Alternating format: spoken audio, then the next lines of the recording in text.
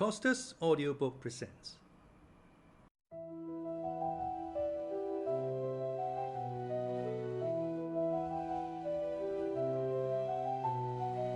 The Count of Monte Cristo by Alexandre Dumas.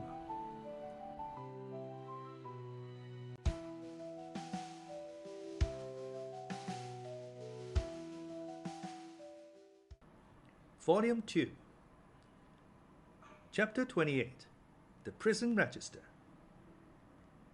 The day after that in which the scene we have just described had taken place on the road between Bellegarde and Beaucaire, a man of about 30 or 32, dressed in a bright blue frock coat, nankeen trousers, and a white waistcoat, having the appearance and accent of an Englishman, presented himself before the mayor of Marseilles. "Sir," said he, "I am chief clerk of the house of Thomson French, of Rome. We are, and have been these 10 years, connected with the house of Morrel and Son of Marseilles. We have 100,000 francs or thereabouts loaned on their securities, and we are a little uneasy at reports that have reached us that the firm is on the brink of ruin. I have come, therefore, express from Rome, to ask you for information." "Sir," replied the mayor, "I know very well that during the last 4 or 5 years misfortune has seemed to pursue Monsieur Morrel. He has lost 4 or 5 vessels, and suffered by 3 or 4 bankruptcies. But it is not for me, although I am a creditor myself to the amount of 10,000 francs, to give any information as to the state of his finances. Ask of me, as mayor, what is my opinion of Monsieur Morrel, and I shall say that he is a man honourable to the last degree, and who has up to this time fulfilled every engagement with scrupulous punctuality. This is all I can say, sir. If you wish to learn more, address yourself to Monsieur de Boville, the inspector of prisons, number 15, Rue de Nouaille. He has, I believe, 200,000 francs in Morrel's hands, and if there be any grounds for apprehension, as this is a greater amount than mine, you will most probably find him better informed than myself."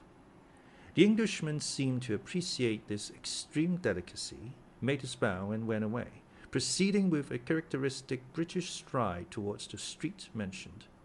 Monsieur de Boville was in his private room, and the Englishman, on perceiving him, made a gesture of surprise, which seemed to indicate that it was not the first time he had been in his presence. As to Monsieur de Boville, he was in such a state of despair that it was evident all the faculties of his mind, absorbed in the thoughts which occupied him at the moment, did not allow either his memory or his imagination to stray to the past. The Englishman, with the coolness of his nation, addressed him in terms nearly similar to those with which he had accosted the mayor of Marseilles. "Oh, sir," exclaimed Monsieur de Boville, "your fears are unfortunately but too well founded, and you see before you a man in despair. I had 200,000 francs placed in the hands of Morrel and Son. These 200,000 francs were the dowry of my daughter, who was to be married in a fortnight, and these 200,000 francs were payable, half on the 15th of this month, and the other half on the 15th of next month. I had informed Monsieur Morrel of my desire to have these payments punctually, and he has been here within the last half hour to tell me that if his ship, the Pharaon, did not come into port on the 15th, he would be wholly unable to make this payment." "But," said the Englishman, "this looks very much like a suspension of payment." "It looks more like bankruptcy," exclaimed Monsieur de Boville despairingly. The Englishman appeared to reflect a moment, and then said, "From which it would appear, sir, that this credit inspires you with considerable apprehension." "To tell you the truth, I consider it lost." "Well, then, I will buy it of you." "You?" "Yes, I. But at a tremendous discount, of course." "No, for 200,000 francs, our house," added the Englishman with a laugh, "does not do things in that way. And you will pay ready money." And the Englishman drew from his pocket a bundle of bank notes, which might have been twice the sum Monsieur de Boville feared to lose. A ray of joy passed across Monsieur de Boville's countenance, yet he made an effort at self-control, and said, "Sir, I ought to tell you that, in all probability, you will not realize 6% of this sum." "That's no affair of mine," replied the Englishman. That is the affair of the house of Thomson French, in whose name I act. They have, perhaps, some motive to serve in hastening the ruin of a rival firm, but all I know, sir, is that I am ready to hand you over this sum in exchange for your assignment of the debt. I only ask a brokerage." "Of course, that is perfectly just," cried Monsieur de Boville. "The commission is usually 1.5. Will you have 2, 3, 5%, or even more? Whatever you say." "Sir," replied the Englishman, laughing, "I am like my house, and do not do such things. No, the commission I ask is quite different." "Name it, sir, I beg." "You are the inspector of prisons." "I have been so these 14 years. You keep the registers of entries and departures." "I do. To these registers there are added notes relative to the prisoners. There are special reports on every prisoner."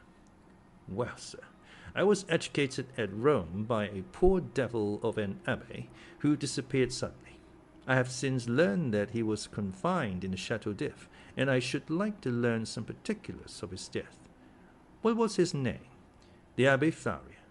"Oh, I recollect him perfectly," cried Monsieur de Boville. "He was crazy." "So they said." "Oh, he was, decidedly." "Very possibly. But what sort of madness was it?" "He pretended to know of an immense treasure, and offered vast sums to the government if they would liberate him." "Poor devil! And he is dead?" "Yes, sir.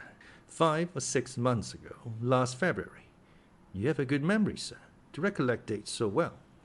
"I recollect this because the poor devil's death was accompanied by a singular incident."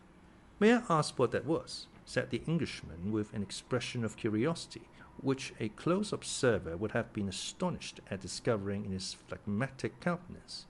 "Oh dear, yes, sir. The Abbé's dungeon was 40 or 50 feet distant from that of one of Bonaparte's emissaries, one of those who had contributed the most to the return of the usurper in 1815, a very resolute and very dangerous man." "Indeed," said the Englishman. "Yes," replied Monsieur de Boville. "I myself had occasion to see this man in 1816 or 1817, and we could only go into his dungeon with a file of soldiers. That man made a deep impression on me. I shall never forget his countenance." The Englishman smiled imperceptibly. "And you say, sir," he interposed, "that the 2 dungeons were separated by a distance of 50 feet. But it appears that this Edmond Dantès, this dangerous man's name was Edmond Dantès. It appears, sir, that this Edmond Dantès had procured tools, or made them, for they found a tunnel through which the prisoners held communication with one another. This tunnel was dug, no doubt, with an intention of escape?" "No doubt. But unfortunately for the prisoners, the Abbé Faria had an attack of catalepsy and died." "That must have cut short the projects of escape." "For the dead man, yes," replied Monsieur de Boville, "but not for the survivor. On the contrary, this Dantès saw a means of accelerating his escape. He, no doubt, thought that prisoners who died in the Château d'If were interred in an ordinary burial ground, and he conveyed the dead man into his own cell, took his place in the sack in which they had sewed up the corpse, and awaited the moment of interment." "It was a bold step, and one that showed some courage," remarked the Englishman. "As I have already told you, sir, he was a very dangerous man, and, fortunately, by his own act disembarrassed the government of the fears it had on his account." "How was that?" "How? Do you not comprehend?" "No. The Château d'If has no cemetery, and they simply throw the dead into the sea, after fastening a 36-pound cannonball to their feet." "Well," observed the Englishman as if he were slow of comprehension. "Well, they fastened a 36-pound ball to his feet and threw him into the sea." "Really?" exclaimed the Englishman. "Yes, sir," continued the inspector of prisons. "You may imagine the amazement of the fugitive when he found himself flung headlong over the rocks. I should like to have seen his face at that moment." "That would have been difficult." "No matter," replied de Boville, in supreme good humor at the certainty of recovering his 200,000 francs.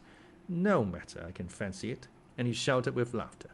"So can I," said the Englishman, and he laughed too, but he laughed as the English do, at the end of his teeth. And so, continued the Englishman who first gained his composure, he was drowned, unquestionably, so that the governor got rid of the dangerous and the crazy prisoner at the same time. Precisely. But some official document was drawn up as to this affair, I suppose, inquired the Englishman. Yes, the mortuary deposition. You understand, Dantès' relations, if he had any, might have some interest in knowing if he were dead or alive. So that now, if there were anything to inherit from him, they may do so with easy conscience. He is dead, and no mistake about it. Oh, yes, and they may have the fact attested whenever they please. So be it, said the Englishman. But to return to these registers. True, this story has diverted our attention from them. Excuse me. Excuse you for what? For the story? By no means. It really seems to me very curious. Yes, indeed. So, sir, you wish to see all relating to the poor abbé, who really was gentleness itself. Yes, you will much oblige me. Go into my study here, and I will show it to you. And they both entered in Monsieur de Boville's study. Everything was here arranged in perfect order. Each register had its number, each file of papers its place. The inspector begged the Englishman to seat himself in an armchair and placed before him the register and documents relative to the Château d'If, giving him all the time he desired for the examination, while de Boville seated himself in a corner and began to read his newspaper. The Englishman easily found the entries relative to the Abbé Faria, but it seemed that the history which the inspector had related interested him greatly, for after having pursued the first documents, he turned over the leaves until he reached the deposition respecting Edmond Dantès. There he found everything arranged in due order, the accusation, examination, Morrel's petition, Monsieur de Villefort's marginal notes. He folded up the accusation quietly, and put it as quietly in his pocket, read the examination, and saw that the name of Noirtier was not mentioned in it. Perused, too, the application dated 10th April 1815, in which Morrel, by the deputy procuror's advice, exaggerated with the best intentions the services Dantès had rendered to the imperial cause, services which Villefort's certificates rendered indisputable. Then he saw through the whole thing. This petition to Napoleon, kept back by Villefort, had become, under the Second Restoration, a terrible weapon against him in the hands of the king's attorney. He was no longer astonished when he searched on to find in the register this note, placed in the bracket against his name. Edmond Dantès, an inveterate Bonapartist, took an active part in the return from the island of Elba, to be kept in strict solitary confinement, and to be closely watched and guarded. Beneath these lines was written in another hand, "See note above, nothing can be done." He compared the writing in the bracket with the writing of the certificate placed beneath Morrel's petition, and discovered that the note in the bracket was the same writing as the certificate. That is to say, was in Villefort's handwriting. As to the note which accompanied this, the Englishman understood that it might have been added by some inspector who had taken a momentary interest in Dantès' situation, but who had, from the remarks we have quoted, found it impossible to give any effect to the interest he had felt. As we have said, the inspector, from discretion, and that he might not disturb the Abbé Faria's pupil in his researches, had seated himself in a corner, and was reading Le Drapeau Blanc. He did not see the Englishman fold up and place in his pocket the accusation written by Danglars under the arbor of La Réserve, and which had the postmark, Marseilles, 27 February, delivery 6 o'clock p.m. But it must be said that if he had seen it, he attached so little importance to the scrap of paper, and so much importance to his 200,000 francs, that he would not have opposed whatever the Englishman might do, however irregular it might be. "Thanks," said the latter, closing the register with a snap. "I have all I want. Now it is for me to perform my promise. Give me a simple assignment of your debt. Acknowledge therein the receipt of the cash, and I will hand you over the money." He rose, gave his seat to Monsieur de Boville, who took it without ceremony, and quickly drew up the required assignment, while the Englishman counted out the banknotes on the other side of the desk.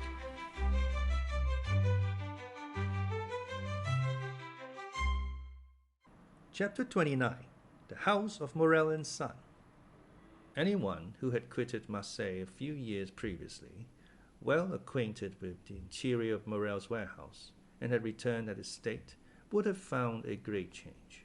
Instead of that air of life, of comfort, and of happiness that permeates a flourishing and prosperous business establishment, instead of merry faces at the windows, busy clerks hurrying to and fro in the long corridors, instead of the court filled with bales of goods, re-echoing with the cries and the jokes of porters, one would have immediately perceived all aspects of sadness and gloom.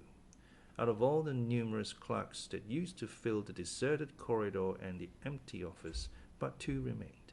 One was a young man of 3 or 24, who was in love with M. Morrel's daughter, and had remained with him in spite of the efforts of his friends to induce him to withdraw. The other was an old one-eyed cashier, called Cockles or Cockeye, a nickname given him by the young men who used to throng this vast, now almost deserted beehive, and which had so completely replaced his real name that he would not, in all probability, have replied to anyone who addressed him by it. Cockles remained in M. Morrel's service, and a most singular change had taken place in his position. He had at the same time risen to the rank of cashier, and sunk to the rank of a servant. He was, however, the same Cockles, good, patient, devoted, but inflexible on the subject of arithmetic, the only point on which he would have stood firm against the world, even against M. Morrel, and strong in the multiplication table, which he had at his fingers' ends, no matter what scheme or what trap was laid to catch him. In the midst of the disasters that befell the house, Cockles was the only one unmoved, but this did not arise from a want of affection. On the contrary, from a firm conviction. Like the rats that one by one forsake the doomed ship even before the vessel weighs anchor, so all the numerous clerks had by degrees deserted the office and the warehouse. Cockles had seen them go without thinking of inquiring the cause of the departure. Everything was, as we have said, a question of arithmetic to Cockles, and during 20 years he had always seen all payments made with such exactitude that it seemed as impossible to him that the house should stop payment as it would to a miller that the river had so long turned his mill should cease to flow. Nothing had as yet occurred to shake Cockles' belief. The last month's payment had been made with most scrupulous exactitude. Cockles had detected an overbalance of 14 sous in his cash, and the same evening he had brought them to M. Morrel, who, with a melancholy smile, threw them into an almost empty drawer, saying, "Thanks, Cockles, you are the pearl of cashiers." Cockles went away perfectly happy, for this eulogium of M. Morrel, himself the pearl of the honest men of Marseilles, flattered him more than a present of 50 crowns. But since the end of the month, M. Morrel had passed many an anxious hour. In order to meet the payments then due, he had collected all his resources, and fearing lest the report of his distress should get bruited abroad at Marseilles when he was known to be reduced to such an extremity, he went to the Beaucaire fair to sell his wife's and daughter's jewels and a portion of his plate. By this means the end of the month was passed, but his resources were now exhausted. Credit, owing to the reports afloat, was no longer to be had, and to meet the 100,000 francs due on the 15th of the present month, and the 100,000 francs due on the 15th of the next month to M. de Boville, M. Morrel had, in reality, no hope but the return of the Pharaon, of whose departure he had learnt from a vessel which had weighed anchor at the same time, and which had already arrived in harbour. But this vessel which, like the Pharaon, came from Calcutta, had been in for a fortnight, while no intelligence had been received of the Pharaon. Such was the state of affairs when, the day after his interview with M. de Boville, the confidential clerk of the house of Thomson French of Rome presented himself at M. Morrel's. Emmanuel received him. This young man was alarmed by the appearance of every new face, for every new face might be that of a new creditor, come in anxiety to question the head of the house. The young man, wishing to spare his employer the pain of this interview, questioned the newcomer, but the stranger declared that he had nothing to say to M. Emmanuel, and that his business was with Monsieur Morrel in person. Emmanuel sighed and summoned Cockles. Cockles appeared, and the young man bade him conduct the stranger to Monsieur Morrel's apartment. Cockles went first, and the stranger followed him. On the staircase they met a beautiful girl of 16 or 17, who looked with anxiety at the stranger. "Monsieur Morrel is in his room, is he not, Mademoiselle Julie?" said the cashier. "Yes, I think so, at least," said the young girl hesitatingly. "Go and see, Cockles, and if my father is there, announce this gentleman." "It will be useless to announce me, mademoiselle," returned the Englishman. "Monsieur Morrel does not know my name. This worthy gentleman has only to announce the confidential clerk of the house of Thomson and French of Rome, with whom your father does business." The young girl turned pale and continued to descend, while the stranger and Cockles continued to mount the staircase. She entered the office where Emmanuel was, while Cockles, by the aid of a key he possessed, opened the door in the corner of a landing place on the second staircase, conducted the stranger into an antechamber, opened the second door, which he closed behind him, and after having left the clerk of the house of Thomson and French alone, returned and signed to him that he could enter. The Englishman entered, and found Morrel seated at a table, turning over the formidable columns of his ledger, which contained the list of his liabilities. At the sight of the stranger, Monsieur Morrel closed the ledger, arose, and offered a seat to the stranger, and when he had seen him seated, resumed his own chair. 14 years had changed the worthy merchant, who, in his 36th year, the opening of this history, was now in his 50th. His hair had turned white, time and sorrow had ploughed deep furrows on his brow, and his look, once so firm and penetrating, was now irresolute and wandering, as if he feared being forced to fix his attention on some particular thought or person. The Englishman looked at him with an air of curiosity, evidently mingled with interest. "Monsieur," said Morrel, whose uneasiness was increased by this examination, "you wish to speak to me?" "Yes, monsieur. You are aware from whom I come. The house of Thomson and French, at least so my cashier tells me." "He has told you rightly. The house of Thomson and French had 300,000 or 400,000 francs to pay this month in France, and, knowing your strict punctuality, have collected all the bills bearing your signature, and charged me as they became due to present them, and to employ the money otherwise." Morrel sighed deeply, and passed his hand over his forehead, which was covered with perspiration. "So then, sir," said Morrel, "you hold bills of mine?" "Yes, and for a considerable sum." "What is the amount?" asked Morrel with a voice he strove to render firm. "Here is," said the Englishman, taking a quantity of papers from his pocket, "an assignment of 200,000 francs to our house by Monsieur de Boville, the inspector of prisons, to whom they are due. You acknowledge, of course, that you owe this sum to him?" "Yes, he placed the money in my hands at 4.5% nearly 5 years ago." "When are you to pay?" "Half the 15th of this month, half the 15th of next." "Just so. And now here are 32,500 francs payable shortly. They are all signed by you, and assigned to our house by the holders." "I recognize them," said Morrel, whose face was suffused, as he thought that, for the first time in his life, he would be unable to honor his own signature. "Is this all?" "No. I have for the end of the month these bills which have been assigned to us by the house of Pascal and the house of Wild and Turner of Marseilles, amounting to nearly 55,000 francs. In all, 287,500 francs. It is impossible to describe what Morrel suffered during this enumeration. 287,500 francs, repeated he. "Yes, sir," replied the Englishman. "I will not," continued he, after a moment's silence, "conceal from you that while your probity and exactitude up to this moment are universally acknowledged, yet the report is current in Marseilles that you are not able to meet your liabilities."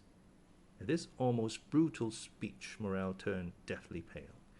"Sir," said he, "up to this time, and it is now more than 24 years since I received the direction of this house from my father, who had himself conducted it for 35 years, never has anything bearing the signature of Morrel and Son been dishonored."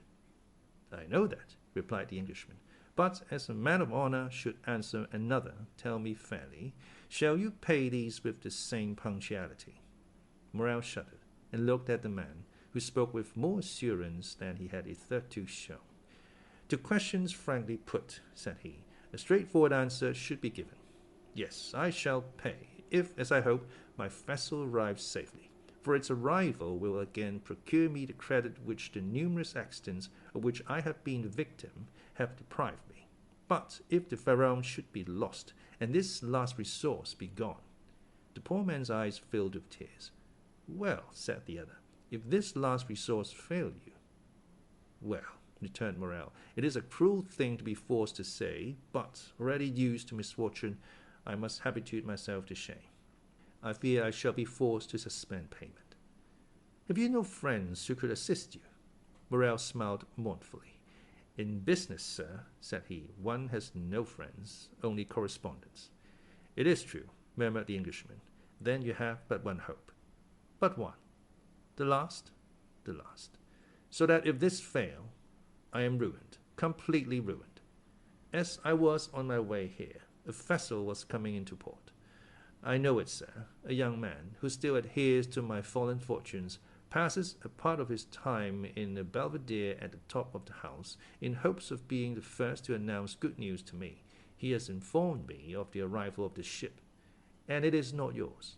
No, she is a Bordeaux vessel, La Gironde. She comes from India also, but she is not mine. Perhaps she has spoken to the Pharaon, and brings you some tidings of her. Shall I tell you plainly one thing, sir? I dread almost as much to receive any tidings of my vessel as to remain in doubt. Uncertainty is still hope. Then in a low voice Morrel added, This delay is not natural. The Pharaon left Calcutta the 5th of February. She ought to have been here a month ago.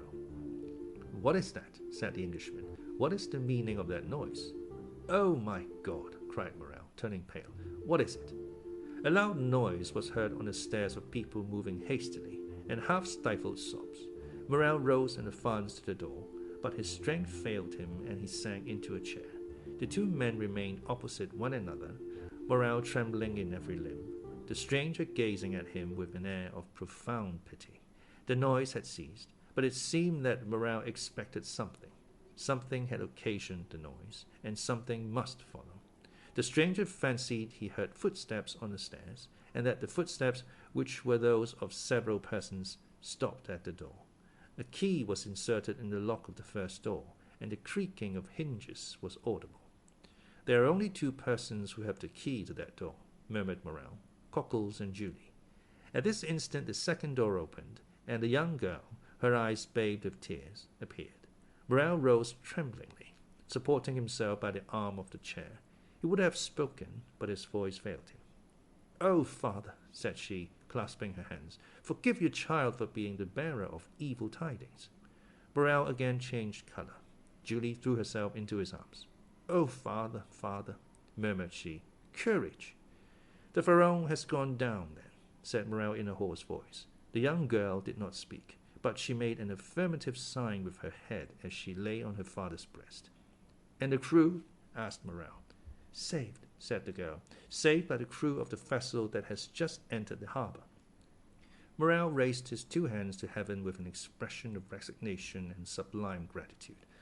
"Thanks, my God," said he, "at least thou strikest but me alone." A tear moistened the eye of a phlegmatic Englishman. Come in, said Morrel, "for I presume you are all at the door." Scarcely had he uttered those words when Madame Morrel entered weeping bitterly. Emmanuel followed her, and in the antechamber were visible the rough faces of 7 or 8 half-naked sailors. At the sight of these men the Englishman started and advanced a step, then restrained himself, and retired into the farthest and most obscure corner of the apartment. Madame Morrel sat down by her husband and took one of his hands in hers. Julie still lay with her head on his shoulder. Emmanuel stood in the center of the chamber and seemed to form the link between Morrel's family and the sailors at the door. "How did this happen?" said Morrel. "Draw nearer, Pinelon," said the young man, "and tell us all about it." An old seaman, bronzed by the tropical sun, advanced, twirling the remains of a hat between his hands. "Good day, Monsieur Morrel," said he, as if he had just quitted Marseilles the previous evening, and had just returned from Aix or Toulon. "Good day, Penelon," returned Morrel, who could not refrain from smiling through his tears. "Where is the captain?" "The captain, Monsieur Morrel? He has stayed behind sick at Palma. But please God, it won't be much, and you will see him in a few days, all alive and hearty." "Well, now tell your story, Penelon." Penelon rolled his quid in his cheek, placed his hand before his mouth, turned his head, and sent a long jet of tobacco juice into the antechamber, advanced his foot, balanced himself, and began. "You see, Monsieur Morrel," said he, "we were somewhere between Cape Long and Cape Boyador, sailing with a fair breeze, south-southwest after a week's calm, when Captain Gaumard comes up to me. I was at the helm, I should tell you, and says, 'Penelon, what do you think of those clouds coming up over there?' I was just then looking at them myself. 'What do I think, Captain? Why, I think that they are rising faster than they have any business to do, and that they would not be so black if they didn't mean mischief.' 'That's my opinion too,' said the captain, 'and I'll take precautions accordingly. We are carrying too much canvas. Avast there, all hands! Take in the studding sails and stow the flying jib.' It was time. The squall was on us, and the vessel began to heel. 'Ah,' said the captain, 'we have still too much canvas set. All hands lower the mainsail.' 5 minutes later it was down, and we sailed under mizzen topsails and top-gallant sails. 'Well, Penelon,' said the captain, 'what makes you shake your head?' 'Why,' I says, 'I still think you've got too much on.' 'I think you're right,' answered he. 'We shall have a gale.' 'A gale? More than that. We shall have a tempest, or I don't know what's what. You could see the wind coming like the dust at Montredon.' Luckily the captain understood his business. 'Take in 2 reefs in the topsails,' cried the captain. 'Let go the bowlines, hold the brace, lower the top-gallant sails, haul out the reef tackles on the yards.' 'That was not enough for those latitudes,' said the Englishman. 'I should have taken 4 reefs in the topsails and furled the spanker.' His firm, sonorous, and unexpected voice made everyone start. Penelon put his hand over his eyes, and then stared at the man who thus criticized the manoeuvres of his captain. 'We did better than that, sir,' said the old sailor respectfully. 'We put the helm up to run before the tempest. 10 minutes after, we struck our topsails and scudded under bare poles.' 'The vessel was very old to risk that,' said the Englishman. 'Nay, it was that did the business. After pitching heavily for 12 hours, we sprung a leak.' 'Penelon,' said the captain, 'I think we are sinking. Give me the helm, and go down into the hold.' I gave him the helm, and descended. There was already 3 feet of water. 'All hands to the pumps,' I shouted, but it was too late, and it seemed the more we pumped, the more came in. 'Ah,' said I, 'after 4 hours' work, since we are sinking, let us sink. We can die but once.' 'Is that the example you set, Penelon?' cries the captain. 'Very well. Wait a minute.' He went into his cabin and came back with a brace of pistols. 'I will blow the brains out of the first man who leaves the pump,' said he. 'Well done,' said the Englishman. 'There's nothing gives you so much courage as good reasons,' continued the sailor.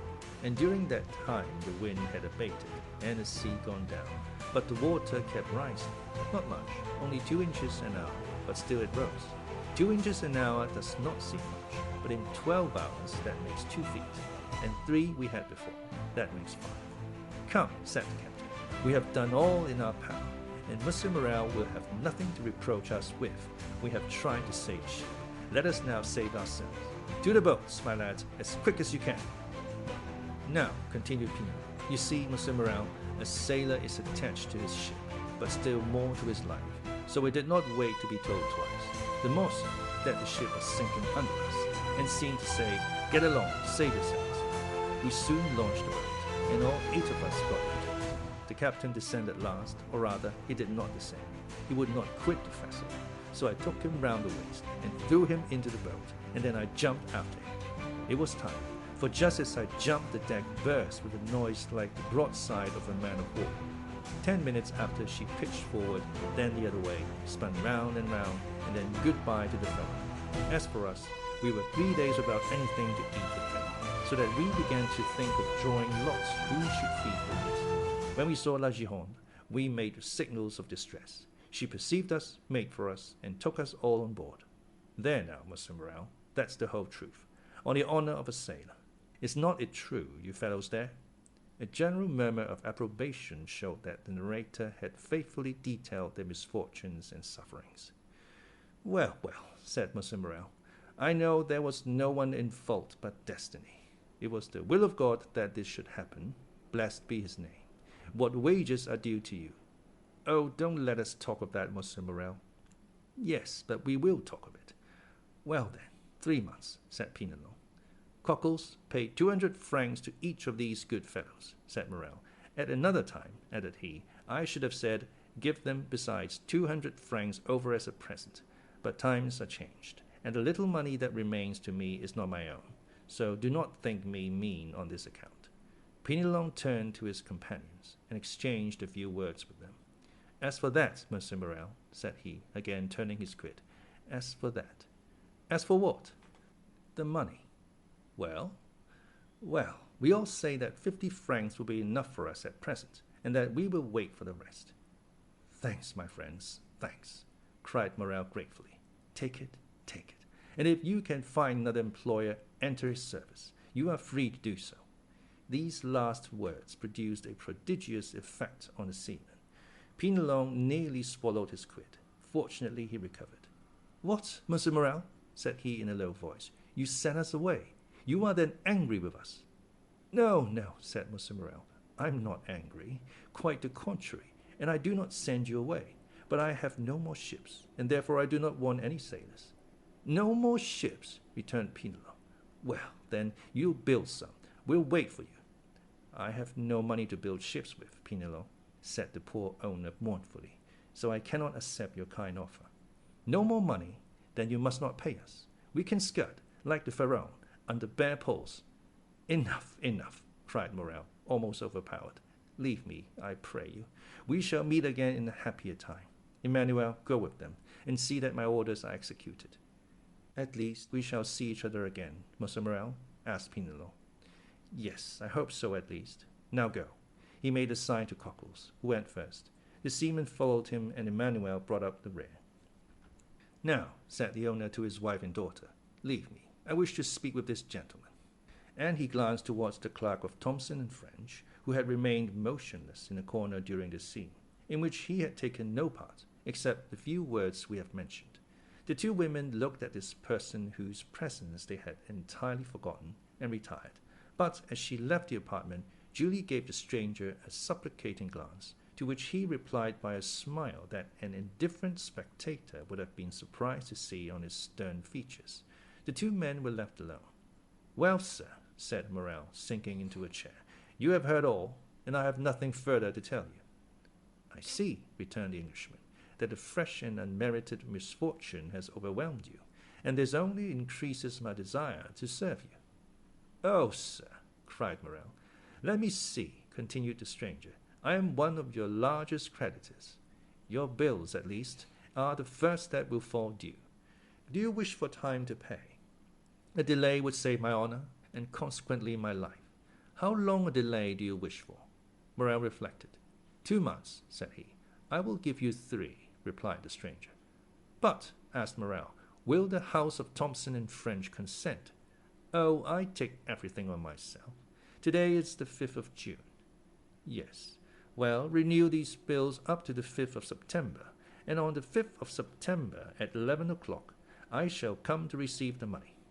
"I shall expect you," returned Morrel, "and I will pay you, or I shall be dead."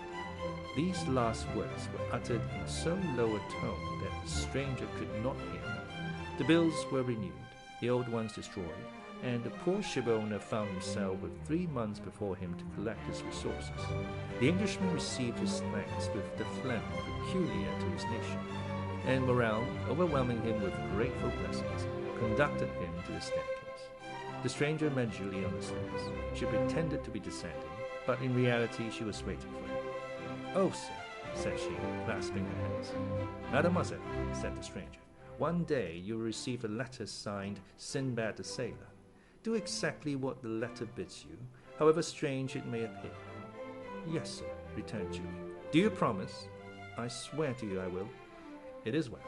Adieu, mademoiselle. Continue to be the good, sweet girl you are at present, and I have great hopes that heaven will reward you by giving you Emmanuel for a husband. Julie uttered a faint cry, blushed like a rose, and leaned against the baluster. The stranger waved his hand and continued to descend. In the court he found Penelon, who, with a rouleau of 100 francs in each hand, seemed unable to make up his mind to retain it. "Come with me, my friend," said the Englishman. "I wish to speak to you."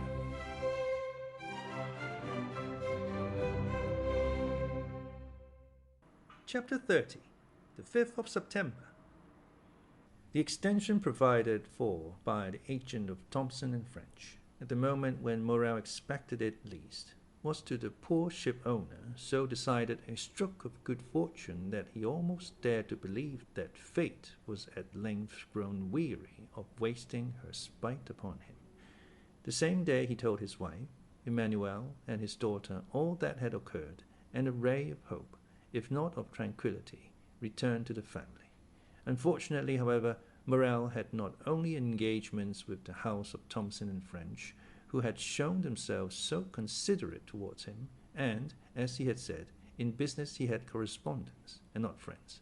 When he thought the matter over, he could by no means account for this generous conduct on the part of Thomson and French towards him, and could only attribute it to some such selfish arguments as this: "We had better help a man who owes us nearly 300,000 francs, and have those 300,000 francs at the end of 3 months than hasten his ruin, and get only 6 or 8% of our money back again." Unfortunately, whether through envy or stupidity, all Morrel's correspondents did not take this view, and some even came to a contrary decision. The bills signed by Morrel were presented at his office with scrupulous exactitude, and, thanks to the delay granted by the Englishman, were paid by Cockles with equal punctuality. Cockles thus remained in his accustomed tranquillity. It was Morrel alone who remembered with alarm that if he had to repay on the 15th the 50,000 francs of Monsieur de Boville, and on the 30th the 32,500 francs of bills, for which, as well as the debt due to the inspector of prisons, he had time granted, he must be a ruined man. The opinion of all the commercial men was that, under the reverses which had successively weighed down Morrel, it was impossible for him to remain solvent. Great, therefore, was the astonishment when, at the end of the month, he cancelled all his obligations with his usual punctuality. Still, confidence was not restored to all minds, and the general opinion was that the complete ruin of the unfortunate ship-owner had been postponed only until the end of the month. The month passed, and Morrel made extraordinary efforts to get in all his resources. Formerly his paper, at any date, was taken with confidence, and was even in request. Morrel now tried to negotiate bills at 90 days only, and none of the banks would give him credit. Fortunately, Morrel had some funds coming in on which he could rely, and, as they reached him, he found himself in a condition to meet his engagements when the end of July came. The agent of Thomson and French had not been again seen at Marseilles. The day after, or 2 days after his visit to Morrel, he had disappeared, and as in that city he had had no intercourse but with the mayor, the inspector of prisons, and Monsieur Morrel, his departure left no trace except in the memories of these 3 persons.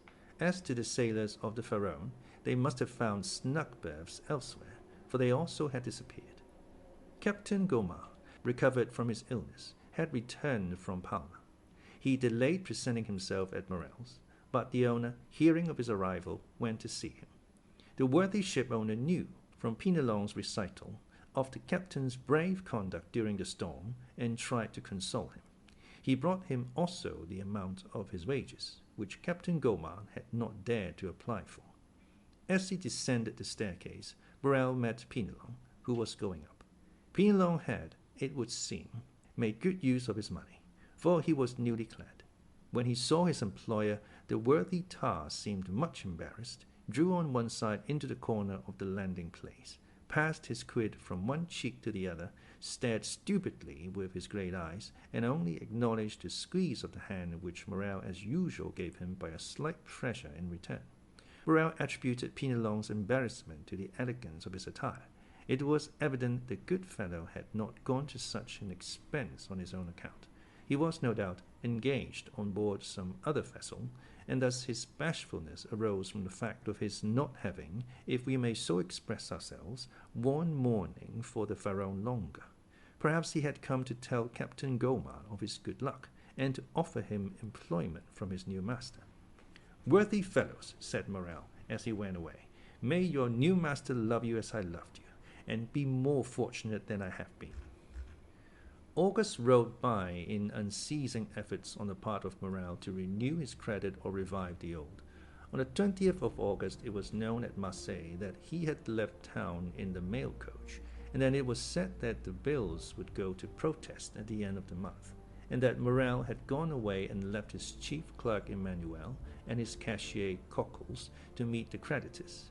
But, contrary to all expectation, when the 31st of August came, the house opened as usual, and Cockles appeared behind the grating of the counter, examined all bills presented with the usual scrutiny, and from first to last paid all with the usual precision.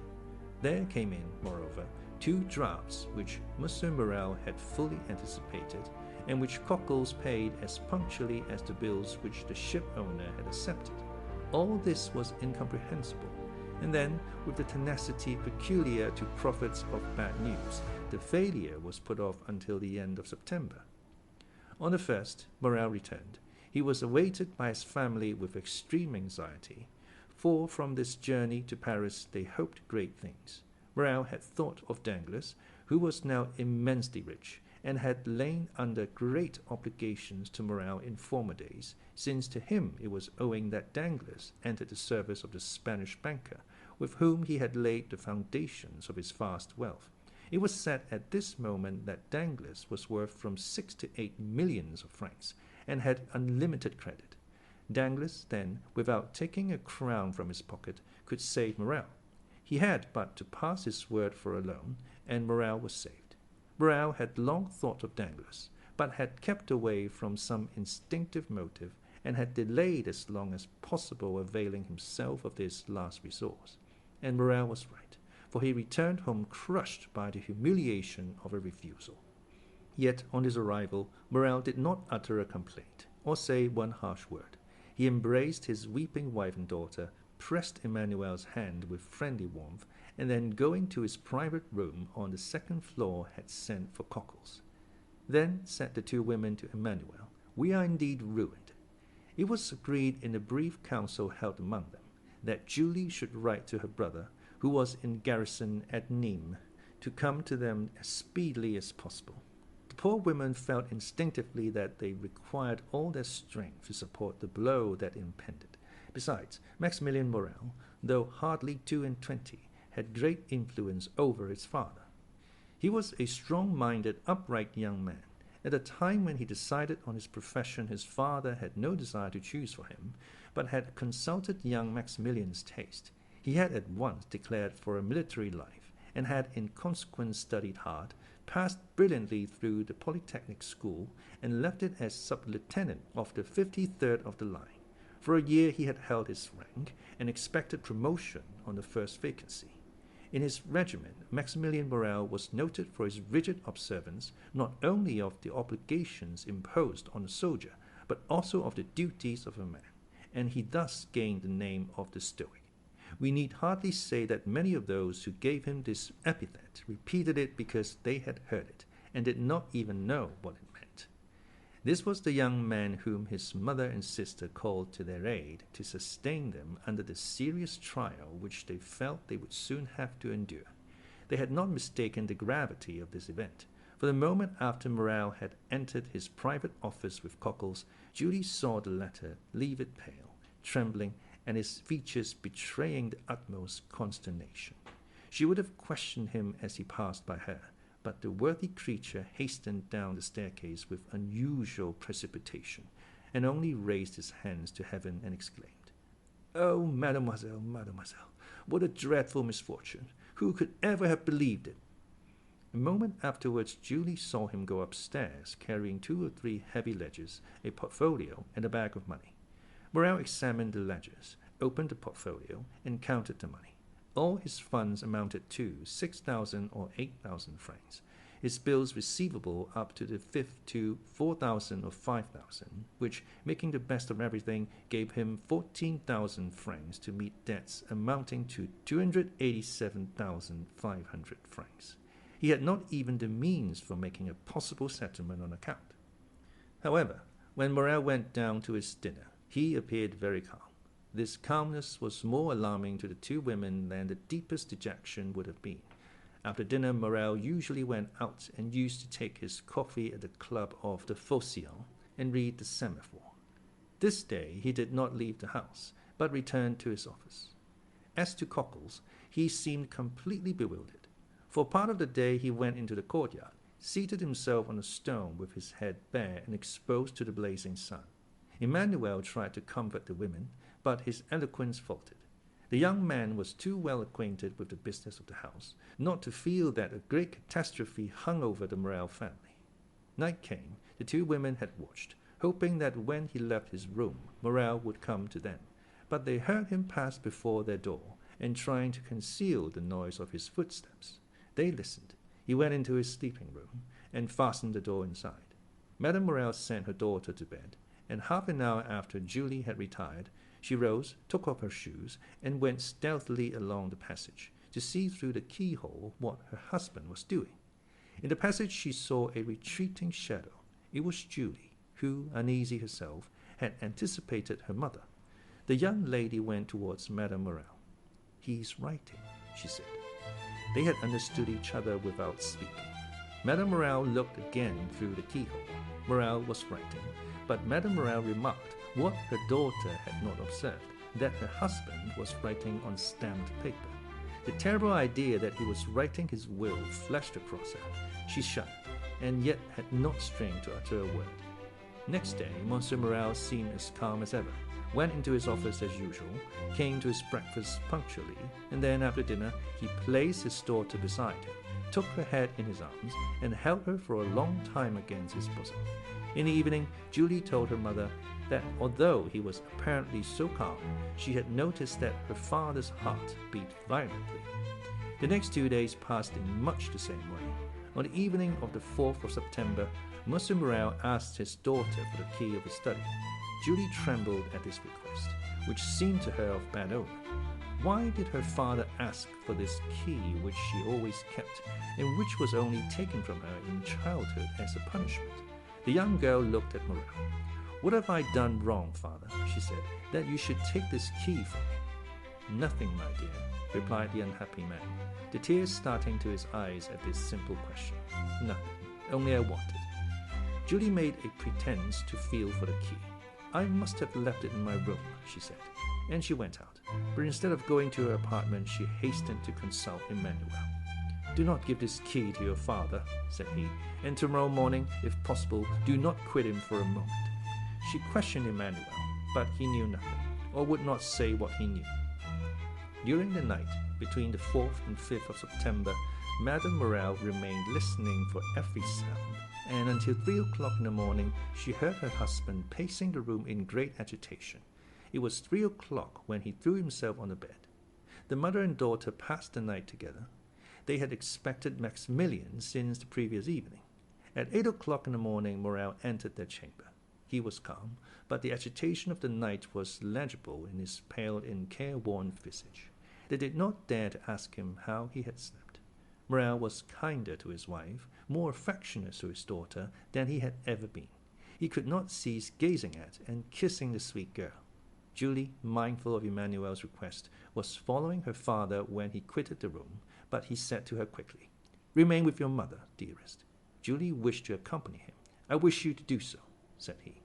This was the first time Morrel had ever so spoken, but he said it in a tone of paternal kindness, and Julie did not dare to disobey. She remained at the same spot, standing mute and motionless.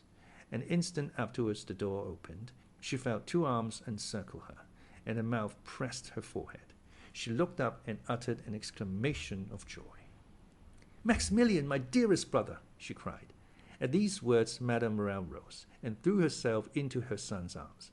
"Mother," said the young man, looking alternately at Madame Morrel and her daughter. "What has occurred? What has happened? Your letter has frightened me, and I have come hither with all speed." "Julie," said Madame Morrel, making a sign to the young man, "go and tell your father that Maximilian has just arrived." The young lady rushed out of the apartment, but on the first step of the staircase she found a man holding a letter in his hand. "Are you not Mademoiselle Julie Morrel?" inquired the man, with a strong Italian accent. "Yes, sir," replied Julie with hesitation. "What is your pleasure? I do not know you." "Read this letter," he said, handing it to her. Julie hesitated. "It concerns the best interests of your father," said the messenger. The young girl hastily took the letter from him. She opened it quickly and read, "Go this moment to the Allée de Meaux. Enter the house number 15. Ask the porter for the key of the room on the 5th floor. Enter the apartment. Take from the corner of the mantelpiece a purse netted in red silk, and give it to your father. It is important that he should receive it before 11 o'clock. You promise to obey me implicitly. Remember your oath. Sinbad the Sailor." The young girl uttered a joyful cry, raised her eyes, looked round to question the messenger, but he had disappeared. She cast her eyes again over the note to peruse it a second time, and saw there was a postscript. She read, "It is important that you should fulfill this mission in person and alone. If you go accompanied by any other person, or should anyone else go in your place, the porter will reply that he does not know anything about it." This postscript decreased greatly the young girl's happiness. Was there nothing to fear? Was there not some snare laid for her? Her innocence had kept her in ignorance of the dangers that might assail a young girl of her age. But there is no need to know danger in order to fear it. Indeed, it may be observed that it is usually unknown perils that inspire the greatest terror. Julie hesitated, and resolved to take counsel. Yet, through a singular impulse, it was neither to her mother nor her brother that she applied, but to Emmanuel.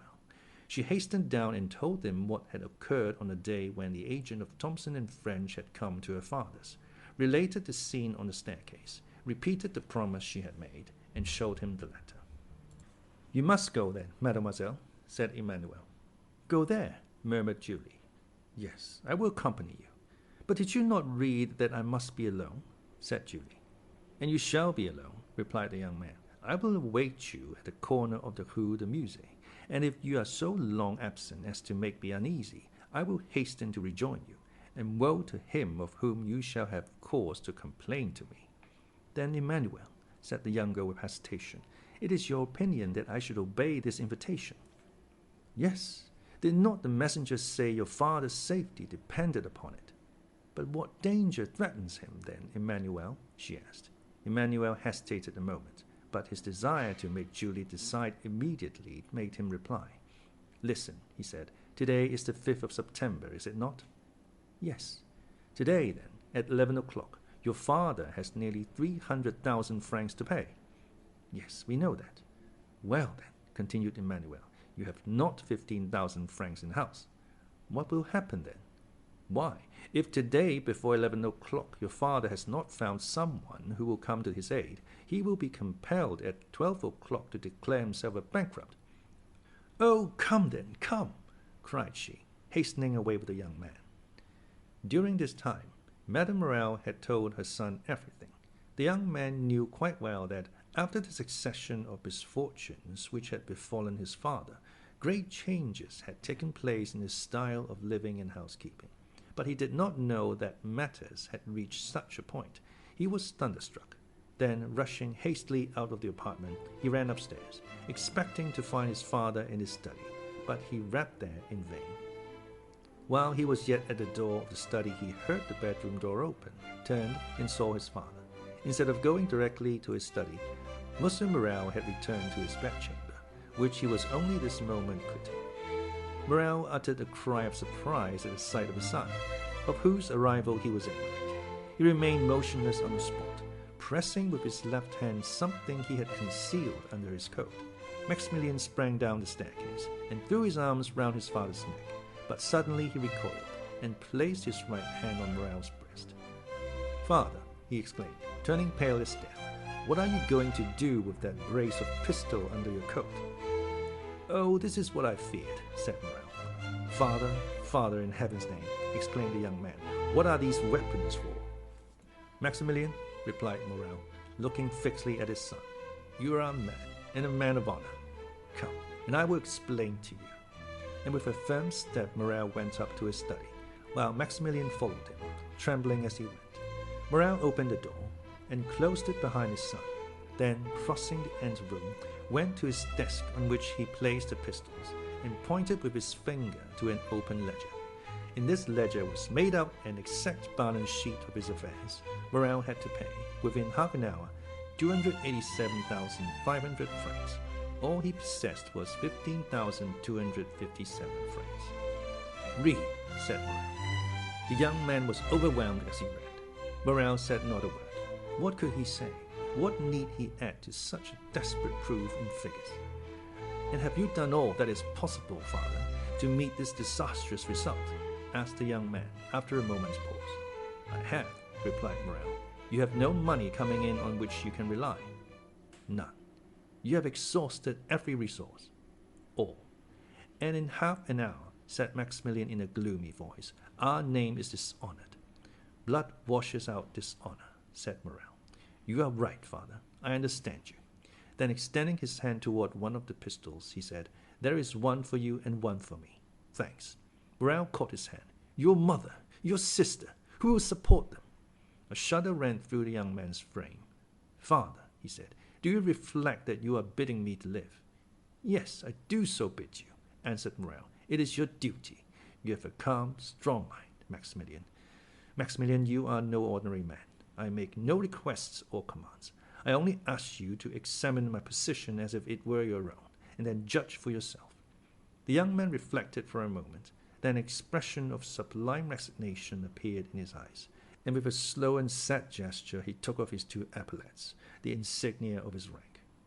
Be it so, then, my father, he said, extending his hand to Morrel. Die in peace, my father. I will live. Morrel was about to cast himself on his knees before his son, but Maximilian caught him in his arms, and those two noble hearts were pressed against each other for a moment. You know it is not my fault, said Morrel. Maximilian smiled. I know, father.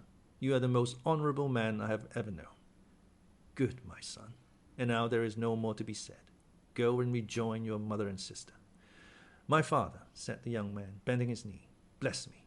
Morrel took the head of his son between his two hands, drew him forward, and kissing his forehead several times, said, Oh, yes, yes, I bless you in my own name, and in the name of 3 generations of irreproachable men, who say through me, the edifice which misfortune has destroyed, Providence may build up again. On seeing me die such a death, the most inexorable will have pity on you. To you, perhaps, they will accord the time they have refused to me. Then do your best to keep our name free from dishonor. Go to work, labor, young man, struggle ardently and courageously. Live yourself, your mother and sister, with the most rigid economy, so that from day to day the property of those whom I leave in your hands may augment and fructify.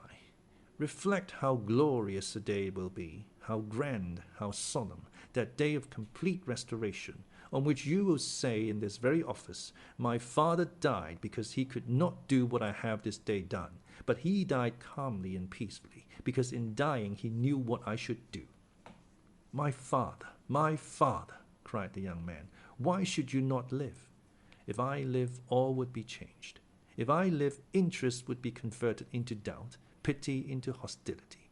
If I live, I am only a man who has broken his word, failed in his engagements. In fact, only a bankrupt. If, on the contrary, I die, remember, Maximilian, my corpse is that of an honest but unfortunate man. Living, my best friends would avoid my house. Dead, all Marseilles will follow me in tears to my last home. Living, you would feel shame at my name. Dead, you may raise your head and say, I am the son of him you killed, because for the first time he has been compelled to break his word. The young man uttered a groan, but appeared resigned. And now, said Morrel, leave me alone, and endeavor to keep your mother and sister away. Will you not see my sister once more? Asked Maximilian. A last but final hope was concealed by the young man in the effect of this interview, and therefore he had suggested it. Morrel shook his head. I saw her this morning, and bade her adieu. Have you no particular commands to leave with me, my father? Inquired Maximilian in a faltering voice. Yes, my son, and a sacred command. Say it, my father. The house of Thomson French is the only one who, from humanity, or, it may be, selfishness, it is not for me to read in men's hearts, has had any pity for me. Its agent, who will in 10 minutes present himself to receive the amount of a bill of 287,500 francs, I will not say granted, but offered me 3 months. Let this house be the first repaid, my son, and respect this man. Father, I will, said Maximilian. And now, once more, adieu, said Morrel. Go, leave me. I would be alone. You will find my will in the secretaire in my bedroom. The young man remained standing and motionless, having but the force of will and not the power of execution. Hear me, Maximilian, said his father. Suppose I were a soldier like you, and ordered to carry a certain redoubt, and you knew I must be killed in the assault. Would you not say to me, as you said just now, Go, father, for you are dishonored by delay, and death is preferable to shame? Yes, yes, said the young man, yes. And once again embracing his father with convulsive pressure, he said, Be it so, my father. And he rushed out of the study. When his son had left him, Morrel remained an instant standing with his eyes fixed on the door. Then, putting forth his arm, he pulled the bell. After a moment's interval, Cockles appeared. He was no longer the same man. The fearful revelations of the 3 last days had crushed him. This thought, the house of Morrel is about to stop payment, bent him to the earth more than 20 years would otherwise have done. My worthy Cockles, said Morrel in a tone impossible to describe, do you remain in the antechamber. When a gentleman who came 3 months ago, the agent of Thomson French, arrives, announce his arrival to me. Cockles made no reply. He made a sign with his head, went into the anteroom, and seated himself. Morrel fell back in his chair, his eyes fixed on the clock. There were 7 minutes left. That was all. The hand moved on with incredible rapidity. He seemed to see its motion. What passed in the mind of this man at the supreme moment of his agony cannot be told in words. He was still comparatively young. He was surrounded by the loving care of a devoted family, but he had convinced himself by a course of reasoning, illogical perhaps, yet certainly plausible, that he must separate himself from all he held dear in the world, even life itself. To form the slightest idea of his feelings, one must have seen his face with its expression of enforced resignation and his tear-moistened eyes raised to heaven. The minute hand moved on. The pistols were loaded. He stretched forth his hand, took one up, and murmured his daughter's name. Then he laid it down, seized his pen, and wrote a few words. It seemed to him as if he had not taken a sufficient farewell of his beloved daughter. Then he turned again to the clock, counting time now not by minutes, but by seconds. He took up the deadly weapon again, his lips parted and his eyes fixed on the clock, and then shuddered at the click of the trigger as he cocked the pistol. At this moment of mortal anguish, the cold sweat came forth upon his brow. A pang stronger than death clutched at his heartstrings. He heard the door of the staircase creak on its hinges. The clock gave its warning to strike 11. The door of his study opened. Morrel did not turn round. He expected these words of Cockles, the agent of Thomson and French. He placed the muzzle of the pistol between his teeth. Suddenly he heard a cry. It was his daughter's voice. He turned and saw Julie. The pistol fell from his hands. "My father!" cried the young girl, out of breath, and half dead with joy. "Saved! You are saved!" And she threw herself in his arms, holding in her extended hand a red netted silk purse. "Saved, my child?" said Morrel. "What do you mean?" "Yes, saved! Saved! See, see!" said the young girl. Morrel took the purse, and started as he did so, for a vague remembrance reminded him that it once belonged to himself. At one end was the receipted bill for the 287,000 francs, and at the other was a diamond as large as a hazelnut, with these words on a small slip of parchment: Julie's dowry. Morrel passed his hand over his brow. It seemed to him a dream. At this moment the clock struck 11. He felt as if each stroke of the hammer fell upon his heart. "Explain, my child," he said. "Explain, my child," he said. "Explain. Where did you find this purse?" "In a house in the Allée de Meilhan, number 15, on the corner of a mantelpiece in a small room on the 5th floor." "But," cried Morrel, This purse is not yours." Julie handed to her father the letter she had received in the morning. "And did you go alone?" asked Morrel, after he had read it. "Emmanuel accompanied me, father. He was to have waited for me at the corner of the Rue de Musée, but, strange to say, he was not there when I returned." "Monsieur Morrel!" exclaimed a voice on the stairs. "Monsieur Morrel!" "It is his voice," said Julie. At this moment Emmanuel entered, his countenance full of animation and joy. "The Pharaon!" he cried. "The Pharaon!" What? The Pharaon? Are you mad, Emmanuel? You know the vessel is lost." "The Pharaon, sir! They signal the Pharaon!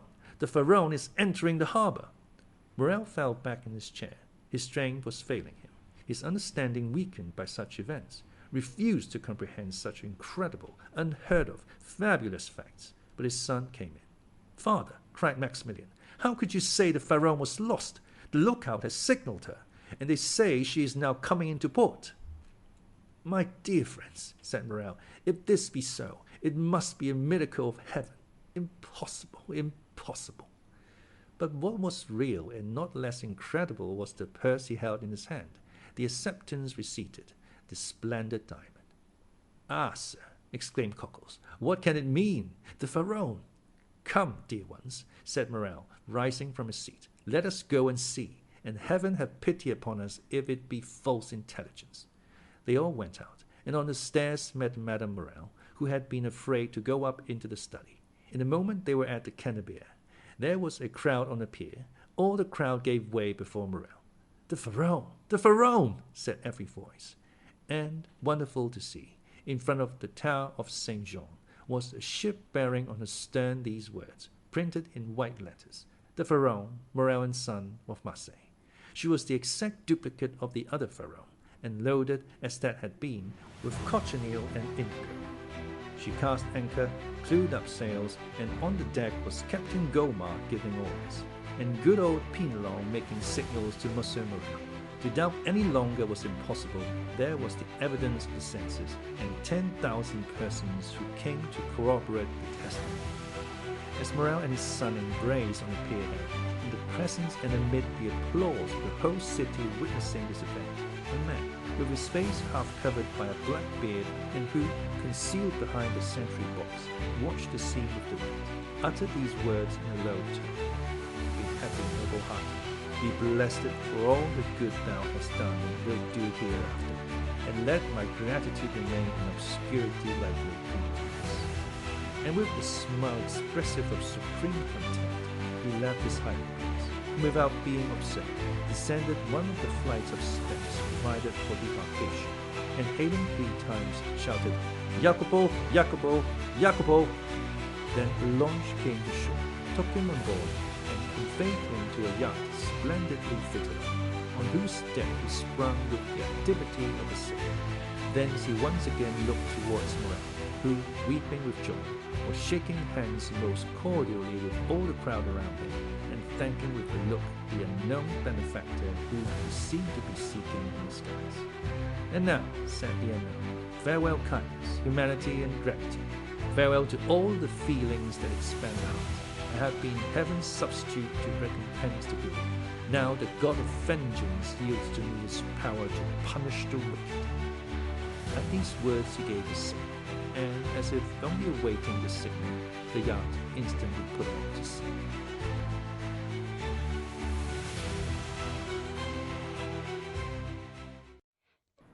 Chapter 31.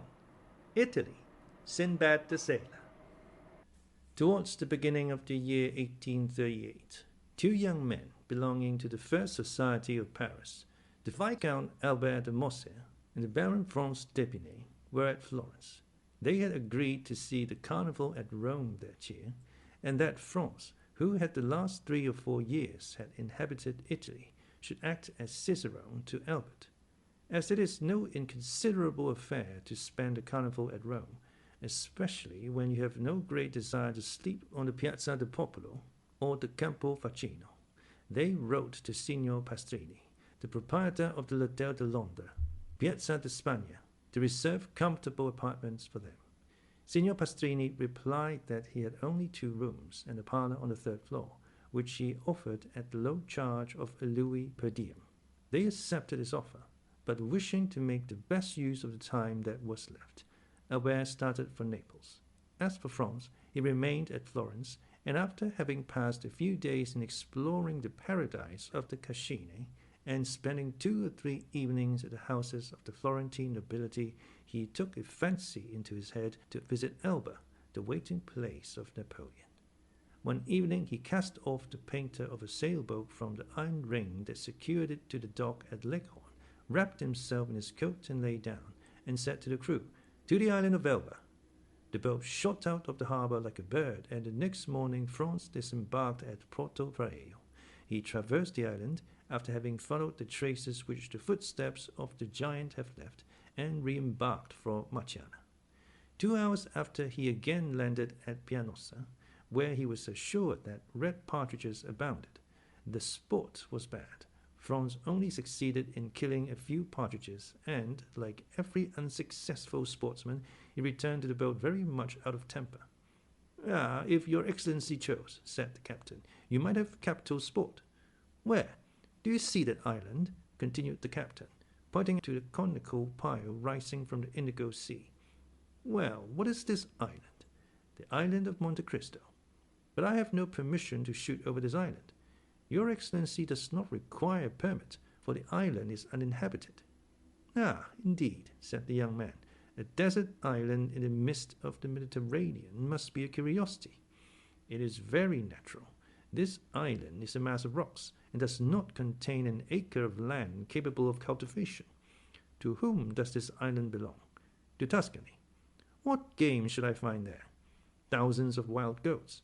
"Who live upon the stones, I suppose?" said Franz with an incredulous smile. "No, but by browsing the shrubs and trees that grow out of the crevices of the rocks." "Where can I sleep?"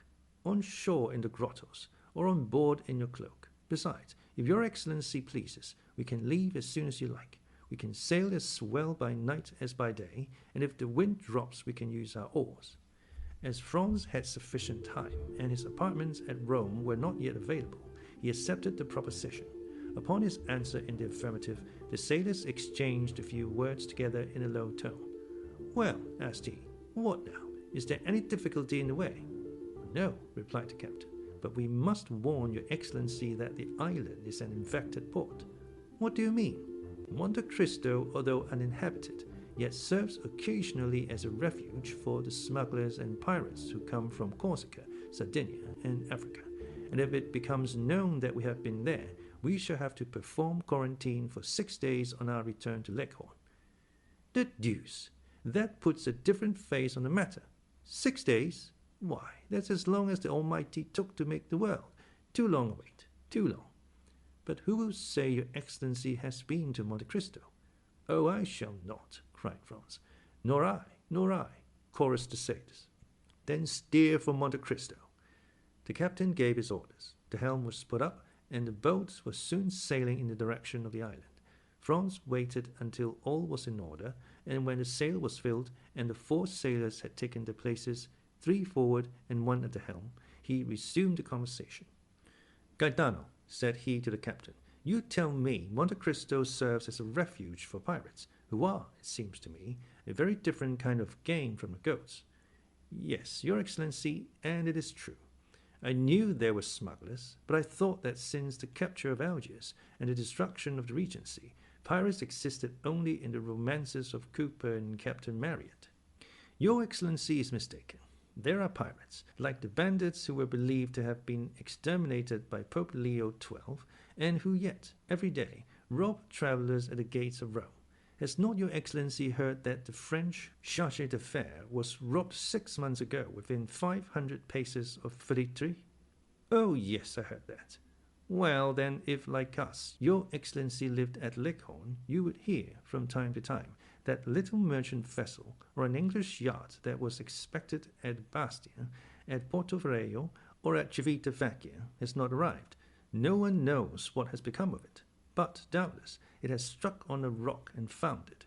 Now, this rock it has met has been a long and narrow boat, manned by 6 or 8 men, who have surprised and plundered it, some dark and stormy night, near some desert and gloomy island, as bandits plunder a carriage in the recesses of a forest." "But," asked Franz, who lay wrapped in his cloak at the bottom of the boat. Why do not those who have been plundered complain to the French, Sardinian, or Tuscan governments? Why? Said Gaetano with a smile. Yes, why? Because, in the first place, they transfer from the vessel to their own boat whatever they think worth taking. Then they bind the crew hand and foot. They attach to everyone's neck a 24-pound ball. A large hole was chopped in the vessel's bottom, and then they leave her. At the end of 10 minutes, the vessel begins to roll heavily and settle down. First one gunwale goes under, then the other. Then they lift and sink again, and both go under at once. All at once there is a noise like a cannon. That's the air blowing up the deck. Soon the water rushes out of the scupper holes like a whale spouting. The vessel gives a last groan, spins round and disappears, forming a vast whirlpool in the ocean, and then all is over. So that in 5 minutes nothing but the eye of God can see the vessel where she lies at the bottom of the sea. Do you understand now, said the captain, why no complaints are made to the government, and why the vessel never reaches port? It is probable that if Gaetano had related this previous to proposing the expedition, Franz would have hesitated. But now that they had started, he thought it would be cowardly to draw back. He was one of those men who do not rashly court danger, but if danger presents itself, combat it with the most unalterable coolness. Calm and resolute, he treated any peril as he would an adversary in a duel, calculated its probable method of approach, retreated, if at all, as a point of strategy and not from cowardice, was quick to see an opening for attack, and won victory at a single thrust. Bah, said he, I have travelled through Sicily and Calabria. I have sailed 2 months in the archipelago, and yet I never saw even the shadow of a bandit or a pirate. I did not tell your excellency this to deter you from your project, replied Gaetano, but you questioned me, and I have answered, that's all. Yes, and your conversation is most interesting, and as I wish to enjoy it as long as possible, steer for Monte Cristo.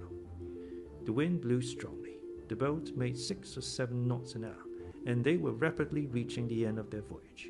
As they drew near, the island seemed to lift from the sea, and the air was so clear that they could already distinguish the rocks heaped on one another like cannon balls in an arsenal, with green bushes and trees growing in the crevices. As for the sailors, although they appeared perfectly tranquil, yet it was evident that they were on the alert, and that they carefully watched the glassy surface over which they were sailing, and on which a few fishing boats with their white sails were alone visible.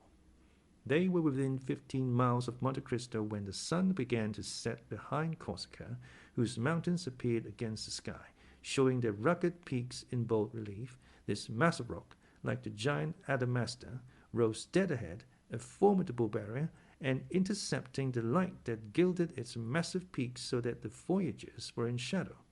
Little by little the shadow rose higher and seemed to drive before it the last rays of the expiring day. At last the reflection rested on the summit of the mountain, where it paused an instant, like the fiery crest of a volcano. Then gloom gradually covered the summit as it had covered the base, and the island now only appeared to be a grey mountain that grew continually darker. Half an hour after, the night was quite dark.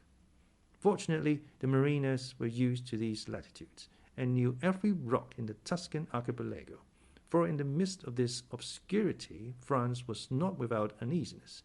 Corsica had long since disappeared, and Monte Cristo itself was invisible, but the sailors seemed, like the lynx, to see in the dark, and the pilot who steered did not evince the slightest hesitation.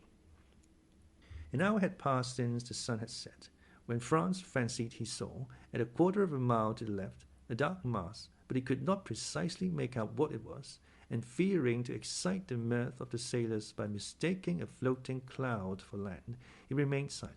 Suddenly a great light appeared on the strand. Land might resemble a cloud, but the fire was not a meteor. "What is this light?" asked he. "Hush," said the captain, "it is a fire." "But you told me the island was uninhabited." "I said there were no fixed habitations on it, but I said also that it served sometimes as a harbor for smugglers." "And for pirates?" "And for pirates," returned Gaetano, repeating Franz's words. "It is for that reason I have given orders to pass the island, for, as you see, the fire is behind us." "But this fire," continued Franz, It seems to me rather reassuring than otherwise. Men who did not wish to be seen would not light the fire. Oh, that goes for nothing, said Gaetano. If you can guess the position of the island in the darkness, you will see that the fire cannot be seen from this side or from Pianosa, but only from the sea. You think, then, this fire indicates the presence of unpleasant neighbors? That is what we must find out, returned Gaetano, fixing his eyes on this terrestrial star. How do you find out? You shall see. Gaetano consulted with his companions, and after 5 minutes' discussion, a maneuver was executed which caused the vessel to tack about. They returned the way they had come, and in a few minutes the fire disappeared, hidden by an elevation of the land. The pilot again changed the course of the boat, which rapidly approached the island, and was soon within 50 paces of it. Gaetano lowered the sail, and the boat came to rest. All this was done in silence, and from the moment that their course was changed, not a word was spoken. Gaetano, who had proposed the expedition, had taken all the responsibility on himself. The 4 sailors fixed their eyes on him, while they got out their oars and held themselves in readiness to row away, which, thanks to darkness, would not be difficult. As for Franz, he examined his arms with the utmost coolness. He had 2 double-barreled guns and a rifle. He loaded them, looked at the priming, and waited quietly. During this time the captain had thrown off his vest and shirt, and secured his trousers round his waist. His feet were naked, so he had no shoes and stockings to take off. After these preparations he placed his finger on his lips, and lowering himself noiselessly into the sea, swam towards the shore with such precaution that it was impossible to hear the slightest sound. He could only be traced by the phosphorescent line in his wake. This track soon disappeared. It was evident that he had touched the shore. Everyone on board remained motionless for half an hour, when the same luminous track was again observed, and the swimmer was soon on board. "Well," exclaimed Franz and the sailors in unison. "They are Spanish smugglers," said he. "They have with them 2 Corsican bandits." "And what are these Corsican bandits doing here with Spanish smugglers?" "Alas," returned the captain with an accent of the most profound pity, "we ought always to help one another. Very often the bandits are hard pressed by gendarmes or carbineers. Well, they see a vessel, and good fellows like us on board, they come and demand hospitality of us. You can't refuse help a poor hunted devil. We receive them, and for greater security we stand out to sea. This costs us nothing, and saves the life, or at least the liberty, of a fellow creature, who on the first occasion returns the service by pointing out some safe spots where we can land our goods without interruption." "Ah," said Franz, "then you are a smuggler occasionally, Gaetano?" "Your Excellency, we must live somehow," returned the other, smiling impenetrably. "Then you know the men who are now on Monte Cristo?" "Oh, yes, we sailors are like Freemasons, and recognize each other by signs." "And do you think we have nothing to fear if we land?" "Nothing at all. Smugglers are not thieves." "But these 2 Corsican bandits," said Franz, calculating the chances of peril. "It is not their fault that they are bandits, but that of the authorities." "How so?" "Because they are pursued for having made a stiff, as if it was not in a Corsican's nature to revenge himself." "What do you mean by having made a stiff? Having assassinated a man?" said Franz, continuing his investigation. "I mean that they have killed an enemy, which is a very different thing," returned the captain. "Well," said the young man, "let us demand hospitality of these smugglers and bandits. Do you think they'll grant it?" "Without doubt." "How many are they?" 4, and the 2 bandits make 6. "Just our number, so that if they prove troublesome, we shall be able to hold them in check. So, for the last time, steer to Monte Cristo." "Yes, but your Excellency will permit us to take all due precautions." "By all means, be as wise as Nestor and as prudent as Ulysses. I do more than permit. I exhort you." "Silence, then," said Gaetano. Everyone obeyed. For a man who, like Franz, viewed his position in his true light, it was a grave one. He was alone in darkness with sailors whom he did not know, and who had no reason to be devoted to him, who knew that he had several thousand francs in his belt, and who had often examined his weapons, which were very beautiful, if not with envy, at least with curiosity. On the other hand, he was about to land, without any other escort than these men, on an island which had, indeed, a very religious name, but which did not seem to Franz likely to afford him much hospitality, thanks to the smugglers and bandits. The history of the scuttled vessels, which had appeared improbable during the day, seemed very probable at night. Placed as he was between two possible sources of danger, he kept his eye on the crew and his gun in his hand. The sailors had again hoisted sail, and the vessel was once more cleaving the waves. Through the darkness, Franz, whose eyes were now more accustomed to it, could see the looming shore along which the boat was sailing, and then, as they rounded a rocky point, he saw the fire more brilliant than ever, and about it 5 or 6 persons seated. The blaze illuminated the sea for 100 paces around. Gaetano skirted the light, carefully keeping the boat in the shadow. Then, when they were opposite the fire, he steered to the center of the circle, singing a fishing song, of which his companions sung the chorus. At the first words of the song, the men seated round the fire rose and approached the landing place, their eyes fixed on the boat, evidently seeking to know who the newcomers were and what were their intentions. They soon appeared satisfied and returned to their fire, at which the carcass of a goat was roasting. When the boat was within 20 paces of the shore, the man on the beach, who carried a carbine, presented arms after the manner of a sentinel, and cried, "Who comes there?" in Sardinian. Franz coolly cocked both barrels. Gaetano then exchanged a few words with this man which the traveller did not understand, but which evidently concerned him. "Will your Excellency give your name, or remain incognito?" asked the captain. "My name must rest unknown," replied Franz. "Merely say I am a Frenchman travelling for pleasure." As soon as Gaetano had transmitted this answer, the seneschal gave an order to one of the men seated round the fire, who rose and disappeared among the rocks. Not a word was spoken.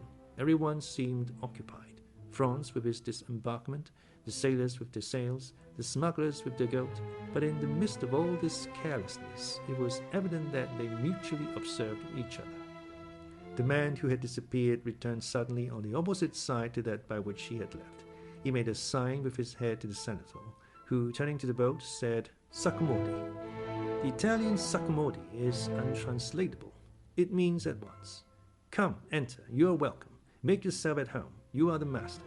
It is like that Turkish phrase of Molière's that so astonished the bourgeois gentleman by the number of things implied in its utterance. The sailors did not wait for a second invitation. 4 strokes of the oar brought them to land. Gaetano sprang to shore, exchanged a few words with the seneschal, then his comrades disembarked, and lastly came Franz. One of his guns was swung over his shoulder, Gaetano had the other, and the sailor held his rifle. His dress, half artist, half dandy, did not excite any suspicion, and consequently no disquietude. The boat was moored to the shore, and they advanced a few paces to find a comfortable bivouac. But, doubtless, the spot they chose did not suit the smuggler who filled the post of senator, for he cried out, "Not that way, if you please." Gaetano faltered an excuse, and advanced to the opposite side, while 2 sailors kindled torches at the fire to light them on their way. They advanced about 30 paces, and then stopped at the small esplanade surrounded with rocks, in which seats had been cut, not unlike sentry boxes. Around in the crevices of the rocks grew a few dwarf oaks and thick bushes of myrtles. Franz lowered a torch, and saw by the mass of cinders that had accumulated that he was not the first to discover this retreat, which was, doubtless, one of the halting places of the wandering visitors of Monte Cristo. As for his suspicions, once on terra firma, once that he had seen the indifferent, if not friendly, appearance of his hosts, his anxiety had quite disappeared, or rather, at sight of the goat, had turned to appetite. He mentioned this to Gaetano, who replied that nothing could be more easy than to prepare supper when they had in their boat bread, wine, half a dozen partridges, and a good fire to roast them by.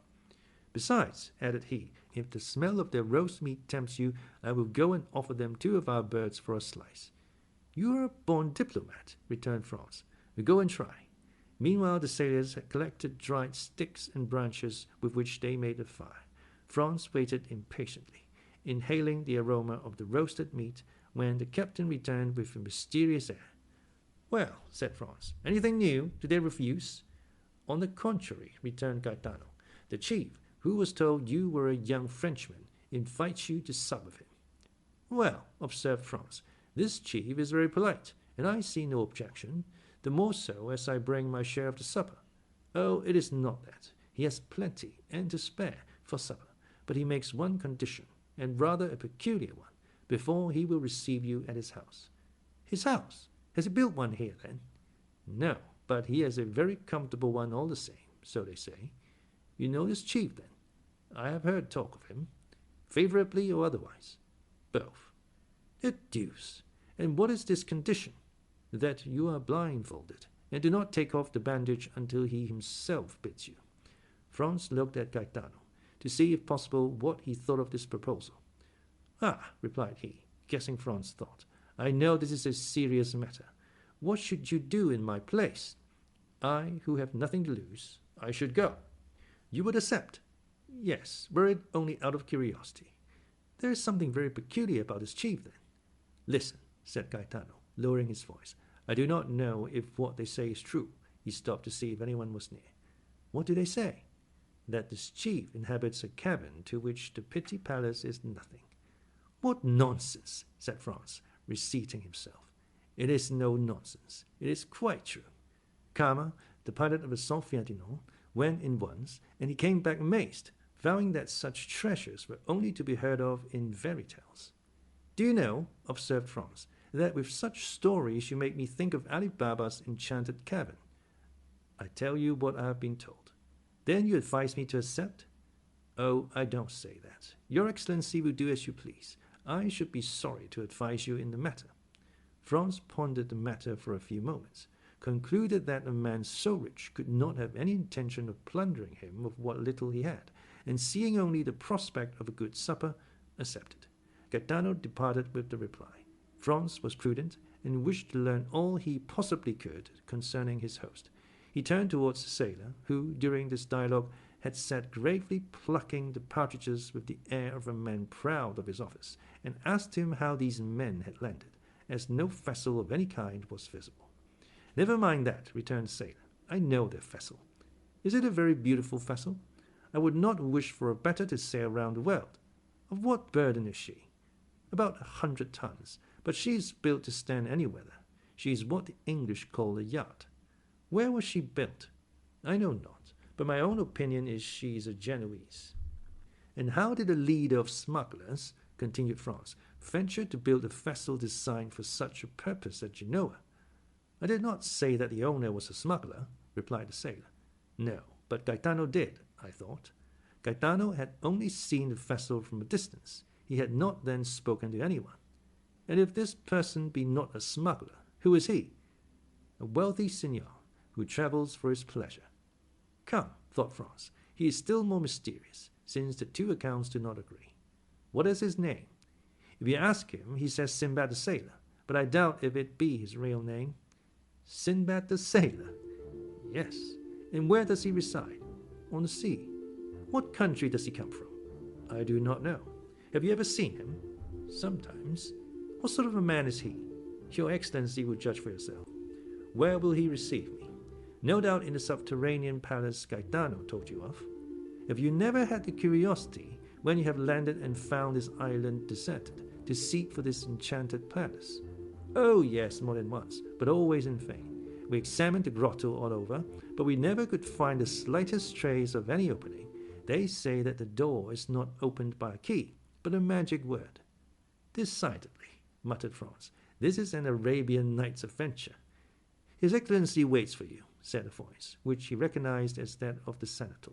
He was accompanied by two of the yacht's crew. Franz drew his handkerchief from his pocket, and presented it to the man who had spoken to him. Without uttering a word, they bandaged his eyes with a care that showed their apprehensions of his committing some indiscretion. Afterwards, he was made to promise that he would not make the least attempt to raise the bandage. He promised. Then the two guides took his arms, and he went on, guided by them, and preceded by the senator. After going about 30 paces, he smelt the appetizing odor of the kid that was roasting, and knew thus that he was passing the bivouac. They then led him on about 50 paces farther, evidently advancing towards the part of the shore where they would not allow Gaetano to go, a refusal he could now comprehend.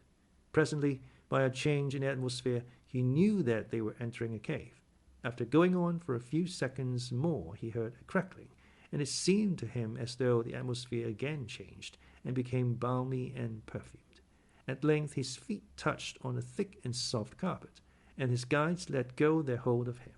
There was a moment's silence, and then a voice, in excellent French, although with a foreign accent, said, "Welcome, sir. I beg you will remove your bandage."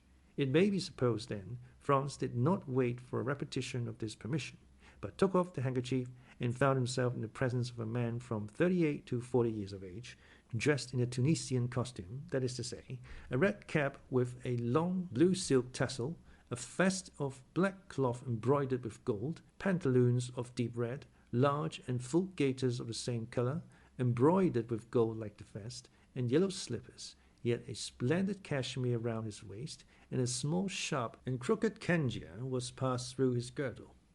Although of a paleness that was almost livid, this man had a remarkably handsome face. His eyes were penetrating and sparkling, his nose, quite straight, and projecting direct from the brow, was of the pure Greek type, while his teeth, as white as pearls, were set off to admiration by the black moustache that encircled them. His pallor was so peculiar that it seemed to pertain to one who had been long entombed, and who was incapable of resuming the healthy glow and hue of life. He was not particularly tall, but extremely well made, and, like the men of the south, had small hands and feet. But what astonished Franz, who had treated Gaetano's description as a fable, was the splendor of the apartment in which he found himself. The entire chamber was lined with crimson brocade, worked with flowers of gold. In the recess was a kind of divan, surmounted with a stand of Arabian swords in silver scabbards, and the handles resplendent with gems. From the ceiling hung a lamp of Venetian glass, of beautiful shape and color, while the feet rested on a Turkey carpet in which they sunk to the instep. Tapestry hung before the door by which Franz had entered, and also in front of another door leading into a second apartment which seemed to be brilliantly illuminated. The host gave Franz time to recover from his surprise, and moreover returned look for look, not even taking his eyes off him. "Sir," he said, after a pause, "1,000 excuses for the precaution taken in your introduction hither. But as, during the greater portion of the year, this island is deserted, if the secret of this abode were discovered, I should doubtless find on my return my temporary retirement in a state of great disorder, which would be exceedingly annoying, not for the loss it occasioned me, but because I should not have the certainty I now possess of separating myself from all the rest of mankind at pleasure. Let me now endeavor to make you forget this temporary unpleasantness, and offer you what, no doubt, you did not expect to find here. That is to say, a tolerable supper and pretty comfortable beds." "Ma foi, my dear sir," replied Franz, "make no apologies. I have always observed that they bandage people's eyes who penetrate enchanted palaces, for instance, those of Raoul in the Huguenot. And really I have nothing to complain of, for what I see makes me think of the wonders of the Arabian Nights. Alas, I may say with Lucullus, if I could have anticipated the honor of your visit, I would have prepared for it. But such as is my hermitage, it is at your disposal. Such as is my supper, it is yours to share, if you will. Ali, is the supper ready?" At this moment the tapestry moved aside, and a Nubian, black as ebony, and dressed in a plain white tunic, made a sign to his master that all was prepared in the dining room. "Now," said the unknown to Franz, "I do not know if you are of my opinion, but I think nothing is more annoying than to remain 2 or 3 hours together without knowing by name or appellation how to address one another. Pray observe that I too much respect the laws of hospitality to ask your name or title. I only request you to give me one by which I may have the pleasure of addressing you. As for myself, that I may put you at your ease, I tell you that I am generally called Sinbad the Sailor." "And I," replied Franz, "will tell you, as I only require his wonderful lamp to make me precisely like Aladdin, that I see no reason why at this moment I should not be called Aladdin. That will keep us from going away from the east, whither I am tempted to think I have been conveyed by some good genius." "Well then, Signor Aladdin," replied the singular amphitryon, "you heard our repast announced. Will you now take the trouble to enter the dining-room, your humble servant going first to show the way?" At these words, moving aside the tapestry, Sinbad preceded his guest. Franz now looked upon another scene of enchantment. The table was splendidly covered, and once convinced of this important point, he cast his eyes round him. The dining-room was scarcely less striking than the room he had just left. It was entirely of marble, with antique bas-reliefs of priceless value, and at the four corners of this apartment, which was oblong, were four magnificent statues, having baskets in their hands. These baskets contained 4 pyramids of most splendid fruit. There were Sicily pineapples, pomegranates from Malaga, oranges from the Balearic Isles, peaches from France, and dates from Tunis. The supper consisted of a roast pheasant garnished with Corsican blackbirds, a boar's ham with jelly, a quarter of a kid with tartare sauce, a glorious turbot, and a gigantic lobster. Between these large dishes were smaller ones containing various dainties. The dishes were of silver, and the plates of Japanese china. Franz rubbed his eyes in order to assure himself that this was not a dream. Ali alone was present to wait at table, and acquitted himself so admirably that the guest complimented his host thereupon. "Yes," replied he, while he did the honours of the supper with much ease and grace, "yes, he is a poor devil who is much devoted to me, and does all he can to prove it. He remembers that I saved his life, and as he has a regard for his head, he feels some gratitude towards me for having kept it on his shoulders." Ali approached his master, took his hand, and kissed it. "Would it be impertinent, Signor Sinbad," said Franz, "to ask you the particulars of this kindness?" "Oh, they are simple enough," replied the host. "It seems the fellow had been caught wandering nearer to the harem of the Bey of Tunis than etiquette permits to one of his colour, and he was condemned by the Bey to have his tongue cut out and his hand and head cut off, the tongue the first day, the hand the second, and the head the third. I always had a desire to have a mute in my service, so learning the day his tongue was cut out, I went to the Bey, and proposed to give him for Ali a splendid double-barreled gun, which I knew he was very desirous of having. He hesitated a moment. He was so very desirous to complete the poor devil's punishment. But when I added to the gun an English cutlass with which I had shivered his Highness's yataghan to pieces, the Bey yielded, and agreed to forgive the hand and head, but on condition that the poor fellow never again set foot in Tunis. This was a useless clause in the bargain, for whenever the coward sees the first glimpse of the shores of Africa, he runs down below, and can only be induced to appear again when we are out of sight of that quarter of the globe." Franz remained a moment silent and pensive, hardly knowing what to think of the half-kindness, half-cruelty with which his host related the brief narrative. "And like the celebrated sailor whose name you have assumed," he said, by way of changing the conversation, "you pass your life in travelling." "Yes, I made a vow at a time when I little thought I should ever be able to accomplish it," said the unknown with a singular smile, "and I made some others also, which I hope I may fulfill in due season." Although Sinbad pronounced these words with much calmness, his eyes gave forth gleams of extraordinary ferocity. "You have suffered a great deal, sir," said Franz inquiringly. Sinbad started and looked fixedly at him as he replied, "What makes you suppose so?" "Everything," answered Franz. "Your voice, your look, your pallid complexion, and even the life you lead." "I lived the happiest life possible, the real life of a pasha. I am king of all creation. I am pleased with one place, and stay there. I get tired of it, and leave it. I am free as a bird, and have wings like one. My attendants obey my slightest wish. Sometimes I amuse myself by delivering some bandit or criminal from the bonds of the law. Then I have my mode of dispensing justice, silent and sure, without respite or appeal, which condemns or pardons, and which no one sees. If you had tasted my life, you would not desire any other, and would never return to the world unless you had some great project to accomplish there." "Revenge, for instance," observed Franz. The unknown fixed on the young man one of those looks which penetrate into the depth of the heart and thoughts. "Then why revenge?" he asked. "Because," replied Franz, "you seem to me like a man who, persecuted by society, has a fearful account to settle with it." "Ah," responded Sinbad, laughing with his singular laugh, which displayed his white and sharp teeth, "you have not guessed rightly. Such as you see me I am, a sort of philosopher, and one day perhaps I shall go to Paris to rifle Monsieur Appert, and the man in the little blue cloak.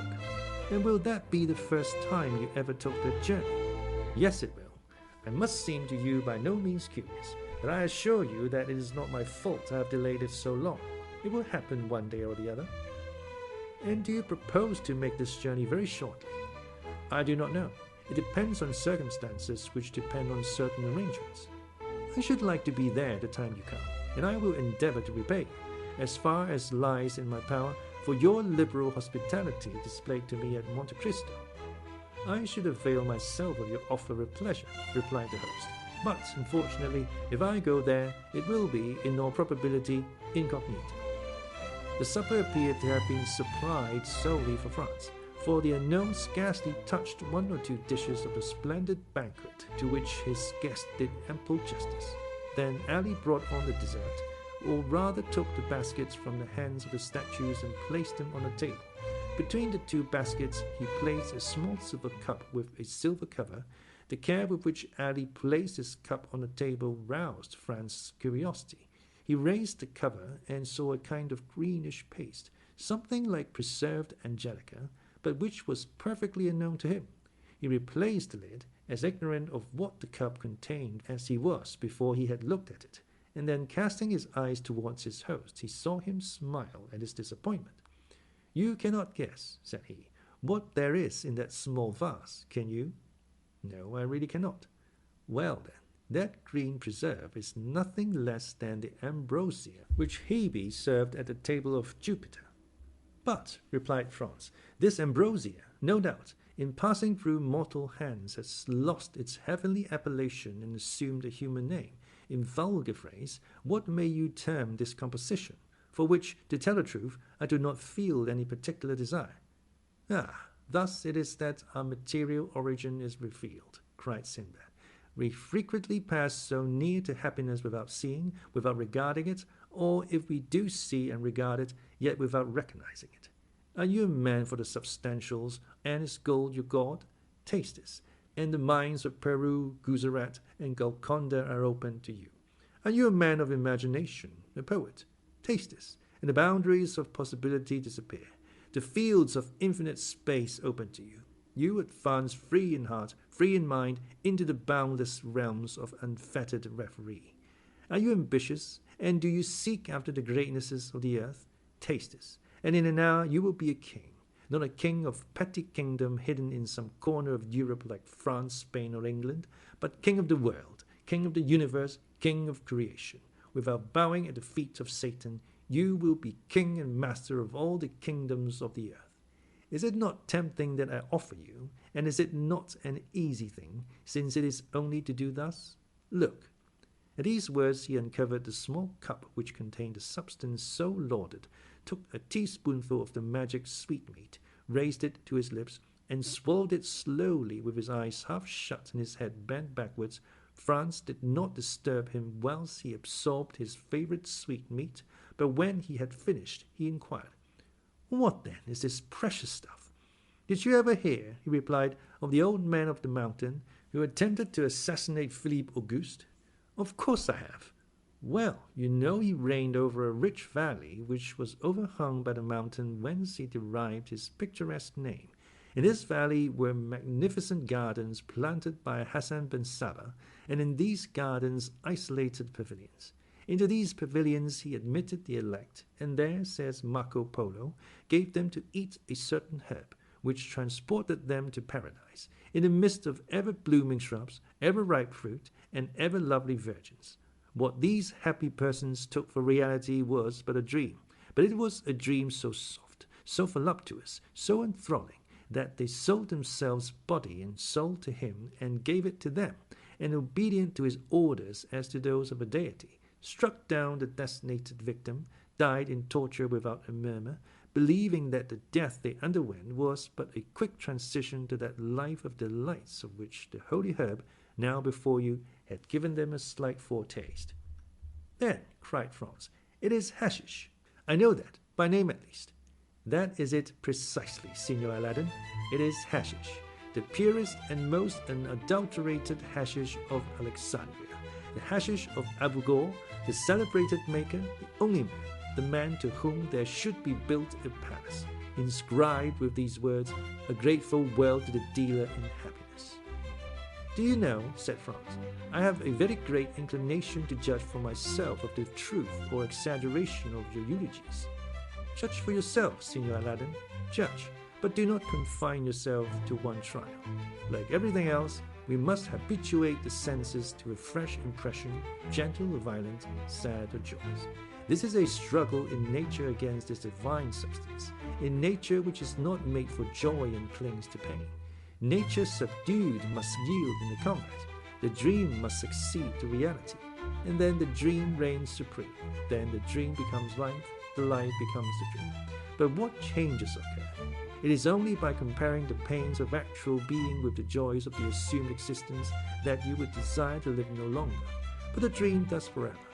When you return to this mundane sphere from your visionary world, you would seem to leave a Neapolitan spring for a Lapland winter, to quit paradise for earth, heaven for hell. Taste the hashish, guest of mine, taste the hashish." Franz's only reply was to take a teaspoonful of the marvelous preparation, about as much in quantity as his host had eaten, and lift it to his mouth. "Diable," he said, after having swallowed the divine preserve, "I do not know if the result will be as agreeable as you describe, but the thing does not appear to me as palatable as you say." "Because your palate is not yet been attuned to the sublimity of the substance it flavors. Tell me, the first time you tasted oysters, tea, porter, truffles, and sundry other dainties which you now adore, did you like them? Could you comprehend how the Romans stuff their pheasants with assafoetida, and the Chinese eat swallows' nests? Eh? No. Well, it is the same with hashish. Only eat for a week, and nothing in the world will seem to you to equal the delicacy of its flavor, which now appears to you flat and distasteful. Let us now go into the adjoining chamber, which is your apartment, and Ali will bring us coffee and pipes." They both arose, and while he who called himself Sinbad, and whom we have occasionally named so, that we might, like his guest, have some title by which to distinguish them, gave some orders to the servants, Franz entered still another apartment. It was simply yet richly furnished. It was round, and a large divan completely encircled it. Divan, walls, ceiling, floor were all covered with magnificent skins as soft and downy as the richest carpets. There were heavy maned lion skins from Atlas, stripped tiger skins from Bengal, panther skins from the Cape, spotted beautifully, like those that appeared to Dante, bear skins from Siberia, fox skins from Norway, and so on. And all these skins were strewn in profusion one on the other, so that it seemed like walking over the most mossy turf, or reclining on the most luxurious bed. Both laid themselves down on the divan. Chibouks with jasmine tubes and amber mouthpieces were within reach, and all prepared so that there was no need to smoke the same pipe twice. Each of them took one, which Ali lighted, and then retired to prepare the coffee. There was a moment's silence, during which Sinbad gave himself up to thoughts that seemed to occupy him incessantly, even in the midst of his conversation, and Franz abandoned himself to that mute reverie into which we always sink when smoking excellent tobacco, which seems to remove with its fume all the troubles of the mind, and to give the smoker in exchange all the visions of the soul. Ali brought in the coffee. "How do you take it?" inquired the unknown. "In the French or Turkish style? Strong or weak, sugar or none, cool or boiling? As you please. It is ready in all ways." "I will take it in the Turkish style," replied Franz. "And you are right," said his host. "It shows you have a tendency for an Oriental life. Ah, those Orientals. They are the only men who know how to live. As for me," he added, with one of those singular smiles which did not escape a young man, "when I have completed my affairs in Paris, I shall go and die in the East. And should you wish to see me again, you must seek me at Cairo, Baghdad, or Isfahan." "Ma foi," said Franz, "it would be the easiest thing in the world, for I feel eagle's wings spring out on my shoulders, and with those wings I could make a tour of the world in 24 hours. Ah, yes, the hashish is beginning its work. Well, unfurl your wings and fly into superhuman regions. Fear nothing, there is a watch over you, and if your wings, like those of Icarus, melt before the sun, we are here to ease your fall." He then said something in Arabic to Ali, who made a sign of obedience and withdrew, but not to any distance. As to Franz, a strange transformation had taken place in him. All the bodily fatigue of the day, all the preoccupation of mind which the events of the evening had brought on, disappeared as they do at the first approach of sleep, when we are still sufficiently conscious to be aware of the coming of slumber. His body seemed to acquire an airy lightness, his perception brightened in a remarkable manner, his senses seemed to redouble their power, the horizon continued to expand, but it was not the gloomy horizon of fake alarms, in which he had seen before he slept, but a blue, transparent, unbounded horizon, with all the blue of the ocean, all the spangles of the sun, all the perfumes of the summer breeze. Then in the midst of the songs of his sailors, songs so clear and sonorous that they would have made a divine harmony had their notes been taken down, he saw the island of Monte Cristo, no longer as a threatening rock in the midst of the waves, but as an oasis in the desert. Then, as his boat drew nearer, the songs became louder, for an enchanting and mysterious harmony rose to heaven, as if some Lorelei had decreed to attract a soul thither, or Amphion, the enchanter, intended there to build a city. At length the boat touched the shore, but without effort, without shock, as lips touch lips, and he entered the grotto amidst continued strains of most delicious melody. He descended, or rather seemed to descend, several steps, inhaling the fresh and balmy air, like that which may be supposed to reign around the grotto of Circe, formed from such perfumes as set the mind a-dreaming, and such fires as burned the very senses, and he saw again all he had seen before his sleep, from Sinbad, his singular host, to Ali, the mute attendant. Then all seemed to fade away and become confused before his eyes, like the last shadows of the magic lantern before it is extinguished, and he was again in the chamber of statues, lighted only by one of those pale and antique lamps which watch in the dead of the night over the sleep of pleasure.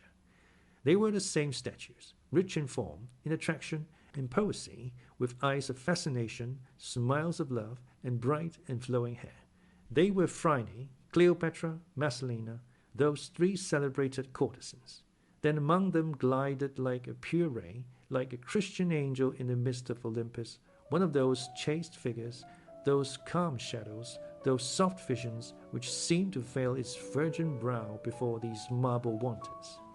Then the three statues advanced towards him with looks of love, and approached the couch on which he was reposing, their feet hidden in their long white tunics, their throats bare, hair flowing like waves, and assuming attitudes which the gods could not resist, but which saints withstood, and looks inflexible and ardent like those with which the serpent charms the bird. And then he gave way before looks that held him in a torturing grasp and delighted his senses as with a voluptuous kiss. It seemed to Franz that he closed his eyes, and in a last look about him saw the vision of modesty completely veiled, and then followed a dream of passion like that promised by the prophet to the elect. Lips of stone turned to flame, breasts of ice became like heated lava, so that to Franz, yielding for the first time to the sway of the drug, love was a sorrow and voluptuousness a torture, as burning mouths were pressed to his thirsty lips, and he was held in cool serpent-like embraces. The more he strove against his unhallowed passion, the more his senses yielded to his thrall, and at length, weary of a struggle that taxed his very soul, he gave way and sank back breathless and exhausted beneath the kisses of these marble goddesses, and the enchantment of his marvelous dream.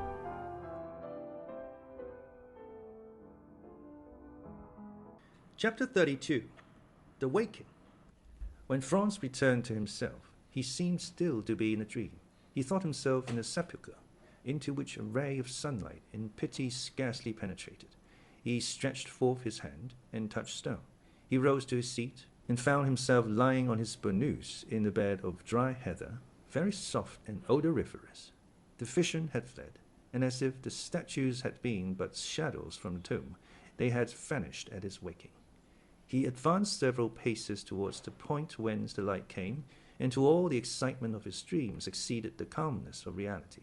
He found that he was in a grotto, went towards the opening, and through a kind of fanlight saw a blue sea and an azure sky. The air and water were shining in the beams of the morning sun. On the shore, the sailors were sitting, chatting and laughing, and at 10 yards from them the boat was at anchor, undulating gracefully on the water. There for some time he enjoyed the fresh breeze which played on his brow, and listened to the dash of the waves on the beach, that leapt against the rocks a lace of foam as white as silver. He was for some time without reflection or thoughts for the divine charm which is in the things of nature, especially after a fantastic dream. Then gradually this view of the outer world, so calm, so pure, so grand, reminded him of the elusiveness of his vision, and once more awakened memory. He recalled his arrival on the island, his presentation to a smuggler chief, a subterranean palace full of splendor, an excellent supper, and a spoonful of hashish. It seemed, however, even in the very face of open day, that at least a year had elapsed since all these things had passed. So deep was the impression made in his mind by the dream, and so strong a hold had it taken of his imagination. Thus every now and then he saw in fancy amid the sailors, seated on a rock, or undulating in a vessel, one of the shadows which had shared his dream with looks and kisses. Otherwise his head was perfectly clear, and his body refreshed. He was free from the slightest headache. On the contrary, he felt a certain degree of lightness, a faculty for absorbing the pure air, and enjoying the bright sunshine more vividly than ever. He went gaily up to the sailors, who rose as soon as they perceived him, and the patron, accosting him, said, "The Signor Sinbad has left his compliments for your Excellency, and desires us to express the regret he feels at not being able to take his leave in person. But he trusts you will excuse him, as very important business calls him to Malaga." "So then, Gaetano," said Franz, "this is then all reality. There exists a man who has received me in this island, entertained me right royally, and has departed while I was asleep. He exists as certainly as that you may see his small yacht with all her sails spread, and if you will use your glass, you will, in all probability, recognize your host in the midst of his crew." So saying, Gaetano pointed in a direction in which a small vessel was making sail towards the southern point of Corsica. Franz adjusted his telescope and directed it towards the yacht. Gaetano was not mistaken. At the stern, the mysterious stranger was standing up looking towards the shore, and holding a spyglass in his hand. He was attired as he had been on the previous evening, and waved his pocket handkerchief to his guest in token of adieu. Franz returned the salute by shaking his handkerchief as an exchange of signals. After a second, a slight cloud of smoke was seen at the stern of the vessel, which rose gracefully as it expanded in the air, and then Franz heard a slight report. "There, do you hear?" observed Gaetano. "He is bidding you adieu." The young man took his carbine and fired it in the air, but without any idea that the noise could be heard at a distance which separated the yacht from the shore. "What are your Excellency's orders?" inquired Gaetano. "In the first place, light me a torch." "Ah, yes, I understand," replied the patron, "to find the entrance to the enchanted apartment. With much pleasure, your Excellency, if it would amuse you, and I will get you the torch you ask for. But I too have had the idea you have, and 2 or 3 times the same fancy had come over me, but I have always given it up. Giovanni, light a torch," he added, "and give it to his Excellency." Giovanni obeyed. Franz took the lamp and entered the subterranean grotto, followed by Gaetano. He recognized the place where he had awakened by the bed of heather that was there, but it was in vain that he carried his torch all round the exterior surface of the grotto. He saw nothing, unless that, by traces of smoke, others had before him attempted the same thing, and, like him, in vain. Yet he did not leave a foot of this granite wall, as impenetrable as futurity, without strict scrutiny. He did not see a fissure without introducing the blade of his hunting sword into it, or a projecting point on which he did not lean and press in the hopes it would give way. All was vain, and he lost 2 hours in his attempts, which were at last utterly useless. At the end of this time he gave up his search, and Gaetano smiled. When Franz appeared again on the shore, the yacht only seemed like a small white speck on the horizon. He looked again through his glass, but even then he could not distinguish anything. Gaetano reminded him that he had come for the purpose of shooting goats, which he had utterly forgotten. He took his fowling piece and began to hunt over the island with the air of a man who is fulfilling a duty rather than enjoying a pleasure, and at the end of a quarter of an hour he had killed a goat and 2 kids. These animals, though wild and agile as chamois, were too much like domestic goats, and Franz could not consider them as game. Moreover, other ideas, much more enthralling, occupied his mind. Since the evening before, he had really been the hero of one of the tales of the 1001 Nights, and he was irresistibly attracted towards the grotto. Then, in spite of the failure of his first search, he began a second, after having told Gaetano to roast one of the two kids.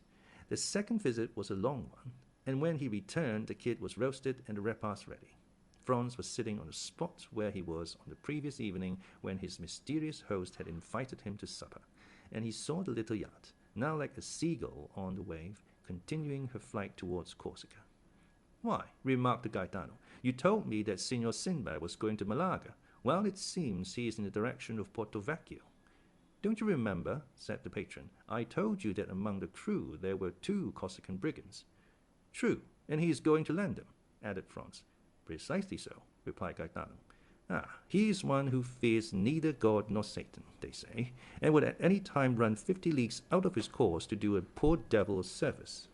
But such services as these might involve him with the authorities of the country in which he practices this kind of philanthropy, said Franz. "And what cares he for that?" replied Gaetano with a laugh. "Or any authorities." He smiles at them. "Let them try to pursue him. Why, in the first place, his yacht is not a ship, but a bird, and he would beat any frigate 3 knots in every 9. And if he were to throw himself on the coast, why, is he not certain of finding friends everywhere?" It was perfectly clear that the Signor Sinbad, Franz's host, had the honor of being on excellent terms with the smugglers and bandits along the whole coast of the Mediterranean, and so enjoyed exceptional privileges. As to Franz, he had no longer any inducement to remain at Monte Cristo. He had lost all hope of detecting the secret of the grotto.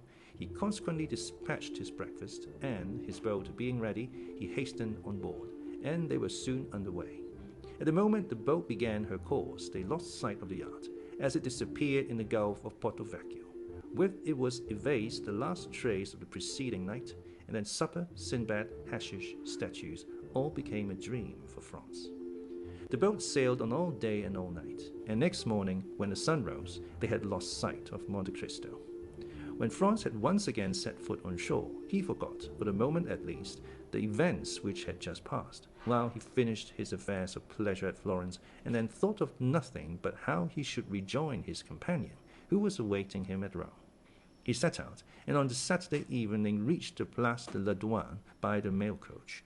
An apartment, as we have said, had been retained beforehand, and thus he had but to go to Signor Pastrini's hotel. But this was not so easy a matter, for the streets were thronged with people, and Rome was already a prey to that low and feverish murmur which precedes all great events. And at Rome there are 4 great events in every year: the Carnival, Holy Week, Corpus Christi, and the Feast of St. Peter. All the rest of the year the city is in that state of dull apathy, between life and death, which renders it similar to a kind of station between this world and the next, a sublime spot, a resting place full of poetry and character, and at which Franz had already halted 5 or 6 times, and had each time found it more marvelous and striking.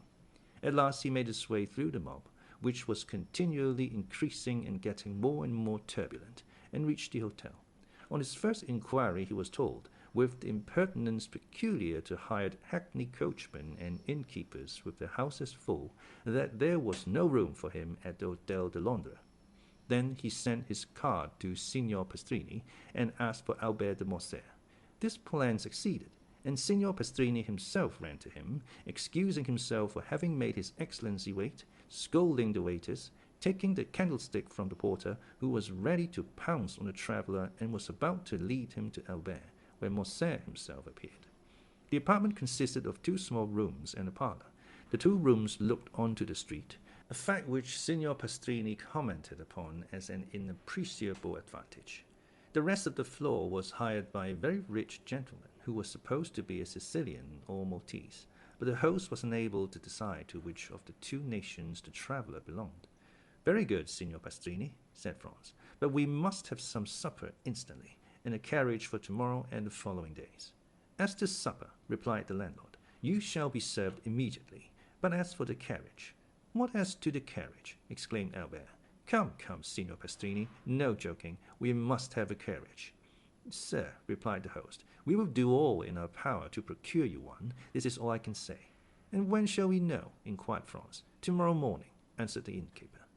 Oh, the deuce! Then we shall pay the morn, that's all. I see plainly enough. At Drake's or Aaron's one pays 25 lira for common days, and 30 or 35 lira a day more for Sundays and feast days. At 5 lira a day more for extras. That will make 40, and that's inevitable. I'm afraid if we offer them double that we shall not procure a carriage. Then they must put horses to mine. It is a little worse for the journey, but that's no matter. There are no horses.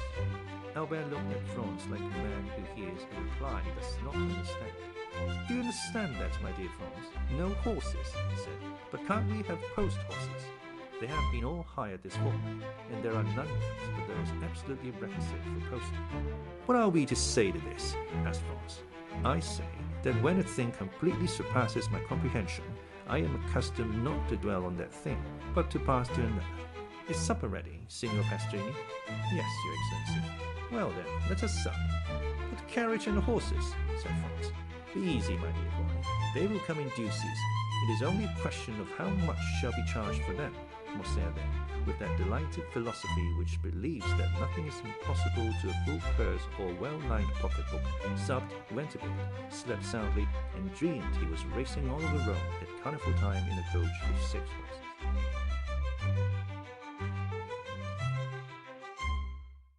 Chapter 33. Roman Bandits.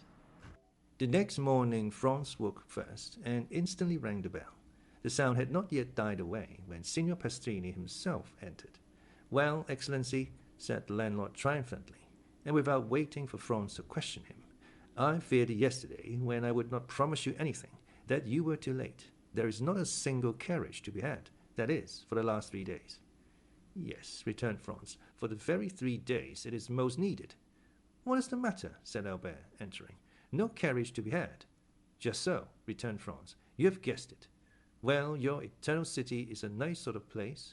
That is to say, Excellency, replied Pastrini, who was desirous of keeping up the dignity of the capital of the Christian well in the eyes of his guest, that there are no carriages to be had from Sunday to Tuesday evening, but from now till Sunday you can have 50 if you please.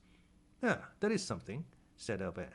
Today is Thursday, and who knows what may arrive between this and Sunday? 10 or 12,000 travellers will arrive, replied Franz, which will make it still more difficult. My friend, said Morcerf, let us enjoy the present without gloomy forebodings for the future. At least we can have a window. Where? In a corso. Ah, a window, exclaimed Signor Pastrini. Utterly impossible.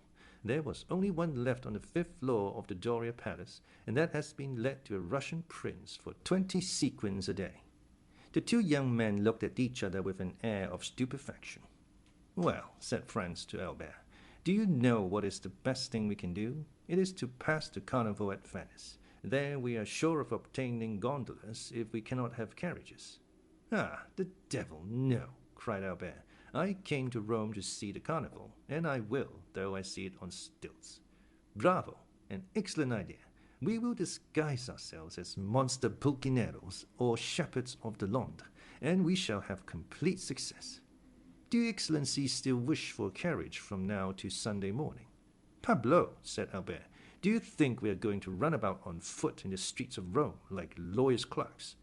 I hasten to comply with your Excellency's wishes. Only, I tell you beforehand, the carriage will cost you 6 piastres a day.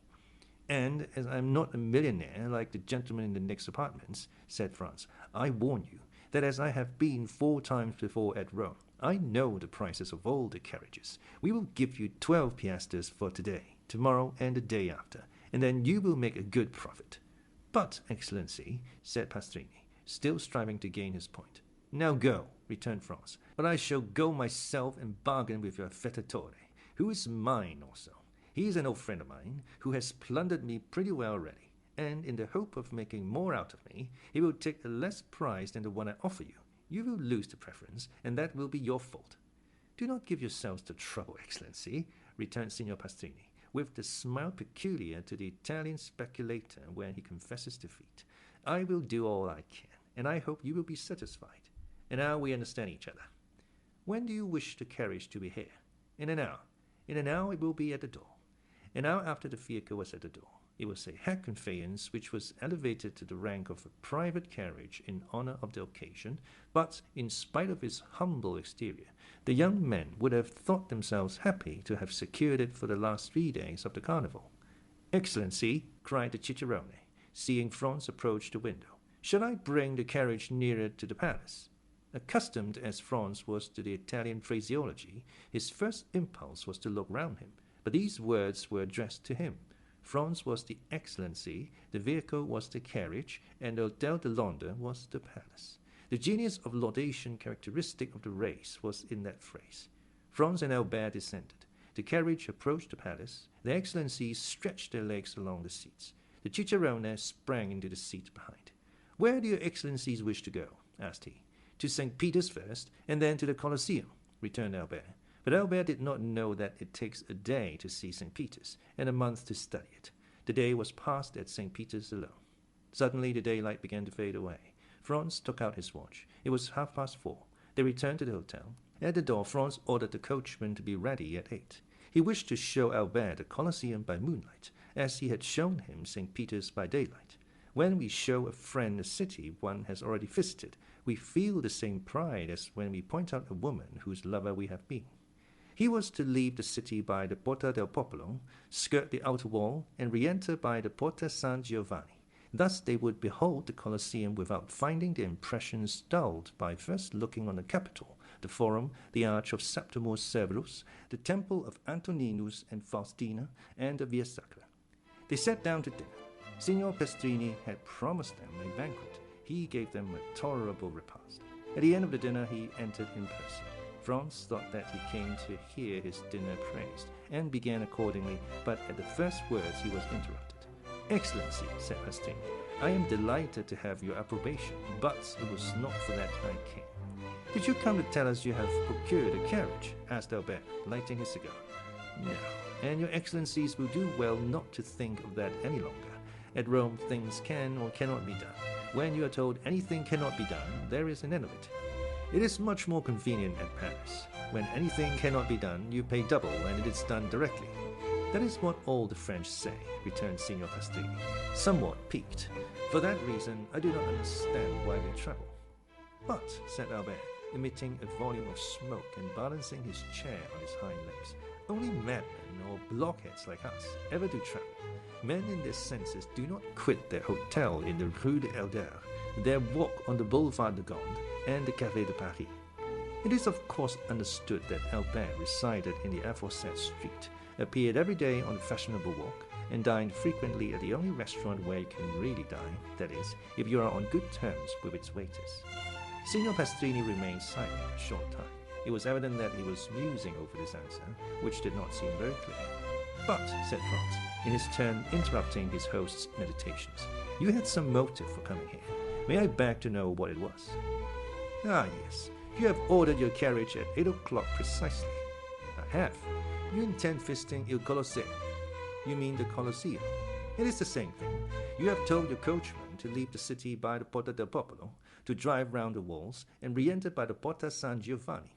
These are my words exactly." "Well, this route is impossible." "Impossible? Very dangerous, to say the least." "Dangerous? And why?" "On account of the famous Luigi Vampa." "Pray, who may this famous Luigi Vampa be?" inquired Albert. "He may be very famous at Rome, but I assure you he is quite unknown at Paris." "What? Do you not know him?" "I have not that honor." "You have never heard his name?" "Never." "Well, then, he is a bandit, compared to whom the Dechesaries and the Gasparins were mere children."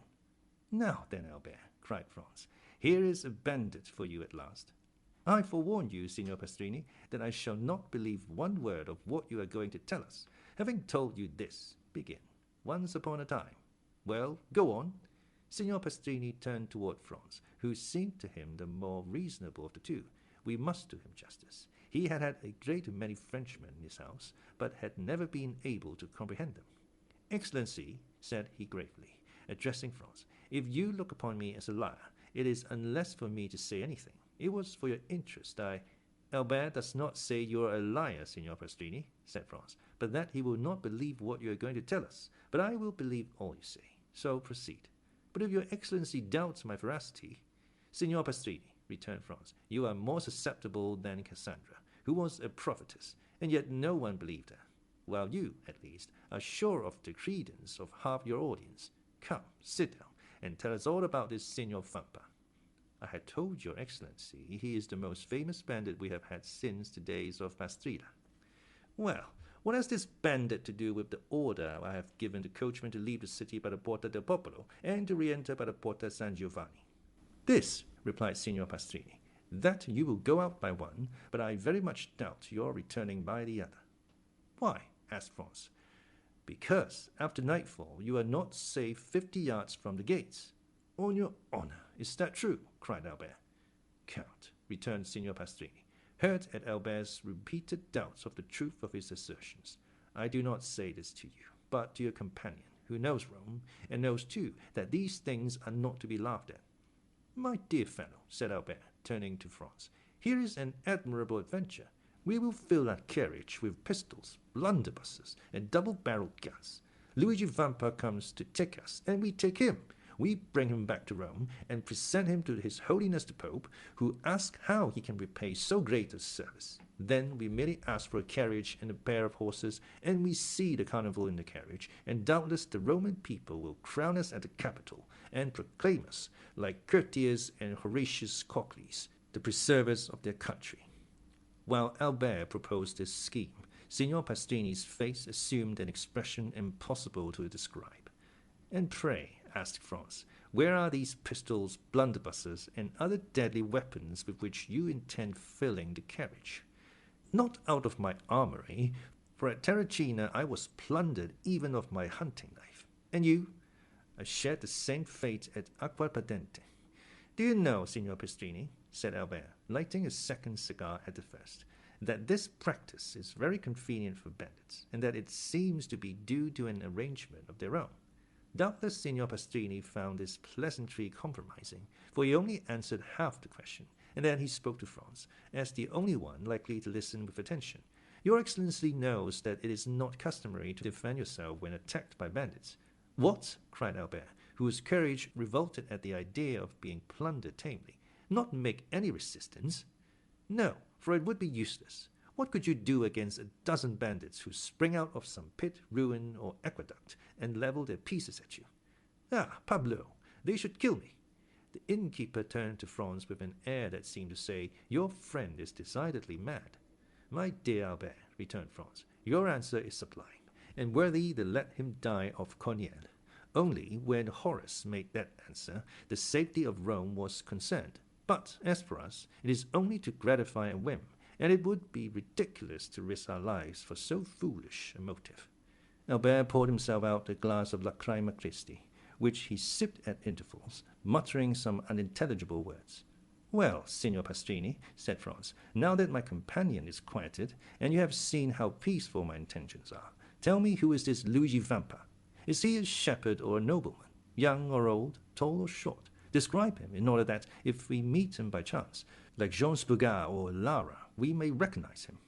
You could not apply to anyone better able to inform you on all these points, for I knew him when he was a child, and one day that I fell into his hands, going from Ferentino to Alatri, he, fortunately for me, recollected me, and set me free, not only without ransom, but made me a present of a very splendid watch, and related his history to me. Let us see the watch, said Albert.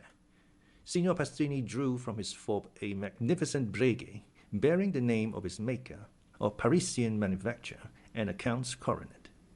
Here it is, said he. Peste, returned Albert. I compliment you on it. I have its fellow. He took his watch from his waistcoat pocket, and it cost me 3,000 francs. Let us hear the history, said Franz, motioning Signor Pastrini to seat himself. Your Excellency is permitted, asked the host. Pardieu, cried Albert. You are not a preacher to remain standing. The host sat down, after having made each of them a respectful bow, which meant that he was ready to tell them all they wished to know concerning Luigi Vampa. You tell me, said Franz, at the moment Signor Pastrini was about to open his mouth, that you knew Luigi Vampa when he was a child. He is still a young man, then. A young man? He is only 22. He will gain himself a reputation. What do you think of that, Albert? At 22 to be thus famous? Yes, and at his age, Alexander, Caesar, and Napoleon, who have all made some noise in the world, were quite behind him. So, continued Franz, the hero of this history is only 22. Scarcely so much. Is he tall or short? Or the middle height, about the same stature as his Excellency? Returned the host, pointing to Albert. Thanks for the comparison, said Albert with a bow. Go on, Signor Pastrini, continued Franz, smiling at his friend's susceptibility. To what class of society does he belong? He was a shepherd boy attached to the farm of the Count of San Felice, situated between Palestrina and the Lake of Gabri. He was born at Pampinara, and entered the Count's service when he was 5 years old. His father was also a shepherd, who owned a small flock and lived by the wool and the milk, which he sold at Rome. When quite a child, the little Vampa displayed a most extraordinary precocity. One day, when he was 7 years old, he came to the curate of Palestrina and asked to be taught to read. It was somewhat difficult, for he could not quit his flock, but the good curate went every day to say mass at a little hamlet too poor to pay a priest, and which, having no other name, was called Borgo. He told Luigi that he might meet him on his return, and that then he would give him a lesson, warning him that it would be short, and that he must profit as much as possible by it. The child accepted joyfully. Every day Luigi led his flock to graze on the road that leads from Palestrina to Borgo. Every day, at 9 o'clock in the morning, the priest and the boy sat down on the bank by the wayside, and the little shepherd took his lesson out of the priest's breviary. At the end of 3 months he had learned to read. This was not enough. He must now learn to write. The priest had a writing teacher at Rome make 3 alphabets, one large, one middling, and one small, and pointed out to him that by the help of a sharp instrument he could trace the letters on a slate, and thus learn to write. The same evening, when the flock was safe at the farm, the little Luigi hastened to the smith at Palestrina, took a large nail, heated and sharpened it, and formed a sort of stylus. The next morning he gathered an armful of pieces of slate and began. At the end of 3 months he had learned to write. The curate, astonished at his quickness and intelligence, made him a present of pens, paper, and a penknife. This demanded new effort, but nothing compared to the first. At the end of a week he wrote as well with this pen as with the stylus. The curate related the incident to the Count of San Felice, who sent for the little shepherd, made him read and write before him, ordered his attendant to let him eat with the domestics, and to give him 2 piastres a month. With this, Luigi purchased books and pencils. He applied his imitative powers to everything, and, like Giotto, when young, he drew on his slate sheep, houses, and trees. Then, with his knife, he began to carve all sorts of objects in wood. It was thus that Pinelli, the famous sculptor, had commenced. A girl of 6 or 7, that is, a little younger than Vampa, tended sheep on a farm near Palestrina. She was an orphan, born at Valmontone, and was named Teresa. The 2 children met, sat down near each other, let their flocks mingle together, played, laughed, and conversed together. In the evening they separated the Count of San Felice's flock from those of Baron Cervetri, and the children returned to their respective farms, promising to meet the next morning. The next day they kept their word, and thus they grew up together. Vampa was 12, and Teresa 11, and yet their natural disposition revealed itself. Beside his taste for the fine arts, which Luigi had carried as far as he could in his solitude, he was given to alternating fits of sadness and enthusiasm, was often angry and capricious, and always sarcastic.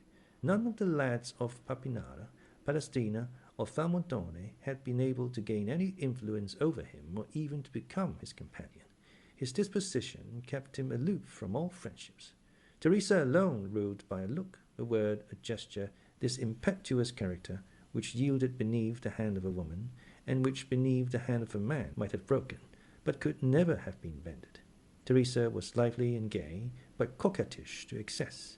The 2 piastres that Luigi received every month from the Count of San Felice's steward, and the price of all the little carvings in wood he sold at Rome, were expended in earrings, necklaces, and gold hairpins, so that, thanks to her friend's generosity, Teresa was the most beautiful and the most attired peasant near Rome. The 2 children grew up together, passing all their time with each other, and giving themselves up to the wild ideas of their different characters.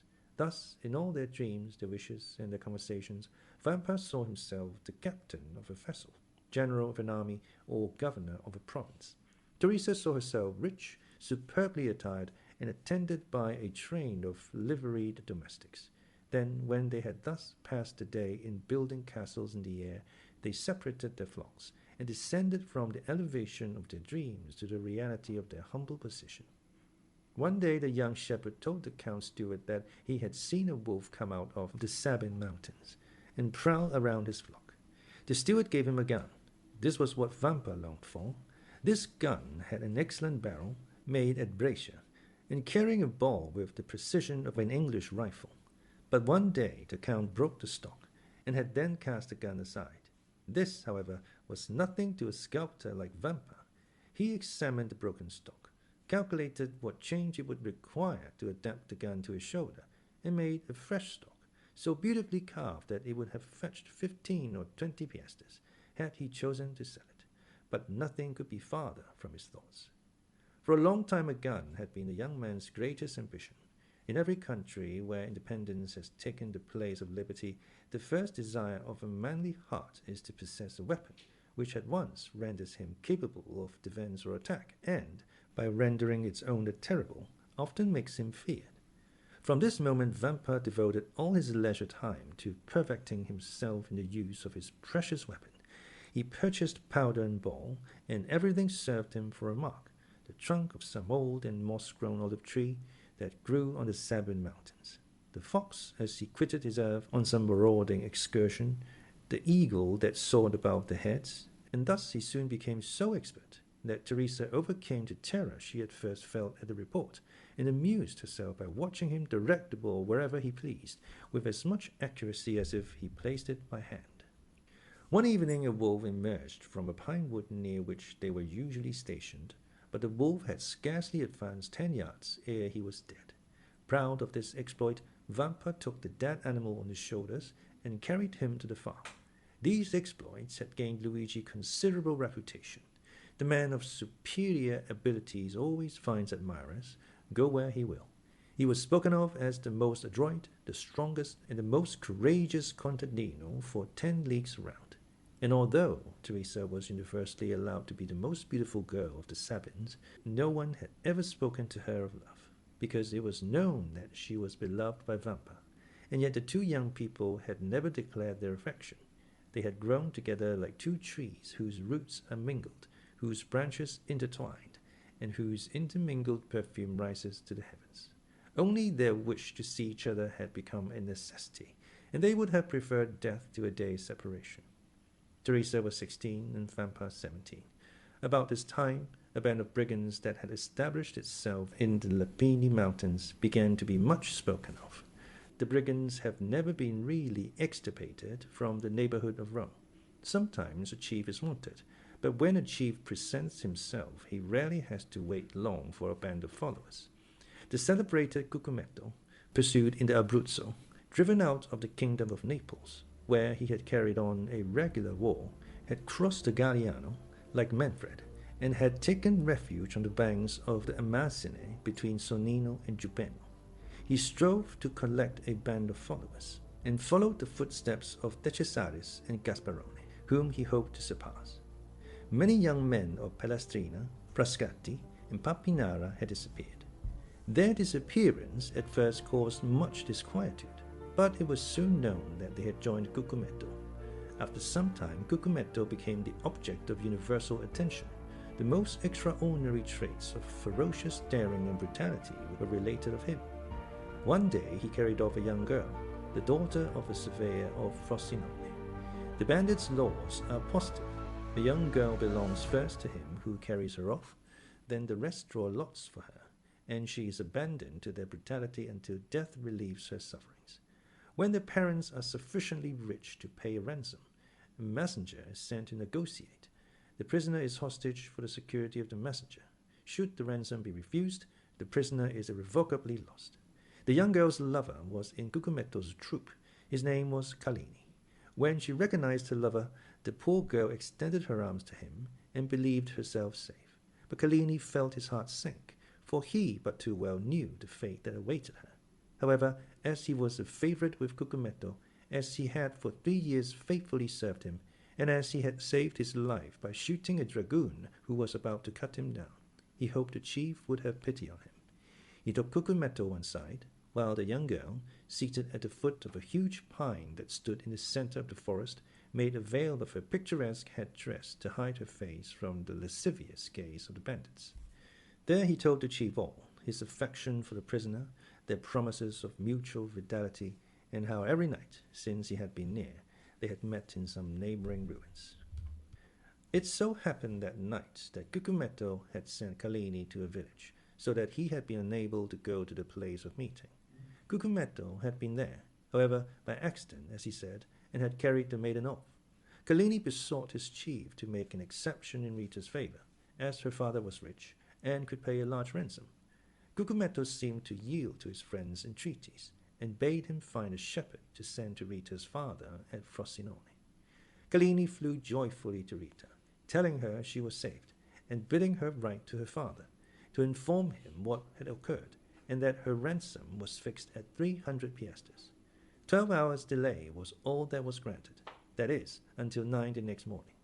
The instant the letter was written, Callini seized it, and hastened to the plain to find a messenger. He found a young shepherd watching his flock.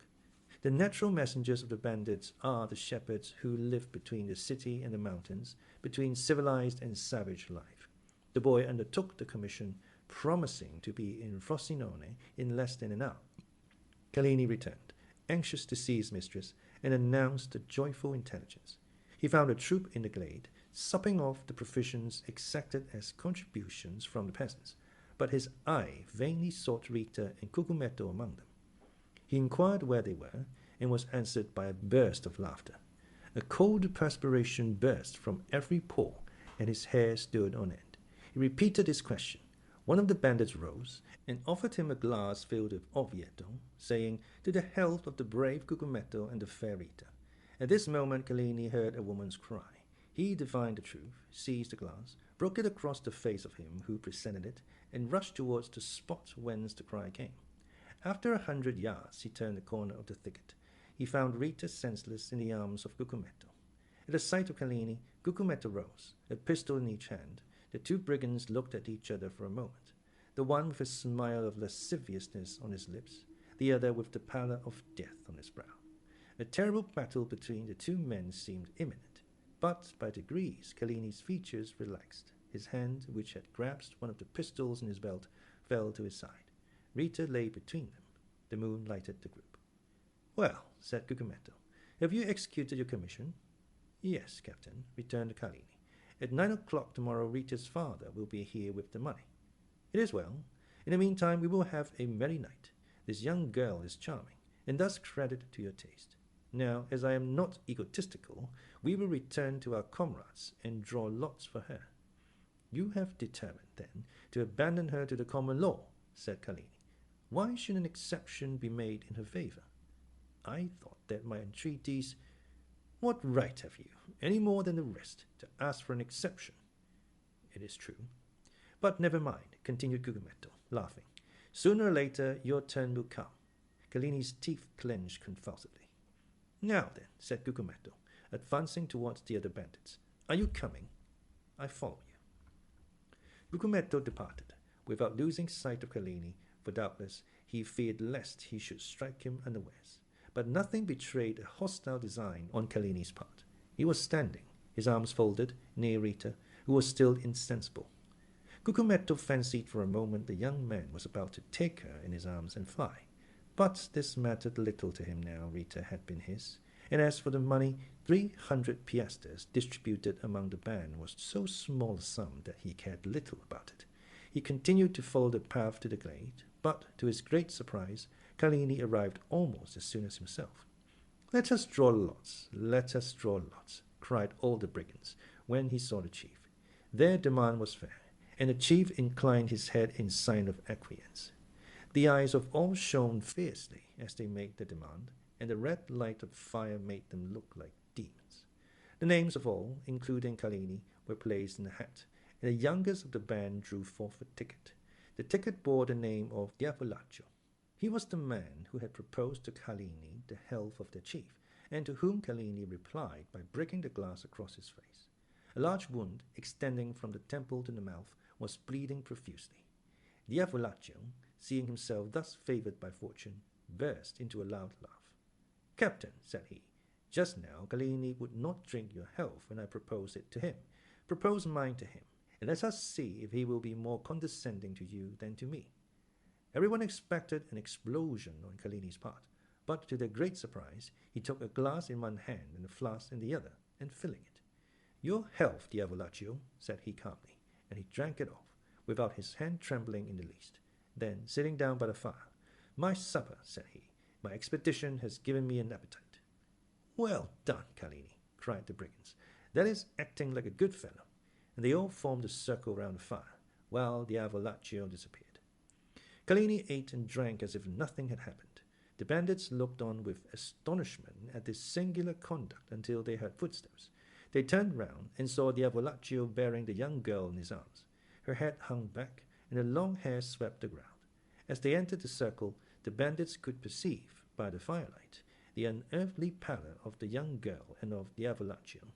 This apparition was so strange and so solemn that everyone rose, with the exception of Cellini, who remained seated and ate and drank calmly.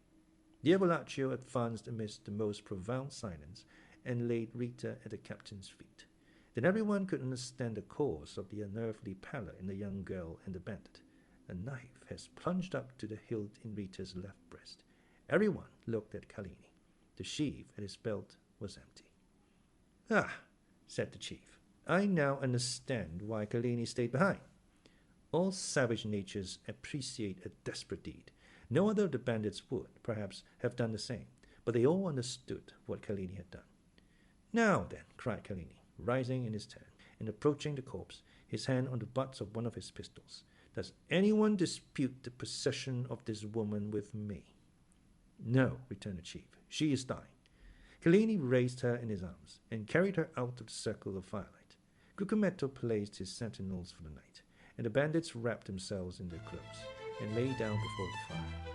At midnight the sentinel gave the alarm, and in an instant all were on the alert. It was Rita's father, who brought his daughter's ransom in person. "Here," said he to Cucumetto, "here are 300 piastres. Give me back my child." But the chief, without taking the money, made a sign to him to follow. The old man obeyed. They both advanced beneath the trees, through whose branches streamed the moonlight. Cucumetto stopped at last, and pointed to two persons grouped at the foot of a tree. "There," said he, "demand thy child of Cellini. He will tell thee what has become of her." And he returned to his companions. The old man remained motionless. He felt that some great and unforeseen misfortune hung over his head. At length he advanced toward the group, the meaning of which he could not comprehend. As he approached, Cellini raised his head, and the forms of two persons became visible to the old man's eyes. A woman lay on the ground, her head resting on the knees of the man who was seated by her. As he raised his head, the woman's face became visible. The old man recognized his child, and Cellini recognized the old man. "I expected thee," said the bandit to Rita's father. "Wretch," returned the old man, "what hast thou done?" And he gazed with terror on Rita, pale and bloody, a knife buried in her bosom. A ray of moonlight poured through the trees, and lighted up the face of the dead. "Cucumetto had violated thy daughter," said the bandit. "I loved her, therefore I slew her, for she would have served as the spot of the whole band." The old man spoke not, and grew pale as death. "Now," continued Cellini, "if I have done wrongly, avenge her." And withdrawing the knife from the wound in Rita's bosom, he held it out to the old man with one hand, while with the other he tore open his vest. "Thou hast done well," returned the old man in a hoarse voice. "Embrace me, my son." Cellini threw himself, sobbing like a child, into the arms of his mistress's father. These were the first tears a man of blood had ever wept. "Now," said the old man, "aid me to bury my child." Cellini fetched two pickaxes, and the father and the lover began to dig at the foot of a huge oak, beneath which the young girl was to repose. When the grave was formed, the father embraced her first, and then the lover. Afterwards, one taking the head, the other the feet, they placed her in the grave. Then they knelt on each side of the grave, and said the prayers of the dead. Then, when they had finished, they cast the earth over the corpse, until the grave was filled. Then, extending his hand, the old man said, "I thank you, my son, and now leave me alone." Yet, replied Cellini, leave me, I command you. Cellini obeyed, rejoined his comrades, folded himself in his cloak, and soon appeared to sleep as soundly as the rest. It had been resolved the night before to change the encampment. An hour before daybreak, Cucumetto roused his men, and gave the word to march. But Cellini could not quit the forest without knowing what had become of Rita's father. He went toward the place where he had left him. He found the old man suspended from one of the branches of the oak which shaded his daughter's grave. He then took an oath of bitter vengeance over the dead body of the one and the tomb of the other. But he was unable to complete this oath. For 2 days afterwards, in an encounter with the Roman cavalriers, Cellini was killed. There was some surprise, however, that as he was with his face to the enemy, he should have received a ball between his shoulders. That astonishment ceased when one of the brigands remarked to his comrades that Cucumetto was stationed 10 paces in Cellini's rear when he fell. On the morning of the departure from the forest of Frosinone, he had followed Cellini in the darkness, and heard this oath of vengeance, and, like a wise man, anticipated it. They told 10 other stories of this bandit chief, each more singular than the other. Thus, from Fondi to Perugia, everyone trembles at the name of Cucumetto. These narratives were frequently the theme of conversation between Luigi and Teresa. The young girl trembled very much at hearing the stories, but Vampa reassured her with a smile, tapping the butt of his good fowling piece, which threw its ball so well, and if that did not restore her courage, he pointed to a crow, perched on some dead branch, took aim, touched the trigger, and the bird fell dead at the foot of the tree.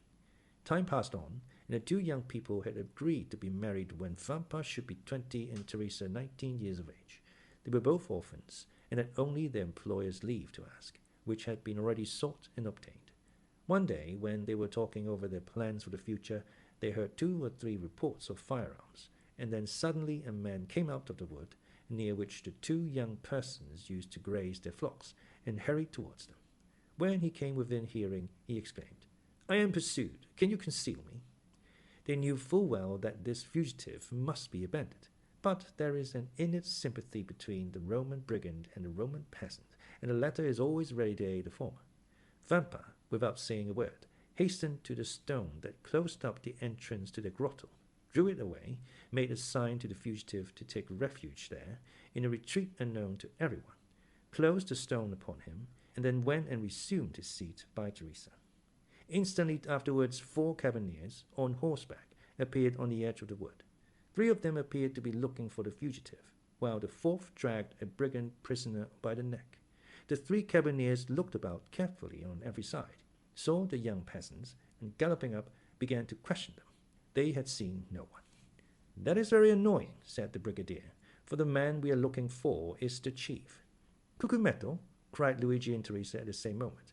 "Yes," replied the brigadier, "and as his head is valued at 1,000 Roman crowns, there would have been 500 for you, if you had helped us to catch him." The 2 young persons exchanged looks. The brigadier had a moment's hope. 500 Roman crowns are 3,000 lire, and 3,000 lire are a fortune for 2 poor orphans who are going to be married. "Yes, it is very annoying," said Vampa, "but we have not seen him." Then the cavaliers scoured the country in different directions, but in vain. Then, after a time, they disappeared. Vampa then removed the stone, and Cucumetto came out. Through the crevices in the granite he had seen the 2 young peasants talking with the cavaliers, and guessed the subject of their parley. He had read in the countenances of Luigi and Teresa their steadfast resolution not to surrender him, and he drew from his pocket a purse full of gold, which he offered to them. But Vampa raised his head proudly. As did Teresa, her eyes sparkled when she thought of all the fine gowns and gay jewellery she could buy with this purse of gold. Cucumetto was a cunning fiend, and had assumed the form of a brigand instead of a serpent, and this look from Teresa showed to him that she was a worthy daughter of Eve, and he returned to the forest, pausing several times on his way, under the pretext of saluting his protectors. Several days elapsed, and they neither saw nor heard of Cucumetto. The time of the carnival was at hand. The Count of San Felice announced a grand masked ball, to which all that were distinguished in Rome were invited. Teresa had a great desire to see this ball. Luigi asked permission of his protector, the steward, that she and he might be present amongst the servants of the house. This was granted. The ball was given by the Count for the particular pleasure of his daughter Camilla, whom he adored. Camilla was precisely the age and figure of Teresa, and Teresa was as handsome as Camilla. On the evening of the ball, Teresa was attired in her best, her most brilliant ornaments in her hair, and gayest glass beads. She was in the costume of the women of Frascati. Luigi wore the very picturesque garb of the Roman peasant at holiday time. They both mingled, as they had leave to do, with the servants and peasants. The festa was magnificent. Not only was the villa brilliantly illuminated, but thousands of colored lanterns were suspended from the trees in the garden, and very soon the palace overflowed to the terraces, and the terraces to the garden walks. At each cross path was an orchestra, and tables spread with refreshments. The guests stopped, formed quadrilles, and danced in any part of the grounds they pleased. Camilla was attired like a woman of Sonnino. Her cap was embroidered with pearls. The pins in her hair were of gold and diamonds. Her girdle was of Turkey silk, with large embroidered flowers. Her bodice and skirt were of cashmere, her apron of Indian muslin, and the buttons of her corset were of jewels. Two of her companions were dressed, the one as a woman of Nettuno, and the other as a woman of Laricia. 4 young men of the richest and noblest families of Rome accompanied them with that Italian freedom which has not its parallel in any other country in the world. They were attired as peasants of Albano, Velletri, Civita Castellana, and Sora. We need hardly add that these peasant costumes, like those of the young women, were brilliant with gold and jewels. Camilla wished to form a quadrille, but that was one lady wanting. Camilla looked all around her, but not one of the guests had a costume similar to her own, or those of her companions. The Count of San Felice pointed out Teresa, who was hanging on Luigi's arm in the group of peasants. "Will you allow me, father?" said Camilla. "Certainly," replied the Count. "Are we not in carnival time?" Camilla turned towards the young man who was talking with her, and saying a few words to him, pointed with her finger to Teresa. The young man looked, bowed in obedience, and then went to Teresa, and invited her to dance in a quadrille directed by the Count's daughter. Teresa felt a flush pass over her face. She looked at Luigi, who could not refuse his assent. Luigi slowly relinquished Teresa's arm, which he had held beneath his arm, and Teresa, accompanied by her elegant cavalier, took her appointed place with much agitation in the aristocratic quadrille. Certainly, in the eyes of an artist, the exact and strict costume of Teresa had a very different character from that of Camilla and her companions, and Teresa was frivolous and coquettish, and thus the embroidery and muslins, the cashmere waist girdles, all dazzled her, and the reflection of sapphires and diamonds almost turned her giddy brain. Luigi felt a sensation hitherto unknown arising in his mind. It was like an acute pain which gnawed at his heart, and then thrilled through his whole body. He followed with his eye each movement of Teresa and her cavalier. When the hands touched, he felt as though he should swoon. Every pulse beat with violence, and it seemed as though a bell were ringing in his ears. When they spoke, although Teresa listened timidly and with downcast eyes to the conversation of her cavalier, as Luigi could read in the ardent looks of the good-looking young man that his language was that of praise, it seemed as if the whole world was turning round with him, and all the voices of hell were whispering in his ears ideas of murder and assassination.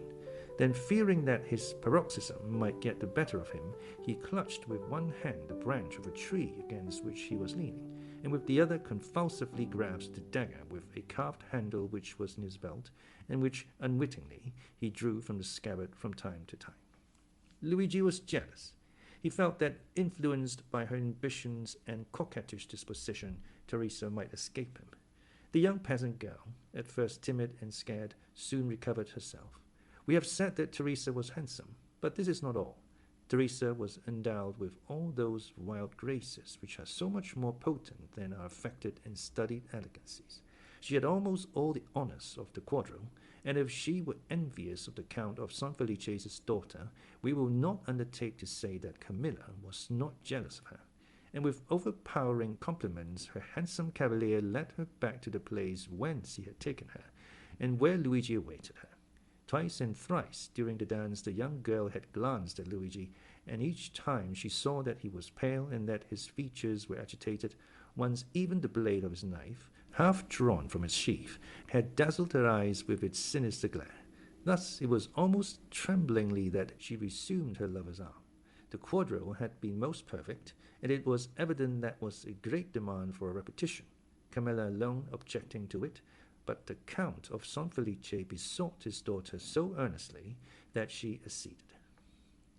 One of the cavaliers then hastened to invite Teresa, without whom it was impossible for the quadrille to be formed, but the young girl had disappeared. The truth was that Luigi had not felt the strength to support another such trial, and, half by persuasion and half by force, he had removed Teresa toward another part of the garden. Teresa had yielded in spite of herself, but when she looked at the agitated countenance of the young man, she understood by silence and trembling voice that something strange was passing within him. She herself was not exempt from internal emotion, and without having done anything wrong, yet fully comprehended that Luigi was right in reproaching her. Why, she did not know, but yet she did not the less feel that these reproaches were merited. However, to Teresa's great astonishment, Luigi remained mute, and not a word escaped his lips the rest of the evening. When the chill of the night had driven away the guests from the gardens, and the gates of the villa were closed on them for the festa indoors, he took Teresa quite away, and as he left her at her home, he said, "Teresa, what were you thinking of as you danced opposite the young Countess of San Felice?" "I thought," replied the young girl, with all the frankness of her nature, "that I would give half my life for a costume such as she wore." "And what said your cavalier to you?" "He said it only depended on myself to have it, and I had only one word to say." "He was right," said Luigi. "Do you desire it as ardently as you say?" "Yes." "Well, then, you shall have it." The young girl, much astonished, raised her head to look at him, but his face was so gloomy and terrible that her words froze to her lips. As Luigi spoke thus, he left her. Teresa followed him with her eyes into the darkness as soon as she could, and when he had quite disappeared, she went into the house with a sigh. That night a memorable event occurred, due, no doubt, to the imprudence of some servants who had neglected to distinguish the lights. The villa of San Felice took fire in the rooms adjoining the very apartment of the lovely Camilla. Awakened in the night by the light of the flames, she sprang up of bed, wrapped herself in a dressing gown, and attempted to escape by the door. But the corridor by which she hoped to fly was already a prey to the flames.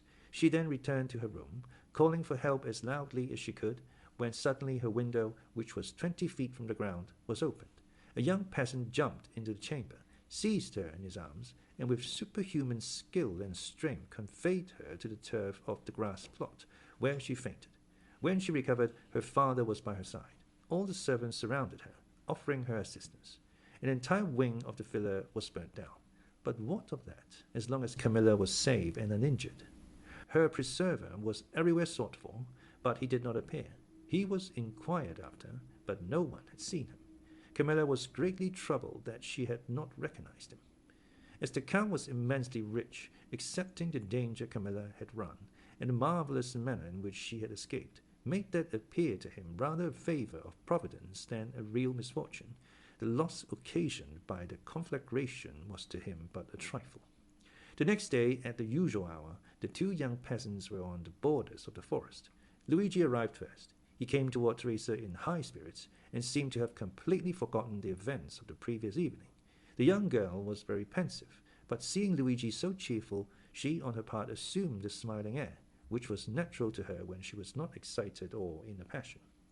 Luigi took her arm beneath his own, and led her to the door of the grotto. Then he paused.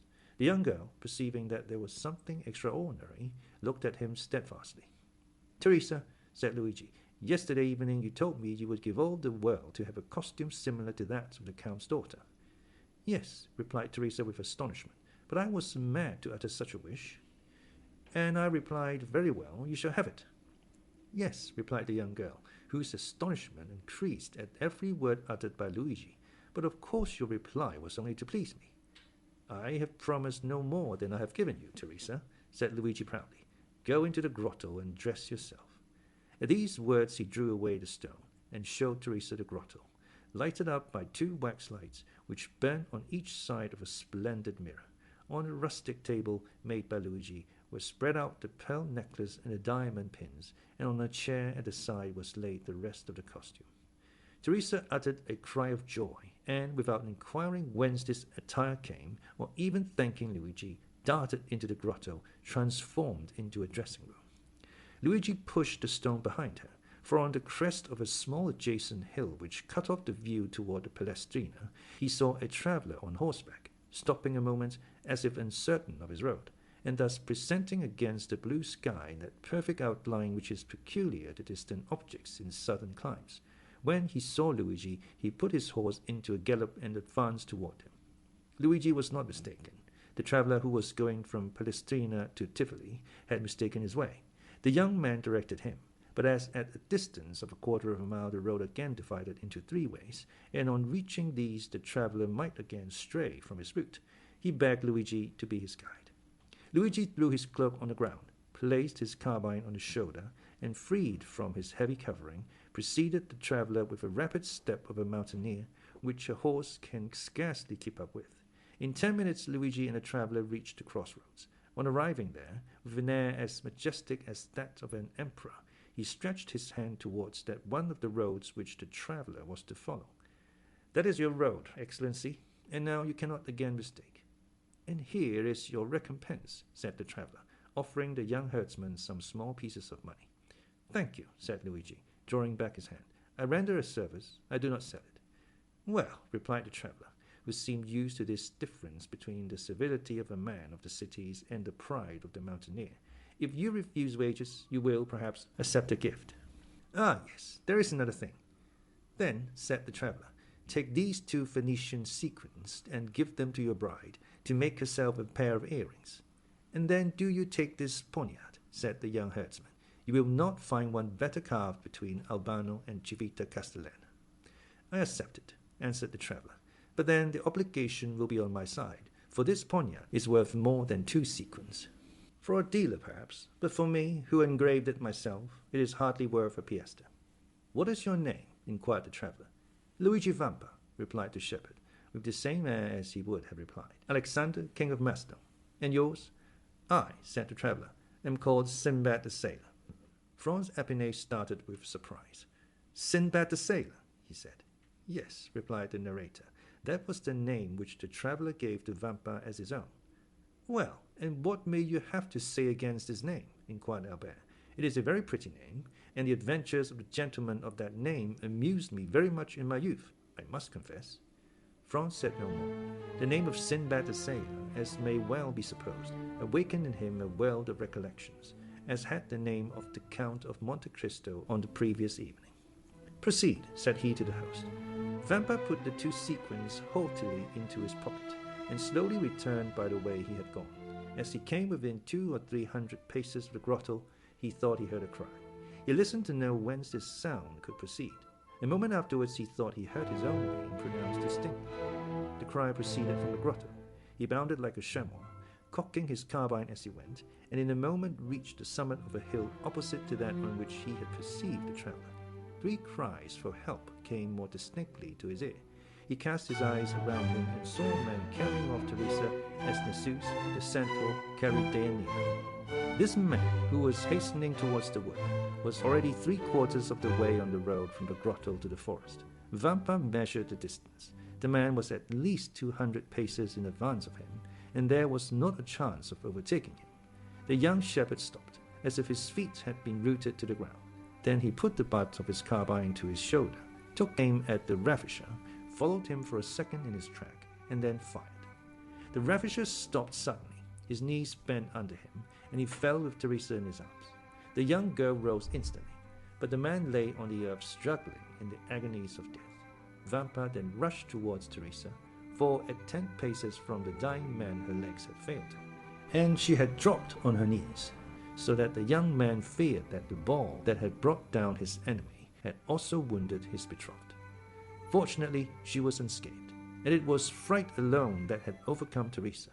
When Luigi had assured himself that she was safe and unharmed, he turned towards the wounded man. He had just expired, with clenched hands, his mouth in a spasm of agony, and his hair on end in the sweat of death. His eyes remained open and menacing. Vampa approached the corpse and recognized Cucumetto.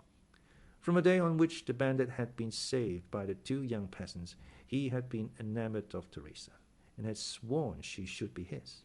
From that time he had watched them, and profiting by the moment when her lover had left her alone, had carried her off, and believed he at length had her in his power, when the ball, directed by the unerring skill of the young herdsman, had pierced his heart. Vampa gazed on him for a moment without betraying the slightest emotion, while, on the contrary, Teresa, shuddering in every limb, dared not approach the slain ruffian but by degrees, and threw a hesitating glance at the dead body over the shoulder of her lover. Suddenly Vampa turned toward his mistress. "Ah," said he, "good, good. You are dressed. It is now my turn to dress myself." Teresa was clothed from head to foot in the garb of the Count of San Felice's daughter. Vampa took Cucumetto's body in his arms and conveyed it to the grotto, while in her turn Teresa remained outside. If a second traveller had passed, he would have seen a strange thing. A shepherdess watching her flock, clad in a cashmere gown, with earrings and necklace of pearls, diamond pins and buttons of sapphires, emeralds, and rubies. He would, no doubt, have believed that he had returned to the times of Florian, and would have declared, on reaching Paris, that he had met an Alpine shepherdess seated at the foot of the Sabine hill. At the end of a quarter of an hour, Vampa quitted the grotto. His costume was no less elegant than that of Teresa. He wore a vest of garnet-coloured velvet, with buttons of cut gold, a silk waistcoat covered with embroidery, a Roman scarf tied round his neck, a cartridge box worked with gold, and red and green silk, sky-blue velvet breeches, fastened about the knee with diamond buckles, garters of deerskin, worked with a 1,000 arabesque, and a hat whereon hung ribbons of all colours. 2 watches hung from his girdle, and a splendid poniard was in his belt. Teresa uttered a cry of admiration. Vampa in his attire resembled a painting by Leopold Robert or Schnitz. He had assumed the entire costume of Cucumetto. The young man saw the effect produced on his betrothed, and a smile of pride passed over his lips. "Now," he said to Teresa, "are you ready to share my fortune, whatever it may be?" "Oh, yes," exclaimed the young girl enthusiastically. "And follow me wherever I go?" "To the world's end." "Then take my arm and let us on. We have no time to lose." The young girl did so without questioning her lover as to where he was conducting her, for he appeared to her at this moment as handsome, proud, and powerful as a god. They went towards the forest and soon entered it. We need scarcely say that all the paths of the mountain were known to Vampa. He therefore went forward without a moment's hesitation, although there was no beaten track, but he knew his path by looking at the trees and bushes, and thus they kept on advancing for nearly an hour and a half. At the end of this time they had reached the thickest part of the forest. A torrent, whose bed was dry, led into a deep gorge. Vampa took this wild road, which, enclosed between 2 ridges, and shadowed by the tufted umbrage of the pines, seemed, but for the difficulties of its descent, that path to Avernus of which Virgil speaks. Teresa had become alarmed at the wild and deserted look of the plain around her, and pressed closely against her guide, not uttering a syllable. But as she saw him advance with even step and composed countenance, she endeavored to repress her emotion. Suddenly, about 10 paces from them, a man advanced from behind a tree and aimed at Vampa. "Not another step," he said, "or you are a dead man." "What then?" said Vampa, raising his hand with a gesture of disdain, while Teresa, no longer able to restrain her alarm, clung closely to him. "Do wolves rend each other?" "Who are you?" inquired the senator. "I am Luigi Vampa, shepherd of the San Felice farm." "What do you want?" "I would speak with your companions who are in the glade at Rocca Bianca." "Follow me, then," said the sentinel, "or, as you know your way, go first." Vampa smiled disdainfully at this precaution on the part of the bandit, went before Teresa, and continued to advance with the same firm and easy step as before. At the end of 10 minutes the bandit made them a sign to stop. The 2 young persons obeyed. Then the bandit thrice imitated the cry of a crow. A croak answered the signal. "Good," said the sentry. "You may now go on." Luigi and Teresa again set forward. As they went on, Teresa clung tremblingly to her lover at the sight of weapons and the glistening of carbines through the trees. The retreat of Rocca Bianca was at the top of a small mountain, which no doubt in former days had been a volcano, an extinct volcano before the days when Remus and Romulus had deserted Alba to come and found the city of Rome. Teresa and Luigi reached the summit, and all at once found themselves in the presence of 20 bandits. "Here is a young man who seeks and wishes to speak to you," said the senator. "What has he to say?" inquired the young man who was in command in the chief's absence. "I wish to say that I am tired of a shepherd's life," was Vampa's reply. "Ah, I understand," said the lieutenant, "and you seek admittance into our ranks." "Welcome," cried several bandits from Verasino, Pampinara, and Anagni, who had recognized Luigi Vampa. "Yes, but I came to ask something more than to be your companion." "And what may that be?" inquired the bandits with astonishment. "I come to ask to be your captain," said the young man. The bandits shouted with laughter. "And what have you done to aspire to dishonor?" demanded the lieutenant. "I have killed your chief, Cucumetto, whose dress I now wear, and I set fire to the Villa San Felice to procure a wedding dress for my betrothed. An hour afterwards Luigi Vampa was chosen captain, vice Cucumetto deceased." "Well, my dear Albert," said Franz, turning towards his friend, "what think you of citizen Luigi Vampa?" "I say he is a myth," replied Albert, "and never had an existence." "And what may a myth be?" inquired Pastrini. "The explanation would be too long, my dear landlord," replied Franz. "And you say that Signor Vampa exercises his profession at this moment in the environs of Rome, and with a boldness of which no bandit before him ever gave an example. Then the police have vainly tried to lay hands on him. Why, you see, he has a good understanding with the shepherds in the plains, the fishermen of the Tiber, and the smugglers of the coast. They seek for him in the mountains, and he is on the waters. They follow him on the waters, and he is on the open sea. Then they pursue him, and he has suddenly taken refuge on the islands, at Giglio, Giannutri, or Monte Cristo. And when they hunt for him there, he reappears suddenly at Albano, Tivoli, or Lariccia. And how does he behave towards travelers? Alas, his plan is very simple. It depends on the distance he may be from the city, whether he gives 8 hours, 12 hours, or a day wherein to pay their ransom. And when that time has elapsed, he allows another hour's grace. At the 60th minute of this hour, if the money is not forthcoming, he blows out the prisoner's brains with a pistol shot, or plants his dagger in his heart, and that settles the account. "Well, Albert," inquired Franz of his companion, "are you still disposed to go to the Colosseum by the outer wall?" "Quite so," said Albert, "if the way be picturesque." The clock struck 9 as the door opened, and a coachman appeared. "Excellencies," said he, "the coach is ready." "Well then," said Franz, "let us to the Colosseum." "By the Porta del Popolo, or by the streets, your excellencies?" "By the streets, morbleu, by the streets," cried Franz. "Ah, my dear fellow," said Albert, rising and lighting his third cigar, "really, I thought you had more courage."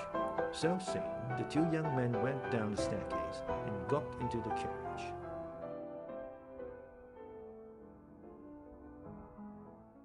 Chapter 34. The Colosseum.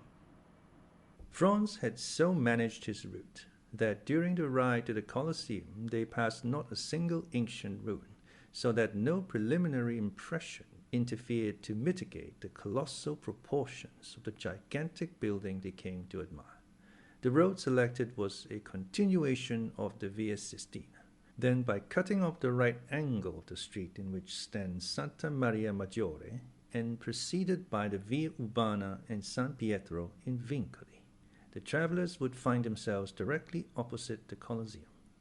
This itinerary possessed another great advantage, that of leaving Franz at full liberty to indulge his deep reverie upon the subject of Signor Pastrini's story, in which his mysterious host of Monte Cristo was so strangely mixed up. Seated with folded arms in a corner of the carriage, he continued to ponder over the singular history he had so lately listened to, and to ask himself an interminable number of questions touching its various circumstances without, however, arriving at a satisfactory reply to any of them. One fact more than the rest brought his friend Sinbad the sailor back to his recollection, and that was the mysterious sort of intimacy that seemed to exist between the brigands and the sailors, and Pastrini's account of Vampa's having found refuge on board the vessels of smugglers and fishermen reminded Franz of the 2 Corsican bandits he had found supping so amicably with the crew of the little yacht, which had even deviated from its course and touched at Porto Vecchio for the sole purpose of landing them. The very name assumed by his host of Monte Cristo and again repeated by the landlord of the Hotel de Londres abundantly proved to him that his island friend was playing his philanthropic part on the shores of Piombino, Civitavecchia, Ostia, and Gaeta, as on those of Corsica, Tuscany, and Spain. And further, Franz bethought him of having heard his singular entertainer speak both of Tunis and Palermo, proving thereby how large his circle of acquaintances extended. But however the mind of the young man might be absorbed in these reflections, they were at once dispersed at the sight of the dark frowning ruins of the stupendous Colosseum, through the various openings of which the pale moonlight played and flickered like the unearthly gleam from the eyes of the wandering dead. The carriage stopped near the Meta-Sudans. The door was opened, and the young men, eagerly alighting, found themselves opposite a cicerone, who appeared to have sprung up from the ground, so unexpected was his appearance. The usual guide from the hotel having followed them, they had paid 2 conductors, nor is it possible at Rome to avoid this abundant supply of guides. Besides the ordinary cicerone, who seizes upon you directly you set foot in your hotel, and never quits you while you remain in the city, there is also a special cicerone belonging to each monument, nay, almost to each part of a monument. It may, therefore, be easily imagined there is no scarcity of guides at the Colosseum, that wonder of all ages, which Martial thus eulogizes. Let Memphis cease to boast the barbarous miracles of her pyramids, and the wonders of Babylon be talked of no more among us. All must bow to the superiority of the gigantic labor of the Caesars, and the many voices of fame spread far and wide the surpassing merits of this incomparable monument. As for Albert and Franz, they essayed not to escape from the Ciceronian tyrants, and, indeed, it would have been so much the more difficult to break their bondage, as the guides alone are permitted to visit these monuments with torches in their hands. Thus, then, the young men made no attempt at resistance, but blindly and confidingly surrendered themselves into the care and custody of their conductors. Franz had already made 7 or 8 similar excursions to the Colosseum, while his less favored companion trod for the first time in his life the classic ground forming the monument of Flavius Vespasian. And to his credit be it spoken, his mind, even amid the glib loquacity of the guides, was duly and deeply touched with awe and enthusiastic admiration of all he saw, and certainly no adequate notion of these stupendous ruins can be formed save by such as have visited them, and more especially by moonlight, at which time the vast proportions of the building appeared twice as large when viewed by the mysterious beams of a sudden moonlit sky, whose rays are sufficiently clear and vivid to light the horizon with a glow equal to the soft twilight of a western clime. Scarcely, therefore, had the reflective Franz walked 100 steps beneath the interior porticos of the ruin, when, abandoning Albert to the guides, to escape a jargon and mechanical survey of the wonders by which he was surrounded, Franz ascended a half-dilapidated staircase, and, leaving them to follow their monotonous round, seated himself at the foot of a column, and immediately opposite a large aperture, which permitted him to enjoy a full and undisturbed view of the gigantic dimensions of the majestic ruin. Franz had remained for nearly a quarter of an hour perfectly hidden by the shadow of the vast column at whose base he had found a resting place, and from whence his eyes followed the motions of Albert and his guides, who, holding torches in their hands, had emerged from a vomitorium at the opposite extremity of the Colosseum, and then again disappeared down the steps conducting to the seats reserved for the festal virgins, resembling, as they glided along, some restless shades following the flickering glare of so many ignis fatui. All at once his ear caught a sound resembling that of a stone rolling down the staircase opposite the one by which he had himself ascended. There was nothing remarkable in the circumstance of a fragment of granite giving way and falling heavily below, but it seemed to him that the substance that fell gave way beneath the pressure of a foot, and also that someone, who endeavored as much as possible to prevent his footsteps from being heard, was approaching the spot where he sat.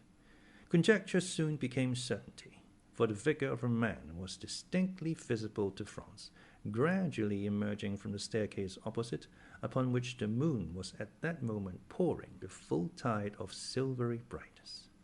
The stranger thus presenting himself was probably a person who, like Franz, preferred the enjoyment of solitude and his own thoughts to the frivolous gabble of the guides, and his appearance had nothing extraordinary in it, but the hesitation with which he proceeded, stopping and listening with anxious attention at every step he took, convinced Franz that he expected the arrival of some person. By a sort of instinctive impulse, Franz withdrew as much as possible behind his pillar. About 10 feet from the spot where he and the stranger were, the roof had given way, leaving a large round opening through which might be seen the blue vault of heaven, thickly studded with stars. Around this opening, which had, possibly, for ages permitted a free entrance to the brilliant moonbeams that now illuminated the vast pile, grew a quantity of creeping plants, whose delicate green branches stood out in bold relief against the clear azure of the firmament, while large masses of thick, strong, fibrous shoots forced their way through the chasm and hung floating to and fro like so many waving strings. The person whose mysterious arrival had attracted the attention of Franz stood in a kind of half-light that rendered it impossible to distinguish his features, although his dress was easily made out. He wore a large brown mantle, one fold of which, thrown over his left shoulder, served likewise to mask the lower part of his countenance, while the upper part was completely hidden by his broad-brimmed hat. The lower part of his dress was more distinctly visible by the bright rays of the moon, which, entering through the broken ceiling, shed their refulgent beams on feet cased in elegantly made boots of polished leather, over which descended fashionably cut trousers of black cloth. From the imperfect means Franz had of judging, he could only come to one conclusion, that the person whom he was thus watching certainly belonged to no inferior station of life. Some few minutes had elapsed, and the stranger began to show manifest signs of impatience, when a slight noise was heard outside the aperture in the roof, and almost immediately a dark shadow seemed to obstruct the flood of light that had entered it, and the figure of a man was clearly seen gazing with eager scrutiny on the immense space beneath him. Then, as his eye caught sight of him in the mantle, he grasped a floating mass of thickly matted boughs and glided down by their help to within 3 or 4 feet of the ground, and then leaped lightly on his feet. The man who had performed this daring act with so much indifference wore the Trastevere costume. "I beg your Excellency's pardon for keeping you waiting," said the man in the Roman dialect, "but I don't think I am many minutes after my time. 10 o'clock has just struck by the clock of St. John Lateran."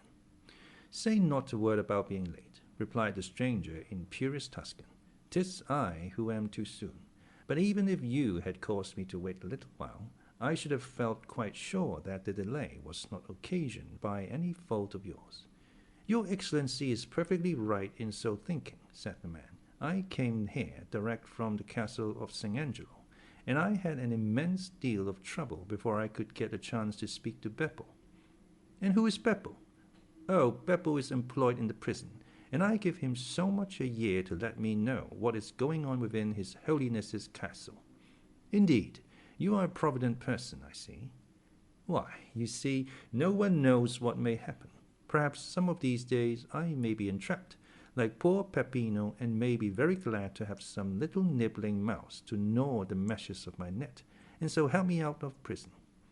"Briefly, what did you learn?" "That 2 executions of considerable interest will take place the day after tomorrow at 2 o'clock, as is customary at Rome at the commencement of all great festivals. One of the culprits will be Mazzolato. He is an atrocious villain, who murdered the priest who brought him up, and deserves not the smallest pity. The other sufferer is sentenced to be decapitato, and he, your Excellency, is poor Peppino. The fact is that you have inspired not only the pontifical government, but also the neighboring states, with such extreme fear that they are glad of all opportunity of making an example. But Peppino did not even belong to my band. He was merely a poor shepherd, whose only crime consisted in furnishing us with provisions, which makes him your accomplice to all intents and purposes. But mark the distinction with which he is treated. Instead of being knocked on the head as you would be if once they caught hold of you, he is simply sentenced to be guillotined, by which means, too, the amusements of the day are diversified, and there is a spectacle to please every spectator. Without reckoning the whole unexpected one I am preparing to surprise them with. My good friend, said the man in the cloak, excuse me for saying that you seem to me precisely in the mood to commit some wild or extravagant act. Perhaps I am, but one thing I have resolved on, and that is to stop at nothing to restore a poor devil to liberty, who has got into this scrape solely from having served me. I should hate and despise myself as a coward did I desert the brave fellow in his present extremity. And what did you mean to do? To surround the scaffold with 20 of my best men, who, at a signal from me, will rush forward directly Peppino is brought for execution, and by the assistance of the stilettos, drive back the guard and carry off the prisoner. That seems to me as hazardous as uncertain, and convinces me that my scheme is far better than yours. And what is your Excellency's project? Just this. I will so advantageously bestow 2,000 piastres, that the person receiving them shall obtain a respite till next year from Peppino, and during that year another skilfully placed 1,000 piastres will afford him the means of escaping from his prison. And do you feel sure of succeeding? Pardieu, exclaimed the man in the cloak, suddenly expressing himself in French. What did your Excellency say? Inquired the other. I said, my good fellow, that I would do more single-handed by the means of gold than you and all your troop could effect with stilettos, pistols, carbines, and blunderbusses included. Leave me then to act, and have no fears for the result. At least there can be no harm in myself and party being in readiness, in case your Excellency should fail. None whatever. Take what precautions you please, if it is any satisfaction to you to do so, but rely upon my obtaining the reprieve I seek. Remember, the execution is fixed for the day after tomorrow, and that you have but one day to work in. And what of that? It's not a day divided into 24 hours, each hour into 60 minutes, and every minute subdivided into 60 seconds. Now, in 86,400 seconds, very many things can be done. And how shall I know whether your Excellency has succeeded or not? Oh, that is very easily arranged. I have engaged the 3 lower windows at the Café Rospoli. Should I have obtained the requisite pardon for Peppino, the 2 outside windows will be hung with yellow damasks, and the centre with white, having a large cross in red marked on it.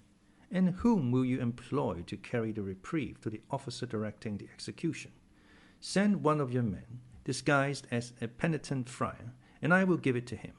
His dress will procure him the means of approaching the scaffold itself, and he will deliver the official order to the officer, who, in his turn, will hand it to the executioner. In the meantime, it will be as well to acquaint Peppino with what we have determined on, if it be only to prevent his dying of fear or losing his senses, because in either case a very useless expense will have been incurred. Your Excellency, said the man, you are fully persuaded of my entire devotion to you, are you not? Nay, I flatter myself that there can be no doubt of it, replied the cavalier in the cloak. Well then, only fulfill your promise of rescuing Peppino, and henceforth you shall receive not only devotion, but the most absolute obedience from myself and those under me that one human being can render to another. Have a care how far you pledge yourself, my good friend, for I may remind you of your promise at some, perhaps not very distant period, when I, in my turn, may require your aid and influence. Let that day come sooner or later. Your Excellency will find me what I have found you in this very heavy trouble, and if from the other end of the world you but write me word to do such or such a thing, you may regard it as done, for done it shall be on the word in favour of— Hush! interrupted the stranger. "I hear a noise. 'Tis some travellers, who are visiting the Colosseum by torchlight. 'Twere better we should not be seen together. Those guides are nothing but spies, and might possibly recognize you. And, however I may be honoured by your friendship, my worthy friend, if once the extent of our intimacy were known, I am sadly afraid both my reputation and credit would suffer thereby. Well then, if you obtain the reprieve, the middle window at the Café Rospoli will be hung with white damask, bearing a red cross. And if you fail, then all 3 windows will have yellow draperies. And then, my good fellow, use your daggers in any way you please, and I further promise you to be there as a spectator of your prowess. We understand each other perfectly, then. Adieu, your Excellency. Depend upon me as firmly as I do upon you." Saying these words, the Trasteverin disappeared down the staircase, while his companion, muffling his features more closely than before in the folds of his mantle, passed almost close to Franz, and descended to the arena by an outward flight of steps. The next minute Franz heard himself called by Albert, who made the lofty building re-echo with the sound of his friend's name. Franz, however, did not obey the summons till he had satisfied himself that the 2 men whose conversation he had overheard were at a sufficient distance to prevent his encountering them in his descent. In 10 minutes after the strangers had departed, Franz was on the road to the Piazza d'Espagna, listening with studied indifference to the learned dissertation delivered by Albert, after the manner of Pliny and Calpurnius, touching the iron-pointed nets used to prevent the ferocious beasts from springing on the spectators. Franz let him proceed without interruption, and in fact did not hear what was said. He longed to be alone, and free to ponder over all that had occurred. One of the 2 men, whose mysterious meeting in the Colosseum he had so unintentionally witnessed, was an entire stranger to him, but not so the other, and though Franz had been unable to distinguish his features from his being either wrapped in his mantle or obscured by the shadow, the tones of his voice had made too powerful an impression on him the first time he had heard them for him ever again to forget them, hear them when or where he might. It was more especially when this man was speaking in a manner half jesting, half bitter, that Franz's ear recalled most vividly the deep, sonorous, yet well-pitched voice that had addressed him in the grotto of Monte Cristo, and which he heard for the second time amid the darkness and ruined grandeur of the Colosseum. And the more he thought, the more entire was his conviction that the person who wore the mantle was no other than his former host and entertainer, Sinbad the Sailor. Under any circumstances, Franz would have found it impossible to resist his extreme curiosity to know more of so singular a personage, and with that intent have sought to renew their short acquaintance. But in the present instance, the confidential nature of the conversation he had overheard made him, with propriety, judge that his appearance at such a time would be anything but agreeable. As we have seen, therefore, he permitted his former host to retire without attempting a recognition, but fully promising himself a rich indemnity for his present forbearance should chance afford him another opportunity. In vain did Franz endeavor to forget the many perplexing thoughts which assailed him. In vain did he court the refreshment of sleep.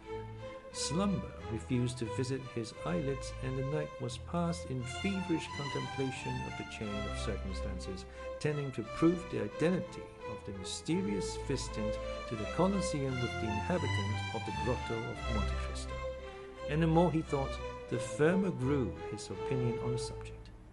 Worn out at length, he fell asleep at daybreak, and did not awake till late. Like a genuine Frenchman, Albert had employed his time in arranging for the evening's diversion.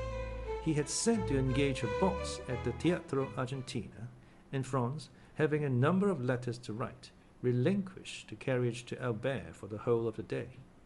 At 5 o'clock Albert returned, delighted with his day's work. He had been occupied in leaving his letters of introduction, and had received in return more invitations to balls and routs than it would be possible for him to accept. Besides this, he had seen all the remarkable sights at Rome. Yes, in a single day he had accomplished what his more serious-minded companion would have taken weeks to effect.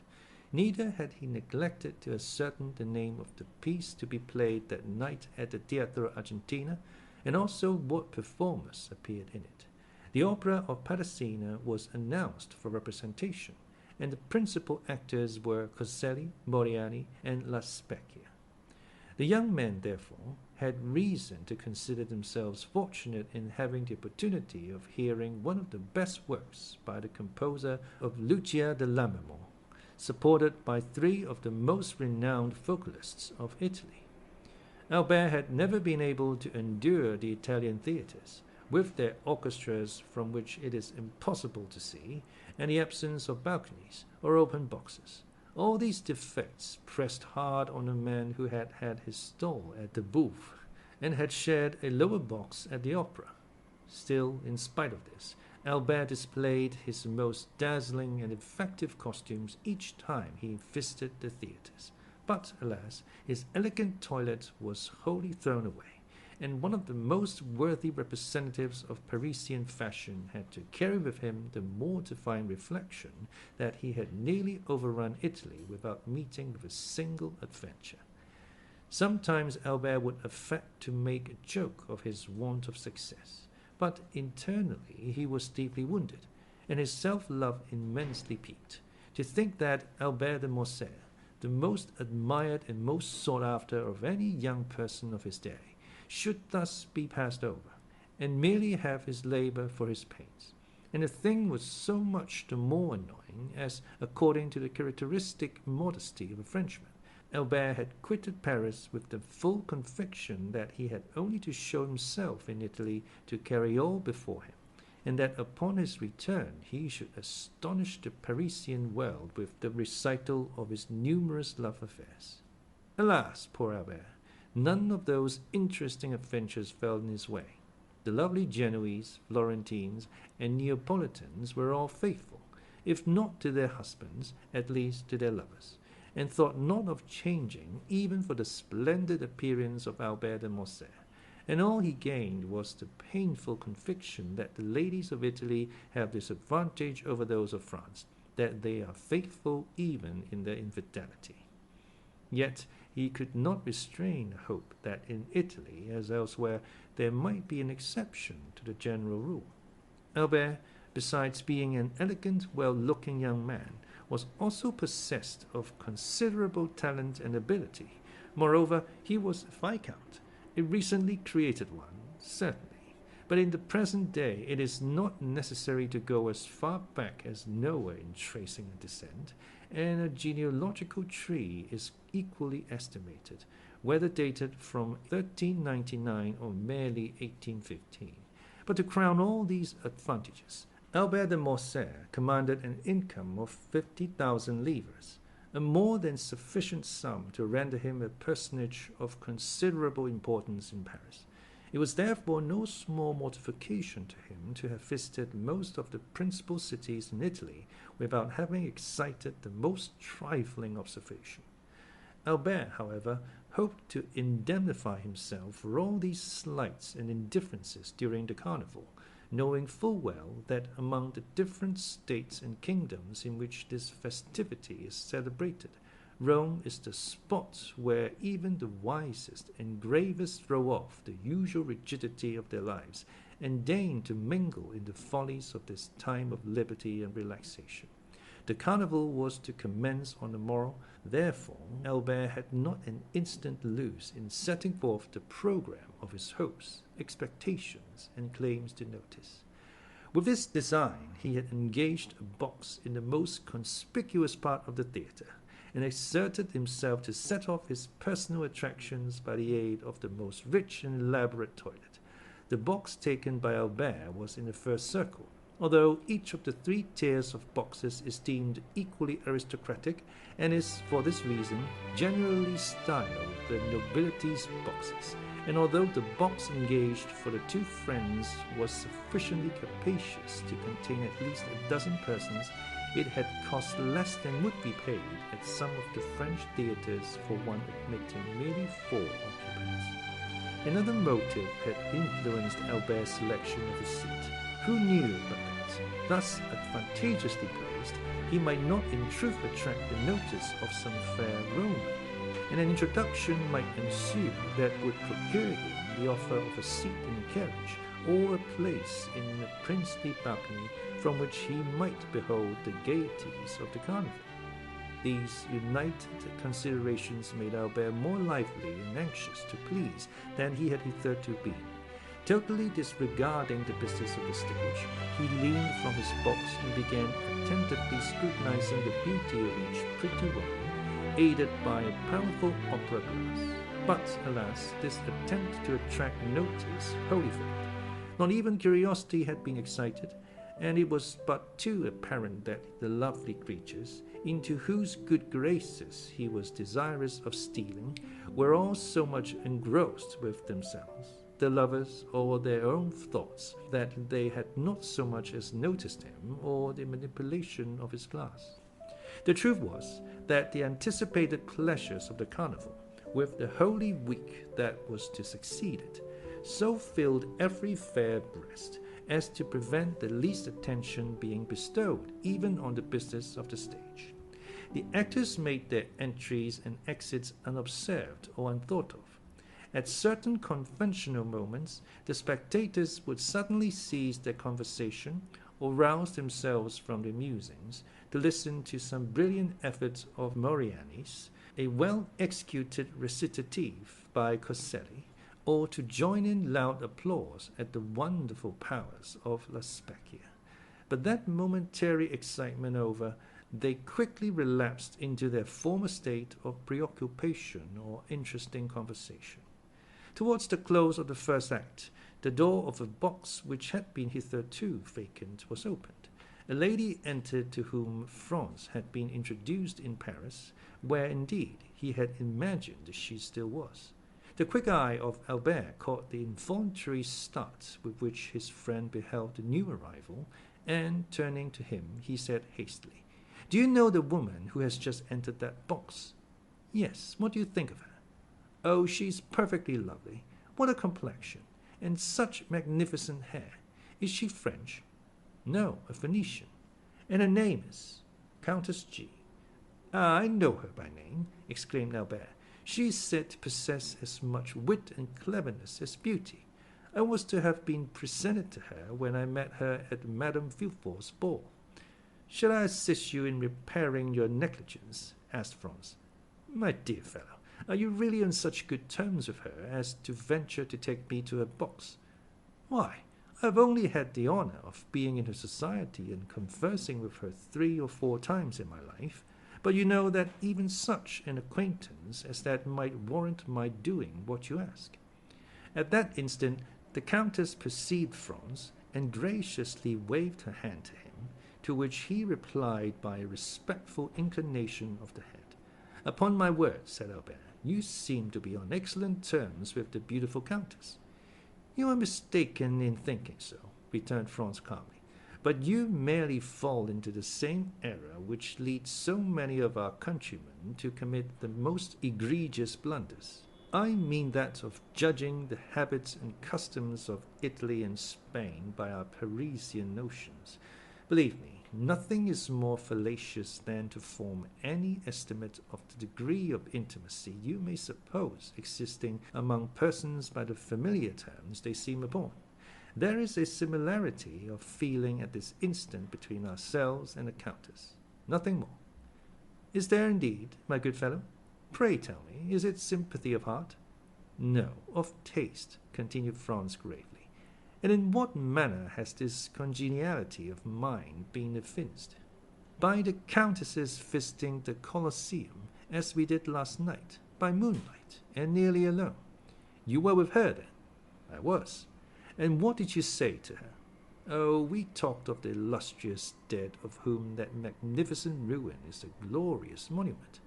"Upon my word," cried Albert, "you must have been a very entertaining companion alone, or all but alone, with a beautiful woman in such a place of sentiment as the Colosseum, and yet to find nothing better to talk about than the dead.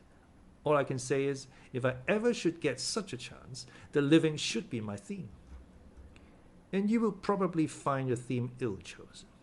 "But," said Albert, breaking in upon his discourse. "Never mind the past. Let us only remember the present. Are you not going to keep your promise of introducing me to the fair subject of our remarks?" "Certainly, directly the curtain falls on the stage." "What a confounded long time this first act lasts! I believe, on my soul, that they never mean to finish it." "Oh, yes, they will. Only listen to that charming finale. How exquisitely Coselli sings his part. But what an awkward, inelegant fellow he is. Well, then, what do you say to La Specchia? Did you ever see anything more perfect than her acting? Why, you know, my dear fellow, when one has been accustomed to Malibran and Sontag, such singers as these don't make the same impression on you they perhaps do on others. At least you must admire Moriani's style and execution. I never fancied men of his dark, ponderous appearance singing with a voice like a woman's."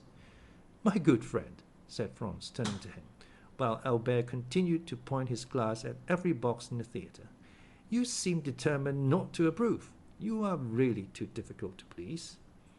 The curtain at length fell on the performances, to the infinite satisfaction of the Viscount of Morcerf, who seized his hat, rapidly passed his fingers through his hair, arranged his cravat and wristbands, and signified to Franz that he was waiting for him to lead the way.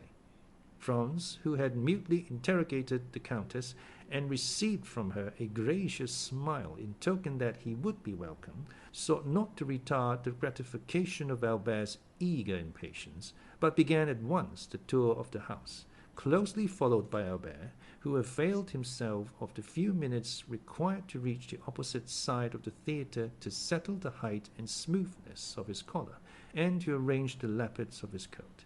This important task was just completed as they arrived at the Countess's box. At the knock, the door was immediately opened, and a young man who was seated beside the Countess, in obedience to the Italian custom, instantly rose and surrendered his place to the strangers, who, in turn, would be expected to retire upon the arrival of other visitors. Franz presented Albert as one of the most distinguished young men of the day, both as regarded his position in society and extraordinary talents, nor did he say more than the truth, for in Paris and the circle in which the Viscount moved, he was looked upon and cited as a model of perfection. Franz added that his companion, deeply grieved at having been prevented the honor of being presented to the Countess during her sojourn in Paris, was most anxious to make up for it, and had requested him to remedy the past misfortune by conducting him to her box, and concluded by asking pardon for his presumption in having taken it upon himself to do so. The Countess, in reply, bowed gracefully to Albert, and extended her hand with cordial kindness to Franz. Then, inviting Albert to take the vacant seat beside her, she recommended Franz to take the next best, if he wished to view the ballet, and pointed to the one behind her own chair. Albert was soon deeply engrossed in discoursing upon Paris and Parisian matters, speaking to the Countess of the various persons they both knew there. Franz perceived how completely he was in his element, and, unwilling to interfere with the pleasure he so evidently felt, took up Albert's glass and began in his turn to survey the audience. Sitting alone, in the front of a box immediately opposite, but situated on the third row, was a woman of exquisite beauty, dressed in a Greek costume, which evidently, from the ease and grace with which she wore it, was her national attire. Behind her, but in deep shadow, was the outline of a masculine figure, but the features of this latter personage it was not possible to distinguish. Franz could not forbear breaking in upon the apparently interesting conversation passing between the Countess and Albert, to inquire of the former if she knew who was the fair Albanian opposite, since beauty such as hers was well worthy of being observed by either sex. "All I can tell about her," replied the Countess, "is that she has been at Rome since the beginning of the season, for I saw her where she now sits the very first night of the season, and since then she has never missed a performance. Sometimes she is accompanied by the person who is now with her, and at others she is merely attended by a black servant. And what do you think of her personal appearance?" "Oh, I consider her perfectly lovely. She's just my idea of what Medora must have been." Franz and the Countess exchanged a smile, and then the latter resumed her conversation with Albert, while Franz returned to his previous survey of the house and company.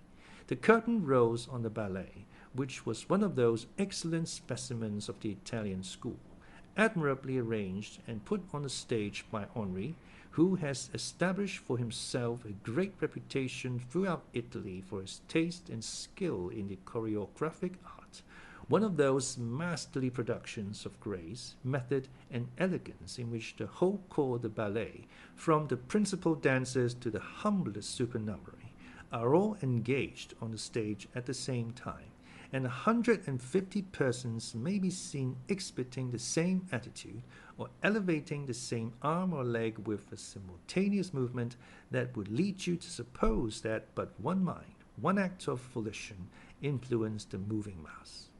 The ballet was called Polska.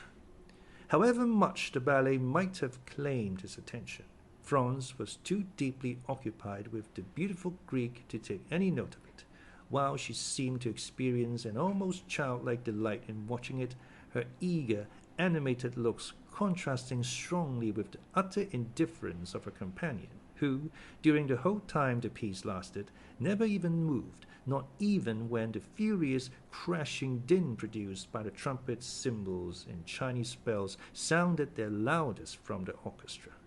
Of this he took no heed, but was, as far as appearances might be trusted, enjoying soft repose and bright celestial dreams. The ballet at length came to a close, and the curtain fell amid the loud, unanimous plaudits of an enthusiastic and delighted audience. Owing to the very judicious plan of dividing the two acts of the opera with a ballet, the pauses between the performances are very short, the singers in the opera having time to repose themselves and change their costume when necessary, while the dancers are executing their pirouettes and exhibiting their graceful steps. The overture to the second act began, and at the first sound of the leader's bow across his violin, Franz observed the sleeper slowly arise and approach the Greek girl, who turned round to say a few words to him, and then, leaning forward again on the railing of her box, she became as absorbed as before in what was going on. The countenance of the person who had addressed her remained so completely in the shade that though Franz tried his utmost, he could not distinguish a single feature. The curtain rose, and the attention of Franz was attracted by the actors, and his eyes turned from the box containing the Greek girl and her strange companion to watch the business of the stage. Most of my readers are aware that the second act of Parisina opens with the celebrated and effective duet in which Parisina, while sleeping, betrays the Azzo the secret of her love for Ugo. The injured husband goes through all the emotions of jealousy until conviction seizes on his mind, and then, in a frenzy of rage and indignation, he awakens his guilty wife to tell her that he knows her guilt and to threaten her with his vengeance. This duet is one of the most beautiful, expressive, and terrible conceptions that has ever emanated from the fruitful pen of Donizetti. Franz now listened to it for the third time, yet its notes, so tenderly expressive and fearfully grand as the wretched husband and wife give vent to their different griefs and passions, thrilled through the soul of Franz with an effect equal to his first emotions upon hearing it. Excited beyond his usual calm demeanor, Franz rose with the audience and was about to join the loud, enthusiastic applause that followed, but suddenly his purpose was arrested. His hands fell by his sides, and the half-uttered bravos expired on his lips. The occupant of the box in which the Greek girl sat appeared to share the universal admiration that prevailed, for he left his seat to stand up in front, so that, his countenance being fully revealed, Franz had no difficulty in recognizing him as the mysterious inhabitant of Monte Cristo, and the very same person he had encountered the preceding evening in the ruins of the Colosseum, and whose voice and figure had seemed so familiar to him. All doubt of his identity was now at an end. His singular host evidently resided at Rome. The surprise and agitation occasioned by this full confirmation of Franz's former suspicion had no doubt imparted a corresponding expression to his features, for the Countess, after gazing with a puzzled look at his face, burst into a fit of laughter and begged to know what had happened. "Countess," returned Franz, totally unheeding her raillery, "I asked you a short time since if you knew any particulars respecting the Albanian lady opposite. I must now beseech you to inform me who and what is her husband." "Nay," answered the Countess, "I know no more of him than yourself." "Perhaps you never before noticed him." "What a question! So truly French. Do you not know that we Italians have eyes only for the men we love?" "True," replied Franz. "All I can say is," continued the Countess, taking up the lorgnette and directing it toward the box in question, "that the gentleman, whose history I am unable to furnish, seems to me as though he had just been dug up. He looks more like a corpse permitted by some friendly grave digger to quit his tomb for a while and revisit this earth of ours than anything human. How ghastly pale he is!" "Oh, he is always as colorless as you now see him," said Franz. "Then you know him?" almost screamed the Countess. "Oh, pray do, for heaven's sake, tell us all about it. Is he a vampire or a resuscitated corpse, or what?"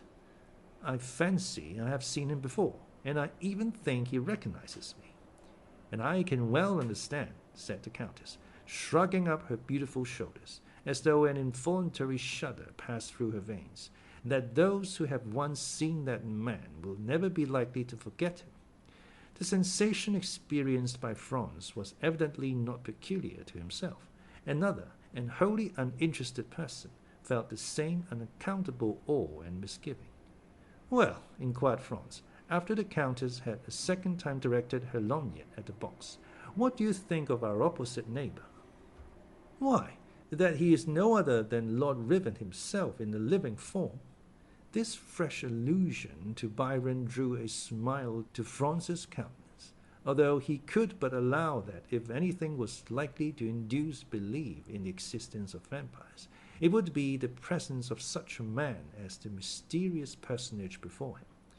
"I must positively find out who and what he is," said Franz, rising from his seat. "No, no," cried the Countess, "you must not leave me. I depend upon you to escort me home. Oh, indeed, I cannot permit you to go." "Is it possible," whispered Franz, "that you entertain any fear?" "I'll tell you," answered the Countess. "Byron had the most perfect belief in the existence of vampires, and even assured me that he had seen them. The description he gave me perfectly corresponds with the features and character of the man before us. Oh, he is the exact personification of what I have been led to expect. The coal-black hair, large, bright, glittering eyes, in which a wild, unearthly fire seems burning, the same ghastly paleness. Then observe, too, that the woman with him is altogether unlike all others of her sex. She is a foreigner, a stranger. Nobody knows who she is, or where she comes from. No doubt she belongs to the same horrible race he does, and is, like himself, a dealer in magical arts. I entreat of you not to go near him, at least tonight, and if tomorrow your curiosity still continues as great, pursue your researches if you will, but tonight you neither can nor shall. For that purpose I mean to keep you all to myself." Franz protested he could not defer his pursuit till the following day, for many reasons. "Listen to me," said the Countess, "and do not be so very headstrong. I'm going home. I have a party at my house tonight, and therefore cannot possibly remain till the end of the opera.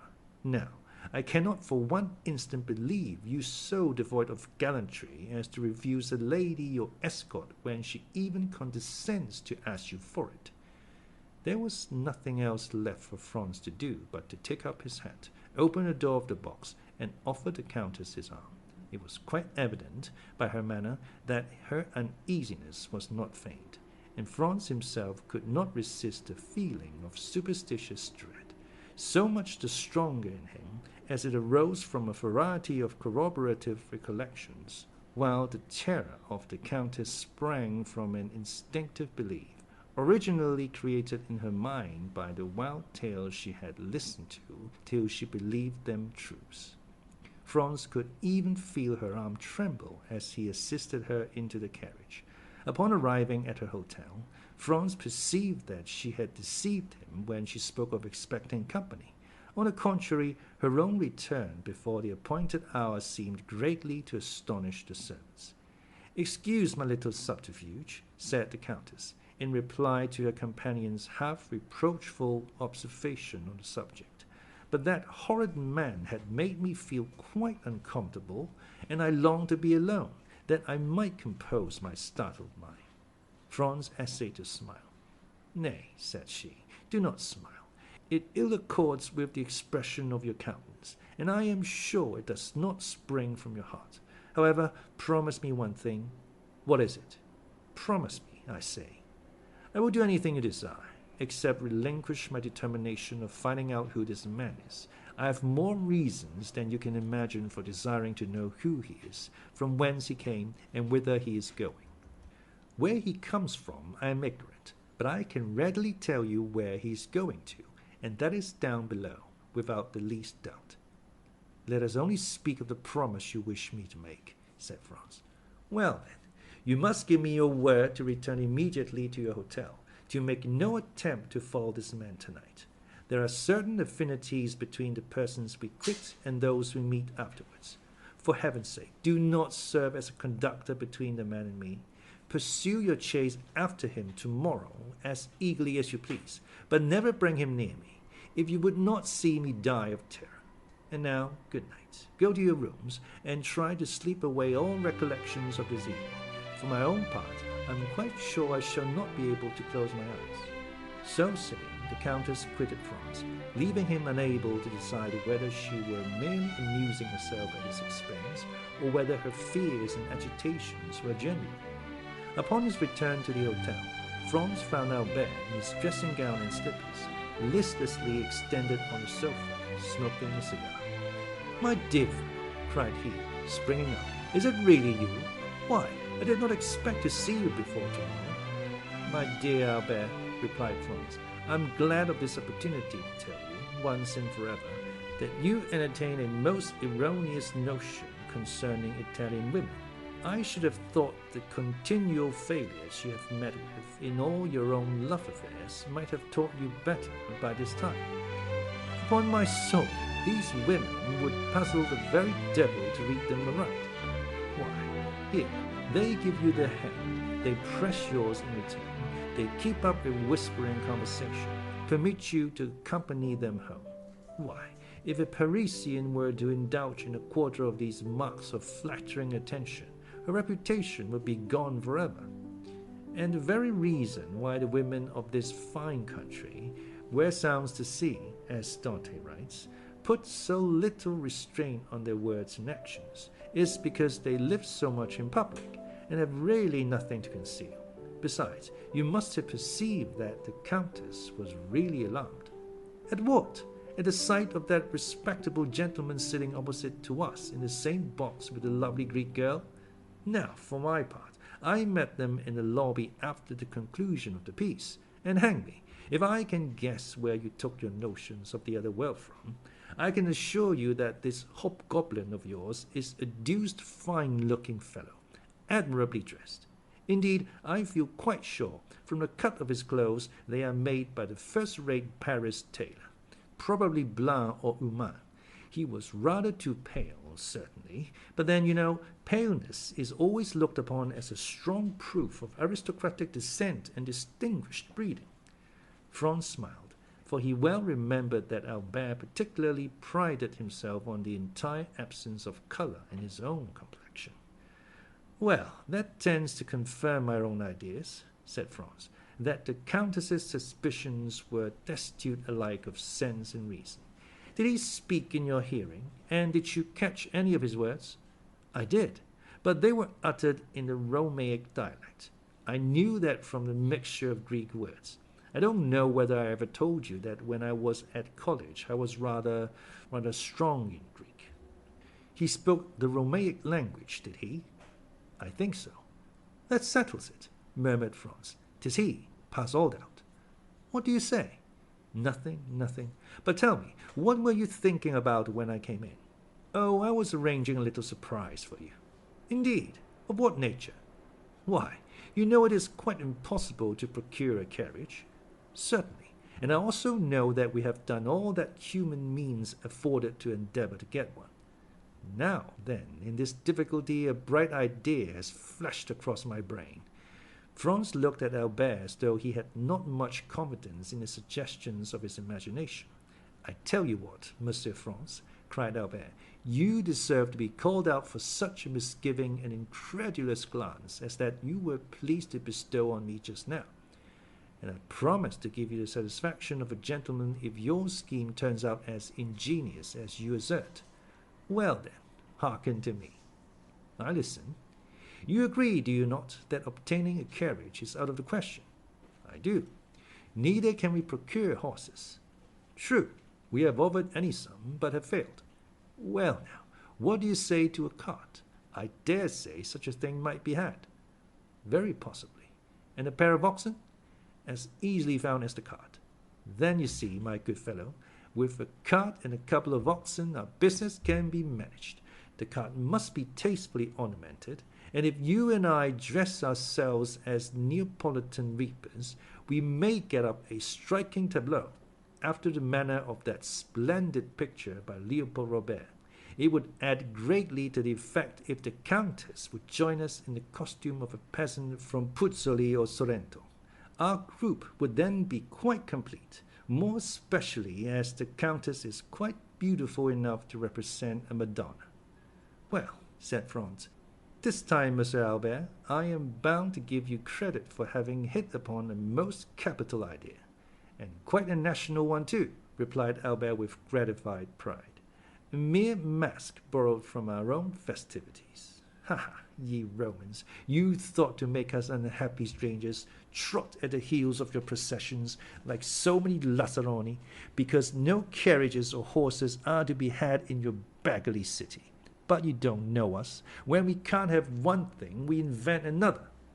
And have you communicated your triumphant idea to anybody? Only to our host. Upon my return home, I sent for him, and I then explained to him what I wished to procure. He assured me that nothing would be easier than to furnish all I desired. One thing I was sorry for. When I bade him have the horns of the oxen gilded, he told me there would not be time, as it would require 3 days to do that. So you see, we must do without this little superfluity. And where is he now? Who? Our host. Gone out in search of our equipage. By tomorrow it might be too late. Then he will be able to give us an answer tonight. Oh, I expect him every minute. At this instant the door opened, and the head of Signor Pastrini appeared. Permesso? inquired he. Certainly, certainly, cried Franz. Come in, my host. Now then, asked Albert eagerly, have you found the desired cart and oxen? Better than that, replied Signor Pastrini, with the air of a man perfectly well satisfied with himself. Take care, my worthy host, said Albert. Better is a sure enemy to well. Let your excellencies only leave the matter to me, returned Signor Pastrini in a tone indicative of unbounded self-confidence. But what have you done? Asked Franz. Speak out, there's a worthy fellow. Your excellencies are aware, responded the landlord, swelling with importance, that the Count of Monte Cristo is living on the same floor with yourselves.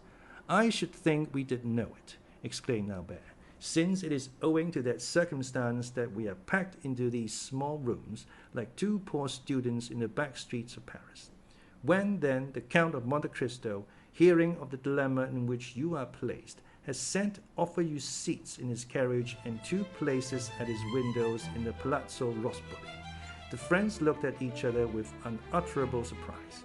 But do you think, asked Albert, that we ought to accept such offers from a perfect stranger? What sort of person is this Count of Monte Cristo? Asked Franz of his host. A very great nobleman, but whether Maltese or Sicilian I cannot exactly say. But this I know, that he's noble as a Borghese and rich as a gold mine. It seems to me, said Franz, speaking in an undertone to Albert, that if this person merited the high panegyrics of our landlord, he would have conveyed his invitation through another channel, and not permitted it to be brought to us in this unceremonious way. He would have written, or... At this instant someone knocked at the door. "Come in," said Franz. A servant, wearing a livery of considerable style and richness, appeared at the threshold, and, placing 2 cards in the landlord's hands, who forthwith presented them to the 2 young men, he said, "Please to deliver these, from the Count of Monte Cristo to Viscount Albert de Morcerf and Monsieur Franz Deputy, the Count of Monte Cristo." Continued the servant, "Begs these gentlemen's permission to wait upon them as their neighbor, and he will be honored by an intimation of what time they will please to receive him." "Faith, Franz," whispered Albert, "there is not much to find fault with here." "Tell the Count," replied Franz, "that we will do ourselves the pleasure of calling on him." The servant bowed and retired. "That is what I call an elegant mode of attack," said Albert. "You were quite correct in what you said, Signor Pastrini. The Count of Monte Cristo is unquestionably a man of first-rate breeding and knowledge of the world." "Then you accept this offer?" said the host. "Of course we do," replied Albert. "Still, I must own I am sorry to be obliged to give up the cart and the group of reapers. It would have produced such an effect, and were it not for the windows at the Palazzo Rospoli, by way of recompense for the loss of our beautiful scheme, I don't know but what I should have held on by my original plan. What say you, Franz?" "Oh, I agree with you. The windows in the Palazzo Rospoli alone decided me." The truth was that the mention of 2 places in the Palazzo Rospoli had recalled to Franz the conversation he had overheard the preceding evening in the ruins of the Colosseum between the mysterious unknown and the Transteverin, in which the stranger in the cloak had undertaken to obtain the freedom of a condemned criminal, and if this muffled-up individual proved the same as the person he had just seen in the Teatro Argentina, then he should be able to establish his identity, and also to prosecute his researches respecting him with perfect facility and freedom. Franz passed the night in confused dreams respecting the 2 meetings he had already had with his mysterious tormentor, and in waking speculations as to what the morrow would produce. The next day must clear up every doubt, and unless his near neighbor and would-be friend, the Count of Monte Cristo, possessed the ring of Jaegers, and by its power was able to render himself invisible, it was very certain he could not escape this time. 8 o'clock found Franz up and dressed, while Albert, who had not the same motives for early rising, was still soundly asleep. The first act of Franz was to summon his landlord, who presented himself with his accustomed obsequiousness. "Pray, Signor Pastrini," asked Franz, "is not some execution appointed to take place today?" "Yes, Your Excellency, but if your reason for inquiry is that you may procure a window to view it from, you are much too late." "Oh, no," answered Franz, "I had no such intention, and even if I had felt a wish to witness the spectacle, I might have done so from Montepincho. Could I not?" "Ah," exclaimed mine host, "I did not think it likely your Excellency would have chosen to mingle with such a rabble as are always collected on that hill, which, indeed, they consider as exclusively belonging to themselves." "Very possibly I may not go," answered Franz, "but in case I feel disposed, give me some particulars of today's executions." "What particulars would your Excellency like to hear?" "Why, the number of persons condemned to suffer, their names and description of the death they are to die." "That happens just lucky, Your Excellency. Only a few minutes ago they brought me the tablettes." "What are they?" "Sort of wooden tablets hung up at the corners of streets the evening before an execution, on which is pasted up a paper containing the names of the condemned persons, their crimes, and mode of punishment. The reason for so publicly announcing all this is, that all good and faithful Catholics may offer up their prayers for the unfortunate culprits, and, above all, beseech of heaven to grant them a sincere repentance." And these tablets are brought to you that you may add your prayers to those of the faithful, are they? Said Franz somewhat incredulously. Oh dear, no, your Excellency. I have not time for anybody's affairs but my own and those of my honourable guests. But I make an agreement with the man who pastes up the papers, and he brings them to me as he would the playbills, that in case any person staying at my hotel should like to witness an execution, he may obtain every requisite information concerning the time and place, etc. Upon my word, that is a most delicate attention on your part, Signor Pastrini, cried Franz. Why, your Excellency, returned the landlord, chuckling and rubbing his hands with infinite complacency, I think I may take upon myself to say I neglect nothing to deserve the support and patronage of noble visitors to this poor hotel. I see that plainly enough, my most excellent host, and you may rely upon me to proclaim so striking a proof of your attention to your guests wherever I go. Meanwhile, oblige me by a sight of one of these tabulettas. Nothing can be easier than to comply with your Excellency's wish, said the landlord, opening the door of the chamber. I have caused one to be placed on the landing, close by your apartment. Then, taking the tablet from the wall, he handed it to Franz, who read as follows. The public is informed that on Wednesday, February 23rd, being the first day of the carnival, executions will take place in the Piazza del Popolo, by order of the Tribunal of the Rota, of two persons, named Andrea Rondolo and Peppino, otherwise called Rocca Priori, the former found guilty of the murder of a venerable and exemplary priest named Don Cesar Torini, canon of the Church of St. John Lateran, and the latter convicted of being an accomplice of the atrocious and sanguinary bandit Luigi Vampa and his band. The first named malefactor will be macellato, the second culprit decapitato. The prayers of all good Christians are entreated for these unfortunate men, that it may please God to awaken them to a sense of their guilt, and to grant them a hearty and sincere repentance for their crimes. This was precisely what Franz had heard the evening before in the ruins of the Colosseum. No part of the program differed. The names of the condemned persons, their crimes, and mode of punishment all agreed with his previous information. In all probability, therefore, the Transdeveran was no other than the bandit Luigi Vampa himself, and a man shrouded in a mantle the same he had known as Sinbad the Sailor, but who, no doubt, was still pursuing his philanthropic expedition in Rome, as he had already done at Porto Vecchio and Tunis. Time was getting on, however, and Franz deemed it advisable to awaken Albert, but at the moment he prepared to proceed to his chamber, his friend entered the room in perfect costume for the day. The anticipated delights of the carnival had so run in his head as to make him leave his pillow long before his usual hour. Now, my excellent Signor Pastrini, said Franz, addressing his landlord, since we are both ready, do you think we may proceed at once to visit the Count of Monte Cristo? Most assuredly, replied he. The Count of Monte Cristo is always an early riser, and I can answer for his having been up these 2 hours. Then you really consider we shall not be intruding if you pay our respects to him directly? Oh, I'm quite sure. I will take all the blame on myself if you find I have led you into an error. Well then, if it be so, are you ready, Albert? Perfectly. Let us go and return our best thanks for his courtesy. Yes, let us do so. The landlord preceded the friends across the landing, which was all that separated them from the apartments of the Count, rang at the bell, and upon the door being opened by a servant, said, I signori francesi.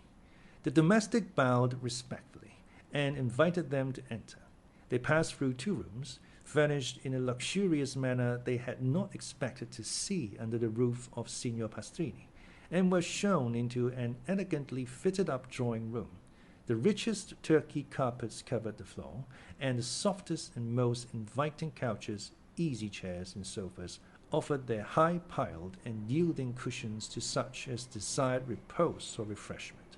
Splendid paintings by the first masters were ranged against the walls, intermingled with magnificent trophies of war, while heavy curtains of costly tapestry were suspended before the different doors of the room. "If your excellencies will please to be seated," said the man, "I will let the count know that you are here." And with these words he disappeared behind one of the tapestried portières. As the door opened, the sound of a guzla reached the ears of the young man, but was almost immediately lost, for the rapid closing of the door merely allowed one rich swell of harmony to enter. Franz and Albert looked inquiringly at each other, then at the gorgeous furnishings of the apartment. Everything seemed more magnificent at the second view than it had done at the first rapid survey. "Well," said Franz to his friend, "what think you of all this?" "Why, upon my soul, my dear fellow, it strikes me that our elegant and attentive neighbor must either be some successful stock jobber who has speculated in the fall of the Spanish funds, or some prince traveling incog." "Hush, hush," replied Franz. "We shall ascertain who and what he is. He comes." As Franz spoke, he heard the sound of a door turning on its hinges, and almost immediately afterwards the tapestry was drawn aside, and the owner of all these riches stood before the two young men. Albert instantly rose to meet him, but Franz remained, in a manner, spellbound on his chair, for in the person of him who had just entered he recognized not only the mysterious visitant to the Colosseum and the occupant of the box at the Teatro Argentino, but also his extraordinary host of Monte Cristo.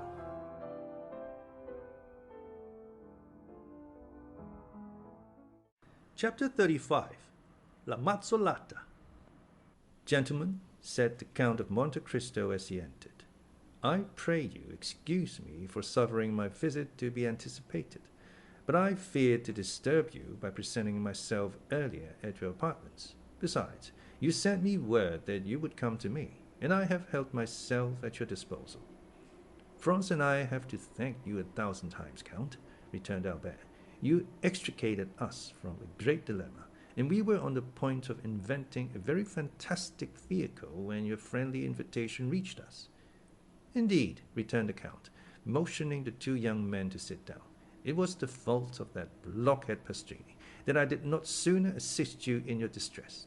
He did not mention a syllable of your embarrassment to me, when he knows that, alone and isolated as I am, I seek every opportunity of making the acquaintance of my neighbors. As soon as I learned I could in any way assist you, I most eagerly seized the opportunity of offering my services." The two young men bowed. Franz had, as yet, found nothing to say. He had come to no determination, and as nothing in the Count's manner manifested the wish that he should recognize him, he did not know whether to make any allusion to the past, or wait until he had more proof. Besides, although sure it was he who had been in the box the previous evening, he could not be equally positive that this was the man he had seen at the Colosseum. He resolved, therefore, to let things take their course without making any direct overture to the Count. Moreover, he had this advantage: he was master of the Count's secret, while the Count had no hold on Franz, who had nothing to conceal. However, he resolved to lead the conversation to a subject which might possibly clear up his doubts. "Count," said he, "you have offered us places in your carriage, and at your windows in the Rospoli Palace. Can you tell us where we can obtain a sight of the Piazza del Popolo?" "Ah," said the Count negligently, looking attentively at Morcerf, "is there not something like an execution upon the Piazza del Popolo?" "Yes," returned Franz, finding that the Count was coming to the point he wished. "Stay, I think I told my steward yesterday to attend to this. Perhaps I can render you this slight service also." He extended his hand and rang the bell thrice. "Did you ever occupy yourself," said he to Franz, "with the employment of time and the means of simplifying the summoning your servants?" "I have. When I ring once, it is for my valet, twice for my major domo, thrice for my steward. Thus I do not waste a minute or word. Here he is." A man of about 45 or 50 entered, exactly resembling the smuggler who had introduced Franz into the cabin, but he did not appear to recognize him. It was evident he had his orders. "Monsieur Bertuccio," said the Count, "you have procured me windows looking on the Piazza del Popolo, as I ordered you yesterday." Yes, Excellency, returned the steward, but it was very late. Did I not tell you I wished for one? Replied the Count, frowning. And your Excellency has one, which was let to Prince Lobeneve, but I was obliged to pay 100. That will do, that will do, Monsieur Bertuccio. Spare these gentlemen all such domestic arrangements. You have the window, that is sufficient. Give orders to the coachman, and be in readiness on the stairs to conduct us to it. The steward bowed, and was about to quit the room. Ah, continued the Count, be good enough to ask Pastrini if he has received the tavoletta, and if he can send us an account of the execution. There is no need to do that, said Franz, taking out his tablets, for I saw the account, and copied it down. Very well, you can retire, Monsieur Bertuccio. I need you no longer. Let us know when breakfast is ready. These gentlemen, added he, turning to the two friends, will, I trust, do me the honor to breakfast with me? But, my dear Count, said Albert, we shall abuse your kindness. Not at all. On the contrary, you will give me great pleasure. You will, one or other of you, perhaps both, return it to me at Paris. Monsieur Bertuccio, lay covers for 3. He then took Franz's tablets out of his hand. We announce, he read, in the same tone with which he would have read a newspaper, that today, the 23rd of February, will be executed Andrea Rondolo, guilty of murder on the person of the respected and venerated Don Cesar Tolini, canon of the Church of St. John Lateran, and Peppino, called Rocca Priori, convicted of complicity with the detestable bandit Luigi Vampa, and the men of his band. The first will be Mazzolato, the second Decapitato. Yes, continued the Count, it was at first arranged in this way, but I think since yesterday some change has taken place in the order of the ceremony. Really? Said Franz. Yes, I passed the evening at the Cardinal Rospiriosi's, and their mention was made of something like a pardon for one of the two men. For Andrea Rondolo? Asked Franz. No, replied the Count carelessly. For the other, for Peppino, called Rocca Priori. You are thus deprived to see a man guillotined. But the mazzolata still remains, which is a very curious punishment when seen for the first time, and even the second, while the other, as you must know, is very simple. The mandaia never fails, never trembles, never strikes 30 times ineffectually, like the soldier who beheaded the Count of Chalais, and to whose tender mercy Richelieu had doubtless recommended the sufferer.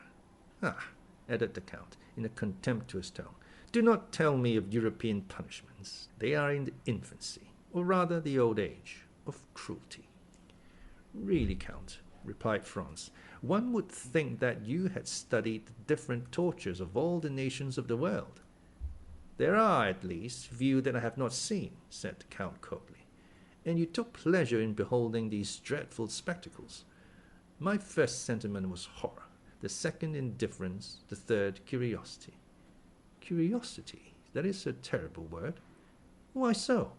In life, our greatest preoccupation is death. Is it not, then, curious to study the different ways by which the soul and body can part, and how, according to their different characters, temperaments, and even the different customs of their countries, different persons bear the transition from life to death, from existence to annihilation? As for myself, I can assure you of one thing. The more men you see die, the easier it becomes to die yourself, and in my opinion, death may be a torture, but it is not an expiation. I do not quite understand you, replied Franz. Pray explain your meaning, for you excite my curiosity to the highest pitch. Listen, said the Count, and deep hatred mounted to his face, as the blood would to the face of any other. If a man had by unheard of and excruciating tortures destroyed your father, your mother, your betrothed, a being who, when torn from you, left a desolation, a wound that never closes, in your breast, do you think the reparation that society gives you is sufficient when it interposes the knife of the guillotine between the base of the occiput and the trapezoidal muscles of the murderer, and allows him who has caused us years of moral sufferings to escape with a few moments of physical pain? Yes, I know, said Franz, that human justice is insufficient to console us. She can give blood in return for blood, that is all. but you must demand from her only what it is in her power to grant. I will put another case to you, continued the Count, that where society, attacked by the death of a person, avenges death by death. But are there not 1,000 tortures by which a man may be made to suffer without society taking the least cognizance of them, or offering him even the insufficient means of vengeance, of which we have just spoken? Are there not crimes for which the impalement of the Turks, the augurs of the Persians, the stake and the brand of the Iroquois Indians are inadequate tortures, and which are unpunished by society? Answer me, do not these crimes exist? Yes, answered Franz, and it is to punish them that dueling is tolerated. Ah, dueling, cried the Count, a pleasant manner, upon my soul, of arriving at your end when that end is vengeance. A man has carried off your mistress, a man has seduced your wife, a man has dishonored your daughter. He has rendered the whole life of one who had the right to expect from heaven that portion of happiness God has promised to every one of his creatures, an existence of misery and infamy. And you think you are avenged because you send a ball through the head or pass a sword through the breast of that man who has planted madness in your brain and despair in your heart. And remember, moreover, that it is often he who comes off victorious from the strife, absolved of all crime in the eyes of the world. No, no, continued the Count. Had I to avenge myself, it is not thus I would take revenge. Then you disapprove of dueling? You would not fight a duel? Asked Albert in his turn, astonished at this strange theory. Oh, yes, replied the Count. Understand me, I would fight a duel for a trifle, for an insult, for a blow, and the more so that, thanks to my skill in all bodily exercises and indifference to danger I have gradually acquired, I should be almost certain to kill my man. Oh, I would fight for such a cause, but in return for a slow, profound, eternal torture, I would give back the same, were it possible. An eye for an eye, a tooth for a tooth, as the Orientals say, are masters in everything, those favored creatures who have formed for themselves a life of dreams and a paradise of realities. But, said Franz to the Count, with this theory, which renders you at once judge and executioner of your own cause, it would be difficult to adopt a course that would forever prevent you falling under the power of the law. Hatred is blind, rage carries you away, and he who pours out vengeance runs the risk of tasting a bitter draught. Yes, if he be poor and inexperienced, not if he be rich and skilful. Besides, the worst that could happen to him would be the punishment of which we have already spoken, and which the philanthropic French Revolution has substituted for being torn to pieces by horses or broken on the wheel. What matters this punishment, as long as he is avenged? On my word, I almost regret that in all probability this miserable Peppino will not be beheaded, as you might have had an opportunity then of seeing how short a time the punishment lasts, and whether it is worth even mentioning. But really this is most singular conversation for the carnival. Gentlemen, how did it arise? Ah, I recollect. You asked for a place at my window. You shall have it. But let us first sit down to table, for here comes the servant to inform us that breakfast is ready. As he spoke, a servant opened one of the 4 doors of the apartment, saying, "Al suo comodo." The 2 young men arose and entered the breakfast room.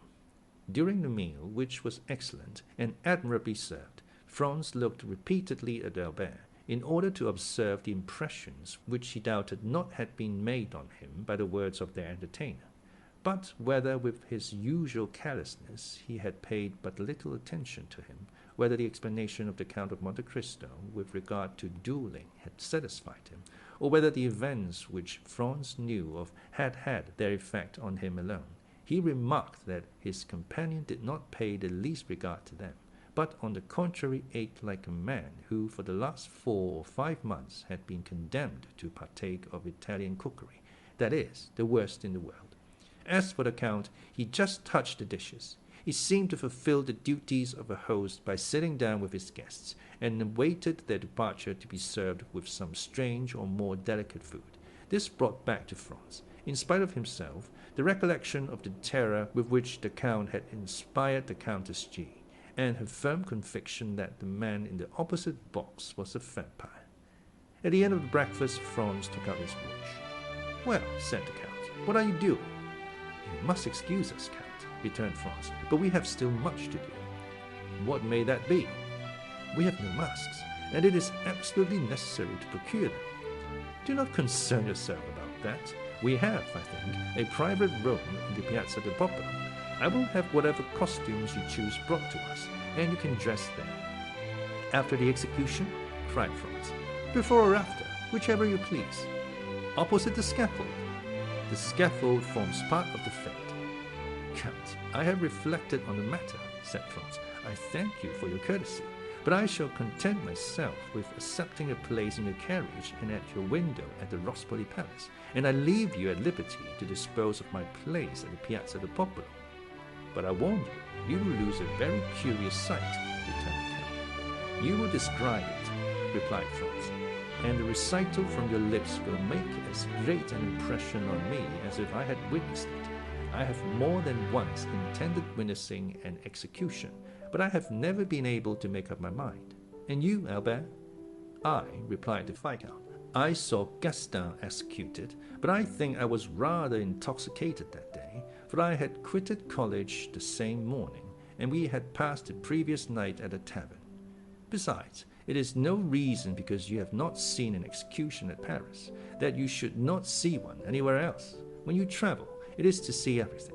Think what a figure you will make when you are asked, 'How do they execute at Rome?' And you reply, 'I do not know.' And besides, they say that the culprit is an infamous scoundrel, who killed with a log of wood a worthy canon who had brought him up like his own son. Diable! When a churchman is killed, it should be with a different weapon than a log, especially when he has behaved like a father. If you went to Spain, would you not see the bullfights? Well, suppose it is a bullfight you are going to see. Recollect the ancient Romans of the circus, and the sports where they killed 300 lions and 100 men. Think of the 80,000 applauding spectators, the sage matrons who took their daughters, and the charming festals who made with the thumb of their white hands the fatal sign that said, 'Come, dispatch the die.'" "Shall you go then, Albert?" asked Franz.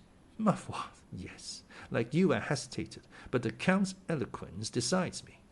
"Let us go then," said Franz, "since you wish it. But on our way to the Piazza del Popolo, I wish to pass through the Corso. Is that possible, Count?" "On foot, yes. In a carriage, no." "I will go on foot, then. Is it important that you should go that way?" "Yes, there is something I wish to see." "Well, we will go by the Corso. We will send a carriage to wait for us on the Piazza del Popolo by the Via del Babuino, for I shall be glad to pass, myself, through the Corso, to see if some orders I have given have been executed." "Excellency," said the servant, opening the door, "a man in the dress of a penitent wishes to speak to you." "Ah, yes," returned the Count. "I know who he is, gentlemen. Will you return to the salon? You will find good cigars on the center table. I will be with you directly." The young man rose and returned into the salon, while the Count, again apologizing, left by another door. Albert, who was a great smoker, and who had considered it no small sacrifice to be deprived of the cigars of the Café de Paris, approached the table and uttered a cry of joy at perceiving some veritable puros. "Well," asked Franz, "what think you of the Count of Monte Cristo?" "What do I think?"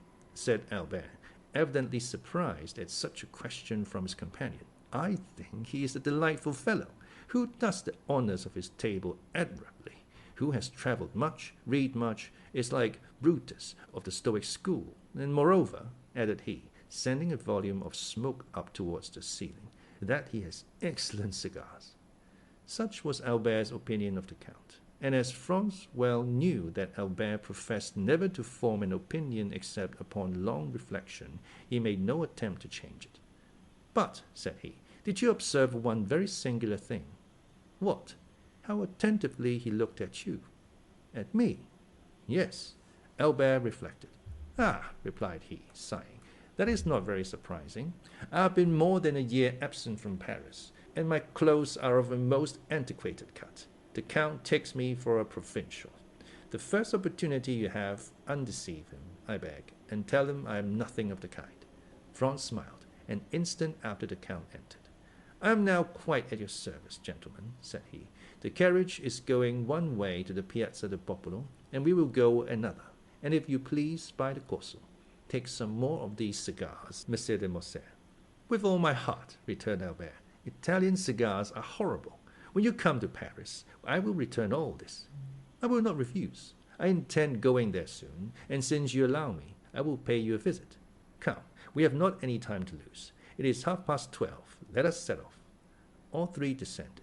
The coachman received his master's orders and drove down the Via del Babuino, while the three gentlemen walked along the Piazza di Spagna and the Via Fratina, which led directly between the Viano and Rospoli palaces.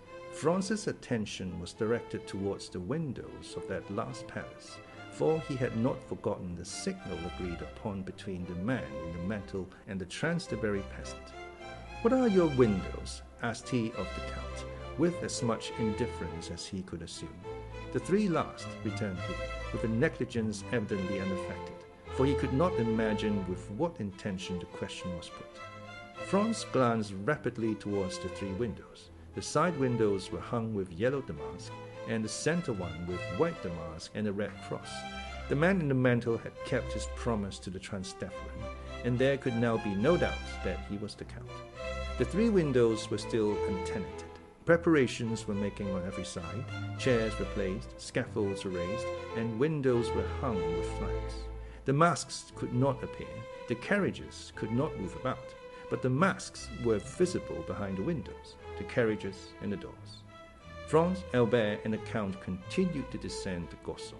As they approached the Piazza del Popolo, the crowd became more dense, and above the heads of the multitude two objects were visible: the obelisk, surmounted by a cross, which marks the center of the square, and in front of the obelisk, at the point where the three streets, del Babuino, del Corso, and the Ripetta meet, the two uprights of the scaffold, between which glittered the curved knife of the mandaia.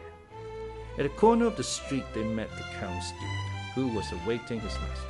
The window, let at an exorbitant price, which the Count had doubtless wished to conceal from his guests, was on the second floor of the great palace, situated between the Via del Babuino and the Monte Pincio.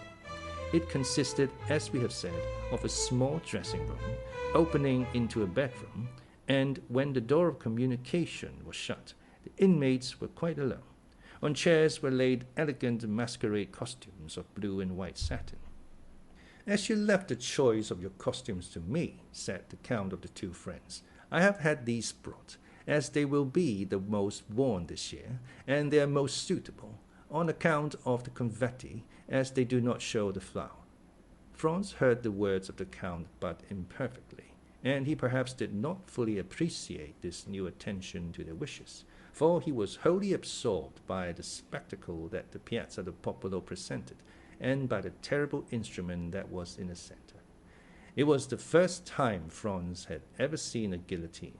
We say guillotine because the Roman mandaia is formed on almost the same model as the French instrument.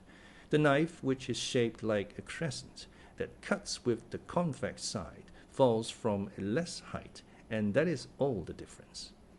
Two men, seated on the movable plank on which the victim is laid, were eating their breakfasts, while waiting for the criminal. Their repast consisted apparently of bread and sausages. One of them lifted the plank, took out a flask of wine, drank some, and then passed it to his companion. These two men were the executioner's assistants. At this sight, Franz felt the perspiration start forth upon his brow. The prisoners, transported the previous evening from the Cancelli Nuove to the little church of Santa Maria del Popolo, had passed the night, each accompanied by two priests, in a chapel closed by a grating, before which were two senators, who were relieved at intervals. A double line of carbineers, placed on each side of the door of the church, reached to the scaffold, and formed a circle round it, leaving a path about 10 feet wide, and around the guillotine a space of nearly 100 feet. All the rest of the square was paved with heads. Many women held their infants on their shoulders, and thus the children had the best view. The Monte Pincio seemed a vast amphitheatre filled with spectators. The balconies of the two churches at the corner of the Via del Babuino and the Via del Ripetta were cramped. The steps even seemed a parti-colored sea that was impelled towards the portico. Every niche in the wall held its living statue. What the Count said was true. The most curious spectacle in life is that of death. And yet, instead of the silence and the solemnity demanded by the occasion, laughter and jests arose from the crowd. It was evident that the execution was, in the eyes of the people, only the commencement of the carnival. Suddenly the tumult ceased, as if by magic, and the doors of the church opened.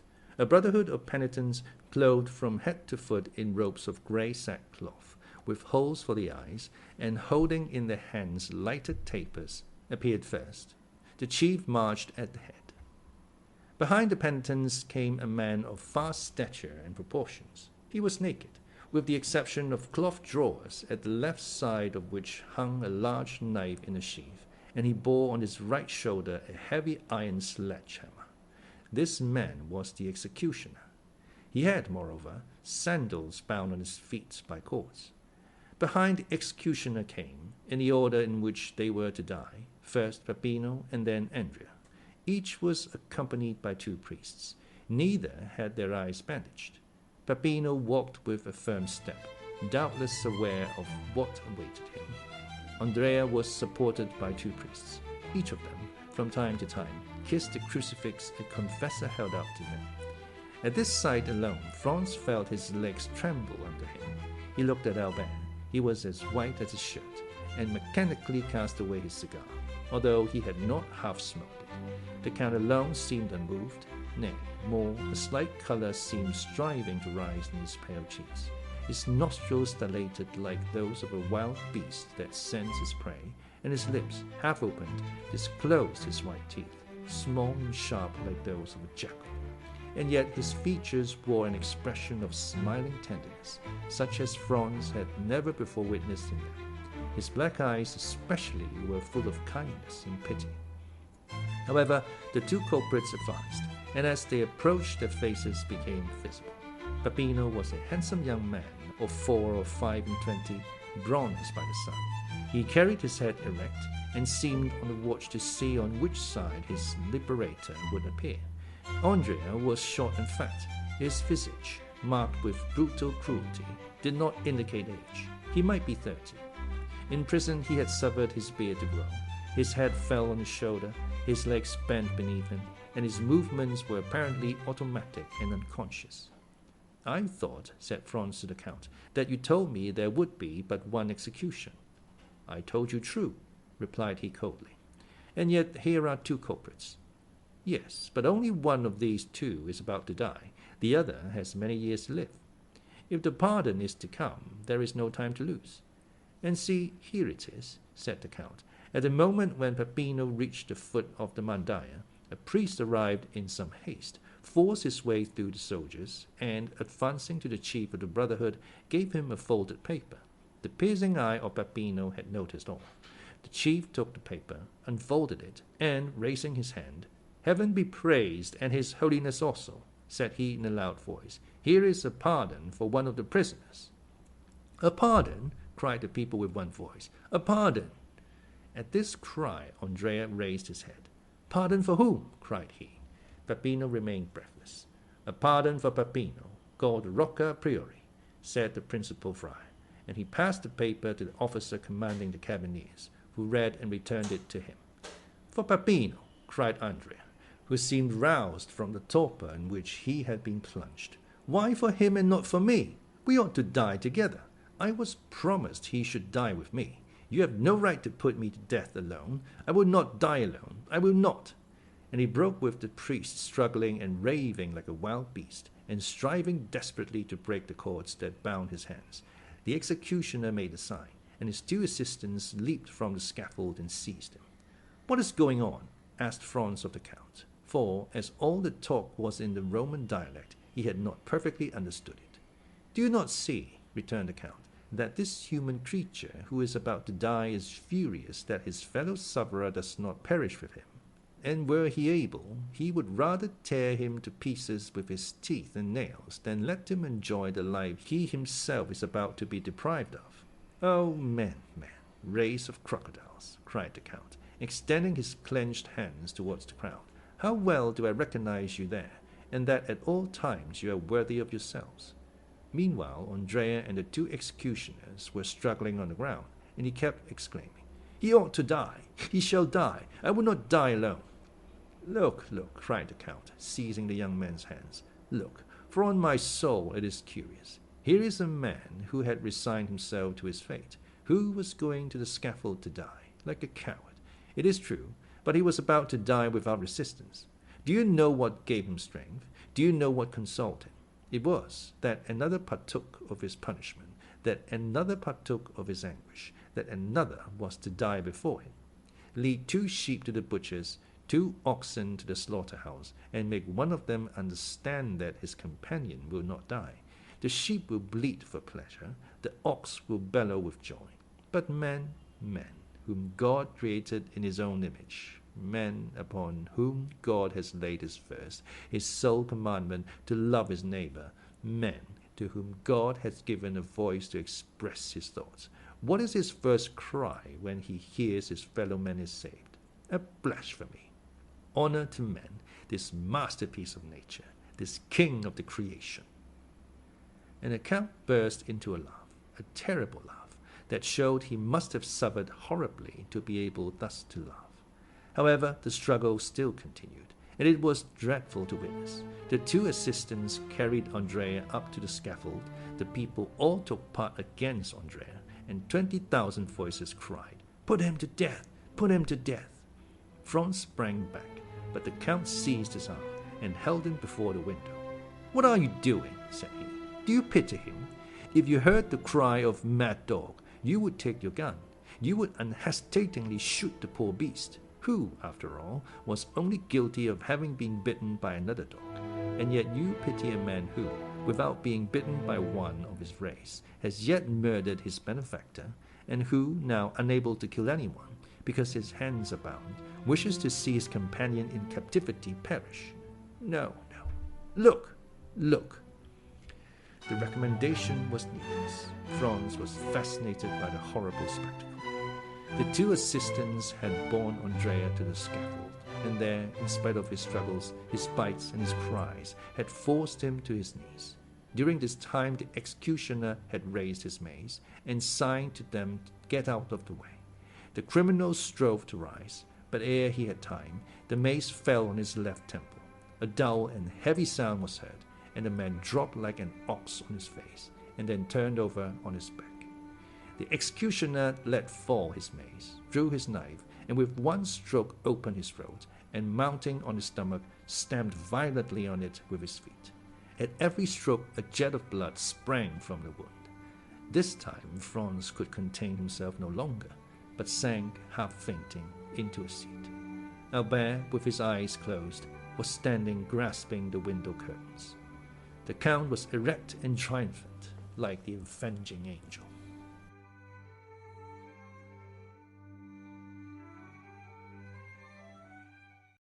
Chapter 36. The Carnival at Rome. When Franz recovered his senses, he saw Albert drinking a glass of water, of which, to judge from his pallor, he stood in great need, and the Count, who was assuming his masquerade costume. He glanced mechanically towards the piazza. The scene was wholly changed. Scaffold, executioners, victims, all had disappeared. Only the people remained, full of noise and excitement. The bell of Montecitorio, which only sounds on the Pope's decease and the opening of the carnival, was ringing a joyous peal. "Well," asked he of the Count, "what has, then, happened?" "Nothing," replied the Count. "Only, as you see, the carnival has commenced. Make haste and dress yourself." "In fact," said Franz, "this horrible scene has passed away like a dream." "It is but a dream, a nightmare, that has disturbed you." "Yes, that I have suffered. But the culprit?" "That is a dream also. Only he has remained asleep while you have awakened, and who knows which of you is the most fortunate?" "But Peppino, what has become of him?" "Peppino is a lad of sense, who, unlike most men, who are happy in proportion as they are noticed, was delighted to see that the general attention was directed towards his companion. He profited by this distraction to slip away among the crowd without even thanking the worthy priests who accompanied him. Decidedly, man is an ungrateful and egotistical animal. But dress yourself. See, Monsieur de Morcerf sets you the example. Albert was drawing on a satin pantaloon over his black trousers and varnished boots. "Well, Albert," said Franz, "do you feel much inclined to join the revels? Come, answer frankly." "Ma foi, no," returned Albert, "but I am really glad to have seen such a sight, and I understand what the Count said, that when you have once habituated yourself to a similar spectacle, it is the only one that causes you any emotion. Without reflecting that this is the only moment in which you can study character," said the Count. "On the steps of the scaffold, death tears off the mask that has been worn through life, and the real visage is disclosed. It must be allowed that Andrea was not very handsome, the hideous scoundrel. Come, dress yourselves. Gentlemen, dress yourselves." Franz felt it would be ridiculous not to follow his two companions' example. He assumed his costume and fastened on the mask that scarcely equaled the pallor of his own face. Their toilet finished, they descended. The carriage waited them at the door, filled with sweetmeats and bouquets. They fell into the line of carriages. It is difficult to form an idea of the perfect change that had taken place. Instead of the spectacle of gloomy and silent death, the Piazza del Popolo presented a spectacle of gay and noisy mirth and revelry. The crowd of masks flowed in from all sides, emerging from the doors, descending from the windows. From every street and every corner drove carriages filled with clowns, harlequins, dominoes, mummers, pantomimists, transteverans, knights and peasants, screaming, fighting, gesticulating, throwing eggs filled with flour, confetti, nosegays, attacking, with their sarcasms and their missiles, friends and foes, companions and strangers, indiscriminately, and no one took offense, or did anything but laugh. Franz and Albert were like men who, to drive away a violent sorrow, have recourse to wine, and who, as they drink and become intoxicated, feel a thick veil drawn between the past and the present. They saw, or rather continued to see, the image of what they had witnessed, but little by little the general vertigo seized them, and they felt themselves obliged to take part in the noise and confusion. A handful of confetti that came from a neighboring carriage, and which, while it covered Morcerf and his two companions with dust, pricked his neck and that portion of his face uncovered by his mask like 100 pins, incited him to join in the general combat, in which all the masks around him were engaged. He rose in his turn, and seizing handfuls of confetti and sweetmeats, with which the carriage was filled, cast them with all the force and skill he was master of. The strife had fairly begun, and the recollection of what they had seen half an hour before was gradually effaced from the young men's minds, so much were they occupied by the gay and glittering procession they now beheld. As for the Count of Monte Cristo, he had never for an instant shown any appearance of having been moved. Imagine the large and splendid Corso, bordered from one end to the other with lofty palaces, with their balconies hung with carpets and their windows with flags. At these balconies are 300,000 spectators, Romans, Italians, strangers from all parts of the world, the united aristocracy of birth, wealth, and genius. Lovely women, yielding to the influence of the scene, bend over the balconies or lean from their windows and shower down confetti, which are returned by bouquets. The air seems darkened with the falling confetti and flying flowers. In the streets, the lively crowd is dressed in the most fantastic costumes. Gigantic cabbages walk gravely about. Buffaloes' heads bellow from men's shoulders. Dogs walk on their hind legs. In the midst of all this, a mask is lifted, and, as in Gello's Temptation of St. Anthony, a lovely face is exhibited, which we would fain follow, but from which we are separated by troops of fiends. This will give a faint idea of the carnival at Rome. At the second turn, the Count stopped the carriage and requested permission to withdraw, leaving the vehicle at their disposal. Franz looked up. They were opposite the Rospoli Palace. At the center window, the one hung with white damask with a red cross, was a blue domino, beneath which Franz's imagination easily pictured the beautiful Greek of the Argentina. "Gentlemen," said the Count, springing out, "when you are tired of being actors and wish to become spectators of the scene, you know you have places at my windows. In the meantime, dispose of my coachman, my carriage, and my servants." We have forgotten to mention that the Count's coachman was attired in a bearskin, exactly resembling Ody's the Bear and the Pasha, and the two footmen behind were dressed up as green monkeys with spring masks, with which they made grimaces at everyone who passed. Franz thanked the Count for his attention. As for Albert, he was busily occupied throwing bouquets at a carriage full of Roman peasants that was passing near him. Unfortunately for him, the line of carriages moved on again, and while he descended the Piazza del Popolo, the other ascended towards the Palazzo de Venezia. "Ah, my dear fellow," said he to Franz, "you did not see." "What?" "There, that calash filled with Roman peasants." "No." "Well, I am convinced they are all charming women." "How unfortunate that you were masked, Albert," said Franz. "Here was an opportunity of making up for past disappointments." "Oh," replied he, half laughing, half serious, "I hope the carnival will not pass without some amends in one shape or the other." But in spite of Albert's hope, the day passed unmarked by any incident, excepting 2 or 3 encounters with the carriage full of Roman peasants. At one of these encounters, accidentally or purposely, Albert's mask fell off. He instantly rose and cast the remainder of the bouquet into the carriage. Doubtless one of the charming females Albert had detected beneath their coquettish disguise was touched by his gallantry, for as the carriage of the two friends passed her, she threw a bunch of violets. Albert seized it, and as Franz had no reason to suppose it was meant for him, he suffered Albert to retain it. Albert placed it in his buttonhole, and the carriage went triumphantly on. "Well," said Franz to him, "there is the beginning of an adventure." "Laugh if you please. I really think so.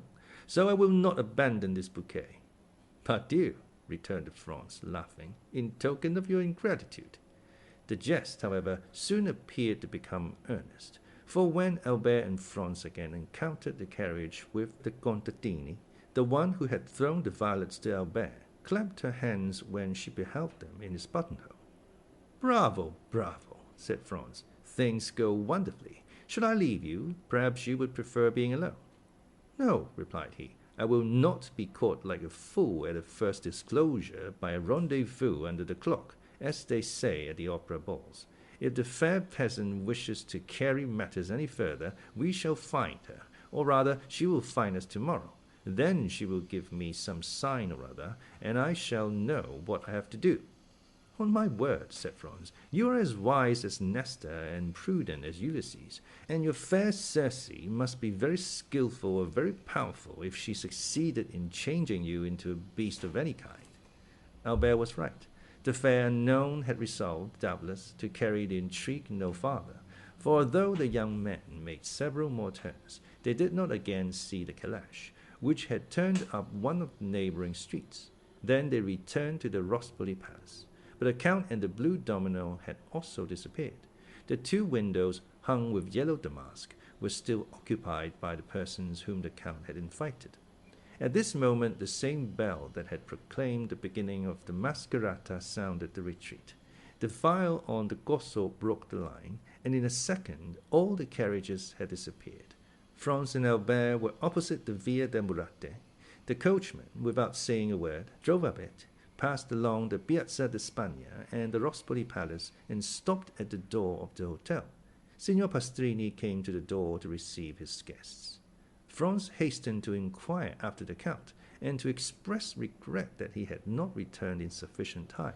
But Pastrini reassured him by saying that the Count of Monte Cristo had ordered a second carriage for himself, and that it had gone at 4 o'clock to fetch him from the Rospoli Palace. The Count had, moreover, charged him to offer the two friends the key of his box at the Argentina. Franz questioned Albert as to his intentions, but Albert had great projects to put into execution before going to the theatre, and instead of making any answer, he inquired if Signor Pastrini could procure him a tailor. "Tailor," said the host, "and for what?" "To make us between now and tomorrow 2 Roman peasant costumes," returned Albert. The host shook his head. "To make you 2 costumes between now and tomorrow? I ask your Excellency's pardon, but this is quite a French demand. For the next week you will not find a single tailor who would consent to sew 6 buttons on a waistcoat if you paid him a crown apiece for each button." "Then I must give up the idea." "No, we have them ready-made. Leave all to me, and tomorrow, when you awake, you shall find a collection of costumes with which you will be satisfied." "My dear Albert," said Franz, "leave all to our host. He has already proved himself full of resources. Let us dine quietly, and afterwards go and see l'Italian Auger." "Agreed," returned Albert. "But remember, Signor Pastrini, that both my friend and myself attach the greatest importance to having tomorrow the costumes we have asked for." The host again assured them they might rely on him, and that their wishes should be attended to, upon which Franz and Albert mounted to their apartments and proceeded to disencumber themselves of their costumes. Albert, as he took off his dress, carefully preserved the bunch of violets. It was his token reserved for the morrow. The 2 friends sat down to table, but they could not refrain from remarking the difference between the Count of Monte Cristo's table and that of Signor Pastrini. Truth compelled Franz, in spite of the dislike he seemed to have taken to the Count, to confess that the advantage was not on Pastrini's side. During dessert, the servant inquired at what time they wished for the carriage. Albert and Franz looked at each other, fearing really to abuse the Count's kindness. The servant understood them. "His Excellency the Count of Monte Cristo had," he said, "given positive orders that the carriage was to remain at their lordships' orders all day, and they could therefore dispose of it without fear of indiscretion." They resolved to profit by the Count's courtesy, and ordered the horses to be harnessed, while they substituted evening dress for that which they had on, and which was somewhat the worse for the numerous combats they had sustained. This precaution taken, they went to the theatre, and installed themselves in the Count's box. During the first act, the Countess G entered. Her first look was at the box where she had seen the Count the previous evening, so that she perceived Franz and Albert in the place of the very person concerning whom she had expressed so strange an opinion to Franz. Her opera glass was so fixedly directed towards them that Franz saw it would be cruel not to satisfy her curiosity, and availing himself of one of the privileges of the spectators of the Italian theatres who used their boxes to hold receptions, the 2 friends went to pay their respects to the Countess. Scarcely had they entered when she motioned to Franz to assume the seat of honor. Albert, in his turn, sat behind. "Well," said she, hardly giving Franz time to sit down, "it seems you have nothing better to do than to make the acquaintance of this new Lord Ruthven, and you are already the best friends in the world." "Without being so far advanced as that, my dear Countess," returned Franz, "I cannot deny that we have abused his good nature all day." "All day?" "Yes. This morning we breakfasted with him. We rode in his carriage all day, and now we have taken possession of his box." "You know him, then?" "Yes and no." "How so?" "It is a long story." "Tell it to me." "It would frighten you too much." "So much the more reason." "At least wait until the story has a conclusion." "Very well. I prefer complete histories. But tell me how you made his acquaintance. Did anyone introduce you to him?" "No. It was he who introduced himself to us." "When?" "Last night, after we left you." "Through what medium?" "The very prosaic one of our landlord." "He is staying, then, at the Hôtel de Londres with you?" "Not only in the same hotel, but on the same floor." "What is his name? For, of course, you know." "The Count of Monte Cristo." "That is not a family name." "No, it is the name of the island he has purchased." "And he is a count?" "A Tuscan count." "Well, we must put up with that," said the Countess, who was herself from one of the oldest Venetian families. "What sort of a man is he?" asked the Viscount de Morcerf. "You hear, Monsieur de Morcerf? I am referred to you," said the Countess. "We should be very hard to please, madam," returned Albert, "did we not think him delightful. A friend of 10 years' standing could not have done more for us, or with a more perfect courtesy." "Come," observed the Countess, smiling, "I see my vampire is only some millionaire who has taken the appearance of Lara in order to avoid being confounded with Monsieur de Rothschild, and you have seen her." "Her? The beautiful Greek of yesterday?" "No, we heard, I think, the sound of her gooselang, but she remained perfectly invisible." "When you say invisible," interrupted Albert, "it is only to keep up the mystery. For whom do you take the blue domino at the window with the white curtains?" "Where was this window with white hangings?" asked the Countess. "At the Roxbury Palace." "The Count had 3 windows at the Roxbury Palace?" "Yes. Did you pass through the Corso?" "Yes." "Well, did you notice 2 windows hung with yellow damask, and one with white damask with a red cross? Those were the Count's windows." "Why, he must be a nabob. Do you know what those 3 windows were worth? 200 or 300 Roman crowns?" 2,000 or 3,000. "The deuce! Does his island produce him such a revenue?" "It does not bring him a bajocco." "Then why did he purchase it?" "For a whim." "He is an original, then." "In reality," observed Albert, "he seemed to me somewhat eccentric. Were he at Paris, and a frequenter of the theatres, I should say he was a poor devil literally mad. This morning he had 2 or 3 exits worthy of Didier or Anthony." At this moment a fresh visitor entered, and according to custom, Franz gave up his seat to him. This circumstance had, moreover, the effect of changing the conversation. An hour afterwards the 2 friends returned to their hotel. Signor Pastrini had already set about procuring their disguises for the morrow, and he assured them that they would be perfectly satisfied.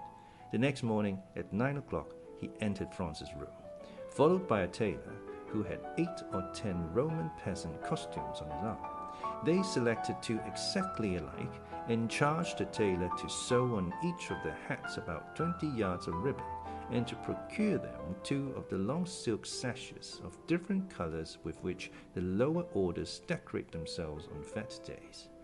Albert was impatient to see how he looked in his new dress: a jacket and breeches of blue velvet, silk stockings with clocks, shoes with buckles, and a silk waistcoat. This picturesque attire set him off to great advantage, and when he had bound a scarf around his waist, and when his hat, placed coquettishly on one side, let fall on his shoulder a stream of ribbons, Franz was forced to confess that costume has much to do with the physical superiority we accord to certain nations. The Turks used to be so picturesque with their long and flowing robes, but are they not now hideous with their blue frocks buttoned up to the chin, and their red caps, which make them look like a bottle of wine with a red seal? Franz complimented Albert, who looked at himself in the glass with an unequivocal smile of satisfaction. They were thus engaged when the Count of Monte Cristo entered. "Gentlemen," said he, "although a companion is agreeable, perfect freedom is sometimes still more agreeable. I come to say that today, and for the remainder of the carnival, I leave the carriage entirely at your disposal. The hosts will tell you I have 3 or 4 more, so that you will not inconvenience me in any way. Make use of it, I pray you, for your pleasure or your business." The young men wished to decline, but they could find no good reason for refusing an offer which was so agreeable to them. The Count of Monte Cristo remained a quarter of an hour with them, conversing on all subjects with the greatest ease. He was, as we have already said, perfectly well acquainted with the literature of all countries. A glance at the walls of his salon proved to Franz and Albert that he was a connoisseur of pictures. A few words he let fall showed them that he was no stranger to the sciences, and he seemed much occupied with chemistry. The 2 friends did not venture to return the Count the breakfast he had given them. It would have been too absurd to offer him in exchange for his excellent table the very inferior one of Signor Pastrini. They told him so frankly, and he received the excuses with the air of a man who appreciated their delicacy. Albert was charmed with the Count's manners, and he was only prevented from recognizing him for a perfect gentleman by reason of his varied knowledge. The permission to do what he liked with the carriage pleased him above all, for the fair peasants had appeared in a most elegant carriage the preceding evening, and Albert was not sorry to be upon an equal footing with them. At 1:30 they descended. The coachman and footman had put on their livery over their disguises, which gave them a more ridiculous appearance than ever, and which gained them the applause of Franz and Albert. Albert had fastened the faded bunch of violets to his buttonhole. At the first sound of the bell, they hastened into the Corso by the Via Vittoria. At the second turn, a bunch of fresh violets, thrown from a carriage filled with harlequins, indicated to Albert that, like himself and his friend, the peasants had changed their costume also, and whether it was the result of chance, or whether a similar feeling had possessed them both, while he had donned their costume, they had assumed his. Albert placed the fresh bouquet in his buttonhole, but he kept the faded one in his hand, and when he again met the calash, he raised it to his lips, an action which seemed greatly to amuse not only the fair lady who had thrown it, but her joyous companions also. The day was as gay as the preceding one, perhaps even more animated and noisy. The Count appeared for an instant at his window, but when they again passed, he had disappeared.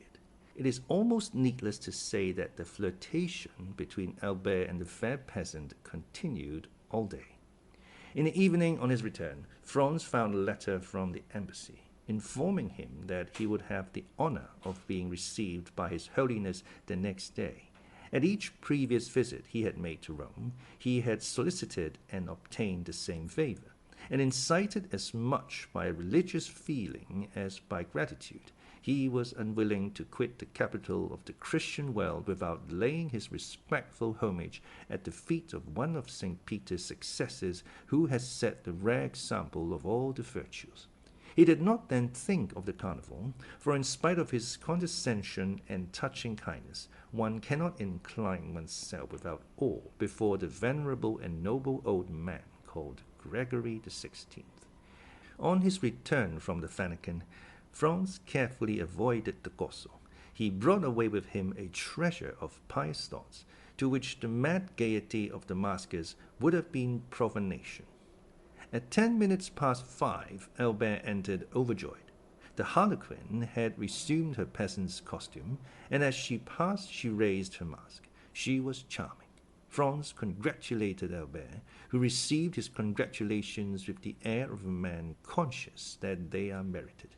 He had recognized by certain unmistakable signs that his fair incognita belonged to the aristocracy. He had made up his mind to write to her the next day. Franz remarked, while he gave these details, that Albert seemed to have something to ask of him, but that he was unwilling to ask it. He insisted upon it, declaring beforehand that he was willing to make any sacrifice the other wished. Albert let himself be pressed just as long as friendship required, and then avowed to Franz that he would do him a great favor by allowing him to occupy the carriage alone the next day. Albert attributed to Franz's absence the extreme kindness of the fair peasant in raising her mask. Franz was not sufficiently egotistical to stop Albert in the middle of an adventure that promised to prove so agreeable to his curiosity and so flattering to his vanity. He felt assured that the perfect indiscretion of his friend would duly inform him of all that happened, and as, during 3 years that he had travelled all over Italy, a similar piece of good fortune had never fallen to his share, Franz was by no means sorry to learn how to act on such an occasion. He therefore promised Albert that he would content himself tomorrow with witnessing the carnival from the windows of the Rospoli Palace. The next morning he saw Albert pass and repass, holding an enormous bouquet, which he doubtless meant to make the bearer of his amorous epistle. This belief was changed into certainty when Franz saw the bouquet in the hand of a charming harlequin dressed in rose-colored satin. The evening was no longer joy, but delirium. Albert nothing doubted but that the fair unknown would reply in the same manner. Franz anticipated his wishes by saying that the noise fatigued him, and that he would pass the next day in writing and looking over his journal. Albert was not deceived, for the next evening Franz saw him enter triumphantly, shaking a folded paper which he held by one corner. "Well," said he, "was I mistaken?" "She has answered you," cried Franz. "Read." This word was pronounced in a manner impossible to describe. Franz took the letter and read. "Tuesday evening at 7 o'clock, descend from your carriage opposite the Via de Pontefici, and follow the Roman peasant who snatches your torch from you. When you arrive at the first step of the church of San Giacomo, be sure to fasten a knot of rose-colored ribbons to the shoulder of your harlequin costume, in order that you may be recognized. Until then you will not see me. Constancy and discretion." "Well," asked he, when Franz had finished, "what do you think of that?" "I think that the adventure is assuming a very agreeable appearance." "I think so also," replied Albert, "and I very much fear you will go alone to the Duke of Bracciano's ball." Franz and Albert had received that morning an invitation from the celebrated Roman banker. "Take care, Albert," said Franz. "All the nobility of Rome will be present, and if your fair incognita belong to the higher class of society, she must go there." "Whether she goes there or not, my opinion is still the same," returned Albert. "You have read the letter." "Yes. You know how imperfectly the women of the Mezzogiorno are educated in Italy." "Yes." "Well, read the letter again. Look at the writing, and find, if you can, any blemish in the language or orthography. The writing was, in reality, charming, and the orthography irreproachable." "You are born to good fortune," said Franz, as he returned the letter. "Laugh as much as you will," replied Albert. "I am in love." "You alarm me," cried Franz. "I see that I shall not only go alone to the Duke of the Braccianos, but also return to Florence alone." "If my unknown be as amiable as she is beautiful," said Albert, "I shall fix myself at Rome for 6 weeks, at least. I adore Rome, and I have always had a great taste for archaeology. Come, 2 or 3 more such adventures, and I do not despair of seeing you a member of the Academy." Doubtless Albert was about to discuss seriously his right to the academic chair when they were informed that dinner was ready. Albert's love had not taken away his appetite. He hastened with Franz to seat himself, free to recommence the discussion after dinner. After dinner, the Count of Monte Cristo was announced. They had not seen him for 2 days. Signor Pastrini informed them that business had called him to Civitavecchia. He had started the previous evening, and had only returned an hour since. He was charming. Whether he kept a watch over himself, or whether by accident he did not sound acrimonious chords that in other circumstances had been touched, he was tonight like everybody else. The man was an enigma to Franz. The Count must feel sure that Franz recognized him, and yet he had not let fall a single word indicating any previous acquaintance between them. On his side, however great Franz's desire was to allude to their former interview, the fear of being disagreeable to the man who had loaded him and his friend with kindness prevented him from mentioning it. The Count had learned that the 2 friends had sent a secure box at the Argentina Theatre, and were told they were all let. In consequence, he brought them the key of his own. At least such was the apparent motive of his visit. Franz and Albert made some difficulty, alleging their fear of depriving him of it. But the Count replied that, as he was going to the Paris Theatre, the box at the Argentina Theatre would be lost if they did not profit by it. This assurance determined the 2 friends to accept it. Franz had by degrees become accustomed to the Count's pallor, which had so forcibly struck him at their first meeting. He could not refrain from admiring the severe beauty of his features, the only defect, or rather the principal quality of which was the pallor. Truly a Byronic hero. Franz could not, we will not say see him, but even think of him without imagining his stern head upon Manfred's shoulders, or beneath Lara's helmet. His forehead was marked with a line that indicates the constant presence of bitter thoughts. He had the fiery eyes that seemed to penetrate to the very soul, and a haughty and disdainful upper lip that gives to the words it utters a peculiar character that impresses them on the minds of those to whom they are addressed. The Count was no longer young. He was at least 40, and yet it was easy to understand that he was formed to rule the young men with whom he associated at present, and to complete his resemblance with the fantastic heroes of English poet. The Count seemed to have the power of fascination. Albert was constantly expatiating on their good fortune in meeting such a man. Franz was less enthusiastic, but the Count exercised over him also the ascendancy of strong mind always acquires over a mind less domineering. He thought several times of the project the Count had of visiting Paris, and he had no doubt about that, with his eccentric character, his characteristic face, and his colossal fortune, he would produce a great effect there, and yet he did not wish to be at Paris when the Count was there. The evening passed as evenings mostly pass at Italian theatres, that is, not in listening to the music, but in paying visits and conversing. The Countess G wished to revive the subject of the Count, but Franz announced he had something far newer to tell her, and in spite of Albert's demonstrations of false modesty, he informed the Countess of the great events which had preoccupied them for the last 3 days. As similar intrigues are not uncommon in Italy, if we may credit travellers, the Countess did not manifest the least incredulity, but congratulated Albert on his success. They promised, upon separating, to meet at the Duke of Bracciano's ball, to which all Rome was invited. The heroine of the bouquet kept her word. She gave Albert no sign of her existence the morrow or the day after. At length Tuesday came, the last and most tumultuous day of the carnival. On Tuesday, the theatres open at 10 o'clock in the morning, as Lent begins after 8 at night. On Tuesday, all those who through want of money, time, and enthusiasm have not been to see the carnival before, mingle in the gaiety and contribute to the noise and excitement. From 2 o'clock till 5, Franz and Albert followed in the fete, exchanging handfuls of confetti with other carriages and the pedestrians, who crowded amongst the horses' feet and the carriage wheels without a single accident, a single dispute, or a single fight. The fetes are inveritable pleasure days to the Italians.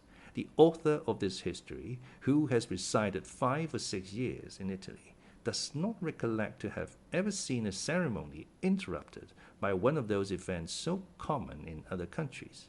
Albert was triumphant in his harlequin costume. A knot of rose-colored ribbons fell from his shoulder almost to the ground. In order that there might be no confusion, Franz wore his peasant's costume. As the day advanced, the tumult became greater. There was not on the pavement, in the carriages, in the windows, a single tongue that was silent, a single arm that did not move. It was a human storm, made up of a thunder of cries, and a hail of sweetmeats, flowers, eggs, oranges, and nosegays. At 3 o'clock the sound of fireworks, let off on the Piazza del Popolo and the Piazza di Venezia, announced that the races were about to begin. The races, like the moccoli, are one of the episodes peculiar to the last days of the carnival. At the sound of the fireworks, the carriages instantly broke ranks and retired by the adjacent streets. All these evolutions are executed with an inconceivable address and marvelous rapidity, without the police interfering in the matter. The pedestrians ranged themselves against the walls, then the trampling of horses and the clashing of steel were heard. A detachment of cabineers, 15 abreast, galloped up the Corso in order to clear it for the Barberi. When the detachment arrived at the Piazza di Venezia, a second volley of fireworks was discharged to announce that the street was clear.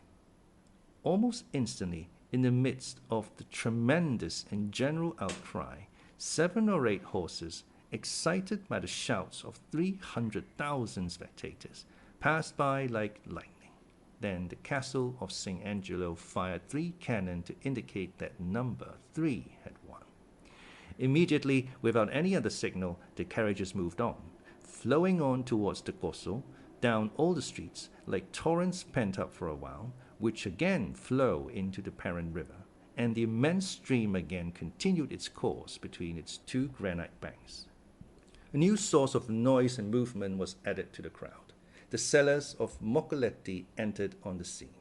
The moccoli, or moccoletti, are candles which vary in size from the Pascal taper to the rushlight, and which give to each actor in the great final scene of the carnival 2 very serious problems to grapple with.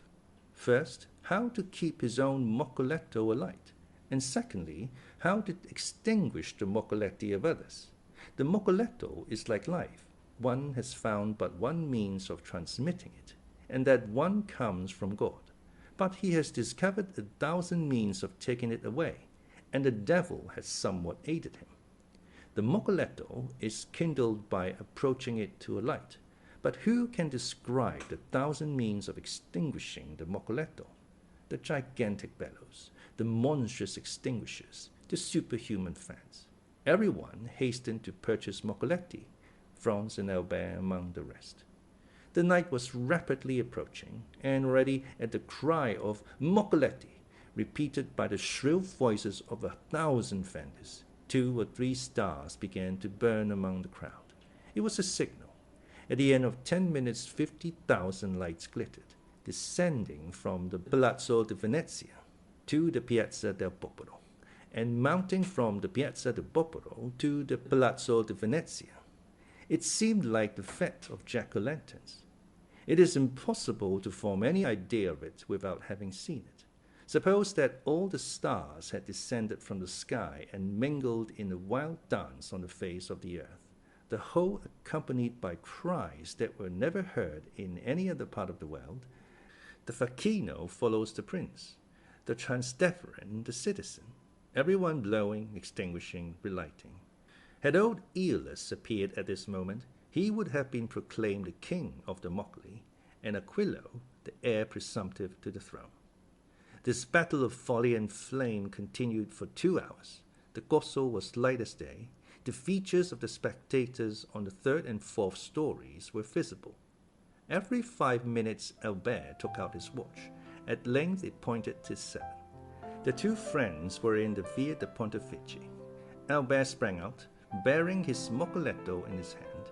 2 or 3 masks strove to knock his moccoletto out of his hand, but Albert, the first-rate pugilist, sent them rolling in the street, one after the other, and continued his course towards the church of San Giacomo. The steps were crowded with masks, who strove to snatch each other's torches. Franz followed Albert with his eyes, and saw him mount the first step. Instantly a mask, wearing the well-known costume of a peasant woman, snatched his moccoletto from him without his offering any resistance. Franz was too far off to hear what they said, but without doubt nothing hostile passed, for he saw Albert disappear arm in arm with the peasant girl. He watched them pass through the crowd for some time, but at length he lost sight of them in the Via Maquet. Suddenly the bell that gives the signal for the end of the carnival sounded, and at the same instant all the moccoletti were extinguished as if by enchantment. It seemed as though one immense blast of the wind had extinguished everyone.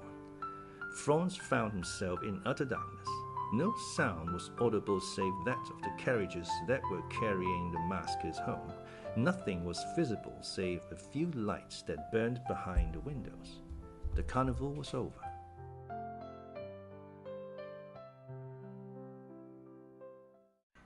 Chapter 37. The Catacombs of Saint Sebastian. In his whole life, perhaps, Franz had never before experienced so sudden an impression, so rapid a transition from gaiety to sadness, as in this moment. It seemed as though Rome, under the magic breath of some demon of the night, had suddenly changed into a vast tomb. By a chance which added yet more to the intensity of the darkness, the moon, which was on the wane, did not rise until 11 o'clock, and the streets which the young man traversed were plunged in the deepest obscurity. The distance was short, and at the end of 10 minutes his carriage, or rather the Count's, stopped before the Hôtel de Londres. Dinner was waiting, but as Albert had told him that he should not return so soon, Franz sat down without him. Signor Pastrini, who had been accustomed to see them dine together, inquired into the cause of his absence, but Franz merely replied that Albert had received on the previous evening an invitation which he had accepted. The sudden extinction of the Moccoletti, the darkness which had replaced the light, and the silence which had succeeded the turmoil, had left in Franz's mind a certain depression which was not free from uneasiness.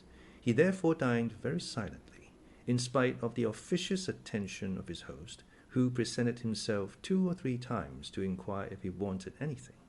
Franz resolved to wait for Albert as late as possible. He ordered the carriage, therefore, for 11 o'clock, desiring Signor Pastrini to inform him the moment that Albert returned to the hotel.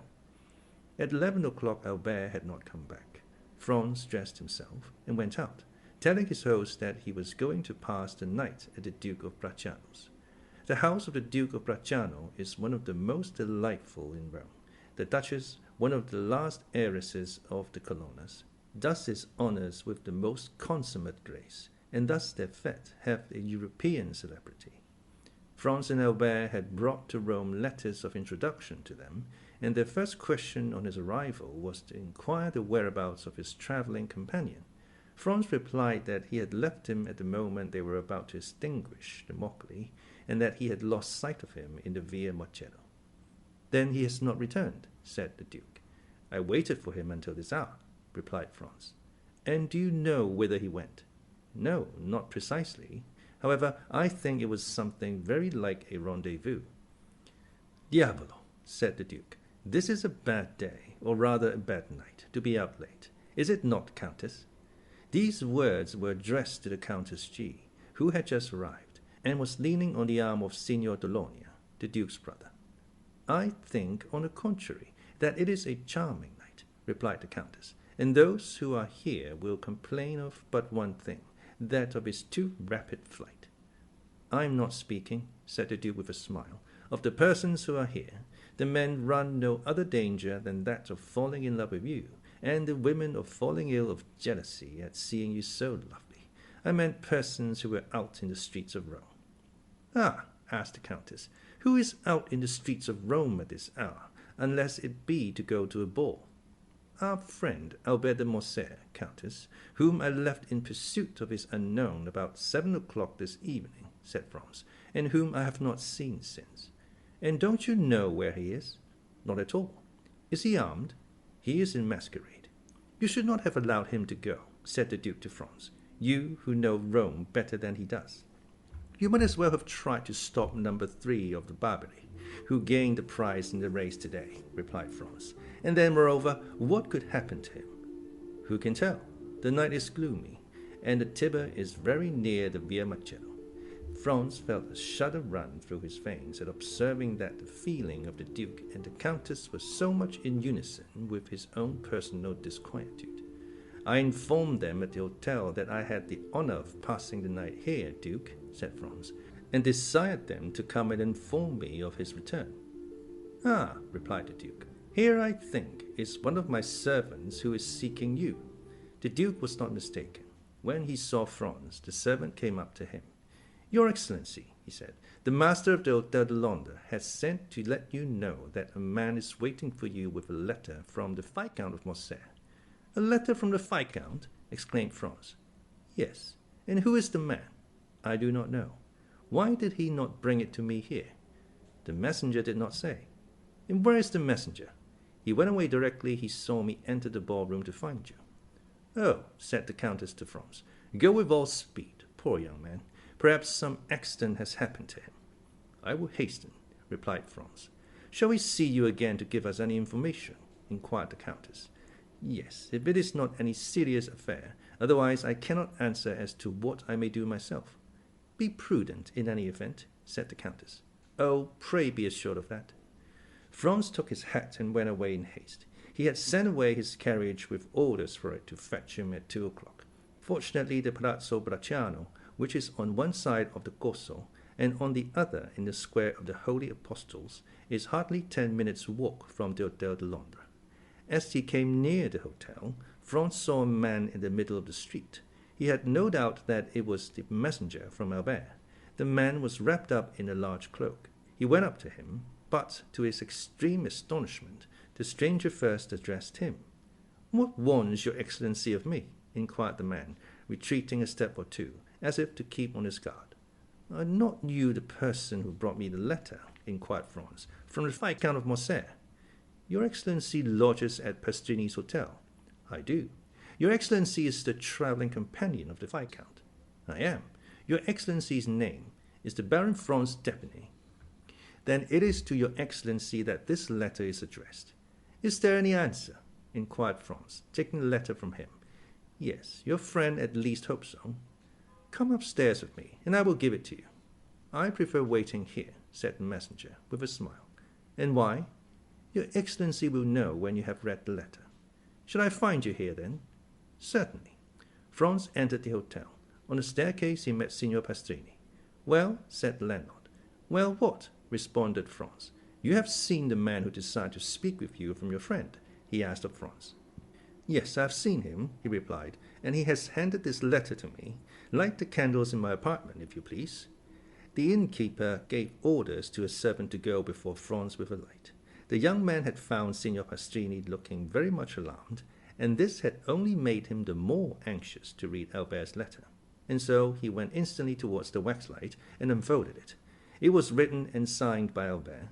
Franz read it twice before he could comprehend what it contained. It was thus worded: "My dear fellow, the moment you have received this, have the kindness to take the letter of credit from my pocketbook, which you will find in the square drawer of the secrétaire.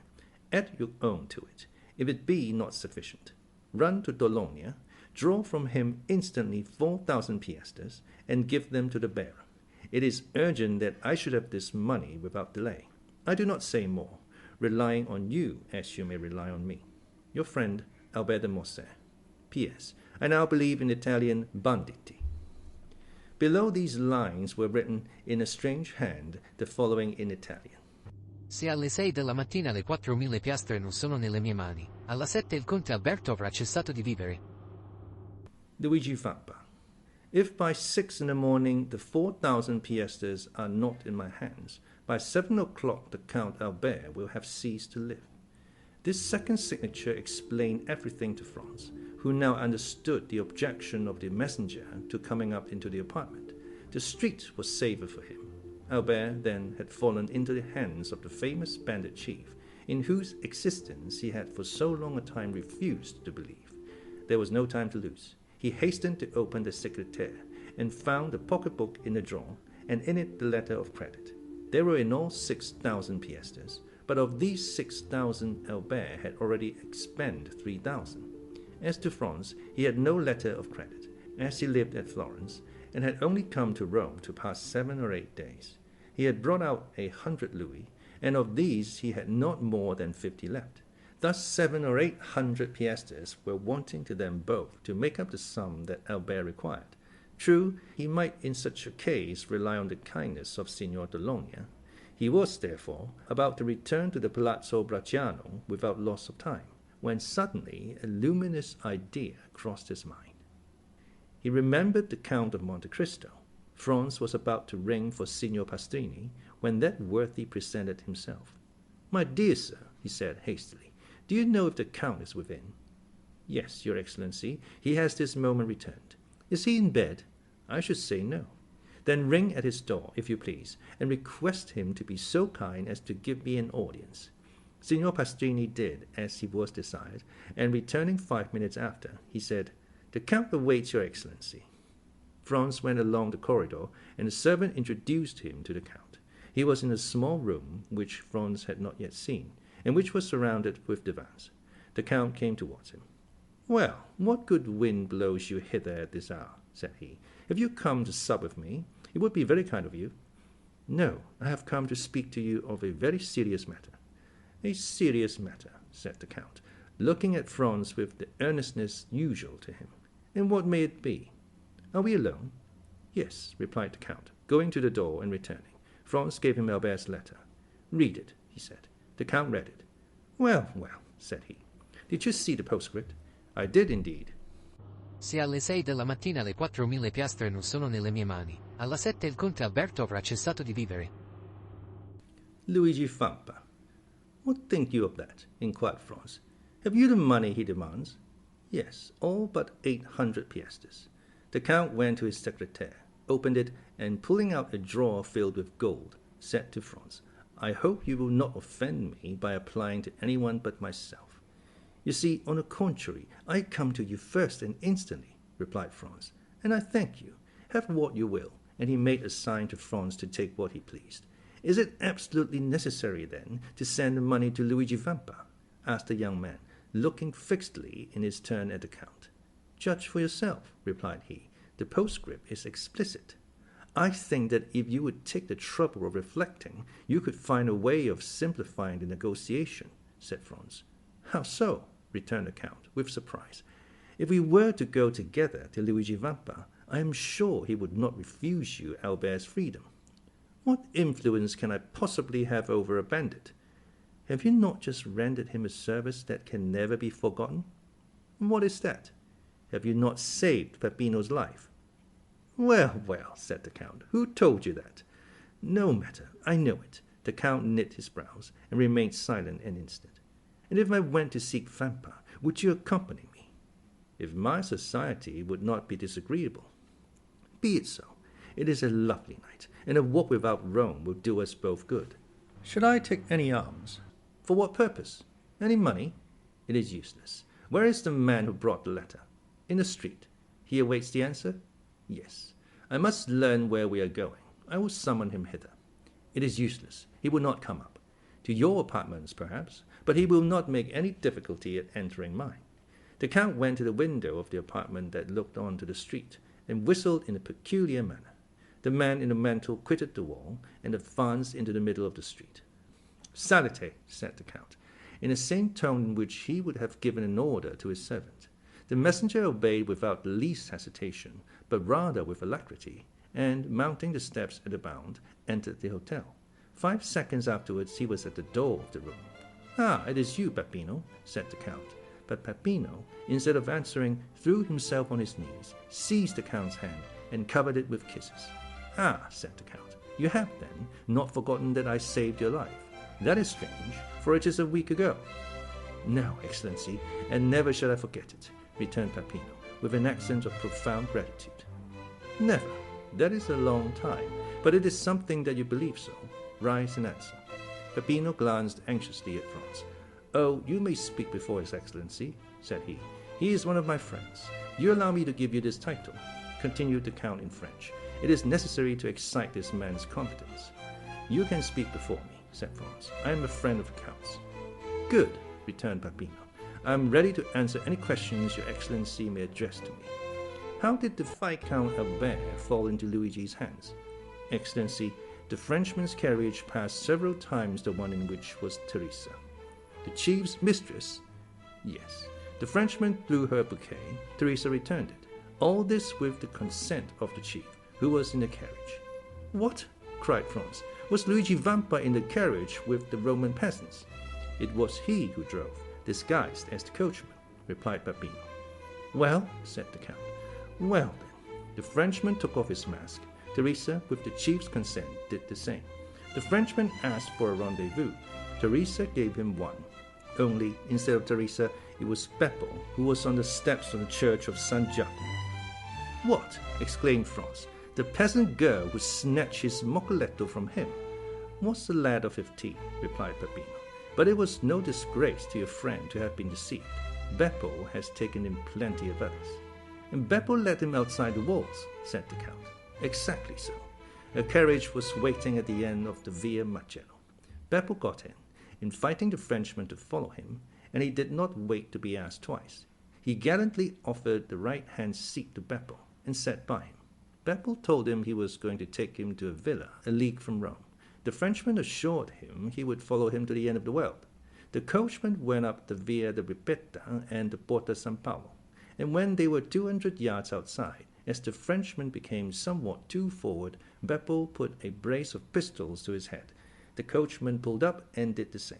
At the same time, 4 of the band, who were concealed on the banks of the Almo, surrounded the carriage. The Frenchman made some resistance and nearly strangled Beppo, but he could not resist 5 armed men, and was forced to yield.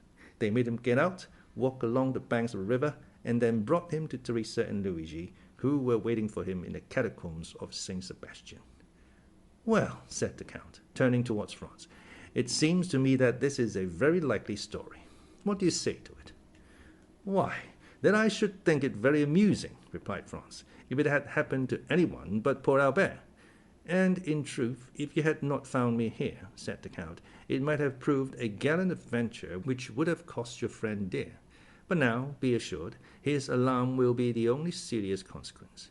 "And shall we go and find him?" inquired Franz. "Oh, decidedly, sir. He is in a very picturesque place. Do you know the Catacombs of Saint Sebastian?" "I was never in them, but I have often resolved to visit them." "Well, here is an opportunity made to your hand, and it would be difficult to contrive a better. Have you a carriage?" "No." "That is of no consequence. I always have one ready, day and night." "Always ready?" "Yes. I am a very capricious being, and I should tell you that sometimes when I rise, or after my dinner, or in the middle of the night, I resolve on starting for some particular point, and away I go." The Count rang, and the footman appeared. "Order out the carriage," he said, "and remove the pistols which are in the holsters. You need not awaken the coachman. Ali will drive." In a very short time the noise of wheels was heard, and the carriage stopped at the door. The Count took out his watch. "12:30, he said. "We might start at 5 o'clock and be in time, but the delay may cause your friend to pass an uneasy night, and therefore we had better go with all speed to extricate him from the hands of the infidels. Are you still resolved to accompany me?" "More determined than ever." "Well, then, come along." Franz and the Count went downstairs, accompanied by Peppino. At the door they found the carriage. Ali was on the box, in whom Franz recognized the dumb slave of the Grotto of Monte Cristo. Franz and the Count got into the carriage. Peppino placed himself beside Ali, and they set off at a rapid pace. Ali had received his instructions and went down the Corso, crossed the Campo Facchino, went up the Strada San Gregorio, and reached the gates of Saint Sebastian.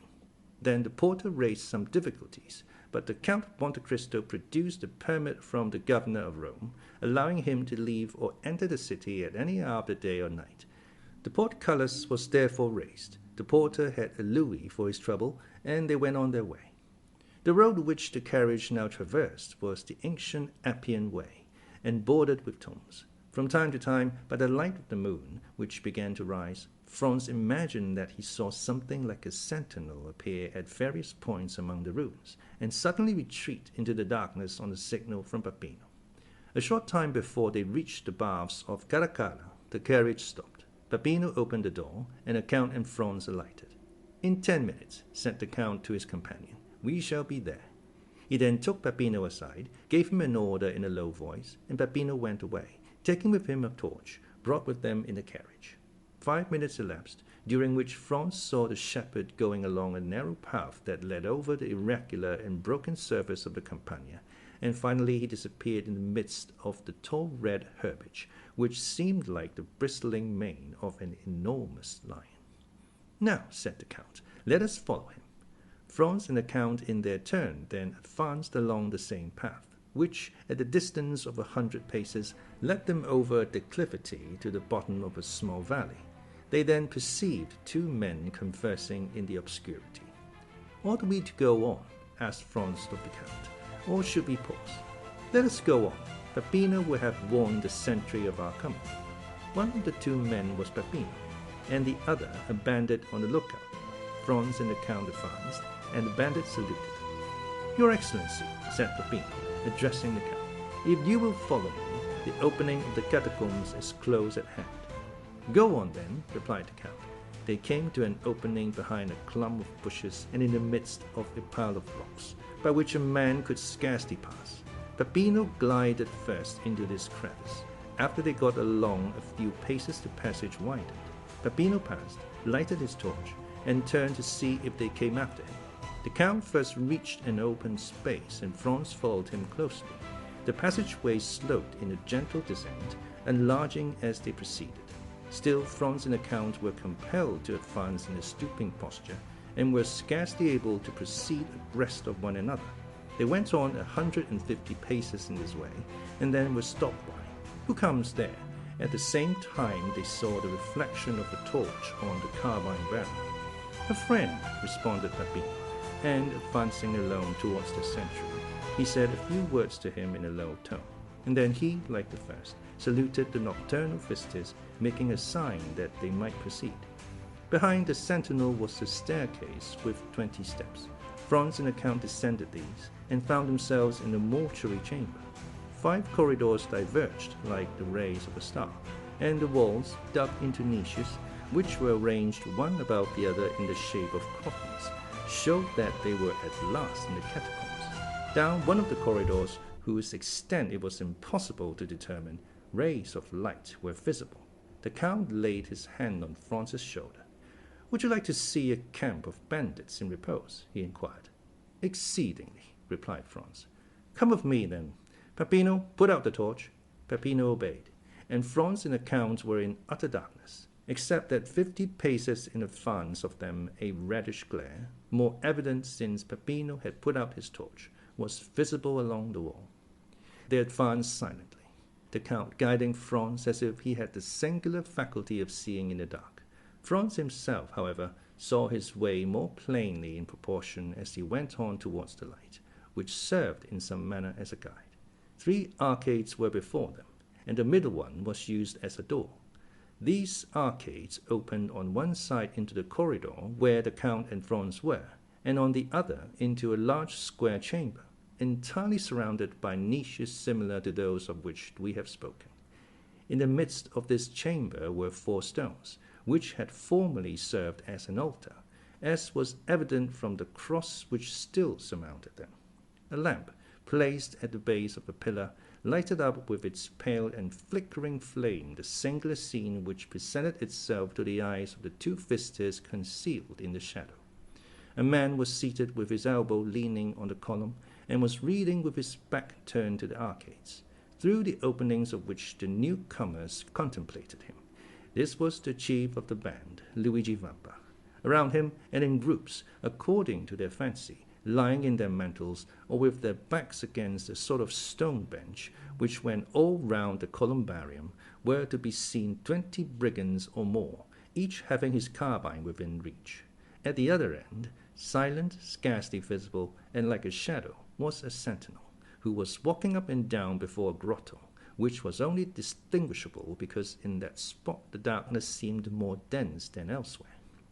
When the Count thought Franz had gazed sufficiently on this picturesque tableau, he raised his finger to his lips, to warn him to be silent, and ascending the 3 steps which led to the corridor of the columbarium, entered the chamber by the middle arcade, and advanced towards Vampa, who was so intent on the book before him that he did not hear the noise of his footsteps.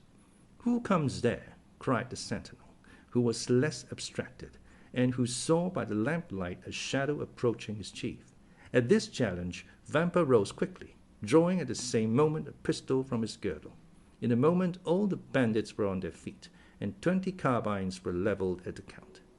"Well," said he in a voice perfectly calm, and no muscle of his countenance disturbed. "Well, my dear Vampa, it appears to me that you receive a friend with a great deal of ceremony." "Ground arms!" exclaimed the chief, with an imperative sign of the hand, while with the other he took off his hat respectfully. Then, turning to the singular personage who had caused this scene, he said, "Your pardon, your Excellency, but I was so far from expecting the honor of a visit that I did not really recognize you."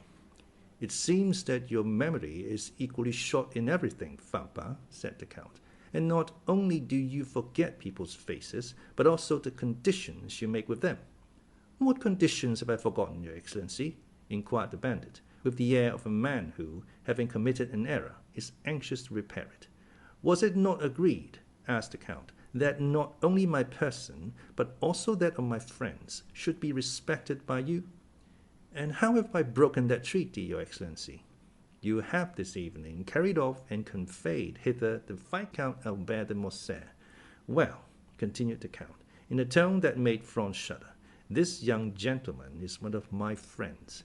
This young gentleman lodges in the same hotel as myself. This young gentleman has been up and down the Corso for 8 hours in my private carriage, and yet I repeat to you, you have carried him off, and conveyed him hither, and, added the Count, taking the letter from his pocket, you have set a ransom on him, as if he were an utter stranger. Why did you not tell me all this? You, inquired the brigand chief, turning towards his men, who all retreated before his look. Why have you caused me thus to fail in my word towards a gentleman like the Count, who has all our lives in his hands? By heavens, if I thought one of you knew that the young gentleman was the friend of his Excellency, I would blow his brains out with my own hand. Well, said the Count, turning towards Franz, I told you there was some mistake in this. Are you not alone? Asked Vampa with uneasiness. I am with the person to whom this letter was addressed, and to whom I desire to prove that Luigi Vampa was a man of his word. Come, Your Excellency, the Count added, turning to Franz. Here is Luigi Vampa, who will himself express to you his deep regret at the mistake he has committed. Franz approached, the chief advancing several steps to meet him. Welcome among us, Your Excellency, he said to him. You heard what the Count just said, and also my reply. Let me add that I would not for the 4,000 piastres at which I had fixed your friend's ransom that this had happened. But, said Franz, looking round him uneasily, where is the Viscount? I do not see him. Nothing has happened to him, I hope, said the Count frowning.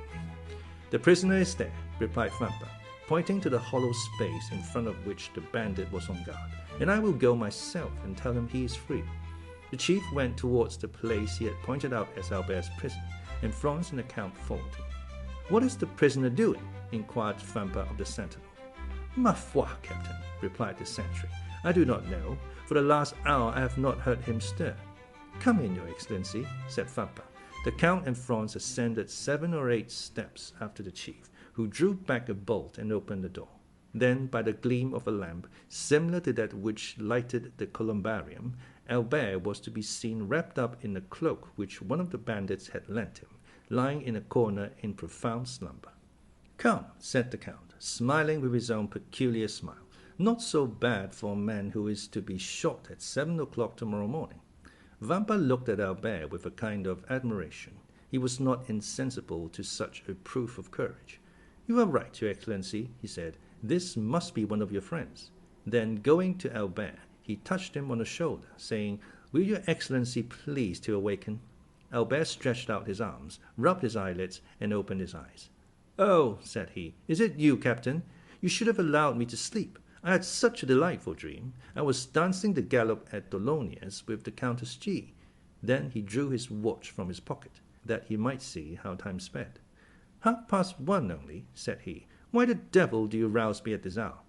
To tell you that you are free, Your Excellency. My dear fellow, replied Albert, with perfect ease of mind, remember, for the future, Napoleon's maxim, never awaken me but for bad news. If you had let me sleep on, I should have finished my gallop, and have been grateful to you all my life. So then, they have paid my ransom? No, Your Excellency. Well then, how am I free? A person to whom I can refuse nothing has come to demand you. Come hither? Yes, hither. Really? Then that person is a most amiable person. Albert looked around and perceived Franz. What, said he, is it you, my dear Franz, whose devotion and friendship are thus displayed? No, not I, replied Franz, but our neighbor, the Count of Monte Cristo. Oh, my dear Count, said Albert gaily, arranging his cravat and wristbands, you are really most kind, and I hope you will consider me as under eternal obligations to you, in the first place for the carriage, and in the next for this visit. And he put out his hand to the Count, who shuddered as he gave his own, but who nevertheless did give it. The bandit gazed on this scene with amazement. He was evidently accustomed to see his prisoners tremble before him, and yet here was one whose gay temperament was not for a moment altered. As for Franz, he was enchanted at the way in which Albert had sustained the national honor in the presence of the bandit. My dear Albert, he said, if you will make haste, we shall yet have time to finish the night at Tholomyès. You may conclude your interrupted gallop, so that you will owe no ill will to Signor Luigi, who has, indeed, throughout this whole affair acted like a gentleman.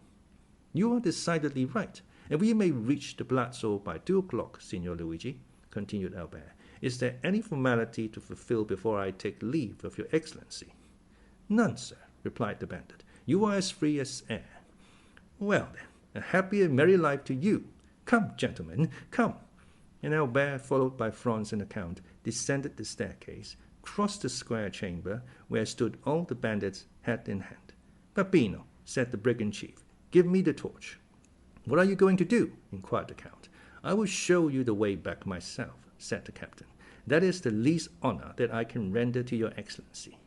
And taking the lighted torch from the hands of the herdsman, he preceded his guests, not as a servant who performs an act of civility, but like a king who precedes ambassadors. On reaching the door, he bowed. And now, your Excellency, added he, allow me to repeat my apologies, and I hope you will not entertain any resentment at what has occurred. No, my dear Vampa, replied the Count. Besides, you compensate for your mistakes in so gentlemanly a way that one almost feels obliged to you for having committed them. Gentlemen, added the chief, turning towards the young man, perhaps the offer may not appear very tempting to you, but if you should ever feel inclined to pay me a second visit, wherever I may be, you shall be welcome. Franz and Albert bowed. The Count went out first, then Albert. Franz paused for a moment. Has your Excellency anything to ask me? Said Vampa with a smile. Yes, I have, replied Franz. I am curious to know what work you were pursuing with so much attention as we entered. Caesar's Commentaries, said the bandit. It is my favorite work. Well, are you coming? Asked Albert. Yes, replied Franz. Here I am. And he, in his turn, left the caves. They advanced to the plain. Ah, your pardon, said Albert, turning round. Will you allow me, Captain? And he lighted his cigar at Vampa's torch. Now, my dear Count, he said, let us on with all the speed we may. I am enormously anxious to finish my night at the Duke's of Bracciano's. They found a carriage where they had left it. The Count said the word in Arabic to Ali, and the horses went on at great speed. It was just 2 o'clock by Albert's watch when the two friends entered into the dancing room. Their return was quite an event, but as they entered together, all uneasiness on Albert's account ceased instantly. Madame, said the Viscount of Morcerf, advancing towards the Countess, yesterday you were so condescending as to promise me a gallop. I am rather late in claiming this gracious promise, but here is my friend, whose character for veracity you well know, and he will assure you the delay arose from no fault of mine. And as at this moment the orchestra gave the signal for the waltz, Albert put his arm round the waist of the Countess and disappeared with her in the whirl of dances. In the meanwhile, Franz was considering the singular shudder that had passed over the Count of Monte Cristo at the moment when he had been, in some sort, forced to give his hand to Albert. Chapter 38. The Rendezvous. The first words that Albert uttered to his friend on the following morning contained a request that Franz would accompany him on a visit to the Count. True, the young man had warmly and energetically thanked the Count on the previous evening, but services such as he had rendered could never be too often acknowledged. Franz, who seemed attracted by some invisible influence towards the Count, in which terror was strangely mingled, felt an extreme reluctance to permit his friend to be exposed alone to the singular fascination that this mysterious personage seemed to exercise over him, and therefore made no objection to Albert's request, but at once accompanied him to the desired spot, and after a short delay the Count joined them in the salon. "My dear Count," said Albert, advancing to meet him, "permit me to repeat the poor thanks I offered last night, and to assure you that the remembrance of all I owe to you will never be effaced from my memory. Believe me, as long as I live, I shall never cease to dwell with grateful recollection on the prompt and important service you rendered me, and also to remember that to you I am indebted even for my life." "My very good friend and excellent neighbor," replied the Count, with a smile, "you really exaggerate my trifling exertions. You owe me nothing but some trifle of 20,000 francs, which you have been saved out of your travelling expenses, so that there is not much of a score between us. but you must really permit me to congratulate you on the ease and unconcern with which you resigned yourself to your fate, and the perfect indifference you manifested as to the turn events might take. Upon my word, said Albert, I deserve no credit for what I could not help, namely, a determination to take everything as I found it, and to let those bandits see that although men get into troublesome scrapes all over the world, there is no nation but the French that can smile even in the face of grim death himself. All that, however, has nothing to do with my obligations to you, and I now come to ask you whether, in my own person, my family or connections, I can in any way serve you. My father, the Count de Morcerf, although of Spanish origin, possesses considerable influence, both at the court of France and Madrid, and I unhesitatingly place the best services of myself, and all to whom my life is dear, at your disposal. Monsieur de Morcerf, replied the Count, your offer, far from surprising me, is precisely what I expected from you, and I accept it in the same spirit of hearty sincerity with which it is made. Nay, I will go still further, and say that I had previously made up my mind to ask a great favour in your hands. Oh, pray name it. I am wholly a stranger to Paris. It is a city I have never yet seen. Is it possible, exclaimed Albert, that you have reached your present age without visiting the finest capital in the world? I can scarcely credit it. Nevertheless, it is quite true. Still, I agree with you in thinking that my present ignorance of the first city in Europe is a reproach to me in every way, and calls for immediate correction. But in all probability, I should have performed so important, so necessary a duty, as that of making myself acquainted with the wonders and beauties of your justly celebrated capital, had I known any person who would have introduced me into the fashionable world. But unfortunately I possessed no acquaintance there, and of necessity was compelled to abandon the idea. So distinguished an individual as yourself, cried Albert, could scarcely have required an introduction. You are most kind, but as regards myself, I can find no merit I possess, save that, as a millionaire, I might have become a partner in the speculations of Monsieur Guado and Monsieur Rothschild, but as my motive in travelling to your capital would not have been for the pleasure of dabbling in stocks, I stayed away till some favourable chance should present itself of carrying my wish into execution. Your offer, however, smooths all difficulties, and I have only to ask you, my dear Monsieur de Morcerf, whether you undertake, upon my arrival in France, to open to me the doors of that fashionable world of which I know no more than a Huron or a native of Cochin China. Oh, that I do, and with infinite pleasure, answered Albert, and so much the more readily as the letter received this morning from my father summons me to Paris, in consequence of a treaty of marriage with a family of high standing, and connected with the very cream of Parisian society. Connected by marriage, you mean, said Franz, laughingly. Well, never mind how it is, answered Albert. It comes to the same thing in the end. Perhaps by the time you return to Paris, I shall be quite a sober, staid father of family. A most edifying representative I shall make of all the domestic virtues. Don't you think so? But as regards your wish to visit our fine city, my dear Count, I can only say that you may command me and mine to any extent you please. Then it is settled, said the Count, and I give you my solemn assurance that I only waited an opportunity like the present to realize plans that I have long meditated. Franz did not doubt that these plans were the same concerning which the Count had dropped a few words in the grotto of Monte Cristo, and while the Count was speaking the young man watched him closely, hoping to read something of his purpose in his face. But his countenance was inscrutable, especially when, as in the present case, it was veiled in a sphinx-like smile. But tell me now, Count, exclaimed Albert, delighted at the idea of having to chaperon so distinguished a person as Monte Cristo. Tell me truly whether you are in earnest, or if this project of visiting Paris is merely one of the chimerical and uncertain air castles of which we make so many in the course of our lives, but which, like a house built on the sand, is liable to be blown over by the first puff of wind. I pledge you my honour, returned the Count, that I mean to do as I have said. Both inclination and positive necessity compel me to visit Paris. When do you propose going thither? Have you made up your mind when you shall be there yourself? Certainly I have, in a fortnight or 3 weeks' time, that is to say, as fast as I can get there. Nay, said the Count, I will give you 3 months ere I join you.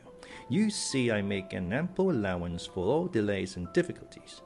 And in 3 months' time, said Albert, you will be at my house. Shall we make a positive appointment for a particular day and hour? Inquired the Count. Only let me warn you that I am proverbial for my punctilious exactitude in keeping my engagements. Day for day, hour for hour, said Albert. That will suit me to a dot. So be it then, replied the Count, and extending his hand towards a calendar suspended near the chimney-piece, he said, Today is the 21st of February, and drawing out his watch, added, It is exactly 10:30. Now promise me to remember this, and expect me the 21st of May at the same hour in the forenoon. Capital, exclaimed Albert. Your breakfast shall be waiting. Where do you live? Number 27, Rue de Elder. Have you bachelor's apartments there? I hope my coming will not put you to any inconvenience. I reside in my father's house, but occupy a pavilion at the farther side of the courtyard, entirely separated from the main building. Quite sufficient, replied the Count, as, taking out his tablets, he wrote down Number 27, Rue de Elder, 21st May, 10:30 in the morning. Now then, said the Count, returning his tablets to his pocket, make yourself perfectly easy. The hand of your timepiece will not be more accurate in marking the time than yourself. Shall I see you again ere my departure? Asked Albert. That depends. When do you leave? Tomorrow evening at 5 o'clock. In that case, I must say adieu to you, as I am compelled to go to Naples, and shall not return hither before Saturday evening or Sunday morning. And you, Baron, pursued the Count, addressing Franz, do you also depart tomorrow? Yes. For France? No, for Venice. I shall remain in Italy for another year or 2. Then we shall not meet in Paris. I fear I shall not have that honour. Well, since we must part, said the Count, holding out a hand to each of the young men, allow me to wish you both a safe and pleasant journey. It was the first time the hand of Franz had come in contact with that of the mysterious individual before him, and unconsciously he shuddered at its touch, for it felt cold and icy as that of a corpse. Let us understand each other, said Albert. It is agreed, is it not, that you are to be at number 27 in the Rue de Elder on the 21st of May at 10:30 in the morning, and your word of honour passed for your punctuality. 21st of May at 10:30 in the morning, Rue de Elder, number 27, replied the Count. The young men then rose, and bowing to the Count, quitted the room. What is the matter? Asked Albert of Franz, when they had returned to their own apartments. You seem more than commonly thoughtful. I will confess to you, Albert, replied Franz, the Count is a very singular person, and the appointment you have made to meet him in Paris fills me with 1,000 apprehensions. My dear fellow, exclaimed Albert, what can there possibly be in that to excite uneasiness? Why, you must have lost your senses. Whether I am in my senses or not, answered Franz, that is the way I feel.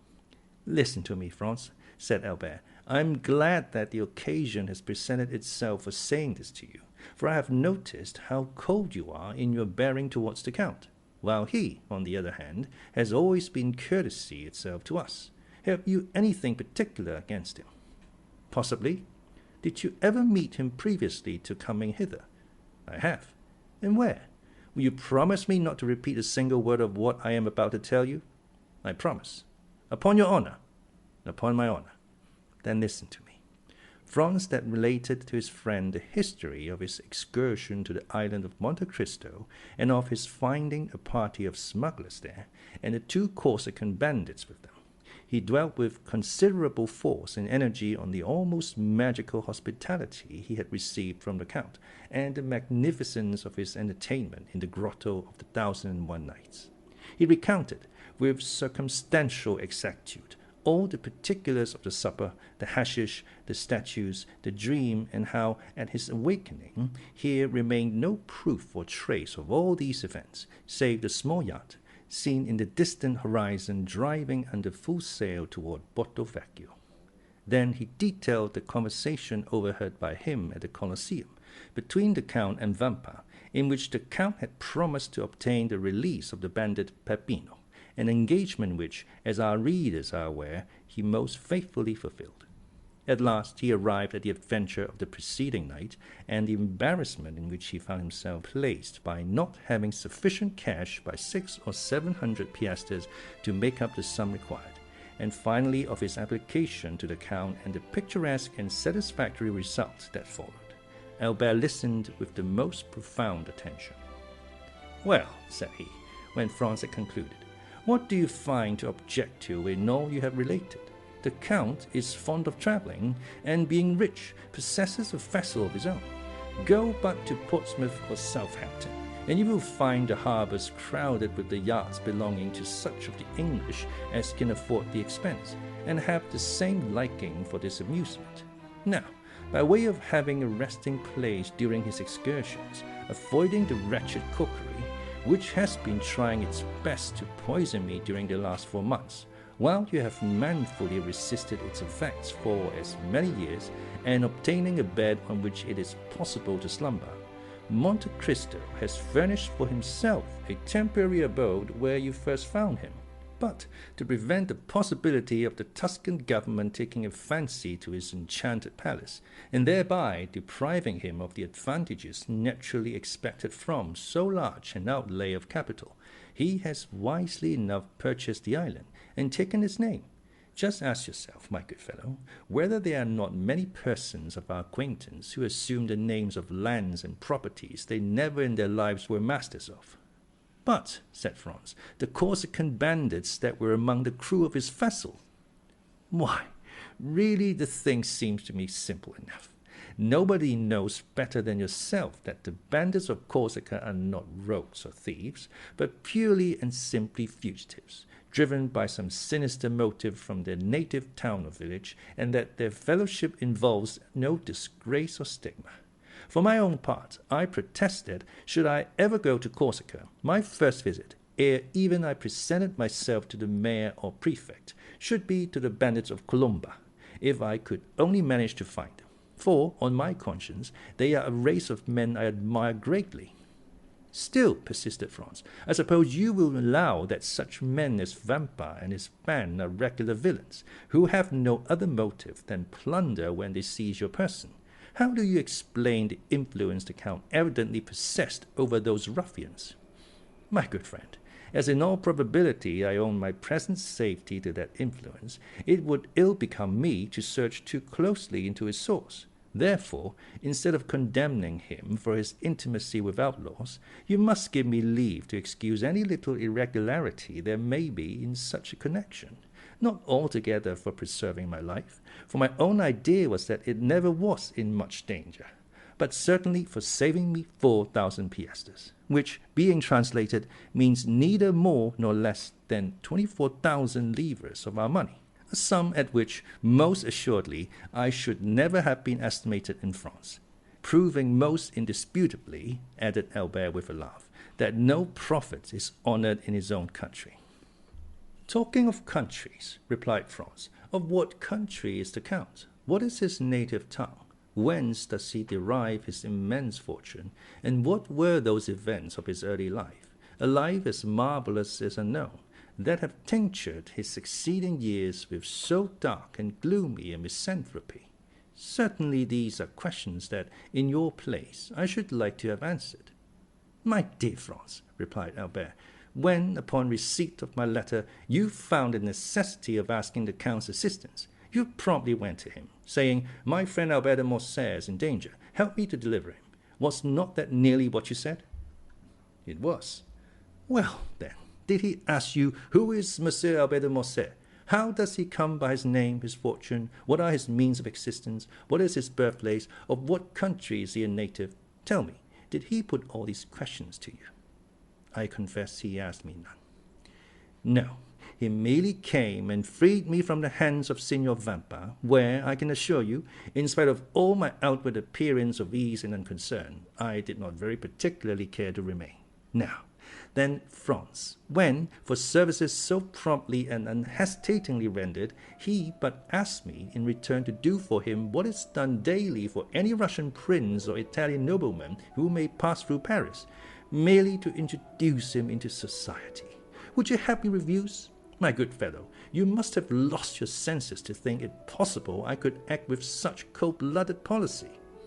At this time it must be confessed that, contrary to the usual state of affairs in discussions between the young men, the effective arguments were all on Albert's side. "Well," said Franz with a sigh, "do as you please, my dear Viscount, for your arguments are beyond my powers of refutation. Still, in spite of all, you must admit that this Count of Monte Cristo is a most singular personage." "He is a philanthropist," answered the other, "and no doubt his motive in visiting Paris is to compete for the Monthnian prize, given, as you are aware, to whoever shall be proved to have most materially advanced the interests of virtue and humanity. If my vote and interest can obtain it for him, I will readily give him the one and promise the other. And now, my dear Franz, let us talk of something else. Come, shall we take our luncheon and then pay a last visit to St. Peter's?" Franz silently assented, and the following afternoon, at 5:30, the young men parted. Albert de Morcerf to return to Paris, and Franz d'Épinay to pass a fortnight at Venice. But ere he entered his travelling carriage, Albert, fearing that his expected guest might forget the engagement he had entered into, placed in the care of a waiter at the hotel a card to be delivered to the Count of Monte Cristo, on which, beneath the name of Viscount Albert de Morcerf, he had written in pencil, 27 Rue de Elder, on the 21st May, 10:30 a.m.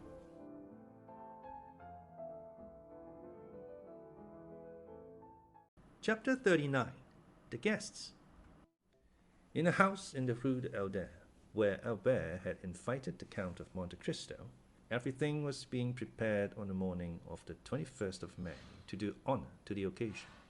Albert de Morcerf inhabited a pavilion situated at the corner of a large court, and directly opposite another building in which were the servants' apartments.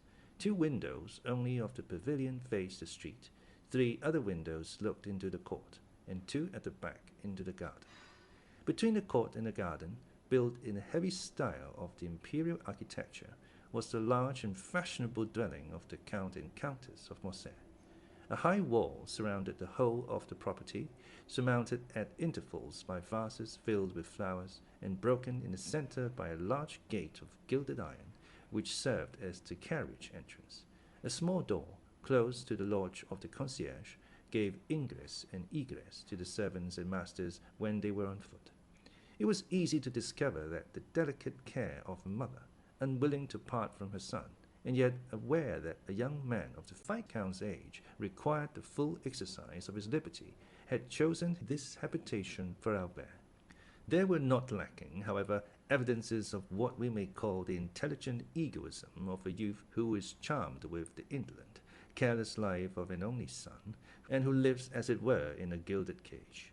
By means of the 2 windows looking into the street, Albert could see all that passed. The sight of what is going on is necessary to young men, who always want to see the world traverse their horizon, even if that horizon is only a public thoroughfare. Then, should anything appear to merit a more minute examination, Albert de Morcerf could follow up his researches by means of a small gate, similar to that close to the concierge's door, and which merits a particular description. It was a little entrance that seemed never to have been opened since the house was built, so entirely was it covered with dust and dirt, but the well-oiled hinges and locks told quite another story.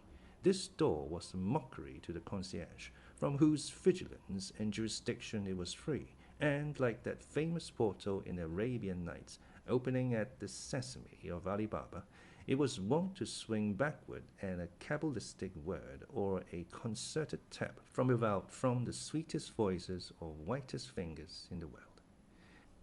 At the end of a long corridor, with which the door communicated, and which formed the antechamber, was, on the right, Albert's breakfast room, looking into the court, and on the left the salon, looking into the garden. Shrubs and creeping plants covered the windows and hid from the garden and court these two apartments, the only rooms into which, as they were on the ground floor, the prying eyes of the curious could penetrate. On the floor above were similar rooms, with the addition of the third, formed out of the antechamber. These three rooms were a salon, a boudoir, and a bedroom. The salon downstairs was only an Algerian divan for the use of smokers. The boudoir upstairs communicated with the bedchamber by an invisible door on the staircase. It was evident that every precaution had been taken. Above this floor was a large atelier, which had been increased in size by pulling down the partitions, a pandemonium in which the artists and the dandies strove for preeminence.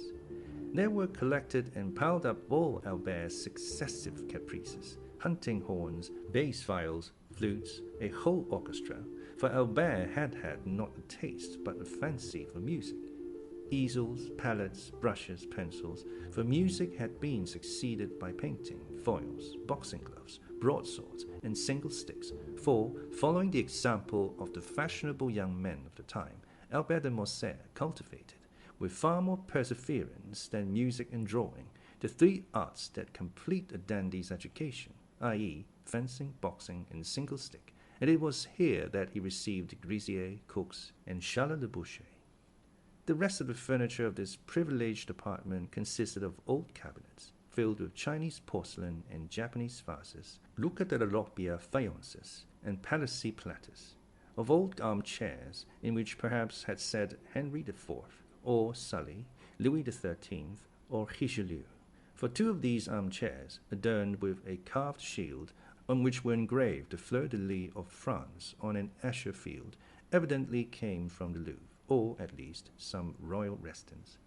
Over these dark and sombre chairs were thrown splendid stuffs, dyed beneath Persia's sun, or woven by the fingers of the women of Calcutta or of Chandernagore. What these stuffs did there, it was impossible to say. They awaited, while gratifying the eyes, a destination unknown to their owner himself. In the meantime, they filled the place with their golden and silky reflections.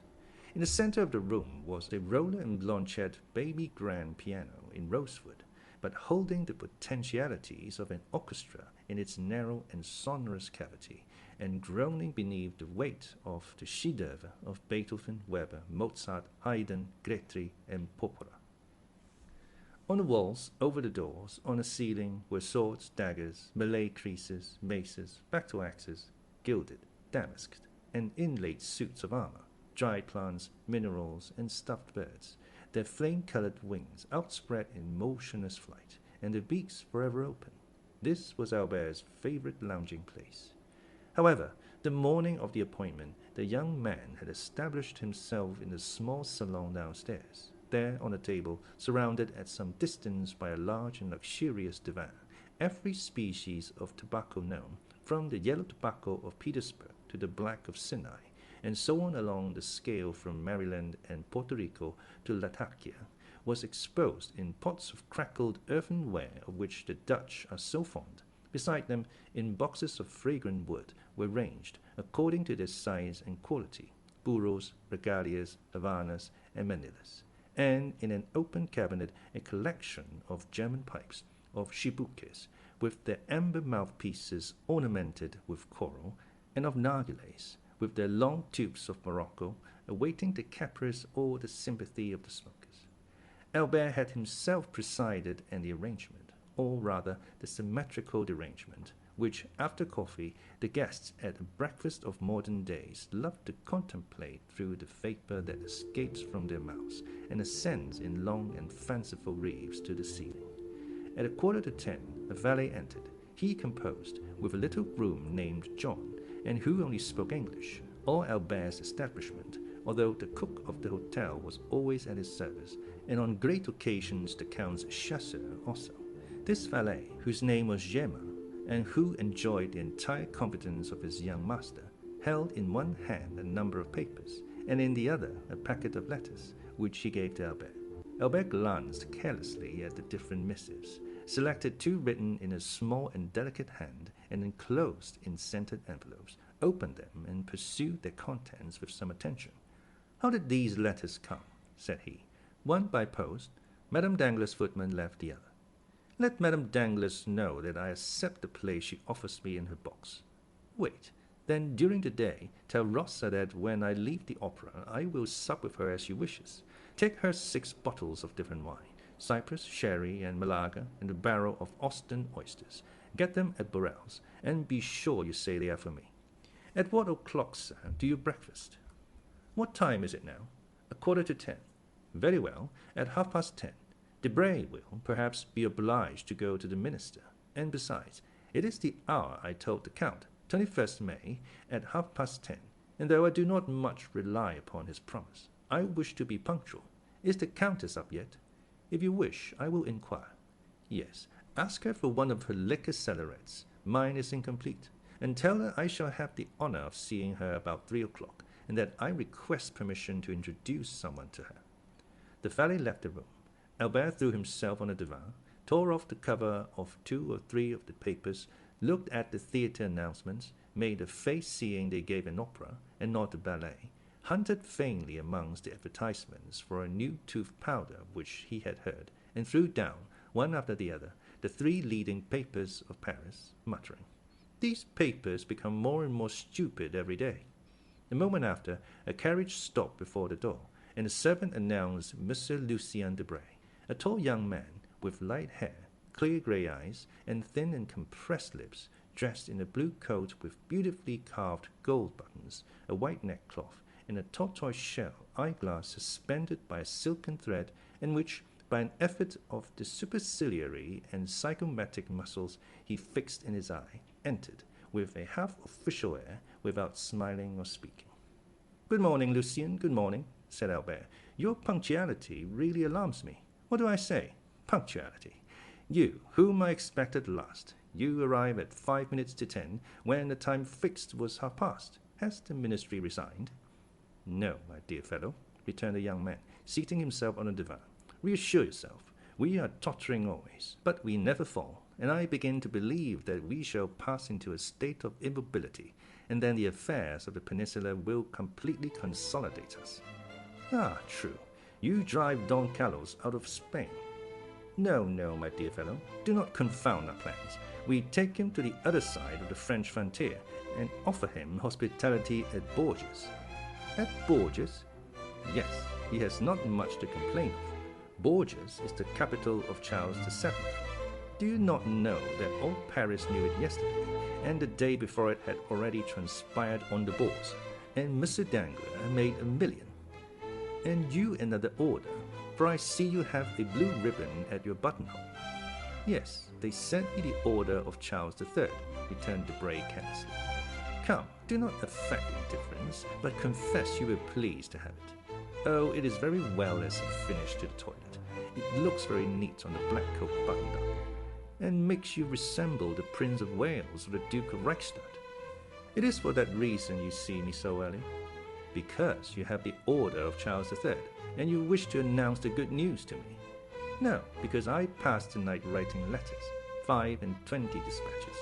I returned home at daybreak, and strove to sleep, but my head ached, and I got up to have a ride for an hour.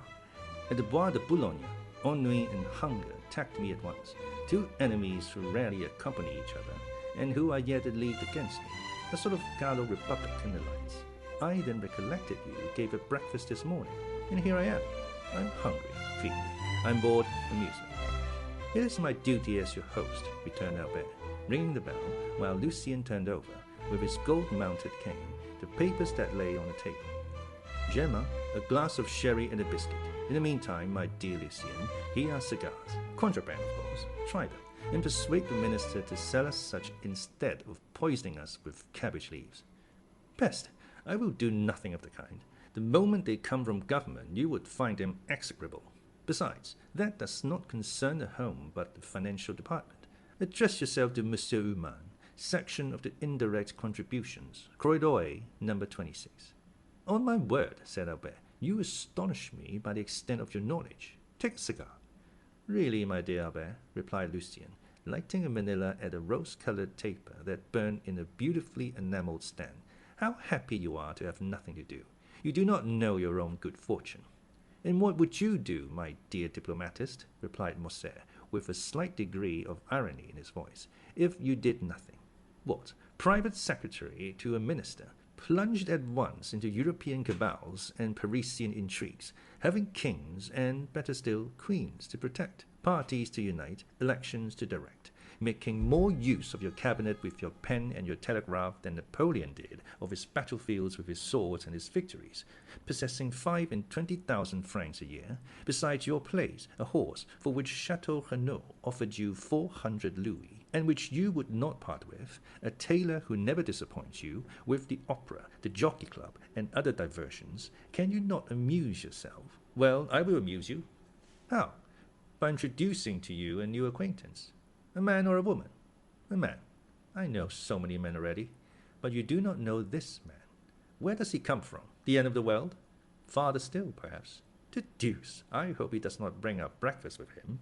Oh, no, our breakfast comes from my father's kitchen. Are you hungry? Humiliating as such a confession is, I am.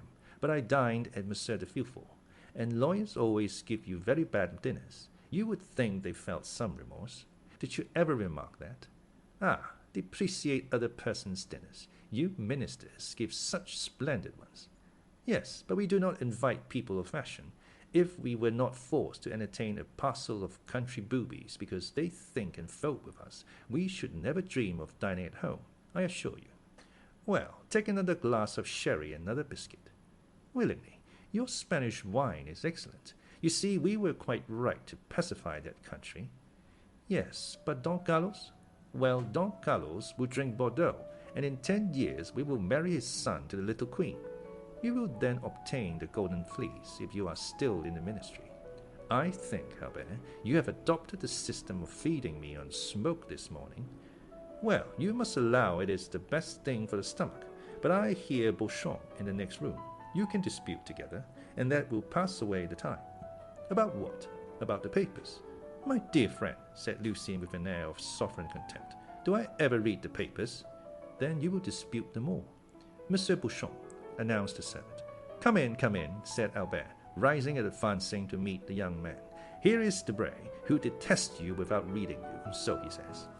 He is quite right, returned Beauchamp, for I criticize him without knowing what he does. Good day, Commander. Ah, you know that already, said the private secretary, smiling and shaking hands with him. Pardieu. And what do they say of it in the world? In which world? We have so many worlds in the year of grace, 1838. In the entire political world, of which you are one of the leaders. They say that it is quite fair, and that sowing so much red, you ought to reap a little blue. Come, that is not bad, said Lucien. Why do you not join our party, my dear Beauchamp? With your talents you would make your fortune in 3 or 4 years. I only wait one thing before following your advice, that is, a minister who will hold office for 6 months. My dear Albert, one word, for I must give poor Lucien a respite. Do we breakfast or dine? I must go to the chamber, for our life is not an idle one. You only breakfast. I await 2 persons, and the instant they arrive we shall sit down to table.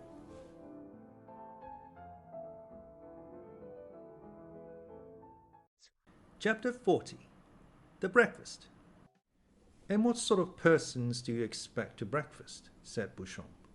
A gentleman and a diplomatist. Then we shall have to wait 2 hours for the gentleman and 3 for the diplomatist. I shall come back to dessert. Keep me some strawberries, coffee and cigars. I shall take a cutlet on my way to the chamber. Do not do anything of the sort, for were the gentleman a Montmorency and the diplomatist a Metternich, we will breakfast at 11. In the meantime, follow Debray's example, and take a glass of sherry and a biscuit.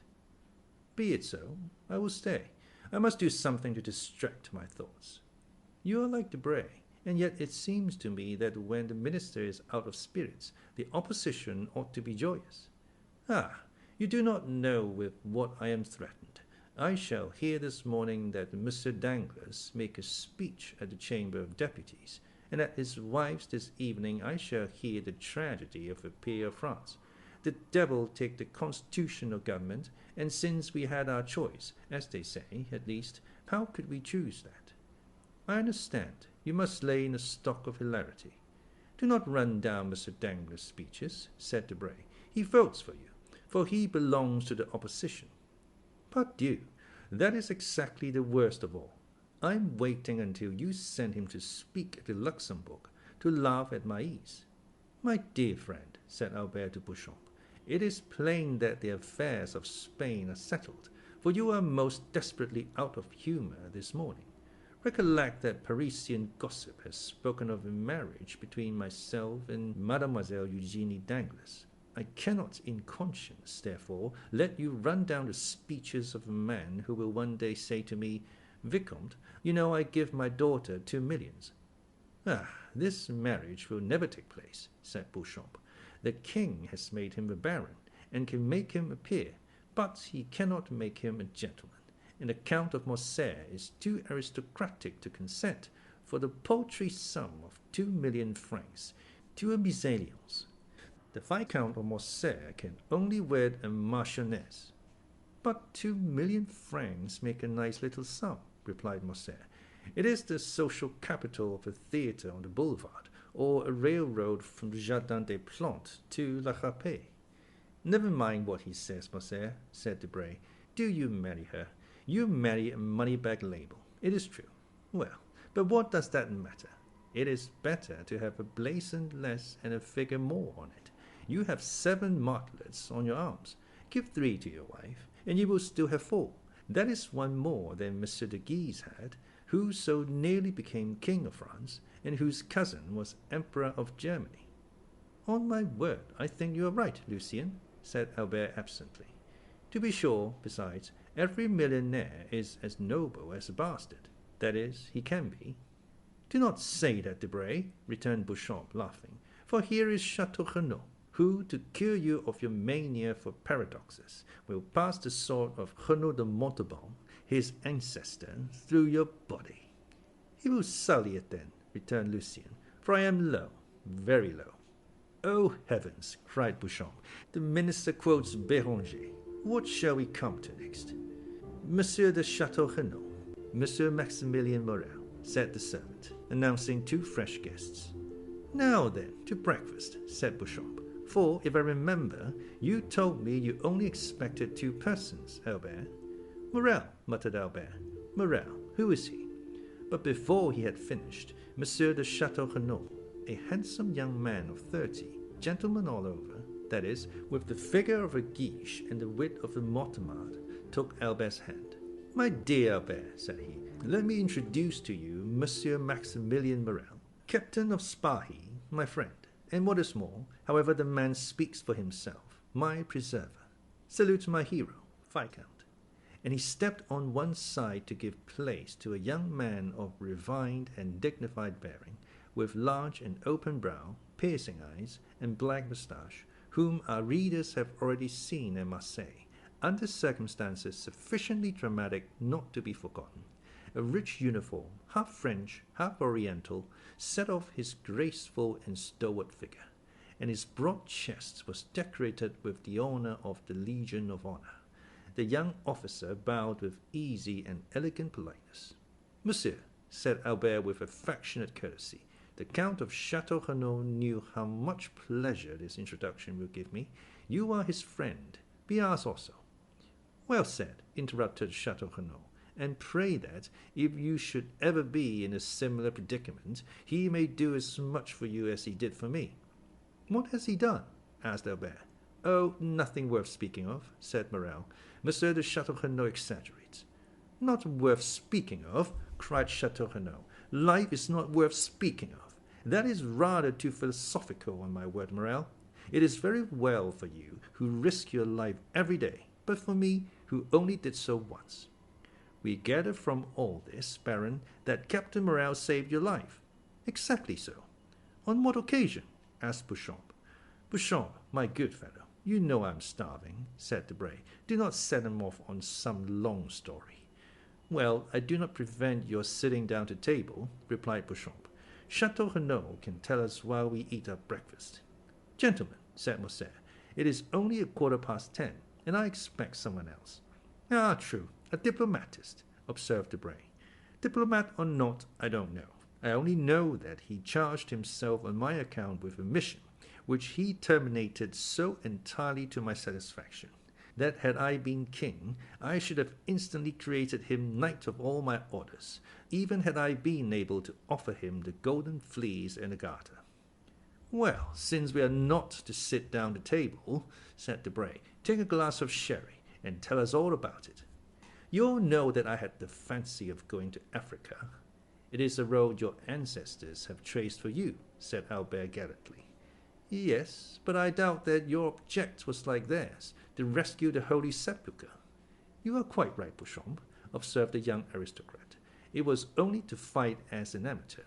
I cannot bear duelling ever since 2 seconds, whom I had chosen to arrange an affair, forced me to break the arm of one of my best friends, one whom you all know, poor Franz d'Épinay. Ah, true, said Debray. You did fight some time ago. About what? The devil take me if I remember, returned Château-Renaud. But I recollect perfectly one thing, that, being unwilling to let such talents as mine sleep, I wished to try upon the Arabs the new pistols that had been given to me. In consequence I embarked for Oran, and went from thence to Constantine, where I arrived just in time to witness the raising of the siege. I retreated with the rest for 48 hours. I endured the rain during the day, and the cold during the night tolerably well, but the 3rd morning my horse died of cold. Poor brute! Accustomed to be covered up and to have a stove in the stable, the Arabian finds himself unable to bear 10 degrees of cold in Arabia. That's why you want to purchase my English horse, said Debray. You think he will bear the cold better. You are mistaken, for I have made a vow never to return to Africa. You were very much frightened then, asked Beauchamp. Well, yes, and I had good reason to be so, replied Château-Renaud. I was retreating on foot, for my horse was dead.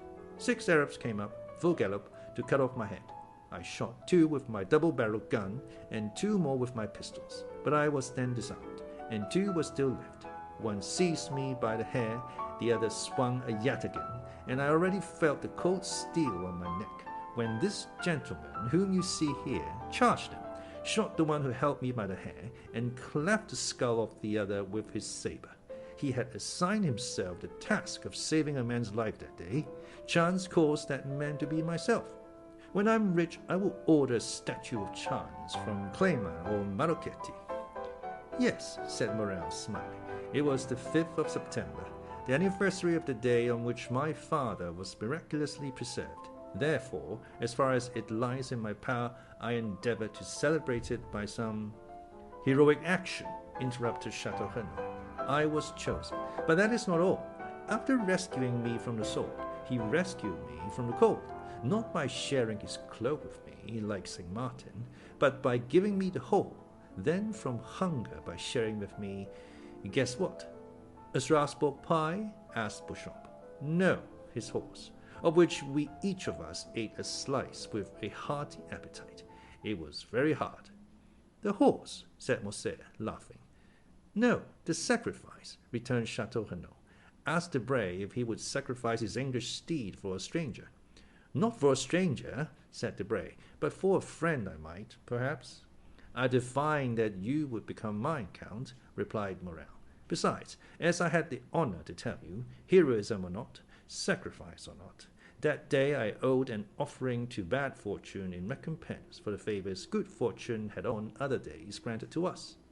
The history to which Monsieur Morrel alludes, continued Château-Renaud, is an admirable one, which he will tell you some day when you are better acquainted with him. Today let us fill our stomachs, and not our memories. What time do you breakfast, Albert? At 10:30. Precisely? Asked Debray, taking out his watch. Oh, you will give me 5 minutes' grace, replied Morcerf, for I also expect a preserver. Of whom? Of myself, cried Morcerf. Parbleu! Do you think I cannot be saved as well as anyone else, and that there are only Arabs who cut off heads? Our breakfast is a philanthropic one, and we shall have at table, at least I hope so, 2 benefactors of humanity. What shall we do? Said Debray. We have only 1 monthly in price. Well, it will be given to someone who has done nothing to deserve it, said Beauchamp. That is the way the Academy mostly escapes from the dilemma. And where does he come from? Asked Debray. You have already answered the question once, but so vaguely that I venture to put it a second time. Really, said Albert, I do not know. When I invited him 3 months ago, he was then at Rome, but since that time, who knows where he may have gone? And you think him capable of being exact? Demanded Debray. I think him capable of everything. Well, with the 5 minutes' grace, we have only 10 left. I will profit by them to tell you something about my guest. I beg pardon, interrupted Beauchamp. Are there any materials for an article in what you are going to tell us? Yes, and for a most curious one. Go on, then, for I see I shall not get to the chamber this morning, and I must make up for it. I was at Rome during the last carnival. We know that, said Beauchamp. Yes, but what you do not know is that I was carried off by bandits.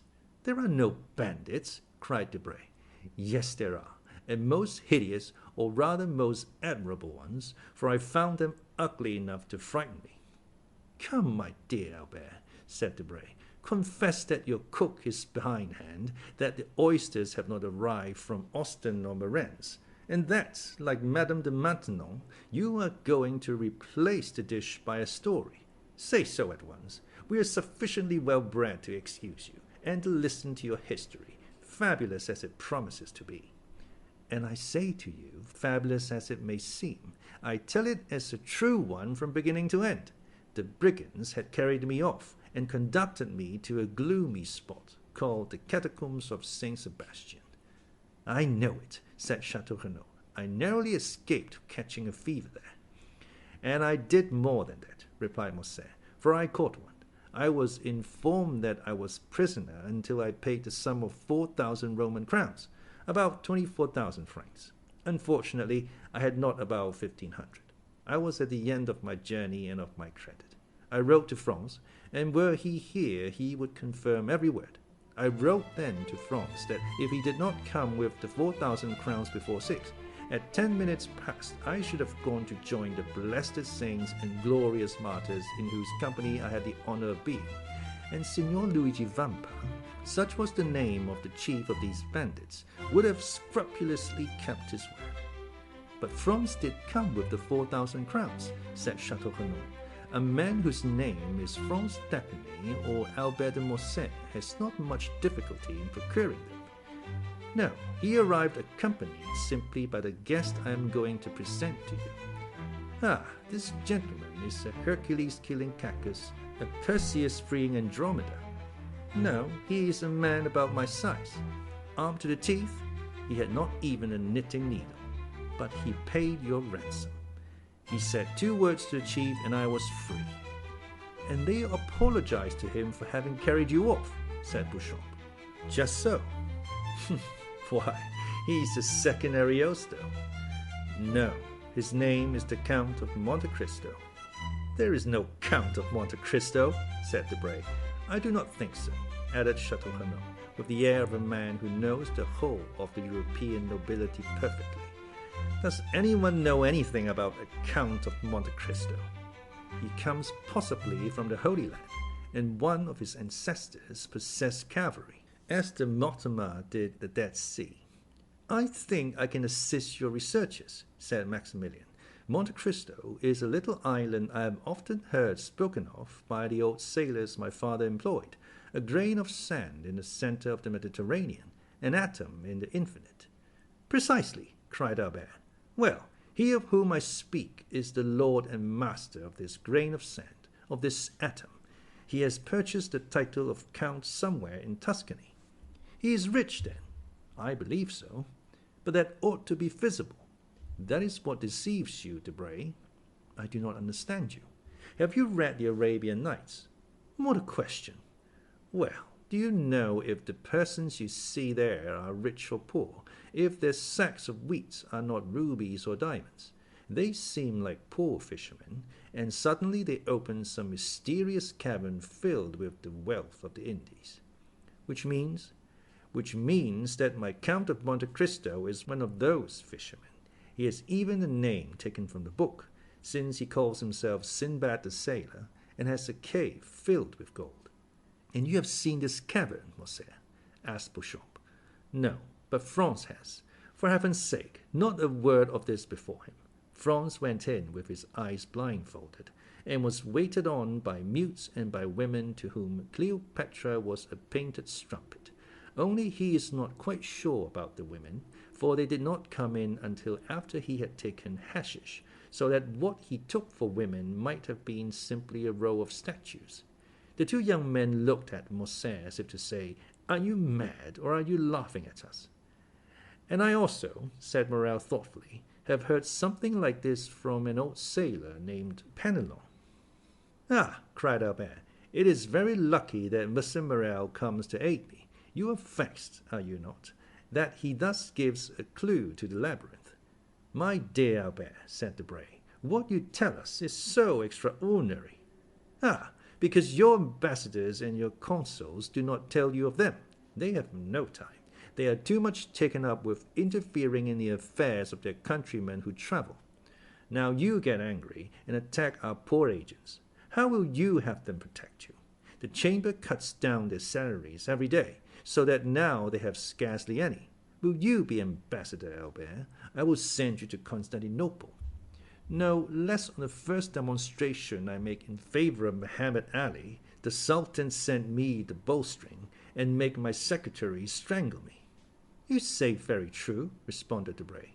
"Yes," said Albert, "but this has nothing to do with the existence of the Count of Monte Cristo." "Pardieu, everyone exists." "Doubtless, but not in the same way. Everyone has not black slaves, a princely retinue, an arsenal of weapons that would do credit to an Arabian fortress, horses that cost 6,000 francs apiece, and Greek mistresses. Have you seen the Greek mistress? I have both seen and heard her. I saw her at the theatre, and heard her one morning when I breakfasted with the Count. He eats then? Yes, but so little, it can hardly be called eating. He must be a vampire. Laugh, if you will. The Countess G, who knew Lord Ruthven, declared that the Count was a vampire. Ah, capital, said Beauchamp. For a man not connected with newspapers, here is the pendant to the famous sea serpent of the Constitutionnel. Wild eyes, the iris of which contracts or dilates at pleasure, said Debray. Facial angles strongly developed, magnificent forehead, livid complexion, black beard, sharp and white teeth, politeness unexceptionable. Just so, Lucien, returned Morcerf. You have described him feature for feature. Yes, keen and cutting politeness. This man has often made me shudder, and one day when we were viewing an execution, I thought I should faint, more from hearing the cold and calm manner in which he spoke of every description of torture, than from the sight of the executioner and the culprit. Did he not conduct you to the ruins of the Colosseum and suck your blood? Asked Beauchamp. Or, having delivered you, make you sign a flaming parchment, surrendering your soul to him as Esau did his birthright? Rail on at your ease, gentlemen, said Morcerf, somewhat piqued. When I looked at you Parisians, idlers on the Boulevard de Gand or the Bois de Boulogne, and think of this man, it seems to me we are not of the same race. I am highly flattered, returned Beauchamp. At the same time, added Château-Renaud, your Count of Monte Cristo is a very fine fellow, always accepting his little arrangements with the Italian banditti. There are no Italian banditti, said Debray. No vampire, cried Beauchamp. No Count of Monte Cristo, added Debray. There is 10:30 striking, Albert. Confess you have dreamed this, and let us sit down to breakfast, continued Beauchamp. But the sound of the clock had not died away when Germain announced, His Excellency the Count of Monte Cristo. The involuntary start everyone gave proved how much Morcerf's narrative had impressed him, and Albert himself could not wholly refrain from manifesting sudden emotion. He had not heard a carriage stop in the street or steps in the antechamber. The door had itself opened noiselessly. The Count appeared, dressed with the greatest simplicity, but the most fastidious dandy could have found nothing to cavil at in his toilet. Every article of dress, hat, coat, gloves, and boots, was from the first makers. He seemed scarcely 35, but what struck everybody was his extreme resemblance to the portrait Debray had drawn. The Count advanced, smiling, into the centre of the room, and approached Albert, who hastened towards him, holding out his hand in a ceremonial manner. "Punctuality," said Monte Cristo, "is the politeness of kings, according to one of your sovereigns, I think, but it is not the same with travellers. However, I hope you will excuse the 2 or 3 seconds I am behindhand. 500 leagues are not to be accomplished without some trouble, and especially in France, where, it seems, it is forbidden to beat postilions."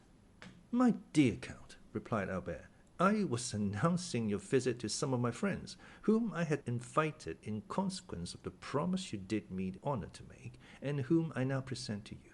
They are the Count of Château-Renaud, whose nobility goes back to the 12 peers, and whose ancestors had a place at the Round Table.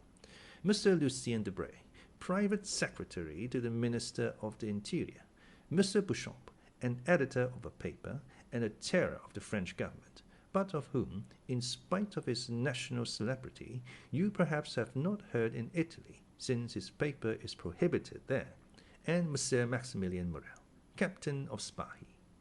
At this name the Count, who had hitherto saluted everyone with courtesy, but at the same time with coldness and formality, stepped a pace forward, and a slight tinge of red coloured his pale cheeks. "You wear the uniform of the new French conquerors, monsieur," said he. "It is a handsome uniform." No one could have said what caused the Count's voice to vibrate so deeply, and what made his eye flash, which was in general so clear, lustrous, and limpid when he pleased. "You have never seen our Africans, Count?" said Albert. "Never," replied the Count, who was by this time perfectly master of himself again. "Well, beneath this uniform beats one of the bravest and noblest hearts in the whole army." "Oh, Monsieur de Morcerf," interrupted Morrel. "Let me go on, Captain. And we have just heard," continued Albert, "of a new deed of his, and so heroic a one, that, although I have seen him today for the first time, I request you to allow me to introduce him as my friend." At these words it was still possible to observe in Monte Cristo the concentrated look, changing colour, and slight trembling of the eyelid that show emotion. "Ah, you have a noble heart," said the Count. "So much the better." This exclamation, which corresponded to the Count's own thoughts rather than to what Albert was saying, surprised everybody, and especially Morrel, who looked at Monte Cristo with wonder. But at the same time, the intonation was so soft that, however strange the speech might seem, it was impossible to be offended at it. "Why should he doubt it?" said Beauchamp to Château-Renaud. "In reality," replied the latter, who, with his aristocratic glance and his knowledge of the world, had penetrated at once all that was penetrable in Monte Cristo, "Albert has not deceived us, for the Count is a most singular being. What say you, Morrel?" "Ma foi, he has an open look about him that pleases me, in spite of the singular remark he has made about me." "Gentlemen," said Albert, "Germain informs me that breakfast is ready. My dear Count, allow me to show you the way." They passed silently into the breakfast room, and everyone took his place. "Gentlemen," said the Count, seating himself, "permit me to make a confession which must form my excuse for any improprieties I may commit. I am a stranger, and a stranger to such a degree that this is the first time I have ever been at Paris. The French way of living is utterly unknown to me, and up to the present time I have followed the Eastern customs, which are entirely in contrast to the Parisian. I beg you, therefore, to excuse if you find anything in me too Turkish, too Italian, or too Arabian. Now, then, let us breakfast." "With what an air he says all this," muttered Beauchamp. "Decidedly, he is a great man." "A great man in his own country," added Debray.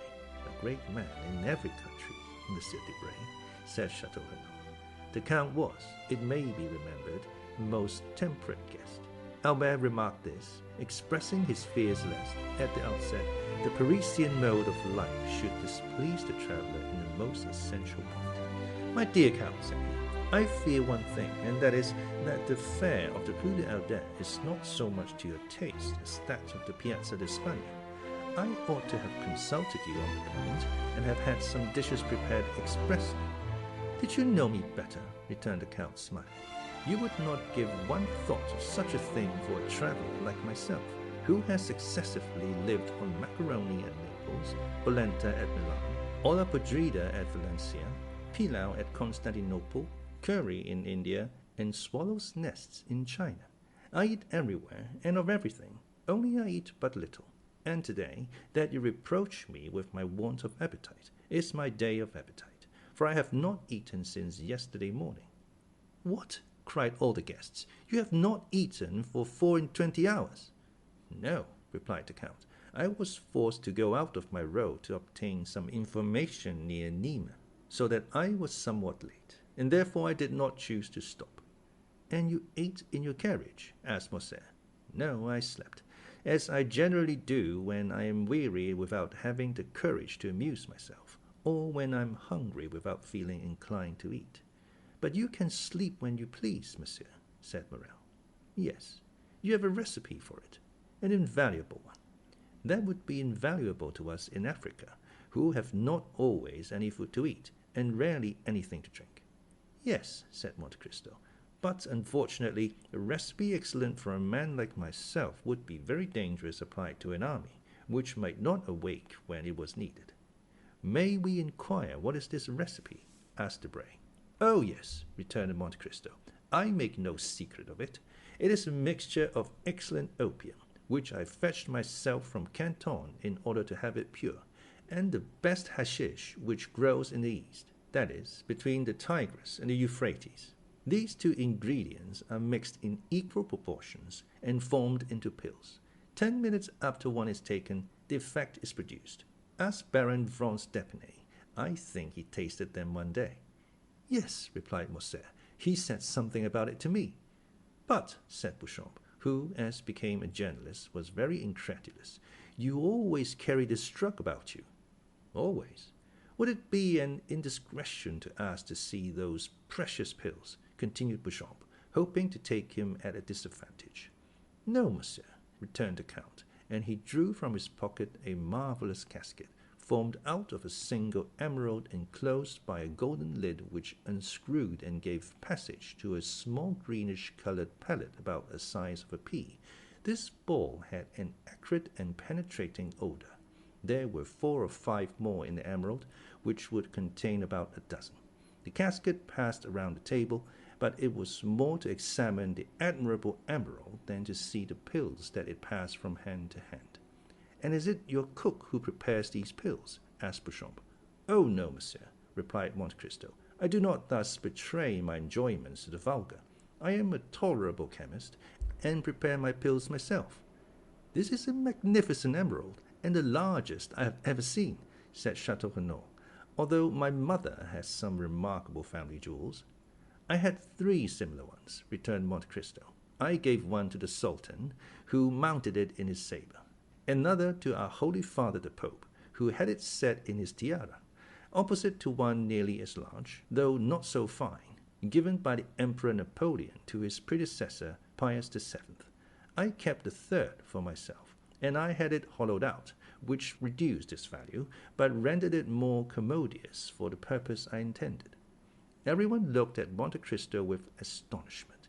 He spoke with so much simplicity that it was evident he spoke the truth, or that he was mad. However, the sight of the emerald made them naturally inclined to the former belief. And what did these 2 sovereigns give you in exchange for these magnificent presents? Asked Debray. The Sultan, the liberty of a woman, replied the Count. The Pope, the life of a man. So that once in my life I have been as powerful as if heaven had brought me into the world on the steps of a throne. And it was Peppino you saved, was it not? Cried Morcerf. It was for him that you obtained pardon. Perhaps, returned the Count, smiling. My dear Count, you have no idea what pleasure it gives me to hear you speak thus, said Morcerf. I had announced you beforehand to my friends as an enchanter of the Arabian Nights, a wizard of the Middle Ages. But the Parisians are so subtle in paradoxes that they mistake for caprices of the imagination the most incontestable truths, when these truths do not form a part of their daily existence. For example, here is Debray who reads, and Beauchamp who prints, every day, a member of the Jockey Club has been stopped and robbed on the boulevard. 4 persons have been assassinated in the Rue Saint-Denis or the Faubourg Saint-Germain. 10, 15, or 20 thieves have been arrested in a café on the Boulevard du Temple or in the Terme de Julia, and yet these same men deny the existence of the bandits in the Maremma, the Campagna di Romagna, or the Pontine marshes. Tell them yourself that I was taken by bandits, and that without your generous intercession I should now have been sleeping in the Catacombs of Saint Sebastian, instead of receiving them in my humble abode in the Rue de Alder. Ah, said Monte Cristo, you promised me never to mention that circumstance. It was not I who made that promise, cried Morcerf. It must have been someone else whom you have rescued in the same manner, and whom you have forgotten. Pray speak of it, for I shall not only, I trust, relate the little I do know, but also a great deal I do not know. It seems to me, returned the Count, smiling, that you played a sufficiently important part to know, as well as myself, what happened. Well, you promise me, if I tell all I know, to relate, in your turn, all that I do not know? That is but fair, replied Monte Cristo. Well, said Morcerf, for 3 days I believed myself the object of the attentions of a mask, whom I took for a descendant of Tullia or Poppaea, while I was simply the object of the attentions of a contadina. And I say contadina to avoid saying peasant girl. What I know is that, like a fool, a greater fool than he of whom I spoke just now, I mistook for this peasant girl a young bandit of 15 or 16, with a beardless chin and a slim waist, and who, just as I was about to imprint a chaste salute on his lips, placed a pistol to my head, and, aided by 7 or 8 others, led, or rather dragged me, to the Catacombs of Saint Sebastian, where I found a highly educated brigand chief pursuing Caesar's commentaries, and who deigned to leave off reading to inform me that unless the next morning, before 6 o'clock, 4,000 piastres were paid into his account at his banker's, at 6:15 I should have ceased to exist.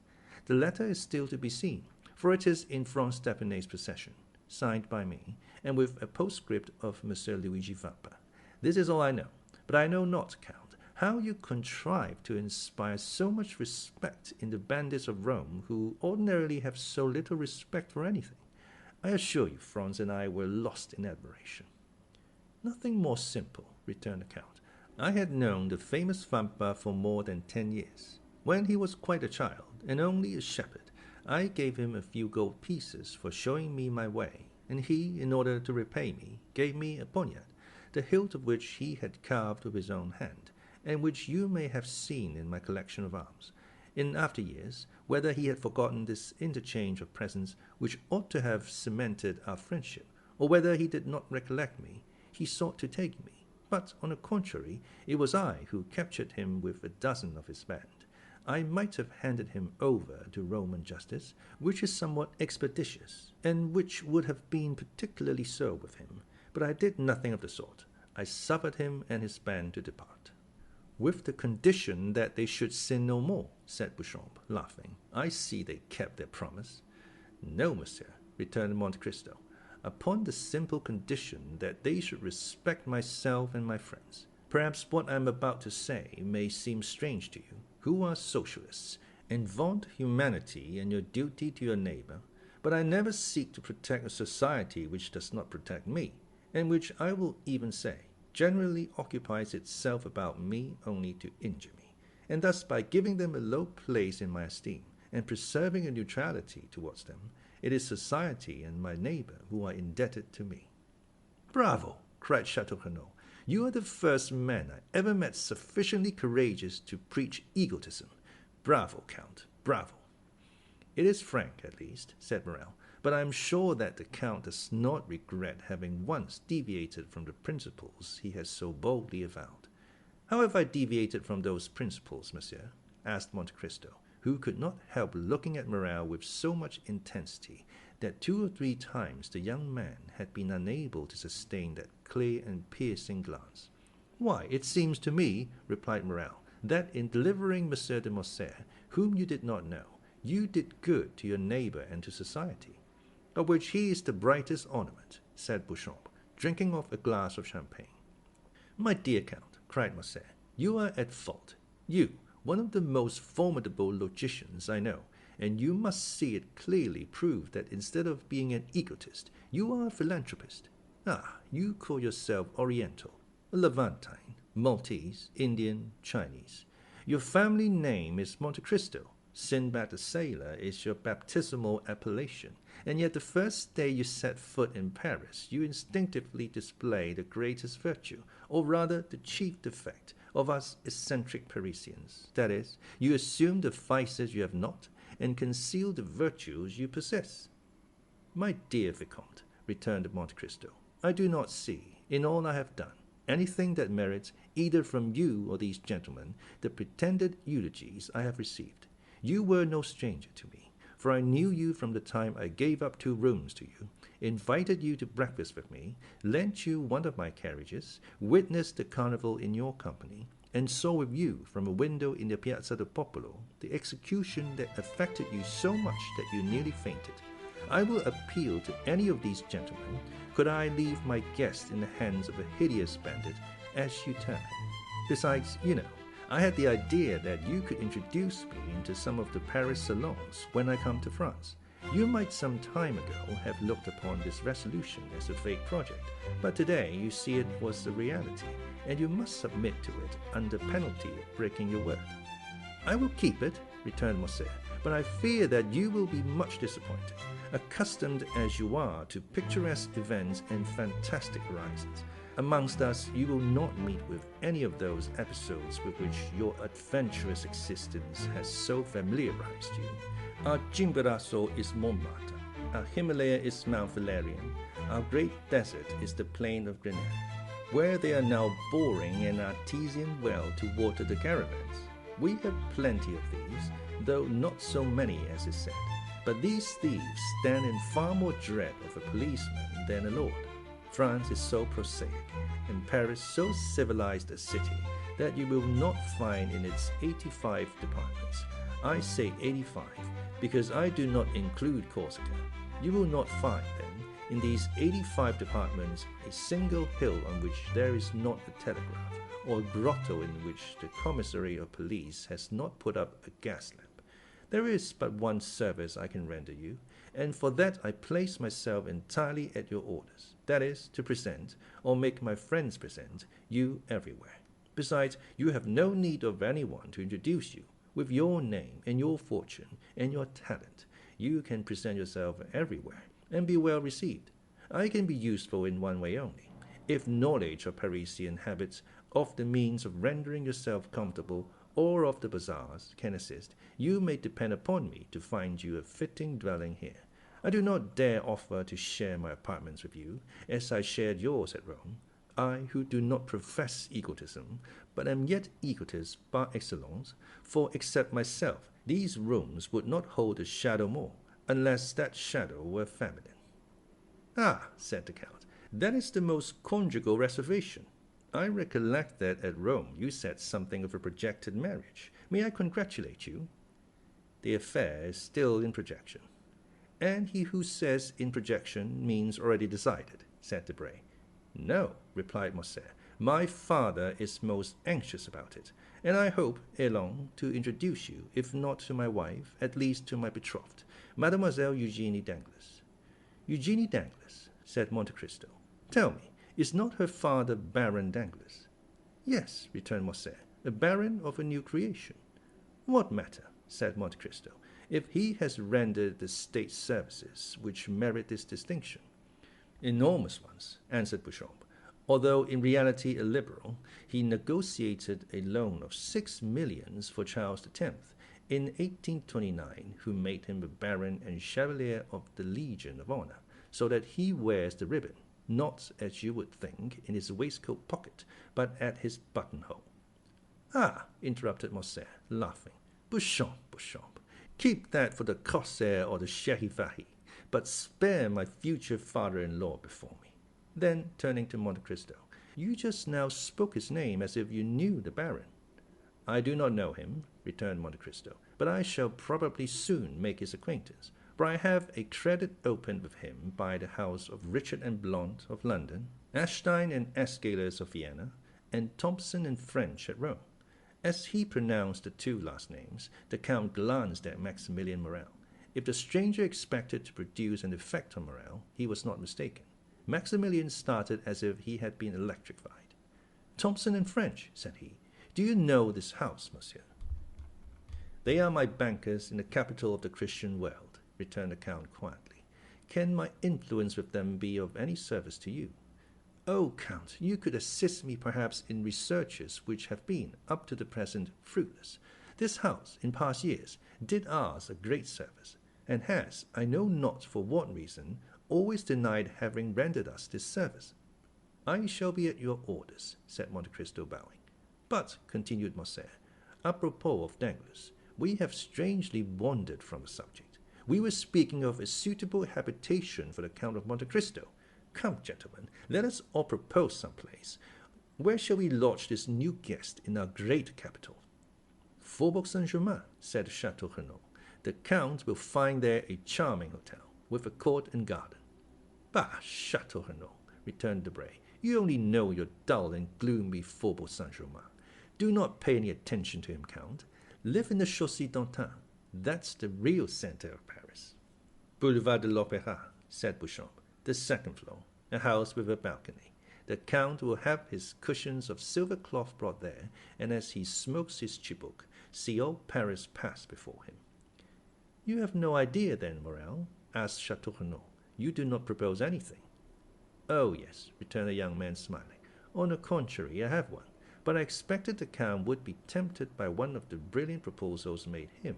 Yet, as he has not replied to any of them, I will venture to offer him a suite of apartments in a charming hotel, in the Pompadour style, that my sister has inhabited for a year, in the Rue Mille." "You have a sister?" asked the Count. "Yes, monsieur, a most excellent sister." "Married?" "Nearly 9 years." "Happy?" asked the Count again. "As happy as it is permitted to a human creature to be," replied Maximilian. "She married the man she loved, who remained faithful to us in our fallen fortunes, Emmanuel Rebon." Monte Cristo smiled imperceptibly. "I lived there during my leave of absence," continued Maximilian, "and I shall be, together with my brother-in-law Emmanuel, at the disposition of the Count, whenever he thinks fit to honor us." "1 minute," cried Albert, without giving Monte Cristo the time to reply. "Take care, you are going to immure a traveller, Sinbad the sailor, a man who comes to see Paris. You are going to make a patriarch of him." "Oh, no," said Morrel. "My sister is 25, my brother-in-law is 30. They are gay, young, and happy. Besides, the Count will be in his own house, and only see them when he thinks fit to do so." "Thanks, monsieur," said Monte Cristo. "I shall content myself with being presented to your sister and her husband, if you will do me the honor to introduce me. But I cannot accept the offer of any one of these gentlemen, since my habitation is already prepared." "What?" cried Morcerf. "You are, then, going to a hotel? That will be very dull for you." "Was I so badly lodged at Rome?" said Monte Cristo, smiling. "Parbleu! At Rome you spend 50,000 piastres in furnishing your apartments, but I presume that you are not disposed to spend a similar sum every day." "It is not that which deterred me," replied Monte Cristo. "But as I determined to have a house to myself, I sent on my valet de chambre, and he ought by this time to have bought the house and furnished it." "But you have, then, a valet de chambre who knows Paris," said Beauchamp. "It is the first time he has ever been in Paris. He is black, and cannot speak," returned Monte Cristo. "It is Ali," cried Albert, in the midst of the general surprise. "Yes, Ali himself, my Nubian mute, whom you saw, I think, at Rome." "Certainly," said Morcerf. "I recollect him perfectly. But how could you charge a Nubian to purchase a house, and a mute to furnish it? He will do everything wrong." "Undeceive yourself, monsieur," replied Monte Cristo. "I am quite sure that, on the contrary, he will choose everything as I wish. He knows my tastes, my caprices, my wants. He has been here a week, with the instinct of a hound, hunting by himself. He will arrange everything for me. He knew that I should arrive today at 10 o'clock. He was waiting for me at 9 at the Pied de Fontainebleau. He gave me this paper. It contains the number of my new abode. Read it yourself." And Monte Cristo passed the paper to Albert. "Ah, that is really original," said Beauchamp, "and very princely," added Château-Renaud. "What, do you not know your house?" asked Debray. "No," said Monte Cristo. "I told you I did not wish to be behind my time. I dressed myself in a carriage and descended at the Viscount's door." The young men looked at each other. They did not know if it was a comedy Monte Cristo was playing, but every word he uttered had such an air of simplicity that it was impossible to suppose what he said was false. Besides, why should he tell a falsehood? "We must content ourselves, then," said Beauchamp, "with rendering the Count all the little services in our power. I, in my quality of journalist, open all the theatres to him." "Thanks, monsieur," returned Monte Cristo. "My steward has orders to take a box at each theatre." "Is your steward also a Nubian?" asked Debray. "No, he is a countryman of yours, if a Corsican is a countryman of anyone's. But you know him, Monsieur de Morcerf. Is it that excellent Monsieur Bertuccio, who understands hiring windows so well?" "Yes, you saw him the day I had the honor of receiving you. He has been a soldier, a smuggler, in fact, everything. I would not be quite sure that he has not been mixed up with the police for some trifle, a stab with a knife, for instance." "And you have chosen this honest citizen for your steward," said Debray. "Of how much does he rob you every year?" "On my word," replied the Count, "not more than another. I am sure he answers my purpose, knows no impossibility, and so I keep him." "Then," continued Château-Renaud, "since you have an establishment, a steward, and a hotel in the Champs-Élysées, you only want a mistress." Albert smiled.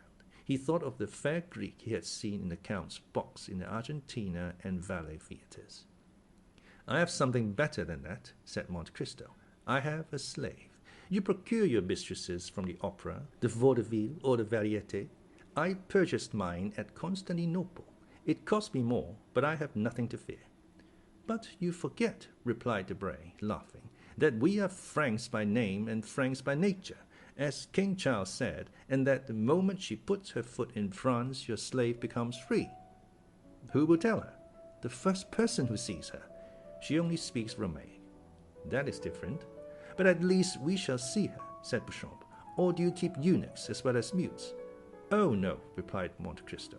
"I do not carry brutalism so far.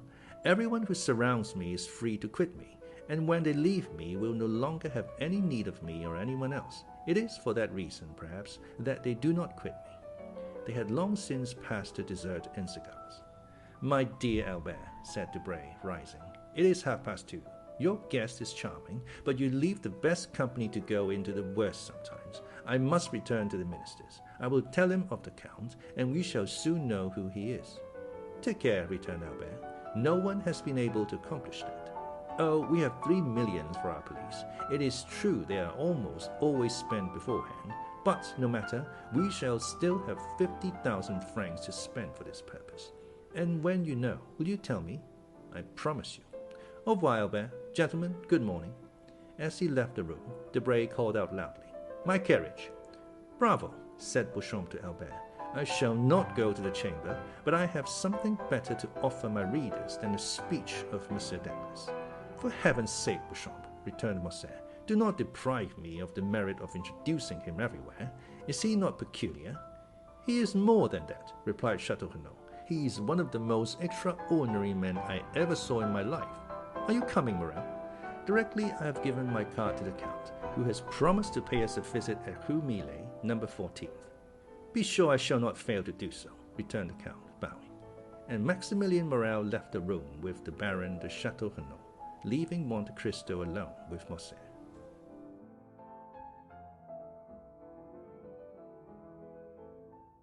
Chapter 41. The Presentation.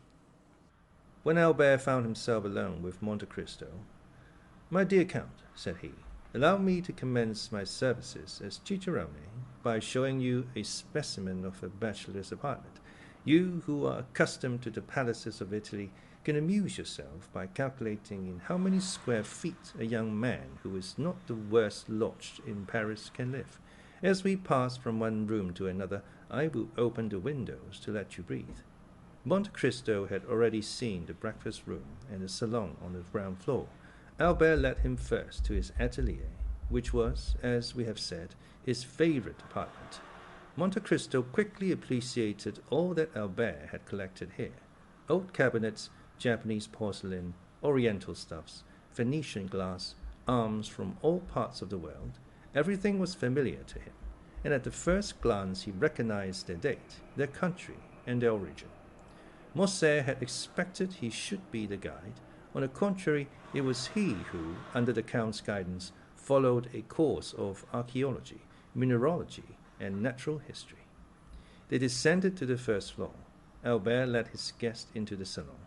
The salon was filled with the works of modern artists. There were landscapes of Debray, with their long reeds and tall trees, their lowing oxen and marvelous skies, Delacroix's Arabian cavaliers, with their long white burnouses, their shining belts, their damasked arms, their horses, who tore each other with their teeth while their riders contended fiercely with their maces. Aquarelle of Boulanger, representing Notre-Dame de Paris with that figure that makes the artist the rival of the poet. There were paintings by Diaz, who makes his flowers more beautiful than flowers, his suns more brilliant than the sun. Designs by Descamps, as vividly colored as those of Salvator Rosa, but more poetic. Pastels by Giraud and Muller, representing children like angels and women with the features of a virgin. Sketches torn from the album of Dozart's Travels in the East, that had been made in a few seconds on the saddle of a camel, or beneath the dome of a mosque. In a word, all that modern art can give in exchange as an recompense for the art lost and gone with ages long since past. Albert expected to have something new this time to show to the traveller, but, to his great surprise, the latter, without seeking for the signatures, many of which, indeed, were only initials, named instantly the author of every picture in such a manner that it was easy to see that each name was not only known to him, but that each style associated with it had been appreciated and studied by him. From the salon they passed into the bedchamber. It was a model of taste and simple elegance. A single portrait, signed by Leopold Robert, shone in its carved and gilded frame. This portrait attracted the Count of Monte Cristo's attention, for he made 3 rapid steps in the chamber and stopped suddenly before it. It was the portrait of a young woman of 5 or 6 and 20, with a dark complexion and light and lustrous eyes, veiled beneath long lashes. She wore the picturesque costume of the Catalan fisherwomen, a red and black bodice, and golden pins in her hair. She was looking at the sea, and her form was outlined on the blue ocean and sky. The light was so faint in the room that Albert did not perceive the pallor that spread itself over the Count's visage, or the nervous heaving of his chest and shoulders. Silence prevailed for an instant, during which Monte Cristo gazed intently on the picture. "You have there a most charming mistress, Viscount," said the Count in a perfectly calm tone, "and this costume, a ball costume doubtless, becomes her admirably." "Ah, monsieur," returned Albert, "I would never forgive you this mistake if you had seen another picture beside this. You do not know my mother. She it is whom you see here. She had her portrait painted thus 6 or 8 years ago. This costume is a fancy one, it appears, and the resemblance is so great that I think I still see my mother the same as she was in 1830. The Countess had this portrait painted during the Count's absence. She doubtless intended giving him an agreeable surprise, but strange to say, this portrait seemed to displease my father, and the value of the picture, which is, as you see, one of the best works of Leopold Robert, could not overcome his dislike to it. It is true, between ourselves, that M. de Morcerf is one of the most assiduous peers at the Luxembourg, a general renowned for theory, but a most mediocre amateur of art. It is different with my mother, who paints exceedingly well, and who, unwilling to part with so valuable a picture, gave it to me to put here, where it would be less likely to displease M. de Morcerf, whose portrait, by Gros, I will also show you. Excuse my talking of family matters, but as I shall have the honor of introducing you to the Count, I tell you this to prevent you making any allusions to this picture. The picture seems to have a malign influence, for my mother rarely comes here without looking at it, and still more rarely does she look at it without weeping. This disagreement is the only one that has ever taken place between the Count and Countess, who are still as much united, although married more than 20 years, as on the first day of their wedding. Monte Cristo glanced rapidly at Albert, as if to seek a hidden meaning in his words, but it was evident the young man uttered them in the simplicity of his heart. "Now," said Albert, "that you have seen all my treasures, allow me to offer them to you, unworthy as they are. Consider yourself as in your own house, and to put yourself still more at your ease, pray accompany me to the apartments of Monsieur de Morcerf, he whom I wrote from Rome an account of the services you rendered me, and to whom I announced your promised visit, and I may say that both the Count and Countess anxiously desire to thank you in person. You are somewhat blasé, I know, and family scenes have not much effect on Sinbad the sailor, who has seen so many others. However, accept what I propose to you as an initiation into Parisian life, a life of politeness, visiting and introductions." Monte Cristo bowed without making any answer. He accepted the offer without enthusiasm and without regret, as one of those conventions of society which every gentleman looks upon as a duty. Albert summoned his servant, and ordered him to acquaint Monsieur and Madame de Morcerf of the arrival of the Count of Monte Cristo. Albert followed him with the Count. When they arrived at the antechamber, above the door was visible a shield, which, by its rich ornaments and its harmony with the rest of the furniture, indicated the importance the owner attached to this blazon. Monte Cristo stopped and examined it attentively. "Azure 7 merlets, all placed bender," said he. "These are, doubtless, your family arms. Except the knowledge of blazons, that enables me to decipher them. I am very ignorant of heraldry. I, a count of fresh creation, fabricated in Tuscany by the aid of a commandery of St. Stephen, and who would not have taken the trouble had I not been told that when you travel much it is necessary. Besides, you must have something on the panels of your carriage, to escape being searched by the custom-house officers. Excuse my putting such a question to you." "It is not indiscreet," returned Morcerf, with the simplicity of conviction. "You have guessed rightly. These are our arms, that is, those of my father, but they are, as you see, joined to another shield, which has gules, a silver town, which are my mother's. By her side I am Spanish, but the family of Morcerf is French, and I have heard one of the oldest of the south of France." "Yes," replied Monte Cristo, "these blazons prove that. Almost all the armed pilgrims that went to the Holy Land took for their arms either a cross, in honor of their mission, or birds of passage, in sign of the long voyage they were about to undertake, and which they hoped to accomplish on the wings of faith. One of your ancestors had joined the Crusades, and supposing it to be only that of St. Louis, that makes you mount to the 13th century, which is tolerably ancient." "It is possible," said Morcerf. "My father has in his study a genealogical tree which will tell you all that, and on which I made commentaries that would have greatly edified Derzier and Jaucourt. At present I no longer think of it, and yet I must tell you that we are beginning to occupy ourselves greatly with these things under our popular government." "Well, then, your government would do well to choose from the past something better than the things that I have noticed on your monuments, and which have no heraldic meaning whatever. As for you, Viscount," continued Monte Cristo to Morcerf, "you are more fortunate than the government, for your arms are really beautiful, and speak to the imagination. Yes, you are at once from Provence and Spain. That explains. If the portrait you showed me be like the dark hue I so much admired on the visage of the noble Catalan, it would have required the penetration of Oedipus or the Sphinx to have divined the irony the Count concealed beneath these words, apparently uttered with the greatest politeness. Morcerf thanked him with a smile, and pushed open the door above, which were his arms, and which, as we have said, opened into the salon. In the most conspicuous part of the salon was another portrait.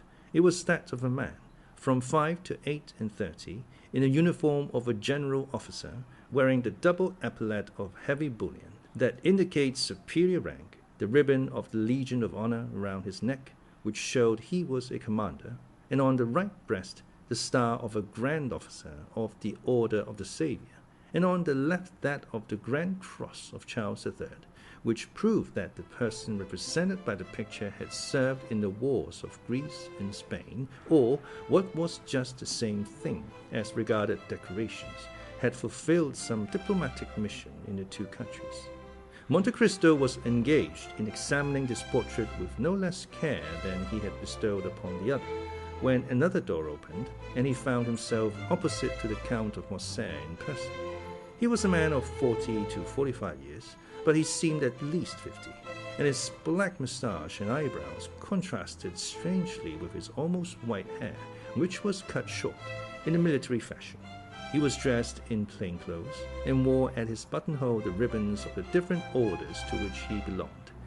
He entered with a tolerably dignified step, in some light haste. Monte Cristo saw him advance towards him without making a single step. It seemed as if his feet were rooted to the ground, and his eyes on the Count of Morcerf. "Father," said the young man, "I have the honor of presenting to you the Count of Monte Cristo, the generous friend whom I had the good fortune to meet in the critical situation of which I have told you." "You are most welcome, monsieur," said the Count of Morcerf, saluting Monte Cristo with a smile. "And monsieur has rendered our house, in preserving its only heir, a service which ensures him our eternal gratitude." As he said these words, the Count of Morcerf pointed to a chair, while he seated himself in another opposite the window. Monte Cristo, in taking the seat Morcerf offered him, placed himself in such a manner as to remain concealed in the shadow of the large velvet curtains, and read on the careworn and livid features of the Count a whole history of secret griefs written in each wrinkle time had planted there. "The Countess," said Morcerf, "was at her toilet when she was informed of the visit she was about to receive. She will, however, be in the salon in 10 minutes."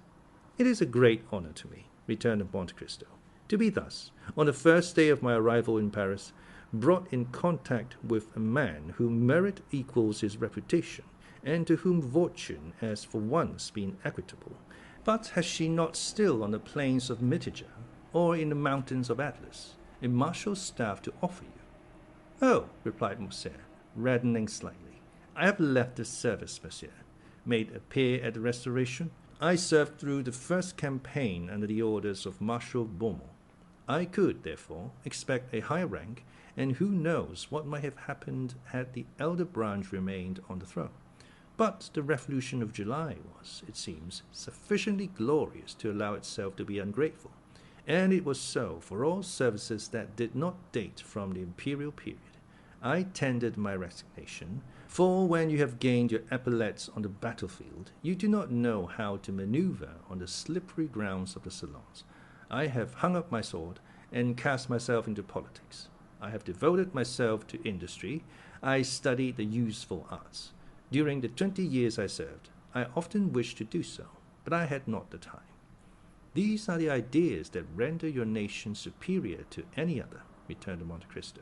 "A gentleman of high birth, possessor of an ample fortune, you have consented to gain your promotion as an obscure soldier, step by step. This is uncommon.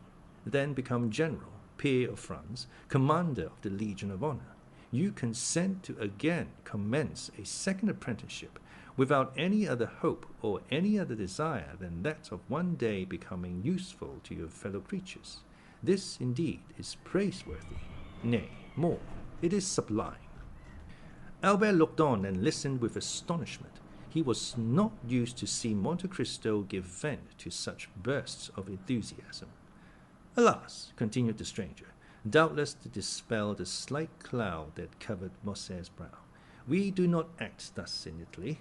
We grow according to our race and our species, and we pursue the same lines, and often the same uselessness, all our lives." "But, monsieur," said the Count of Morcerf, "for a man of your merit, Italy is not a country, and France opens her arms to receive you. Respond to her call. France will not, perhaps, be always ungrateful. She treats her children ill, but she always welcomes strangers." "Ah, father," said Albert with a smile, "it is evident you do not know the Count of Monte Cristo. He despises all honors, and contents himself with those written on his passport." "That is the most just remark. replied the stranger, I ever heard made concerning myself. You have been free to choose your career, observed the Count of Morcerf with a sigh, and you have chosen the path strewed with flowers. Precisely, monsieur, replied Monte Cristo with one of those smiles that a painter could never represent or a physiologist analyze.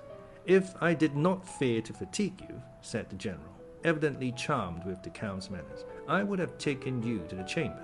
There is a debate very curious to those who are strangers to our modern senators. I shall be most grateful, monsieur, if you will, at some future time, renew your offer.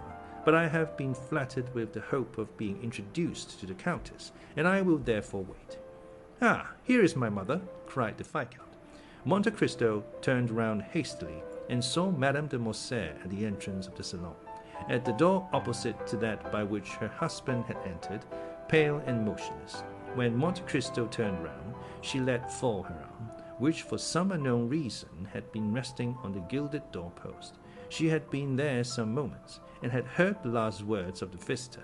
The latter rose and bowed to the Countess, who inclined herself without speaking. Ah, good heavens, madame, said the Count. Are you ill, or is it the heat of the room that affects you? Are you ill, mother? Cried the Viscount, springing towards her. She thanked them both with a smile. No, returned she, but I feel some emotion on seeing, for the first time, the man without those intervention we should have been in tears and desolation, monsieur, continued the Countess, advancing with the majesty of a queen. I owe to you the life of my son, and for this I bless you. Now, I thank you for the pleasure you give me in thus affording me the opportunity of thanking you as I have blessed you, from the bottom of my heart. The Count bowed again, but lower than before. He was even paler than Mercédès. Madame, said he, the Count and yourself recompense too generously a simple action. To save a man, to spare a father's feelings or a mother's sensibility, is not to do a good action, but a simple deed of humanity. At these words, uttered with the most exquisite sweetness and politeness, Madame de Morcerf replied, It is very fortunate for my son, monsieur, that he found such a friend, and I thank God that things are thus. And Mercédès raised her fine eyes to heaven with so fervent an expression of gratitude that the Count fancied he saw tears in them. Monsieur de Morcerf approached her. Madame, said he, I have already made my excuses to the Count for quitting him, and I pray you to do so also. The sitting commences at 2. It is now 3, and I am to speak. Go then, the Monsieur and I will strive our best to forget your absence, replied the Countess, with the same tone of deep feeling. Monsieur, continued she, turning to Monte Cristo, will you do us the honor of passing the rest of the day with us?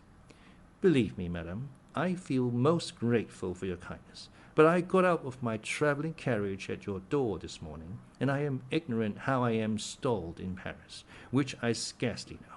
This is but a trifling inquietude, I know, but one that may be appreciated.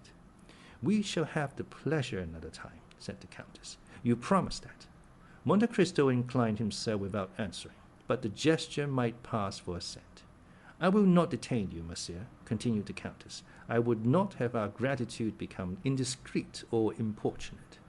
My dear Count, said Albert, I will endeavour to return your politeness at Rome, and place my coupé at your disposal until your own be ready.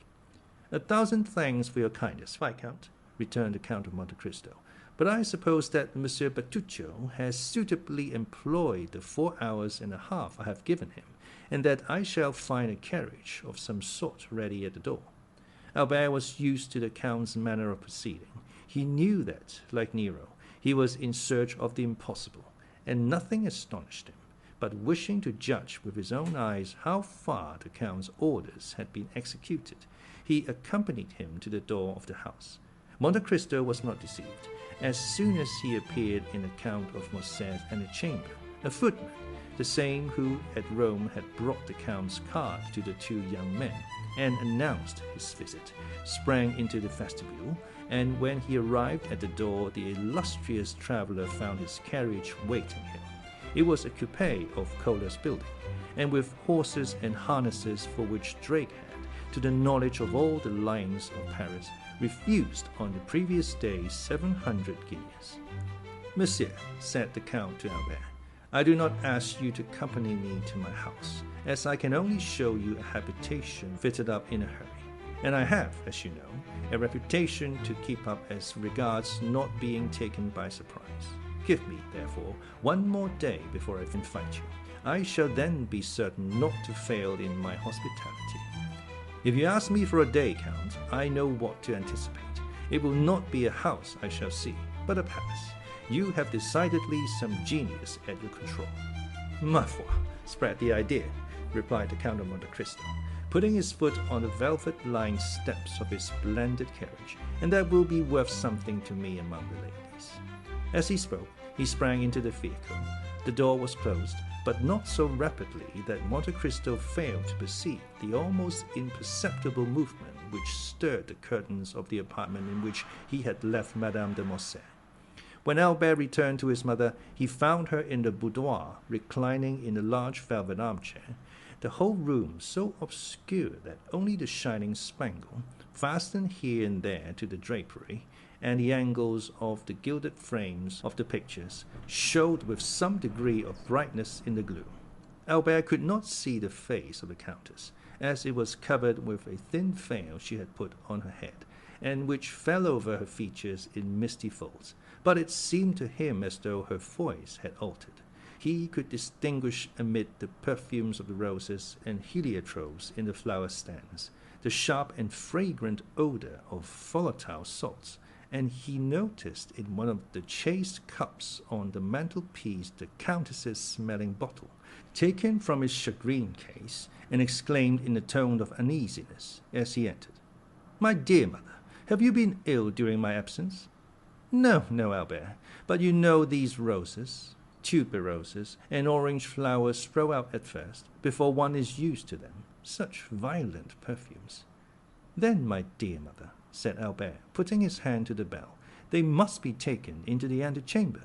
You are really ill, and just now were so pale as you came into the room." "Was I pale, Albert?" "Yes, a pallor that suits you admirably, mother, but which did not the less alarm my father and myself." "Did your father speak of it?" inquired Mercédès eagerly. "No, madam, but do you not remember that he spoke of the fact to you?"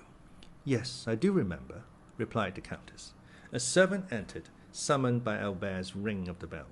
"Take these flowers into the anteroom or dressing-room," said the Viscount. "They make the Countess ill." The footman obeyed his orders. A long pause ensued, which lasted until all the flowers were removed. "What is this name of Monte Cristo?"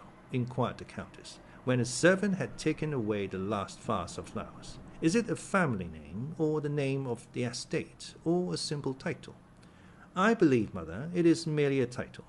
The Count purchased an island in the Tuscan archipelago, and, as he told you today, has founded a commandery. You know the same thing was done for St. Stephen of Florence, St. George Constantinian of Parma, and even for the Order of Malta. Except this, he has no pretension to nobility, and calls himself a chance count, although the general opinion at Rome is that the Count is a man of very high distinction." "His manners are admirable," said the Countess, "at least, as far as I could judge in the few minutes he remained here." "They are perfect, mother, so perfect that they surpass by far all I have known in the leading aristocracy of the three proudest nobilities of Europe, the English, the Spanish, and the German." The Countess paused a moment. Then, after a slight hesitation, she resumed, "You have seen, my dear Albert, I asked the question as a mother.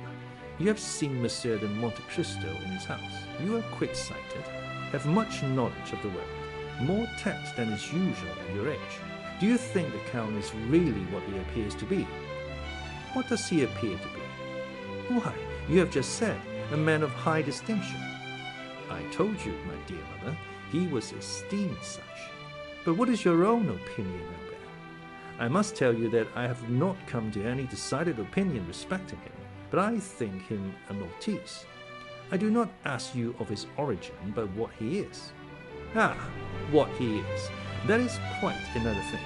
I have seen so many remarkable things of him. that if you would have me really say what I think, I shall reply that I really do look upon him as one of Byron's heroes, whom misery has marked with a fatal brand, some Manfred, some Lara, some Werner, one of those wrecks, as it were, of some ancient family, who, disinherited of their patrimony, have achieved one by the force of their adventurous genius, which has placed them above the laws of society.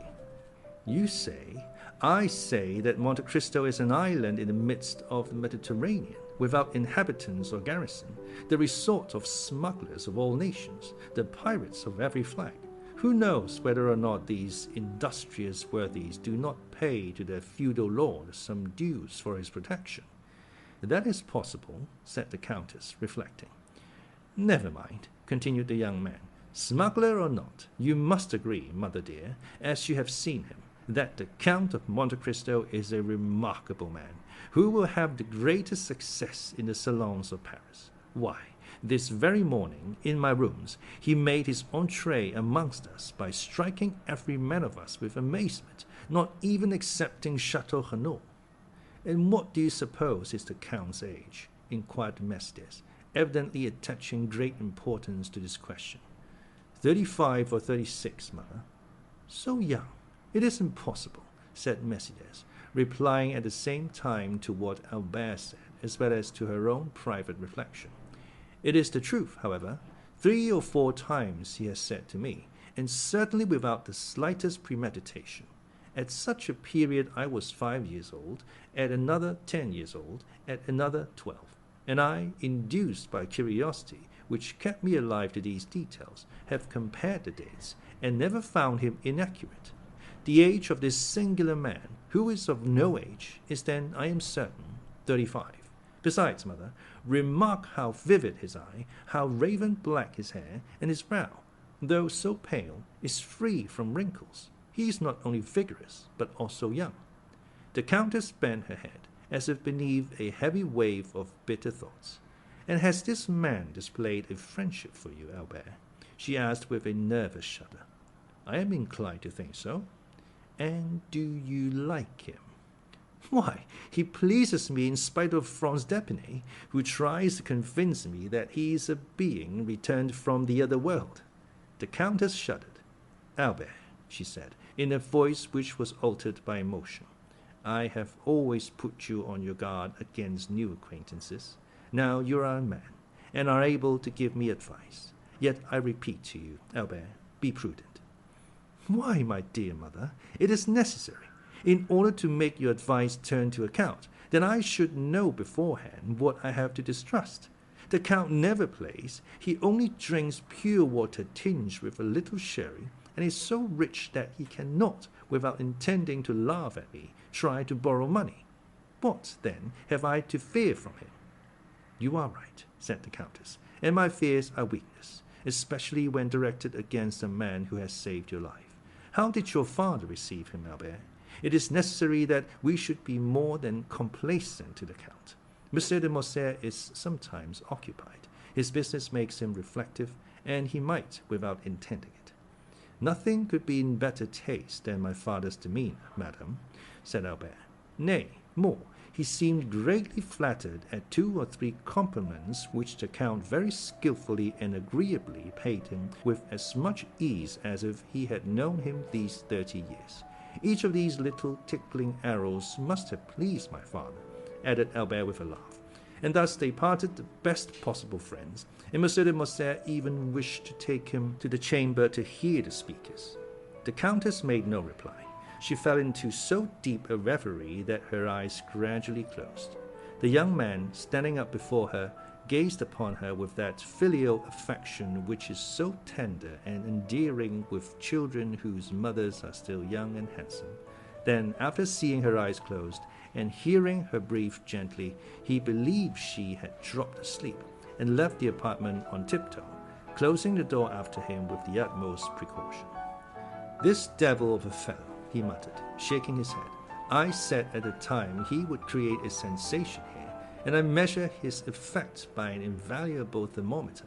My mother has noticed him, and he must therefore, perforce, be remarkable. He went down to the stables, not without some slight annoyance, when he remembered that the Count of Monte Cristo had laid his hands on a turnout which sent his bays down to second place in the opinion of connoisseurs. "Most decidedly," said he, "men are not equal, and I must beg my father to develop this theorem in the Chamber of Peers."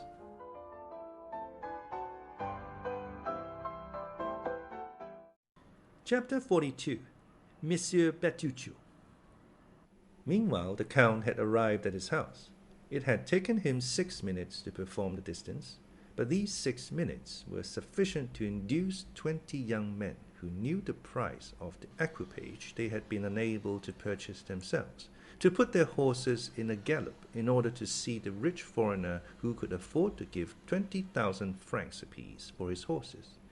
The house Ali had chosen, and which was to serve as a town residence to Monte Cristo, was situated on the right hand as you ascend the Champs-Élysées. A thick clump of trees and shrubs rose in the centre, and masked a portion of the front. Around this shrubbery 2 alleys, like 2 arms, extended right and left, and formed a carriage drive from the iron gates to a double portico, on every step of which stood a porcelain vase filled with flowers. This house, isolated from the rest, had, besides the main entrance, another in the Rue de Ponthieu. Even before the coachman had hailed the concierge, the massy gates rolled on the hinges. They had seen the Count coming, and at Paris, as everywhere else, he was served with the rapidity of lightning. The coachman entered and traversed the half-circle without slackening his speed, and the gates were closed ere the wheels had ceased to sound on the gravel. The carriage stopped at the left side of the portico. 2 men presented themselves at the carriage window. The one was Ali, who, smiling with an expression of the most sincere joy, seemed amply repaid by a mere look from Monte Cristo. The other bowed respectfully, and offered his arm to assist the Count in descending. "Thanks, Monsieur Bertuccio," said the Count, springing lightly up the 3 steps of the portico. "And the notary?" "He is in a small salon, Excellency," returned Bertuccio. "And the cards I ordered to be engraved as soon as you knew the number of the house." "Your Excellency, it is done already. I have been myself to the best engraver of the Palais Royal, who did the plate in my presence. The first card struck off was taken, according to your orders, to the Baron Danglars, Rue de la Chaussée-d'Antin, number 7. The others are on the mantelpiece of your Excellency's bedroom." "Good. What o'clock is it?" 4 o'clock. Monte Cristo gave his hat, cane, and gloves to the same French footman who had called his carriage at the Count of Morcerf's, and then he passed into the small salon, preceded by Bertuccio, who showed him the way. "These are but indifferent marbles in this antechamber," said Monte Cristo. "I trust all this will soon be taken away." Bertuccio bowed. As the steward had said, the notary awaited him in the small salon. He was a simple-looking lawyer's clerk, elevated to the extraordinary dignity of a provincial scrivener. "You are the notary empowered to sell the country house that I wish to purchase, monsieur?" asked Monte Cristo.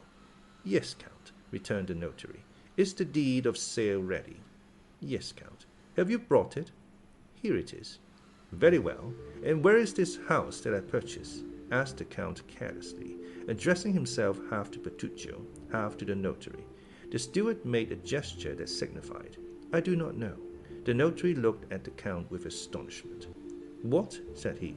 "Does not the Count know where the house he purchases is situated?" "No," returned the Count. "The Count does not know." "How should I know? I have arrived from Cadiz this morning. I have never before been at Paris, and it is the first time I have ever even set my foot in France." "Ah, that is different. The house you purchase is at Auteuil." At these words Bertuccio turned pale. "And where is Auteuil?" asked the Count. "Close by here, monsieur," replied the notary. "A little beyond Passy, a charming situation, in the heart of the Bois de Boulogne." "So near as that," said the Count. "But that is not in the country. What made you choose a house at the gates of Paris, Monsieur Bertuccio?" "I," cried the steward with a strange expression, His Excellency did not charge me to purchase his house. If His Excellency will recollect, if he will think." "Ah, true," observed Monte Cristo. "I recollect now. I read the advertisement in one of the papers, and was tempted by the false title, a country house." "It is not yet too late," cried Bertuccio eagerly, "and if your Excellency will entrust me with the commission, I will find you a better at Enghien, at Vautenay-aux-Roses, or at Bellevue." "Oh, no," returned Monte Cristo negligently. "Since I have this, I will keep it."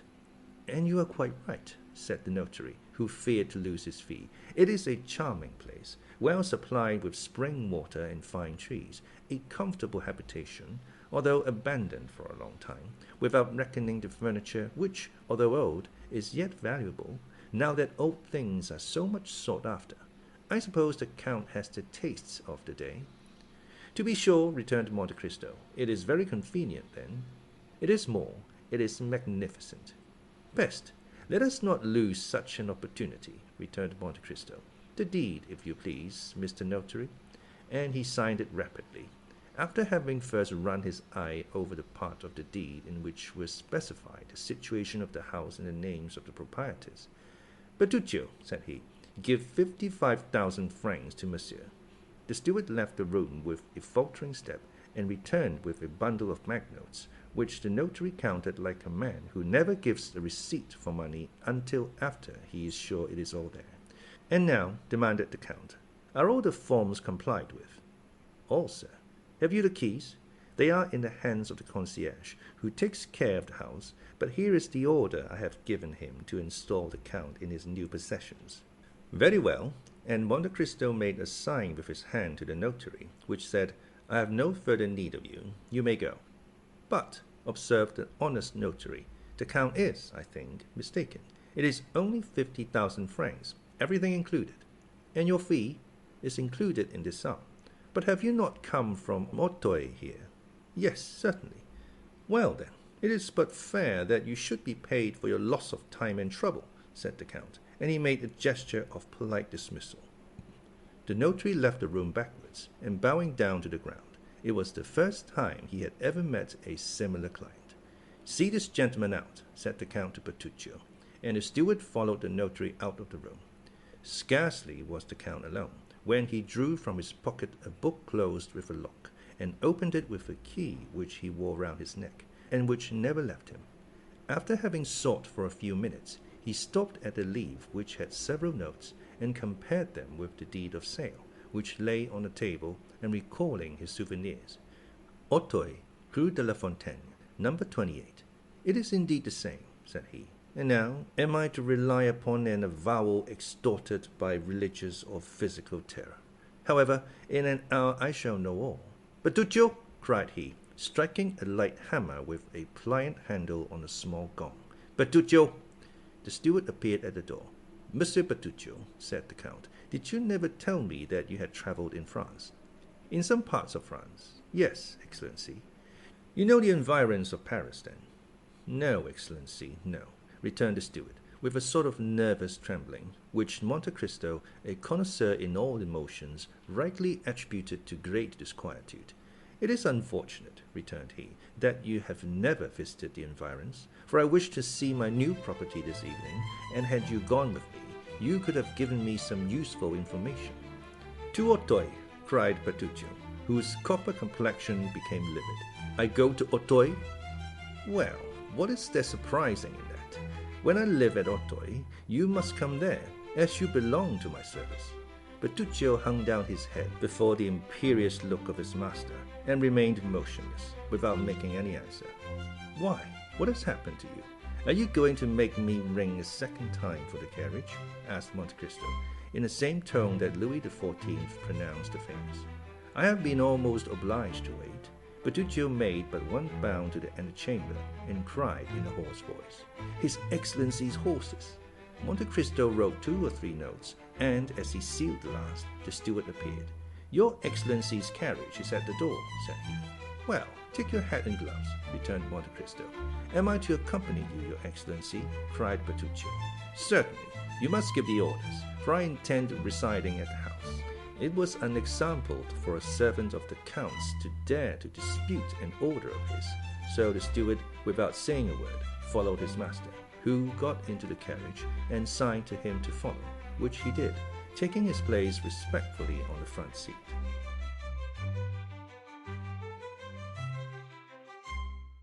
Chapter 43. The House at Auteuil.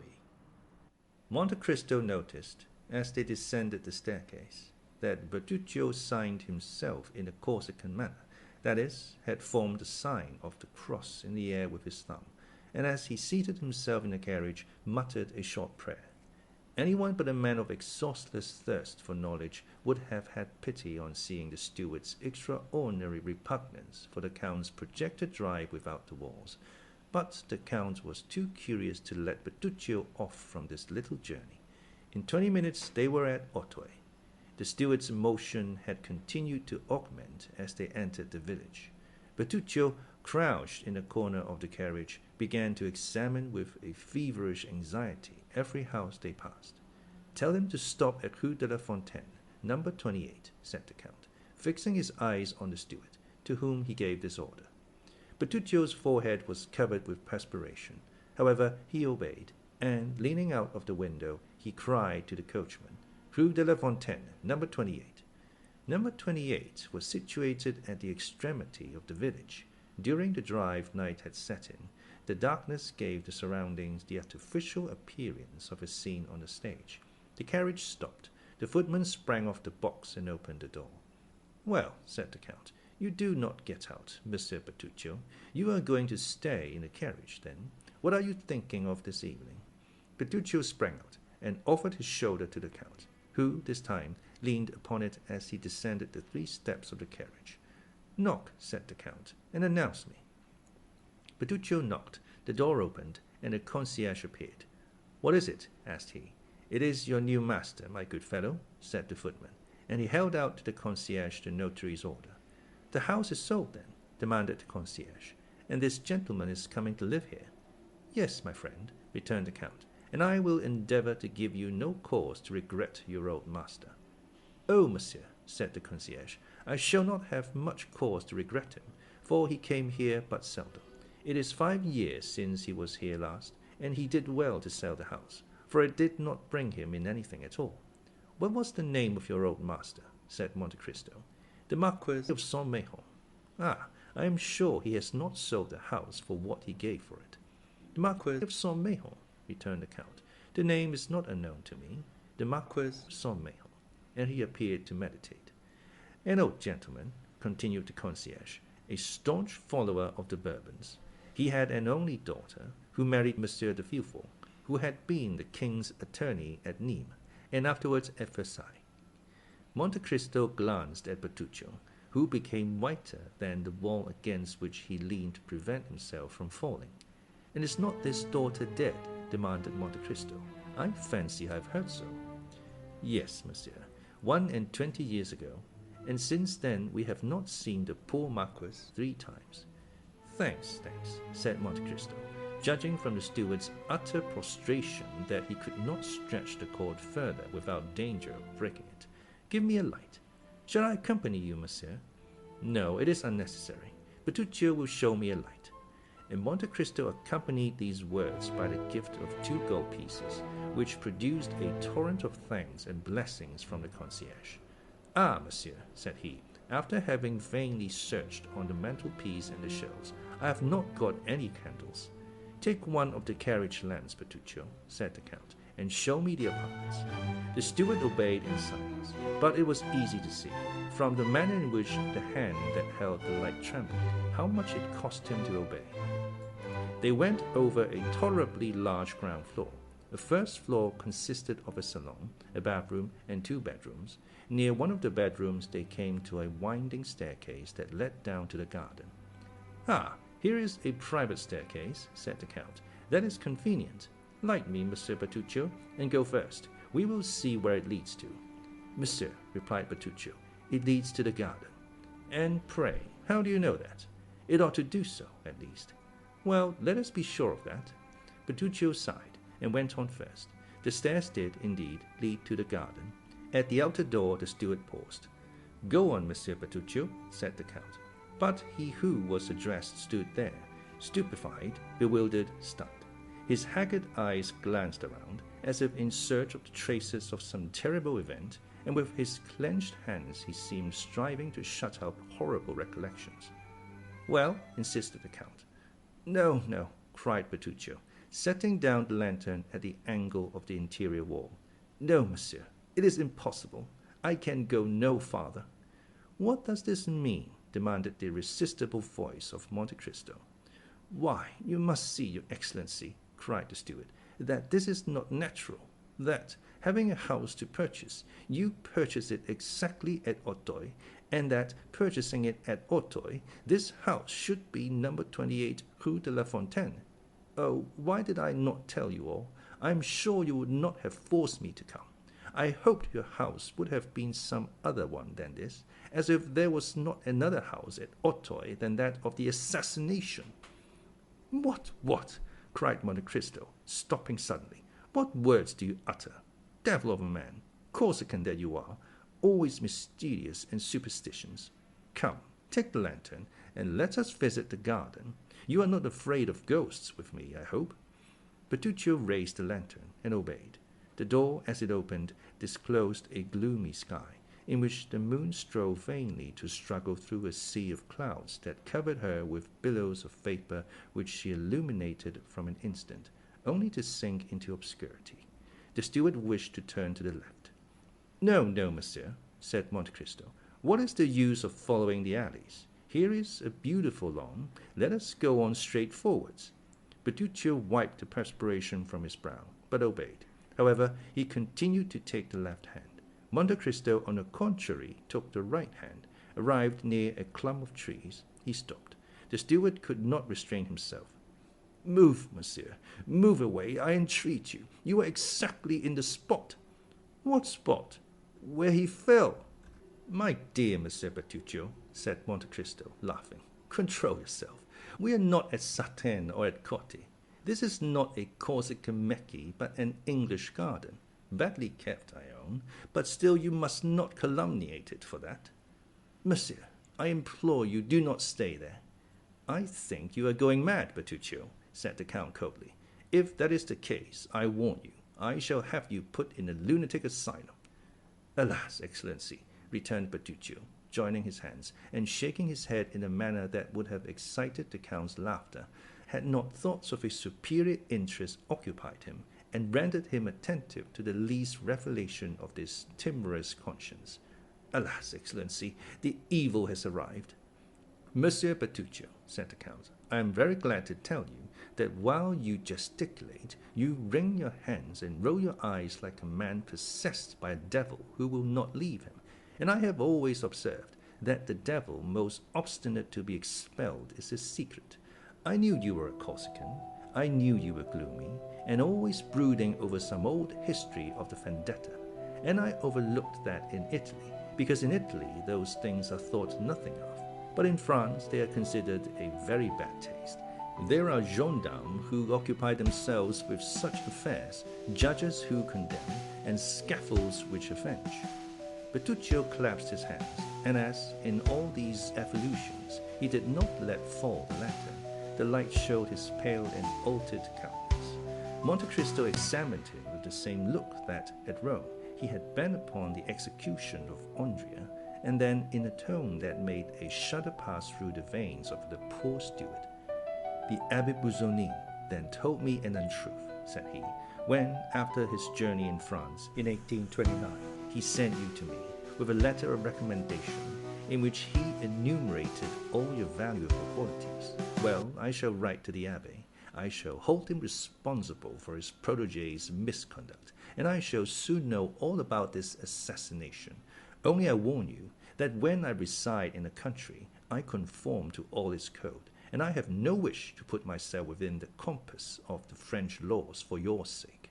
"Oh, do not do that, Excellency. I have always served you faithfully," cried Bertuccio, in despair. "I have always been an honest man, and, as far as lay in my power, I have done good."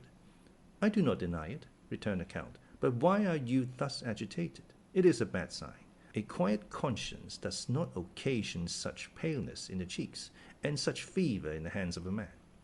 But, Your Excellency, replied Bertuccio hesitatingly, did not the Abbé Busoni, who heard my confession in the prison at Nîmes, tell you that I had a heavy burden upon my conscience? Yes, but as he said you would make an excellent steward, I concluded you had stolen. That was all. Oh, Your Excellency, returned Bertuccio in deep contempt.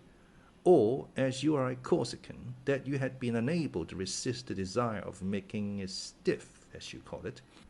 Yes, my good master, cried Bertuccio, casting himself at the Count's feet. It was simply vengeance, nothing else. I understand that, but I do not understand what it is that galvanizes you in this manner. But, monsieur, it is very natural, returned Bertuccio, since it was in this house that my vengeance was accomplished. What? My house? Oh, Your Excellency, it was not yours then. Whose then? The Marquis de Saint-Méran, I think, the concierge said. What had you to revenge on the Marquis de Saint-Méran? Oh, it was not on him, monsieur. It was on another. This is strange, returned Monte Cristo, seeming to yield to his reflections, that you should find yourself without any preparation in a house where the event happened that causes you so much remorse. Monsieur, said the steward, it is fatality, I am sure. First, you purchased a house at Auteuil. This house is the one where I have committed an assassination. You descend to the garden by the same staircase by which he descended. You stop at the spot where he received the blow, and 2 paces farther is the grave in which he had just buried his child. This is not chance for chance. In this case, it's too much like Providence. Well, amiable Corsican, let us suppose it is Providence. I always suppose anything people please, and besides, you must concede something to deceased minds. Come, collect yourself, and tell me all. I have related it but once, and that was to the Abbé Busoni. Such things, continued Bertuccio, shaking his head, are only related under the seal of confession. Then, said the Count, I refer you to your confessor. Turn châtreur or Trappist, and relate your secrets. But as for me, I do not like anyone who is alarmed by such phantasms, and I do not choose that my servants should be afraid to walk in the garden of an evening. I confess I am not very desirous of a visit from the commissary of police, for in Italy justice is only paid when silent. In France she is paid only when she speaks. Peste! I thought you somewhat Corsican, a great deal smuggler, an excellent steward, but I see you have other strings to your bow. You are no longer in my service, Monsieur Bertuccio. Oh, Your Excellency, cried the steward, struck with terror at his threat. If that is the only reason I cannot remain in the service, I will tell all, for if I quit you, it will only be to go to the scaffold. That is different, replied Monte Cristo. But if you intend to tell an untruth, reflect it were better not to speak at all. No, monsieur, I swear to you, by my hopes of salvation, I will tell you all, for the Abbé Busoni himself only knew a part of my secret. But I pray, go away from the plane tree. The moon is just bursting through the clouds, and there, standing where you do, and wrapped in that cloak that conceals your figure, you remind me of Monsieur de Villefort. What? Cried Monte Cristo. It was Monsieur de Villefort. Your Excellency knows him? The former royal attorney at Nîmes? Yes. Who married the Marquis of Saint-Méran's daughter? Yes. Who enjoyed the reputation of being the most severe, the most upright, the most rigid magistrate on the bench? Well, monsieur, said Bertuccio, this man with this spotless reputation. Well, what's a fiddle? Bah, replied Monte Cristo. Impossible. It is as I tell you. Ah, really, said Monte Cristo. Have you proof of this? I had it. And you have lost it. How stupid. Yes, but by careful search it might be recovered. Really, returned the Count. Relate it to me, for it begins to interest me. And the Count, humming an air from Lucia, went to sit down on the bench, while Bertuccio followed him, collecting his thoughts. Bertuccio remained standing before him.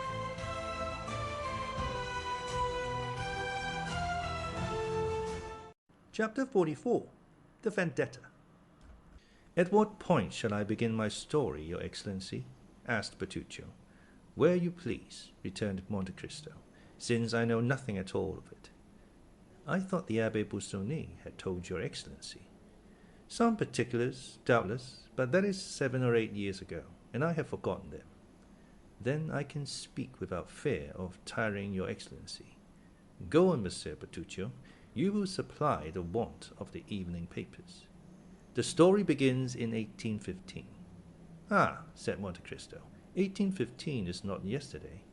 No, monsieur, and yet I recollect all things as clearly as if they had happened but then. I had a brother, an elder brother, who was in the service of the Emperor. He had become lieutenant in a regiment composed entirely of Corsicans. This brother was my only friend. We became orphans. I had 5, he had 18.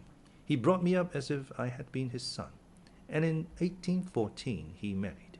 When the Emperor returned from the island of Elba, my brother instantly joined the army, was slightly wounded at Waterloo, and retired with the army beyond the Loire.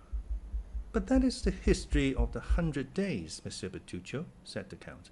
Unless I am mistaken, it has been already written.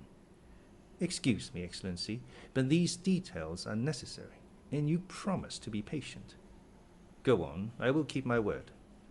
One day we received a letter. I should tell you that we lived in the little village of Rogliano, at the extremity of Capcos. This letter was from my brother.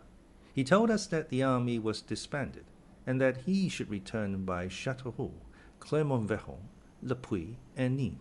And if I had any money, he prayed me to leave it for him at Nîmes, with an innkeeper with whom I had dealings. In a smuggling line, said Monte Cristo. Ah, your Excellency, everyone must live. Certainly. Go on. I loved my brother tenderly, as I told your Excellency, and I resolved not to send the money, but to take it to him myself. I possessed 1,000 francs. I left 500 with Assunta, my sister-in-law, and with the other 500 I set off for Nîmes. It was easy to do so, and as I had a boat and a lading to take in at sea, everything favored my project. But after we had taken in our cargo, the wind became contrary, so that we were 4 or 5 days without being able to enter the Rhone. At last, however, we succeeded, and worked up to Arles.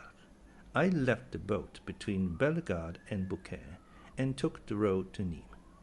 We are getting to the story now. Yes, Your Excellency, excuse me, but as you will see, I only tell you what is absolutely necessary.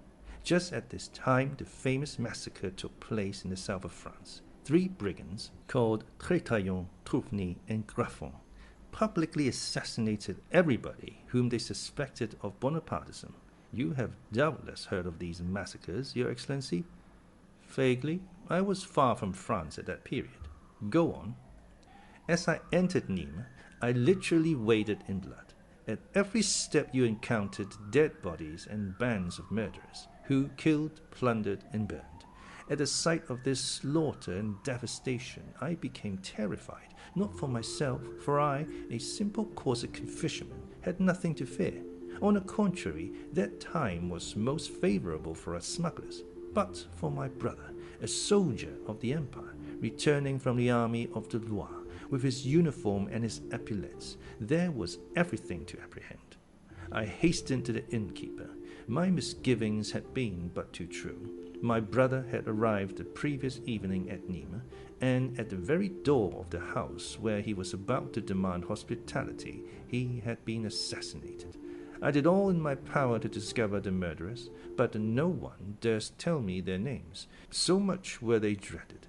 I then thought of that French justice of which I had heard so much, and which feared nothing, and I went to the king's attorney. And this king's attorney was named Villefort, asked Monte Cristo carelessly. Yes, Your Excellency, he came from Marseilles, where he had been deputy procurer. His zeal had procured him advancement, and he was said to be one of the first who had informed the government of the departure from the island of Elba. Then, said Monte Cristo, you went to him. Monsieur, I said, my brother was assassinated yesterday in the streets of Nîmes. I know not by whom, but it is your duty to find out. You are the representative of justice here, and it is for justice to avenge those she has been unable to protect. Who was your brother? Asked he. A lieutenant in the Corsican battalion. A soldier of the usurper, then? A soldier of the French army. Well, replied he has smitten with the sword, and he has perished by the sword. You are mistaken, monsieur, I replied. He has perished by the poniard. What do you want me to do? Asked the magistrate. I have already told you. Avenge him. On whom? On his murderers. How should I know who they are? Order them to be sought for. Why, your brother has been involved in a quarrel and killed in a duel. All these old soldiers commit excesses which were tolerated in the time of the emperor, but which are not suffered now.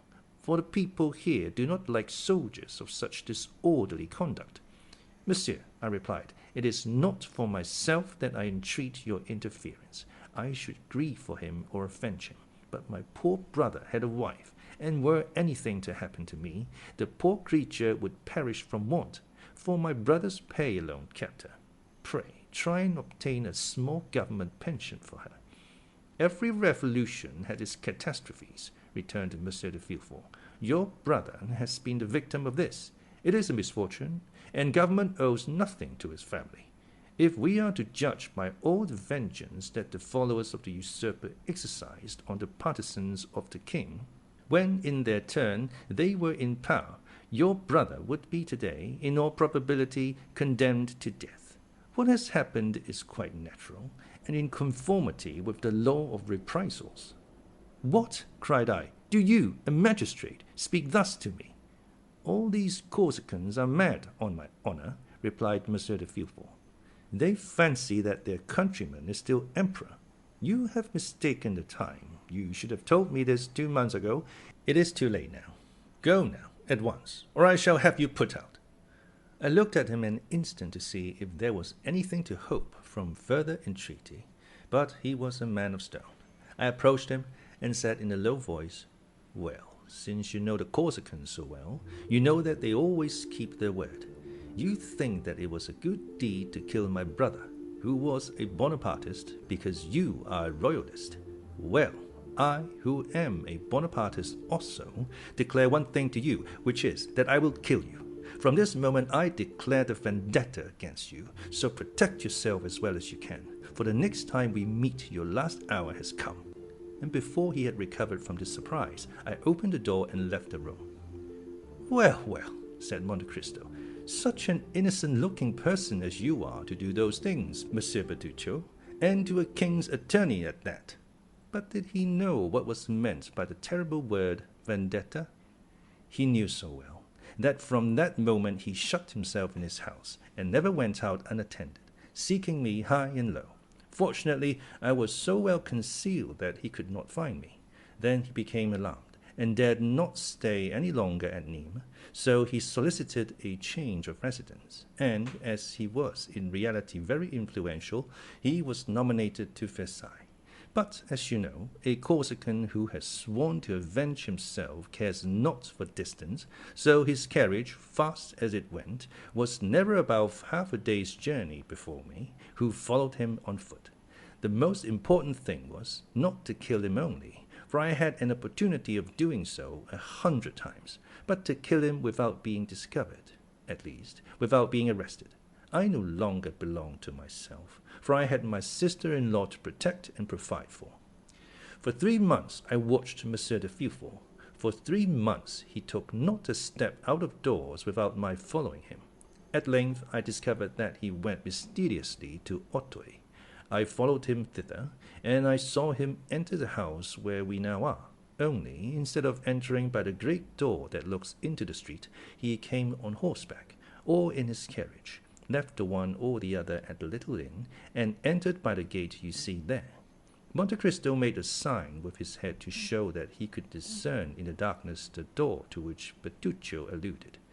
As I had nothing more to do at Versailles, I went to Auteuil, and gained all the information I could. If I wished to surprise him, it was evident this was the spot to lie in wait for him. The house belonged, as the concierge informed your Excellency, to Monsieur de Saint-Méhon, Villefort's father-in-law. Monsieur de Saint-Méhon lived at Marseilles, so that his country house was useless to him, and it was reported to be let to a young widow, known only by the name of the Baroness.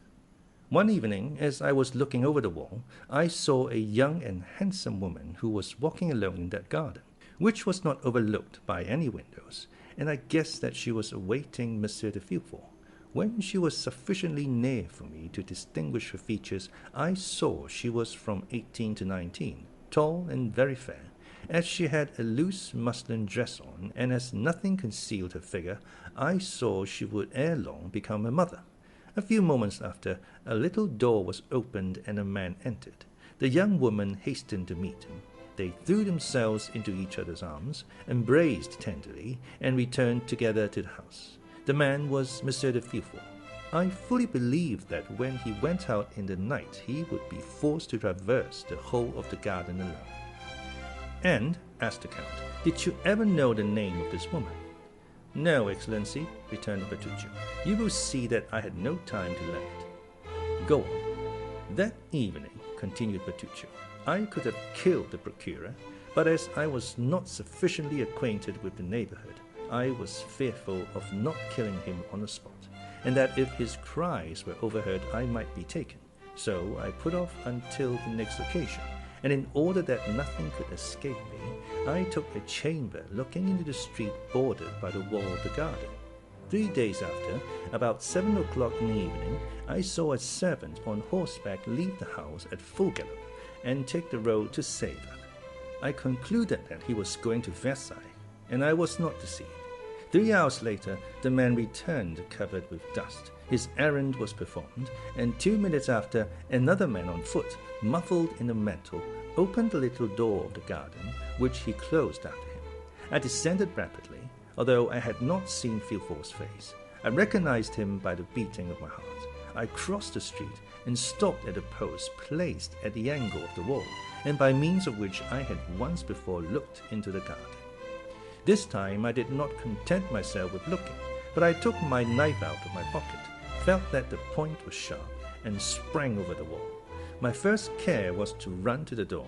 He had left the key in it, taking the simple precaution of turning it twice in the lock. Nothing, then, preventing my escape by this means, I examined the grounds. The garden was long and narrow. A stretch of smooth turf extended down the middle, and at the corners were clumps of trees with thick and massy foliage that made a background for the shrubs and flowers. In order to go from the door to the house, or from the house to the door, Monsieur de Villefort would be obliged to pass by one of these clumps of trees. It was the end of September. The wind blew violently. The faint glimpses of the pale moon, hidden momentarily by masses of dark clouds that were sweeping across the sky, whitened the gravel walks that led to the house, but were unable to pierce the obscurity of the thick shrubberies in which a man could conceal himself without any fear of discovery. I hid myself in the one nearest to the path Villefort must take, and scarcely was I there when, amidst the gusts of wind, I fancied I heard groans. But you know, or rather you do not know, Your Excellency, that he who is about to commit an assassination fancies that he hears low cries perpetually ringing in his ears. 2 hours passed thus, during which I imagined I heard moans repeatedly. Midnight struck. As the last stroke died away, I saw a faint light shine through the windows of the private staircase by which we have just descended. The door opened, and the man in the mantle reappeared. The terrible moment had come, but I had so long been prepared for it that my heart did not fail in the least. I drew my knife from the pocket again, opened it, and made ready to strike. The man in the mantle advanced towards me, but as he drew near I saw that he had a weapon in his hand. I was afraid, not of a struggle, but of a failure. When he was only a few paces from me, I saw that what I had taken for a weapon was only a spade. I was still unable to divine for what reason Monsieur de Villefort had this spade in his hands, when he stopped close to the thicket where I was, glanced round, and began to dig a hole in the earth. I then perceived that he was hiding something under his mantle, which he laid on the grass in order to dig more freely. Then, I confess, curiosity mingled with hatred. I wished to see what Villefort was going to do there, and I remained motionless, holding my breath. Then an idea crossed my mind. which was confirmed when I saw the procureur lift from under his mantle a box, 2 feet long and 6 or 8 inches deep. I let him place the box in the hole he had made. Then, while he stamped with his feet to remove all traces of his occupation, I rushed on him and plunged my knife into his breast, exclaiming, "I am Giovanni Bertuccio, thy death for my brothers, thy treasure for his widow. Thou seest that my vengeance is more complete than I had hoped." I know not if he heard these words. I think he did not, for he fell without a cry. I felt his blood gush over my face, but I was intoxicated. I was delirious, and the blood refreshed, instead of burning me. In a second I had disinterred the box. Then, that it might not be known I had done so, I filled up the hole, threw the spade over the wall, and rushed through the door, which I double-locked, carrying off the key. "Ah," said Monte Cristo, "it seems to me this was nothing but murder and robbery." "No, Your Excellency," returned Bertuccio. "It was a vendetta followed by restitution." "And was the sum a large one?" "It was not money." "Ah, I recollect," replied the Count. "Did you not say something of an infant?" "Yes, Excellency." I hastened to the river, sat down on the bank, and with my knife forced open the lock of the box. In a fine linen cloth was wrapped a newborn child. Its purple visage and its violet-colored hands showed that it had perished from suffocation. But as it was not yet cold, I hesitated to throw it into the water that ran at my feet. After a moment I fancied that I felt a slight pulsation of the heart, and as I had been assistant at the hospital at Bastia, I did what a doctor would have done. I inflated the lungs by blowing air into them, and at the expiration of a quarter of an hour it began to breathe, and cried feebly. In my turn I uttered a cry, but a cry of joy. "God has not cursed me then," I cried, "since he permits me to save the life of a human creature, in exchange for the life I have taken away." "And what did you do with the child?" asked Monte Cristo. "It was an embarrassing load of a man seeking to escape." I had not for a moment the idea of keeping it, but I knew that at Paris there was an asylum where they received such creatures. As I passed the city gates, I declared that I had found a child on the road, and I inquired where the asylum was. The box confirmed my statement. The linen proved that the infant belonged to wealthy parents. The blood with which I was covered might have proceeded from the child as well as from anyone else. No objection were raised, but they pointed out the asylum, which was situated at the upper end of the Rue d'Enfer, and after having taken the precaution of cutting the linen in 2 pieces, so that one of the 2 letters which marked it was on the piece wrapped round the child, while the other remained in my possession, I rang the bell, and fled with all speed. A fortnight after, I was at Rogliano, and I said to Assunta, "Console thyself, sister. Israel is dead, but he is avenged." She demanded what I meant, and when I had told her all, "Giovanni," said she, "you should have brought this child with you. We would have replaced the parents it has lost, have called it the Benedetto, and then, in consequence of this good action, God would have blessed us." In reply, I gave her the half of the linen I had kept in order to reclaim him if we became rich. "What letters were marked on the linen?" said Monte Cristo. "An H and an N, surmounted by a baron's coronet." "By heaven, Monsieur Bertuccio, you make use of heraldic terms. Where did you study heraldry?" "In your service, Excellency, where everything is learned." "Go on. I am curious to know 2 things." "What are they, Your Excellency?" "What became of this little boy? For I think you told me it was a boy, Monsieur Bertuccio." "No, Excellency, I do not recollect telling you that." "I thought you did. I must have been mistaken." "No, you were not, for it was in reality a little boy. But your Excellency wished to know 2 things. What was the second?" "The second was the crime of which you were accused when you asked for a confessor, and the Abbé Busoni came to visit you at your request in the prison at Nîmes. The story will be very long, Excellency." "What matter? You know I take but little sleep, and I do not suppose you are very much inclined for it either." Bertuccio bowed and resumed his story. "Partly to drown the recollections of the past that haunted me, partly to supply the wants of the poor widow, I eagerly returned to my trade of smuggler, which had become more easy since the relaxation of the laws which always follows a revolution. The southern districts were ill-watched in particular, in consequence of the disturbances that were perpetually breaking out in Avignon, Nîmes, or Uzès. We profited by this respite on the part of the government to make friends everywhere. Since my brother's assassination in the streets of Nîmes, I had never entered the town. The result was that the innkeeper with whom we were connected, seeing that we would no longer come to him, was forced to come to us, and had established a branch to his inn, on the road from Bellegarde to Beaucaire, at the sign of the Pont de Garde. We had thus, at Aiguemont, Martigues, or Bourg, a dozen places where we left our goods, and where, in case of necessity, we concealed ourselves from the gendarmes and custom-house officers. Smuggling is a profitable trade when a certain degree of vigor and intelligence is employed. As for myself, brought up in the mountains, I had a double motive for fearing the gendarmes and custom-house officers, as my appearance before the judges would cause an inquiry, and an inquiry always looks back into the past. And in my past life they might find something far more grave than the selling of smuggled cigars or barrels of brandy without a permit.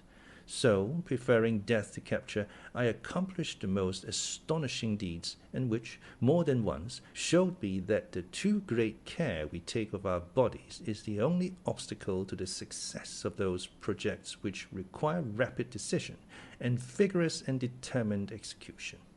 In reality, when you have once devoted your life to your enterprises, you are no longer the equal of other men, or rather, other men are no longer your equals. And whosoever has taken this resolution feels his strength and resources doubled. Philosophy, Monsieur Bertuccio, interrupted the Count. You have done a little of everything in your life. Oh, Excellency. No. But philosophy at 10:30 at night is somewhat late. Yet I have no other observation to make, for what you say is correct, which is more than can be said for all philosophy. My journeys became more and more extensive and more productive. Assunta took care of all, and our little fortune increased. One day, as I was setting off on an expedition, "Go," said she. "At your return I will give you a surprise." I questioned her, but in vain. She would tell me nothing, and I departed. Our expedition lasted nearly 6 weeks. We had been to Lucca to take in oil, to Leghorn for English cottons, and we ran our cargo without opposition, and returned home full of joy. When I entered the house, the first thing I beheld in the middle of Assunta's chamber was a cradle that might be called sumptuous compared with the rest of the furniture, and in it a baby 7 or 8 months old. I uttered a cry of joy. The only moments of sadness I had known since the assassination of the procureur were caused by the recollection that I had abandoned this child. For the assassination itself I had never felt any remorse. Poor Assunta had guessed all. She had profited by my absence, and furnished with the half of the linen, and having written down the day and hour at which I had deposited the child at the asylum, had set off for Paris, and had reclaimed it. No objection was raised, and the infant was given up to her. I confess, Your Excellency, when I saw this poor creature sleeping peacefully in his cradle, I felt my eyes filled with tears. Assunta, cried I, you are an excellent woman, and heaven will bless you. This, said Monte Cristo, is less correct than your philosophy. It is only faith. Alas, Your Excellency is right, replied Bertuccio, and God made this infant the instrument of our punishment. Never did a perverse nature declare itself more prematurely, and yet it was not owing to any fault in his bringing up. He was a most lovely child, with large blue eyes, of that deep color that harmonizes so well with the blonde complexion. Only his hair, which was too light, gave his face a most singular expression, and added to the vivacity of his look and the malice of his smile. Unfortunately, there is a proverb which says that red is either altogether good or altogether bad. The proverb was but too correct as regarded Benedetto, and even in his infancy he manifested the worst disposition. It is true that the indulgence of his foster mother encouraged him. This child, for whom my poor sister would go to the town, 5 or 6 leagues off, to purchase the earliest fruits and the most tempting sweetmeats, preferred to Palmer grapes or Genoese preserves, the chestnuts stolen from a neighbor's orchard, or the dried apples in his loft, when he could eat as well of the nuts and apples that grew in my garden. One day, when Benedetto was about 5 or 6, our neighbor Wasilio, who, according to the custom of the country, never locked up his purse or his valuables, for, as your excellency knows, there are no thieves in Corsica, complained that he had lost a louis out of his purse. We thought he must have made a mistake in counting his money, but he persisted in the accuracy of his statement. One day, Benedetto, who had been gone from the house since morning, to our great anxiety did not return until late in the evening, dragging a monkey after him, which he said he had found chained to the foot of a tree. For more than a month past, the mischievous child, who knew not what to wish for, had taken it into his head to have a monkey. A boatman who had passed by Rogliano, and who had several of these animals, whose tricks had greatly diverted him, had, doubtless, suggested this idea to him. Monkeys are not found in our woods chained to trees, said I. Confess how you obtained this animal. Benedetto maintained the truth of what he had said, and accompanied it with details that did more honor to his imagination than to his veracity. I became angry. He began to laugh. I threatened to strike him, and he made 2 steps backwards. You cannot beat me, said he. You have no right, for you are not my father. We never knew who had revealed this fatal secret, which we had so carefully concealed from him. However, it was this answer, in which the child's whole character revealed itself, that almost terrified me, and my arm fell without touching him. The boy triumphed, and this victory rendered him so audacious that all the money of Assunta, whose affection for him seemed to increase as he became more unworthy of it, was spent in caprices she knew not how to contend against, and follies she had not the courage to prevent. When I was at Rogliano, everything went on properly, but no sooner was my back turned than Benedetto became master, and everything went ill. When he was only 11, he chose his companions from among the young men of 18 or 20, the worst characters in Bastia, or indeed in Corsica, and they had already, for some mischievous pranks, been several times threatened with a prosecution. I became alarmed, as any prosecution might be attended with serious consequences. I was compelled, at this period, to leave Corsica on an important expedition. I reflected for a long time, and with the hope of averting some impending misfortune, I resolved that Benedetto should accompany me. I hoped that the active and laborious life of a smuggler, with the severe discipline on board, would have a salutary effect on his character, which was now well nigh, if not quite, corrupt. I spoke to Benedetto alone, and proposed to him to accompany me, endeavoring to tempt him by all the promises most likely to dazzle the imagination of a child of 12. He heard me patiently, and when I had finished, burst out laughing. Are you mad, uncle? Do you think I am going to change the life I lead for your mode of existence? My agreeable indolence for the hard and precarious toil you impose on yourself, exposed to the bitter frost at night and the scorching heat by day, compelled to conceal yourself, and when you are perceived, receive a volley of bullets, all to earn a paltry sum. Why, I have as much money as I want. Mother Assunta always furnishes me when I ask for it. You see that I should be a fool to accept your offer. The arguments and his audacity perfectly stupefied me. Benedetto rejoined his associates, and I saw him from a distance point me out to them as a fool. Sweet child, murmured Monte Cristo. Oh, had he been my own son, replied Bertuccio, or even my nephew, I would have brought him back to the right road, for the knowledge that you are doing your duty gives you strength. But the idea that I was striking a child whose father I had killed made it impossible for me to punish him. I gave my sister, who constantly defended the unfortunate boy, good advice, and as she confessed that she had several times missed money to a considerable amount, I showed her a safe place in which to conceal our little treasure for the future. My mind was already made up. Benedetto could read, write, and cipher perfectly, for when the fit seized him, he learned more in a day than others in a week. My intention was to enter him as a clerk in some ship, and without letting him know anything of my plan, to convey him some morning on board.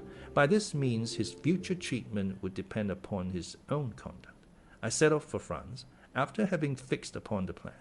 Our cargo was to be landed in the Gulf of Lyons, and this was a difficult thing to do because it was then the year 1829. The most perfect tranquillity was restored, and the vigilance of the custom-house officers was redoubled, and their strictness was increased at this time, in consequence of the fair at Beaucaire. Our expedition made a favorable beginning. We anchored our vessel, which had a double hold, where our goods were concealed, amidst a number of other vessels that bordered the banks of the Rhône from Beaucaire to Arles.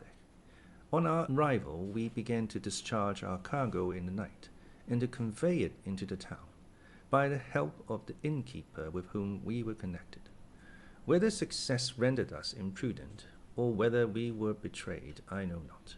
But one evening, about 5 o'clock, our little cabin boy came breathlessly to inform us that he had seen a detachment of custom-house officers advancing in our direction. It was not their proximity that alarmed us, for detachments were constantly patrolling along the banks of the Rhône, but the care, according to the boy's account, that they took to avoid being seen. In an instant we were on the alert, but it was too late. Our vessel was surrounded, and amongst the custom-house officers I observed several gendarmes, and as terrified at the sight of their uniforms as I was brave at the sight of any other, I sprang into the hold, opened the port, and dropped into the river, dived, and only rose at intervals to breathe, until I reached the ditch that had recently been made from the Rhône to the canal that runs from Beaucaire to Aiguemont. I was now safe, for I could swim along the ditch without being seen, and I reached the canal in safety. I had decidedly taken this direction. I have already told you, Excellency, of an innkeeper from Nîmes who had set up a little tavern on the road from Bellegarde to Beaucaire.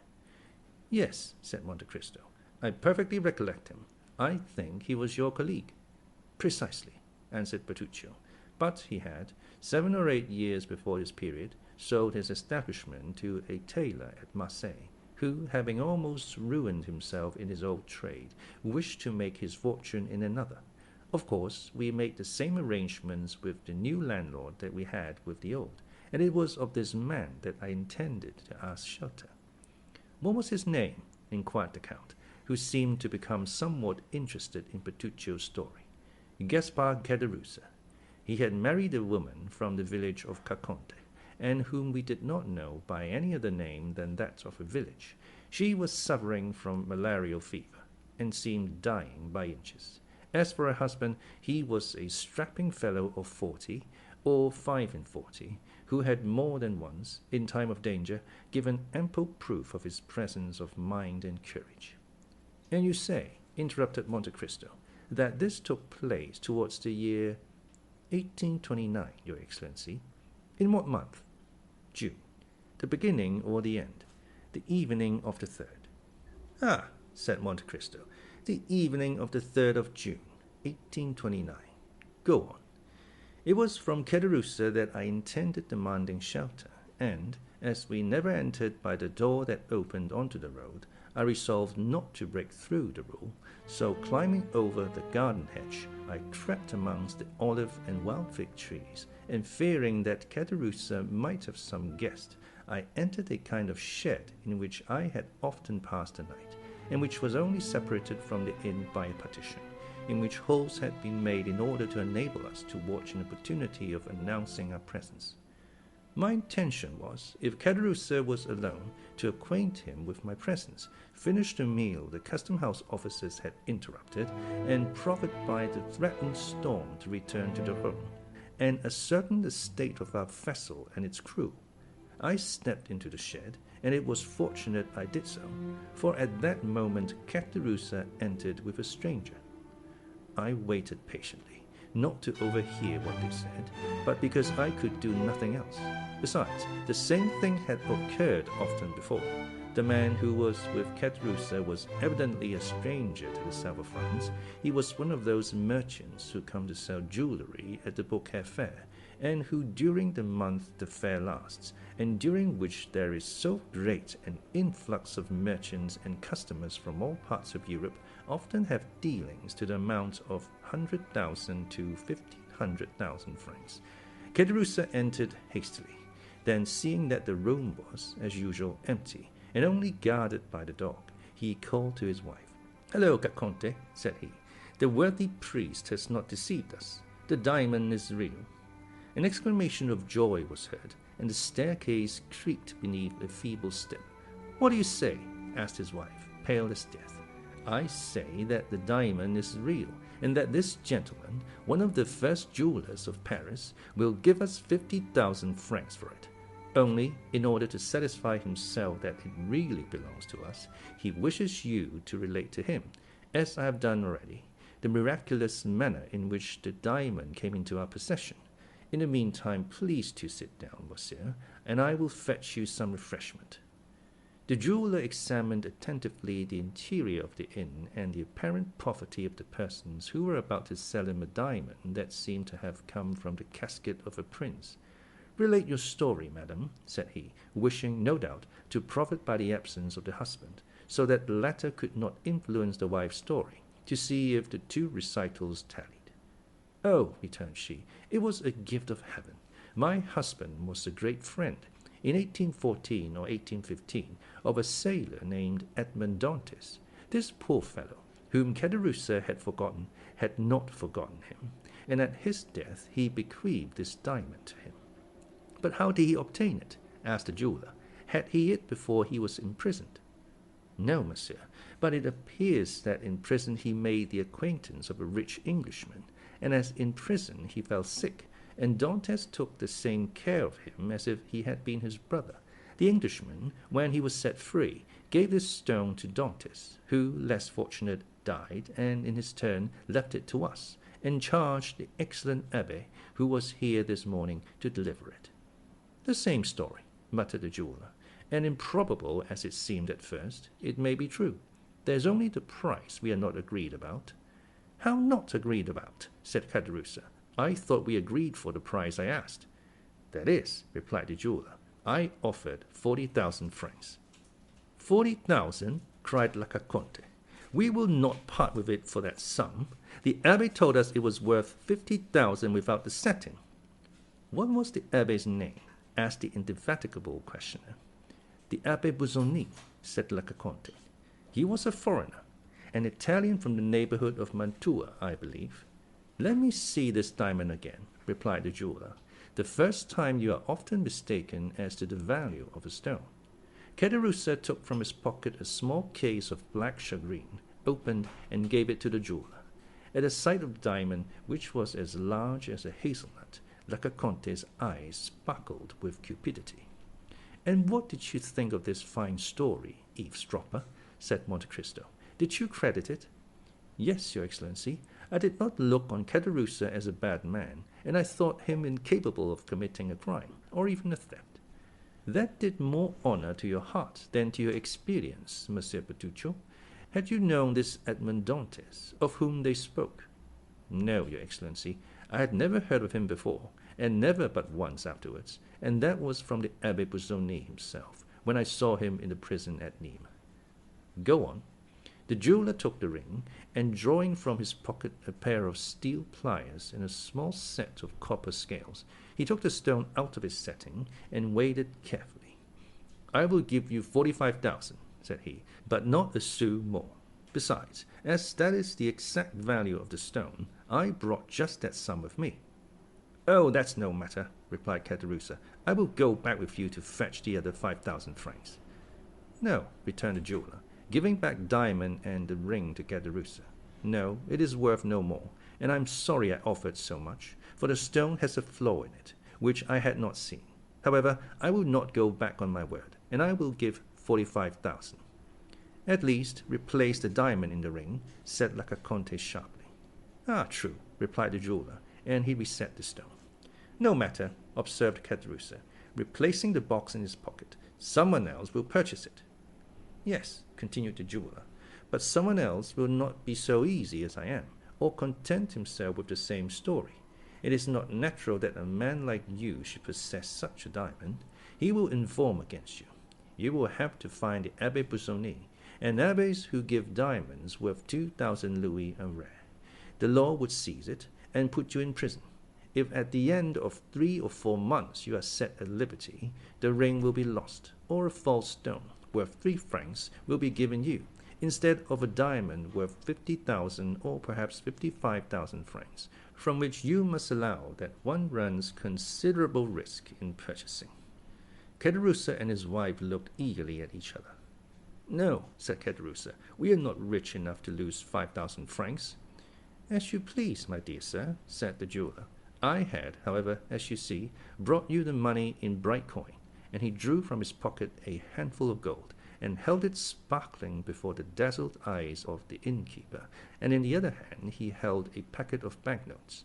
There was evidently a severe struggle in the mind of Caderousse. It was plain that the small shagreen case, which he turned over and over in his hand, did not seem to him commensurate in value to the enormous sum which fascinated his gaze. He turned towards his wife. "What do you think of this?" he asked in a low voice.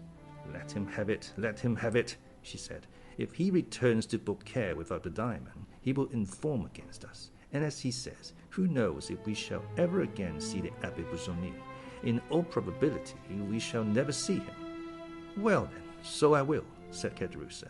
"So you may have the diamond for 45,000 francs, but my wife wants a gold chain, and I want a pair of silver buckles."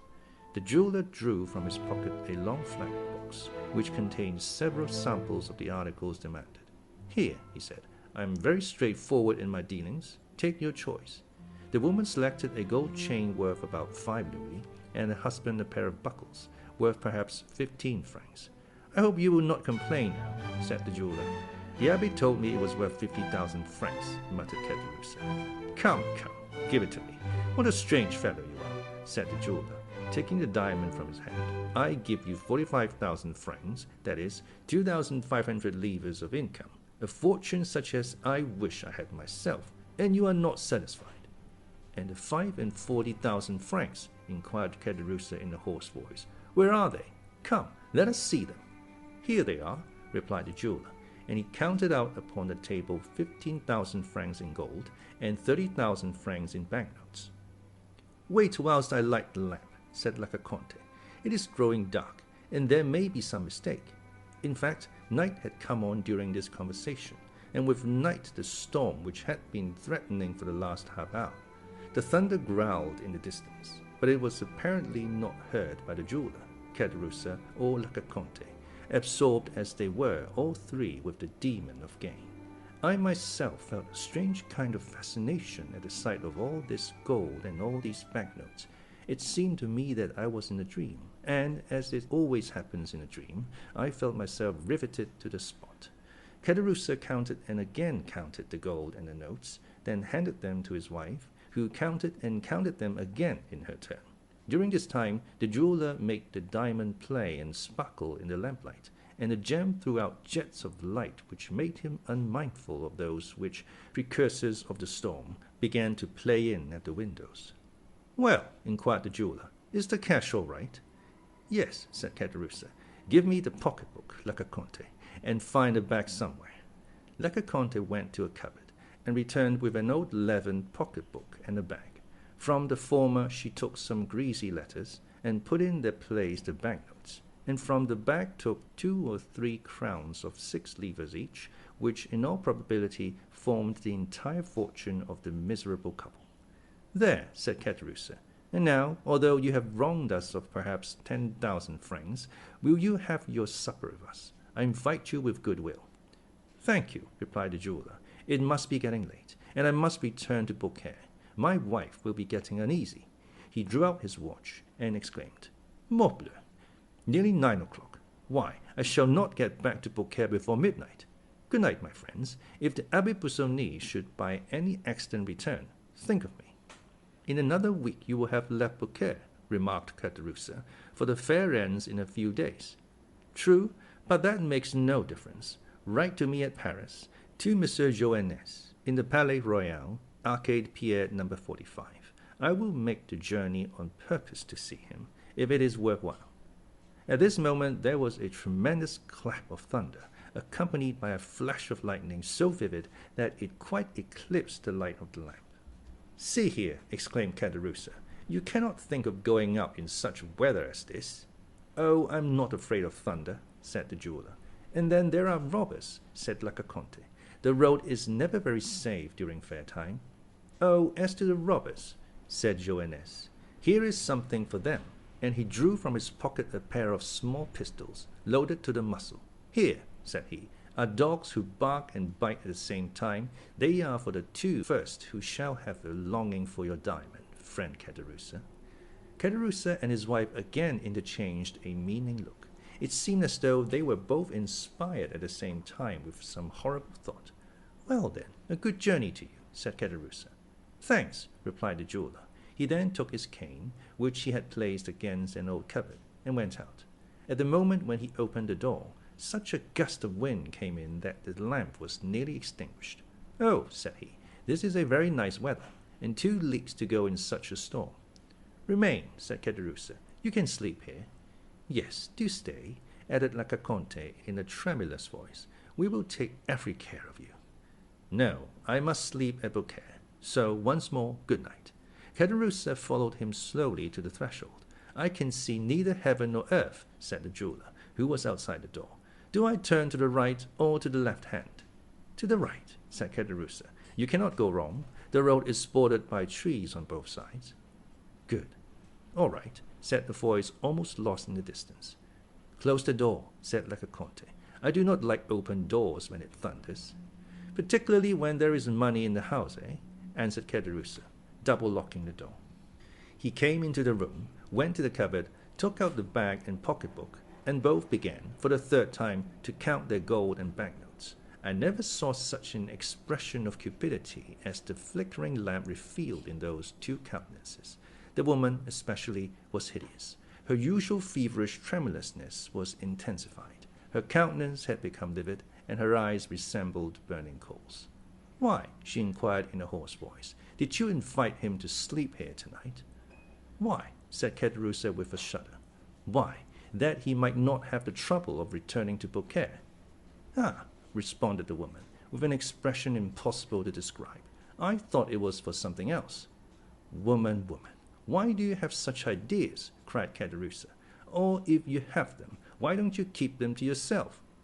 "Well," said Lacaconte, after a moment's pause, "you are not a man." "What do you mean?" added Caderousse. "If you had been a man, you would not have let him go from here." "Woman, or else he should not have reached Beaucaire." "Woman, the road takes a turn. He is obliged to follow it, while alongside of the canal there is a shorter road." "Woman, you offend the good God.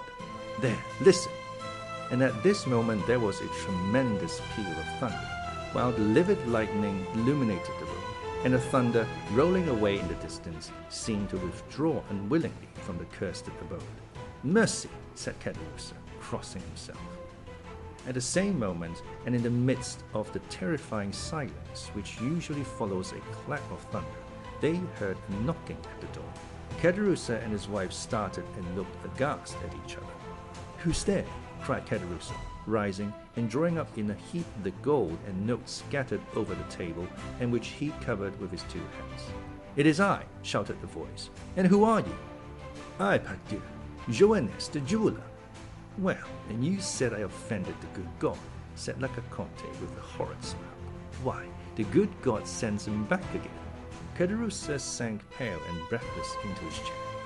Lacaconte, on the contrary, rose, and going with a firm step towards the door, opened, saying as she did so, "Come in, dear Monsieur Joannes." "Ma foi," said the jeweller, drenched with rain, "I am not destined to return to Beaucaire tonight. The shortest follies are best, my dear Caderousse. You offered me hospitality, and I accepted, and have returned to sleep beneath your friendly roof." Caderousse stammered out something. while he wiped away the sweat that started to his brow. Lacaconte double-locked the door behind the jeweler.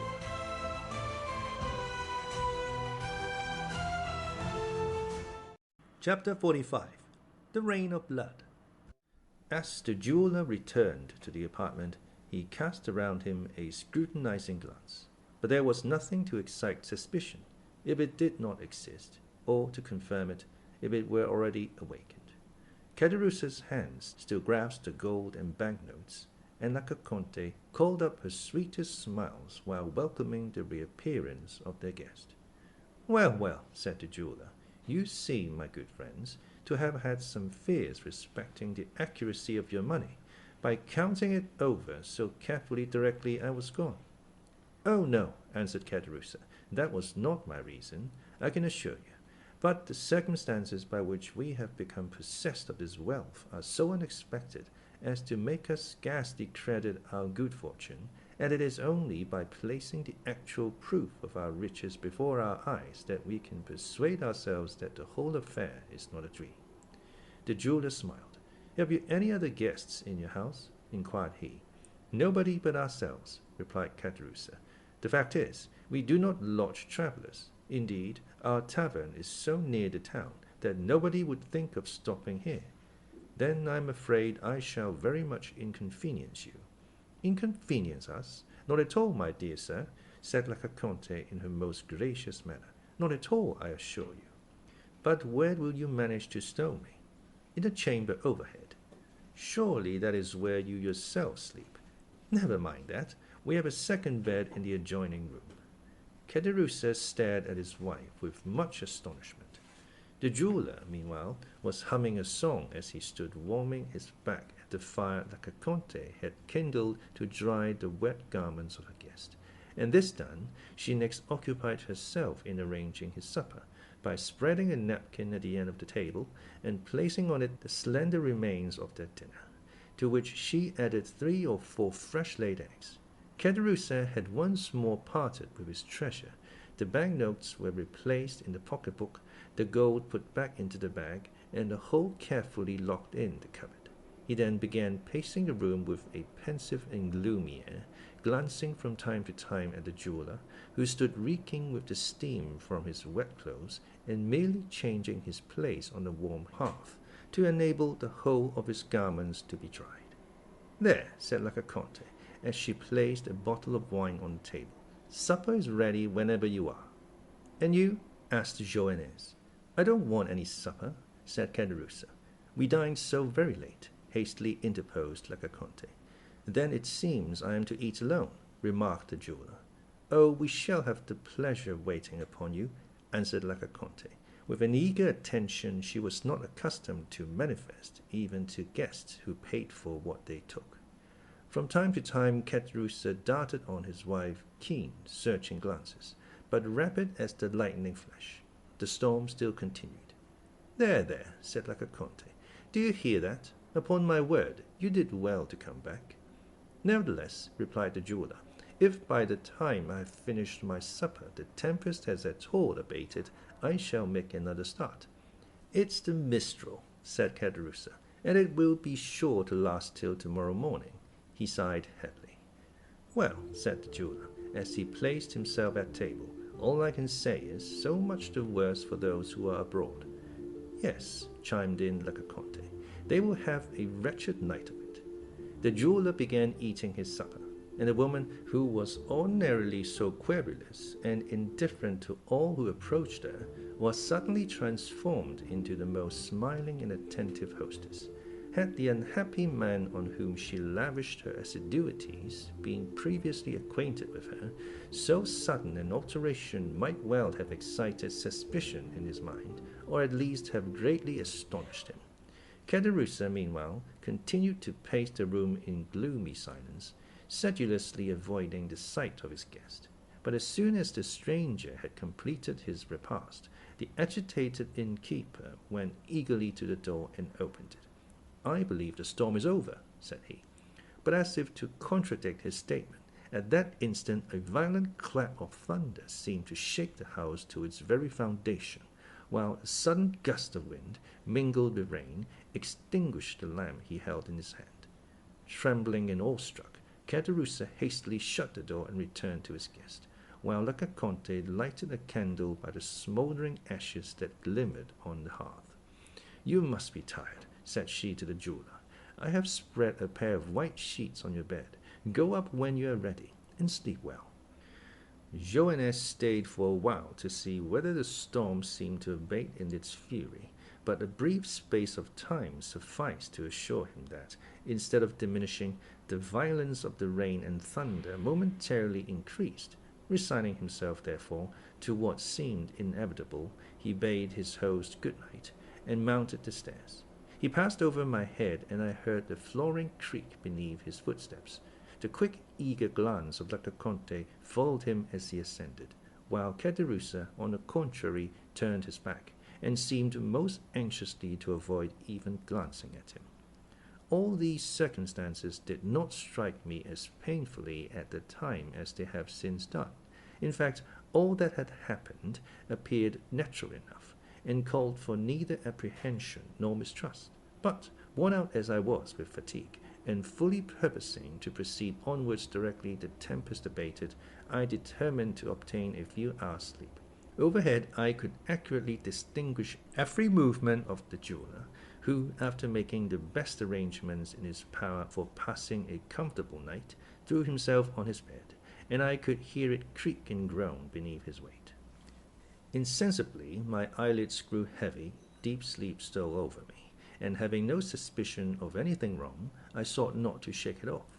I looked into the kitchen once more and saw Caderousse sitting by the side of a long table upon one of the low wooden stools which in country places are frequently used instead of chairs. His back was turned towards me, so that I could not see the expression of his countenance. Neither should I have been able to do so had he been placed differently, as his head was buried between his two hands. Le Conte continued to gaze on him for some time, then shrugging her shoulders, she took her seat immediately opposite to him.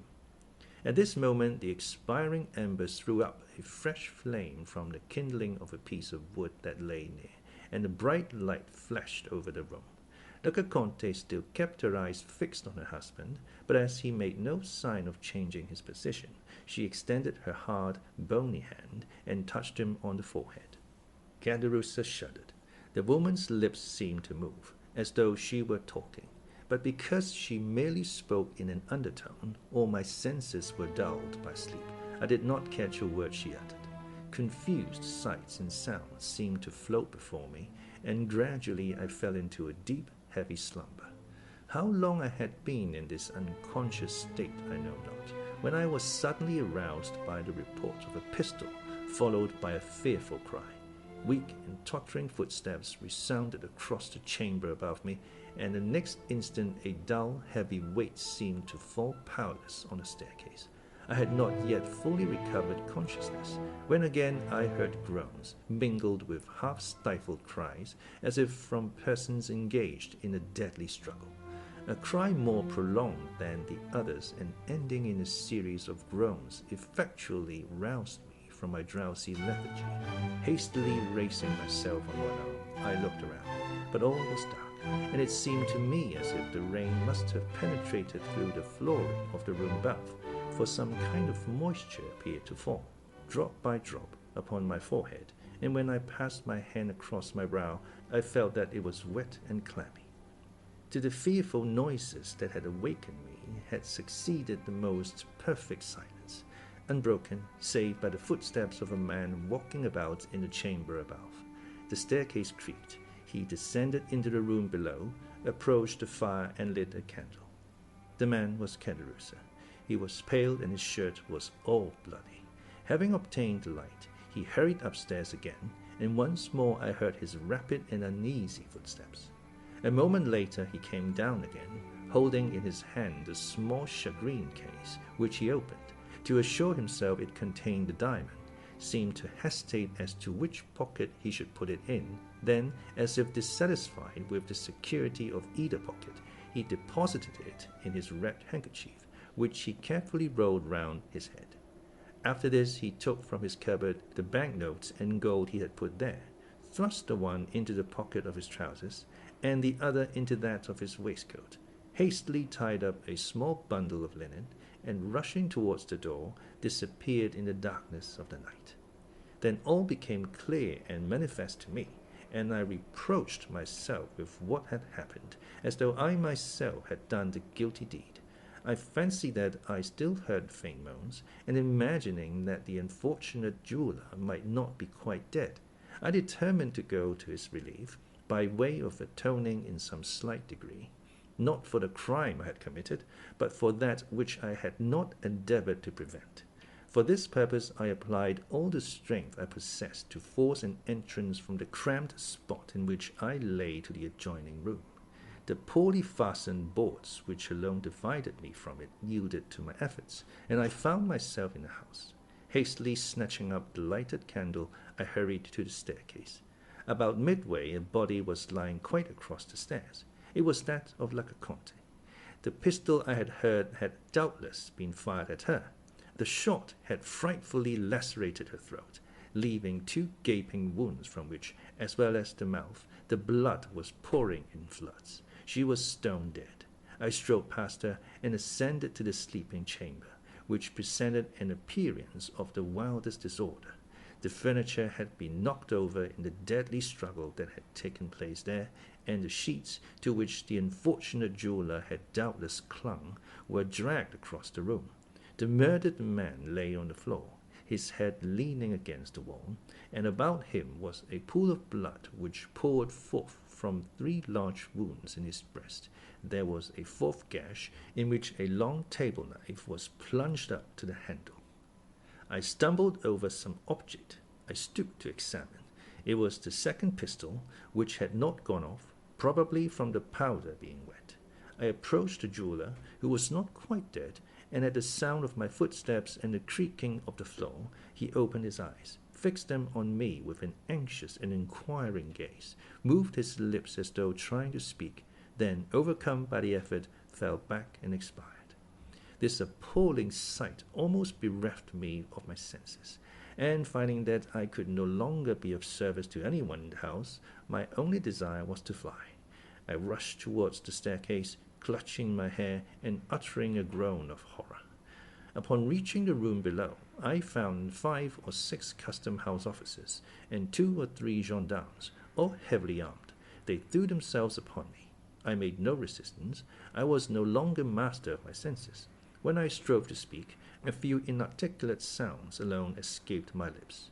As I noticed the significant manner in which the whole party pointed to my blood-stained garments, I involuntarily surveyed myself, and then I discovered that the thick warm drops that had so bedewed me as I lay beneath the staircase must have been the blood of Lacaconte.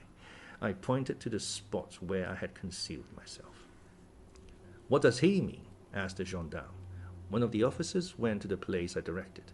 "He means," replied the man upon his return, "that he got in that way," and he showed the hole I had made when I broke through.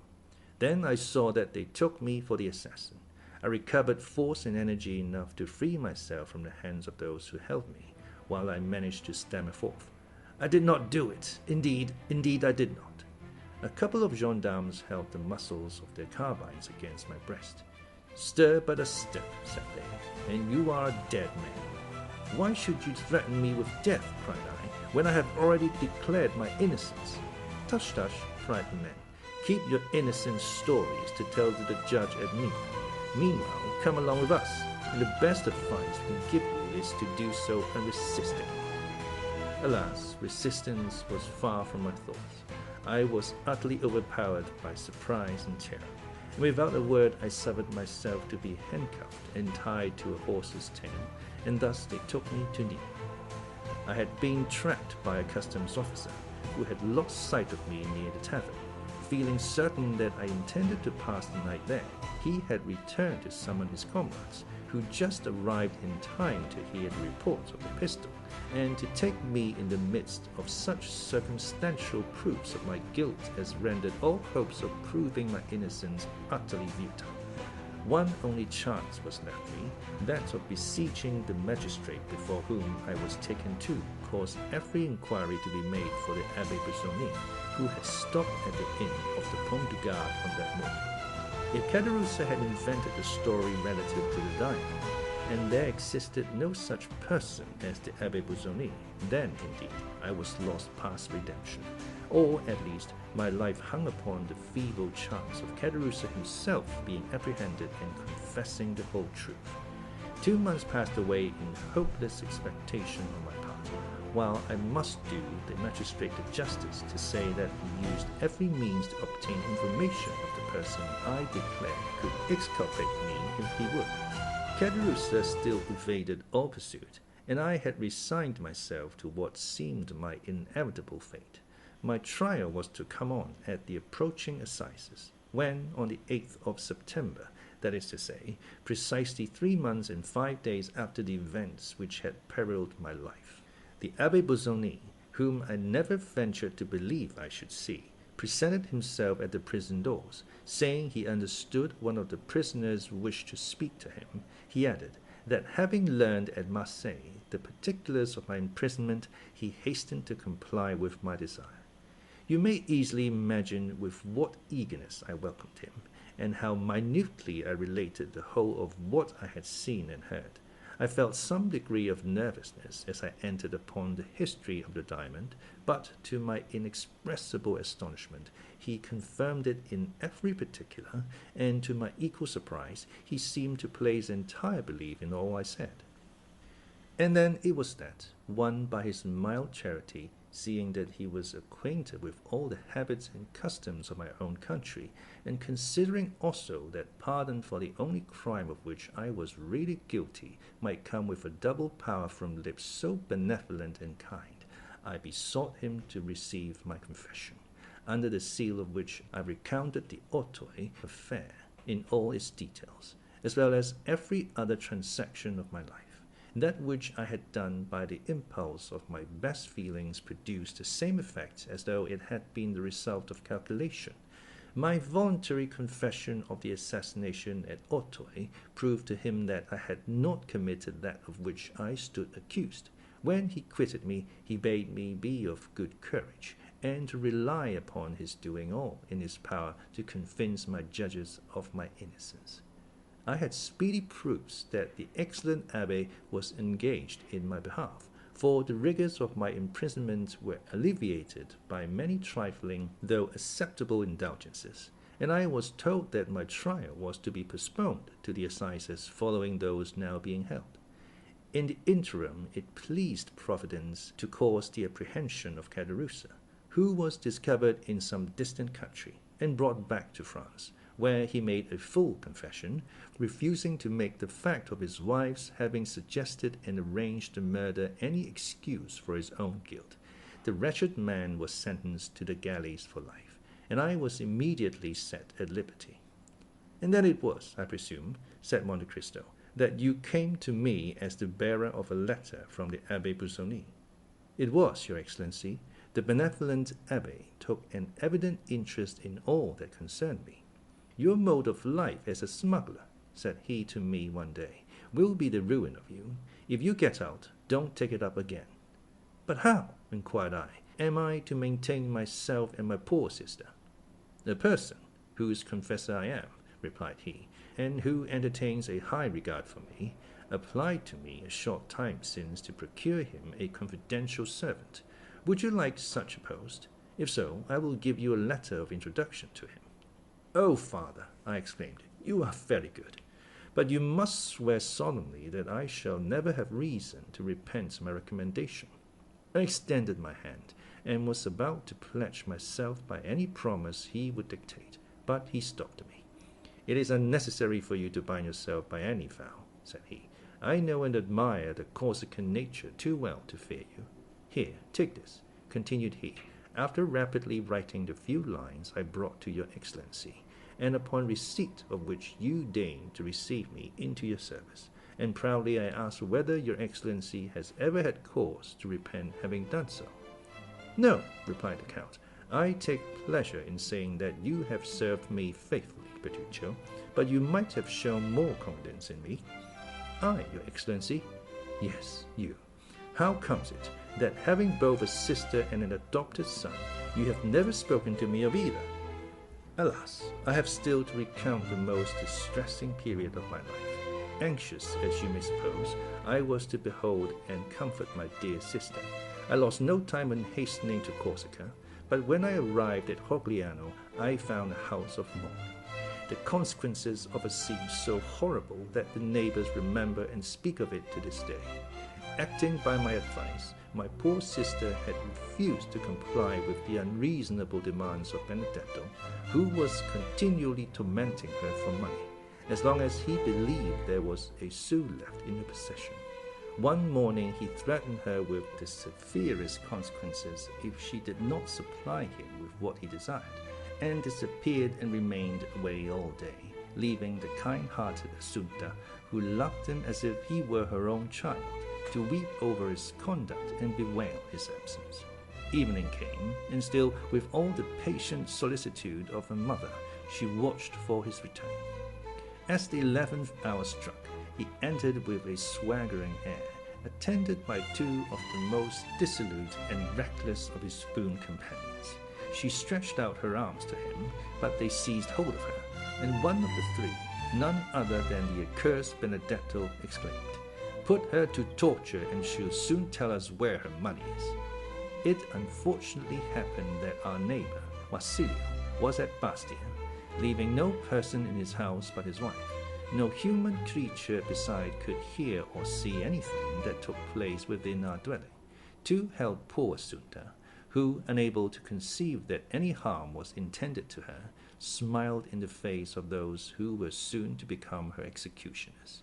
The third proceeded to barricade the doors and windows, then returned, and the three united in stifling the cries of terror incited by the sight of these preparations, and then dragged Assunta feet foremost towards the brazier, expecting to wring from her an avowal of where her supposed treasure was secreted. In the struggle her clothes caught fire, and they were obliged to let go their hold in order to preserve themselves from sharing the same fate. Covered with flames, Assunta rushed wildly to the door, but it was fastened. She flew to the windows, but they were also secured. Then the neighbors heard frightful shrieks. It was Assunta calling for help. The cries died away in groans, and next morning, as soon as Wasilio's wife could muster up courage to venture abroad, she caused the door of our dwelling to be opened by the public authorities, when Assunta, although dreadfully burned, was found still breathing. Every drawer and closet in the house had been forced open, and the money stolen. Benedetto never again appeared at Rogliano, neither have I since that day either seen or heard anything concerning him.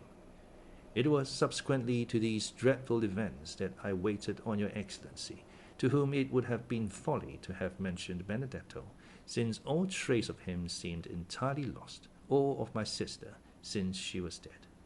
And in what light did you feel the occurrence? Inquired Monte Cristo. As a punishment for the crime I had committed, answered Bertuccio. Oh, those Villeforts are an accursed race. Truly they are, murmured the Count in a lugubrious tone. And now, resumed Bertuccio, your Excellency may, perhaps, be able to comprehend that this place, which I revisit for the first time, this garden, the actual scene of my crime, must have given rise to reflections of no very agreeable nature, and produced that gloom and depression of spirits which excited the notice of your Excellency, who was pleased to express desire to know the cause. At this instant a shudder passed over me as I reflect that possibly I am now standing on the very grave in which lies Monsieur de Villefort, by whose hand the ground was dug to receive the corpse of his child. Everything is possible, said Monte Cristo, rising from the bench on which he had been sitting.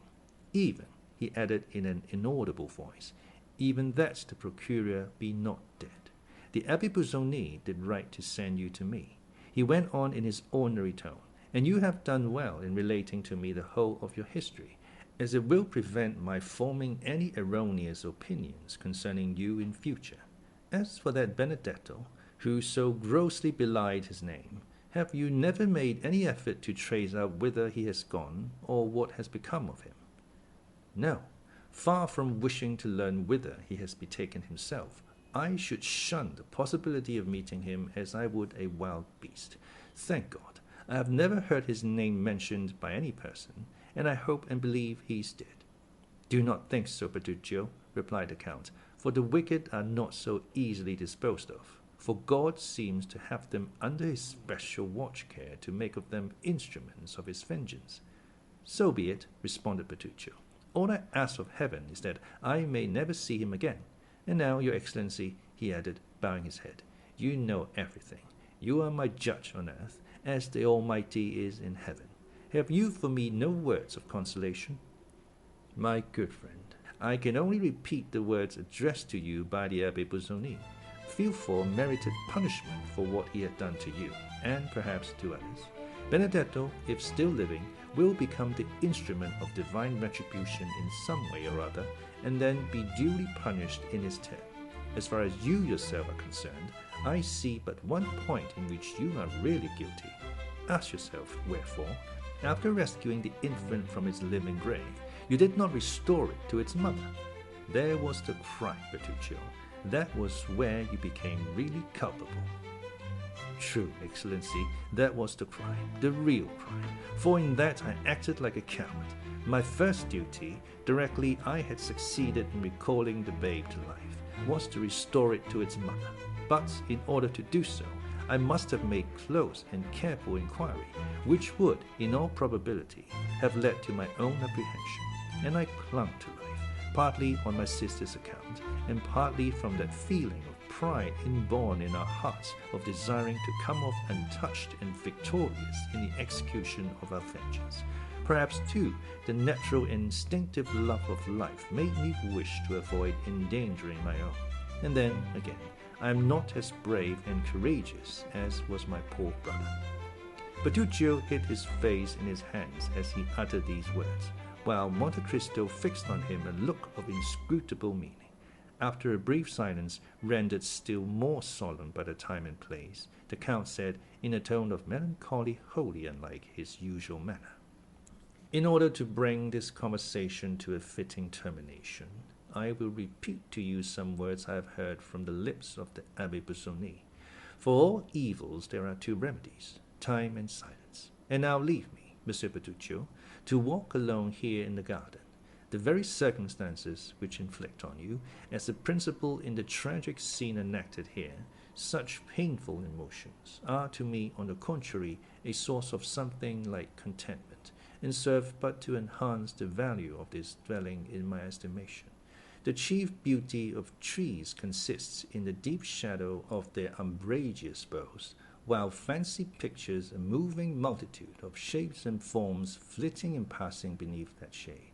Here I have a garden laid out in such a way as to afford the fullest scope for the imagination, and furnished with thickly grown trees, beneath whose leafy screen a visionary like myself may conjure up phantoms at will. This to me, who expected but to find a blank enclosure surrounded by a straight wall, is, I assure you, a most agreeable surprise. I have no fear of ghosts, and I have never heard it said that so much harm had been done by the dead during 6,000 years as is wrought by the living in a single day. Retire within, Petruchio, and tranquilize your mind. Should your confessor be less indulgent to you in your dying moments than you found the Abbé Busoni, send for me, if I am still on earth, and I will soothe your ears with words that shall effectually calm and soothe your parting soul, ere it goes forth to traverse the ocean called eternity. Petruchio bowed respectfully and turned away, sighing heavily. Monte Cristo, left alone, took 3 or 4 steps onwards and murmured, "Here, beneath this plane tree, must have been where the infant's grave was dug. There is the little door opening into the garden, and this corner is the private staircase communicating with the sleeping apartment. There will be no necessity for me to make a note of these particulars, for there, before my eyes, beneath my feet, all around me, I have the plan sketched with all the living reality of truth." After making the tour of the garden a second time, the Count re-entered his carriage, while Petruchio, who perceived the thoughtful expression of his master's features, took his seat beside the driver without uttering a word. The carriage proceeded rapidly towards Paris. That same evening, upon reaching his abode in the Champs-Élysées, the Count of Monte Cristo went over the whole building with the air of one long acquainted with each nook or corner. Nor, although preceding the party, did he once mistake one door for another, or commit the smallest error when choosing any particular corridor or staircase to conduct him to a place or suite of rooms he desired to visit. Ali was his principal attendant during this nocturnal survey. Having given various orders to Petruchio relative to the improvements and alterations he desired to make in the house, the Count, drawing out his watch, said to the attentive Nubian, "It is 11:30. Ada will soon be here.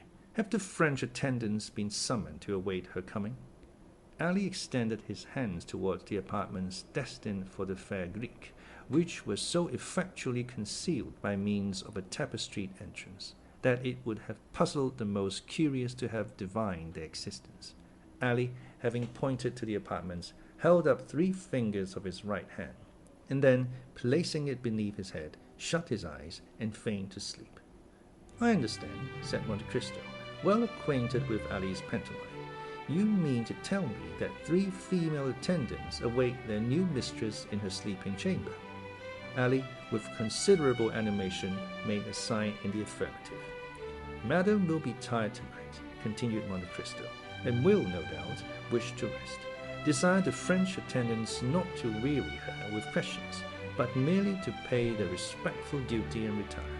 You will also see that the Greek servants hold no communication with those of this country." He bowed. Just at that moment voices were heard hailing the concierge. The gate opened, a carriage rolled down the avenue, and stopped at the steps. The Count hastily descended, presented himself at the already opened carriage door, and held up his hand to a young woman, completely enveloped in a green silk mantle heavily embroidered with gold. She raised the hand extended towards her to her lips, and kissed it with a mixture of love and respect. Some few words passed between them in that sonorous language in which Homer makes his gods converse. The young woman spoke with an expression of deep tenderness, while the Count replied with an air of gentle gravity. Preceded by Ali, who carried a rose-colored flambeau in his hand, the young lady, who was no other than the lovely Greek who had been Monte Cristo's companion in Italy, was conducted to her apartments, while the Count retired to the pavilion reserved for himself. In another hour every light in the house was extinguished, and it might have been thought that all its inmates slept. Chapter 46. Unlimited Credit. About 2 o'clock the following day, a calash, drawn by a pair of magnificent English horses, stopped at the door of Monte Cristo, and a person, dressed in a blue coat, with buttons of a similar color, a white waistcoat, over which was displayed a massive gold chain, brown trousers, and a quantity of black hair descending so low over his eyebrows as to leave it doubtful whether it were not artificial, so little did its jetty glossiness assimilate with the deep wrinkles stamped on his features. A person, in a word, who, although evidently past 50, desired to be taken for not more than 40, bent forwards from the carriage door, on the panels of which were emblazoned the armorial bearings of a baron, and directed his groom to inquire at the porter's lodge whether the Count of Monte Cristo resided there, and if he were within. While waiting, the occupant of the carriage surveyed the house, the garden as far as he could distinguish it, and the livery of servants who passed to and fro, with an attention so close as to be somewhat impertinent. His glance was keen, but showed cunning rather than intelligence. His lips were straight, and so thin that, as they closed, they were drawn in over the teeth. His cheekbones were broad and projecting, an ever-veiling proof of audacity and craftiness, while the flatness of his forehead and the enlargement of the back of his skull, which rose much higher than his large and coarsely shaped ears, combined to form a physiognomy anything but prepossessing, save in the eyes of such as considered that the owner of so splendid an equipage must needs be all that was admirable and enviable, more especially when they gazed on the enormous diamond that glittered in his shirt, and the red ribbon that depended from his buttonhole. The groom, in obedience to his orders, tapped at the window of the porter's lodge, saying, "Pray, does not the Count of Monte Cristo live here?" "His Excellency does reside here," replied the concierge. "But," added he, glancing an inquiring look at Ali. Ali returned a sign in the negative. "But what?" asked the groom. "His Excellency does not receive visitors today." "Then here is my master's card, the Baron Danglars. You will take it to the Count, and say that, although in haste to attend the chamber, my master came out of his way to have the honor of calling upon him." "I never speak to His Excellency," replied the concierge. "The valet de chambre will carry your message." The groom returned to the carriage. "Well?" asked Danglars. The man, somewhat crestfallen by the rebuke he had received, repeated what the concierge had said. "Bless me," murmured Baron Danglars, "this must surely be a prince instead of a count by their styling him Excellency, and only venturing to address him by the medium of his valet de chambre. However, it does not signify. He has a letter of credit on me, so I must see him when he requires his money." Then, throwing himself back in his carriage, Danglars called out to his coachman, in a voice that might be heard across the road, "To the Chamber of Deputies." Apprised in time of the visit paid him, Monte Cristo had, from behind the blinds of his pavilion, as minutely observed the Baron, by means of an excellent lorgnette, as Danglars himself had scrutinized the house, garden, and servants. "That fellow has a decidedly bad countenance," said the Count in a tone of disgust, as he shut up his glass into its ivory case. "How comes it that all do not retreat in aversion at sight of that flat, receding, serpent-like forehead, round, vulture-shaped head, and sharp-hooked nose, like the beak of a buzzard? Ali," cried he, striking at the same time on the brazen gong. Ali appeared. "Summon Bertuccio," said the Count. Almost immediately Bertuccio entered the apartment. "Did your Excellency desire to see me?" inquired he. "I did," replied the Count. "You no doubt observed the horses standing a few minutes since at the door." "Certainly, your Excellency. I noticed them for their remarkable beauty." "Then how comes it," said Monte Cristo with a frown, "that when I desired you to purchase for me the finest pair of horses to be found in Paris, there is another pair, fully as fine as mine, not in my stables?" At a look of displeasure, added to the angry tone in which the Count spoke, Ali turned pale and held down his head. "It is not your fault, my good Ali," said the Count in the Arabic language, and with a gentleness none would have thought him capable of showing, either in voice or face. "It is not your fault. You do not understand the points of English horses." The countenance of poor Ali recovered its serenity. "Permit me to assure your Excellency," said Bertuccio, "that the horses you speak of were not to be sold when I purchased yours." Monte Cristo shrugged his shoulders. "It seems, Sir Steward," said he, "that you have yet to learn that all things are to be sold to such as care to pay the price. His Excellency is not, perhaps, aware that Mr. Danglars gave 16,000 francs for his horses. Very well, then offer him double that sum. A banker never loses an opportunity of doubling his capital." "Is your Excellency really in earnest?" inquired the steward. Monte Cristo regarded the person who durst presume to doubt his words with the look of one equally surprised and displeased. "I have to pay a visit this evening," replied he. "I desire that these horses, with completely new harness, may be at the door with my carriage." Bertuccio bowed and was about to retire, but when he reached the door, he paused, and then said, "At what o'clock does your Excellency wish the carriage and horses to be ready?" "At 5 o'clock," replied the Count. "I beg your Excellency's pardon," interposed the steward in a deprecating manner, "for venturing to observe that it is already 2 o'clock." "I am perfectly aware of that fact," answered Monte Cristo calmly. Then, turning towards Ali, he said, "Let all the horses in my stables be led before the windows of your young lady, that she may select those she prefers for a carriage. Request her also to oblige me by saying whether it is her pleasure to dine with me. If so, let dinner be served in her apartments. Now leave me, and desire my valet de chambre to come hither." Scarcely had Ali disappeared when the valet entered the chamber. "Monsieur Baptistin," said the Count. "You have been in my service 1 year, the time I generally give myself to judge of the merits or demerits of those about me. You suit me very well." Baptistin bowed low. "It only remains for me to know whether I also suit you." "Oh, your Excellency!" exclaimed Baptistin eagerly. "Listen, if you please, till I have finished speaking," replied Monte Cristo. "You receive 1,500 francs per annum for your services here, more than many a brave subaltern, who continually risks his life for his country, obtains. You live in a manner far superior to many clerks who work 10 times harder than you do for their money. Then, though yourself a servant, you have other servants to wait upon you. Take care of your clothes, and see that your linen is duly prepared for you. Again, you make a profit upon each article you purchase for my toilet, amounting in the course of a year to a sum equaling your wages." "Nay, indeed, your Excellency, I am not condemning you for this, Monsieur Baptistin, but let your profits end here. It would be long indeed ere you would find so lucrative a post as that you have now the good fortune to fill.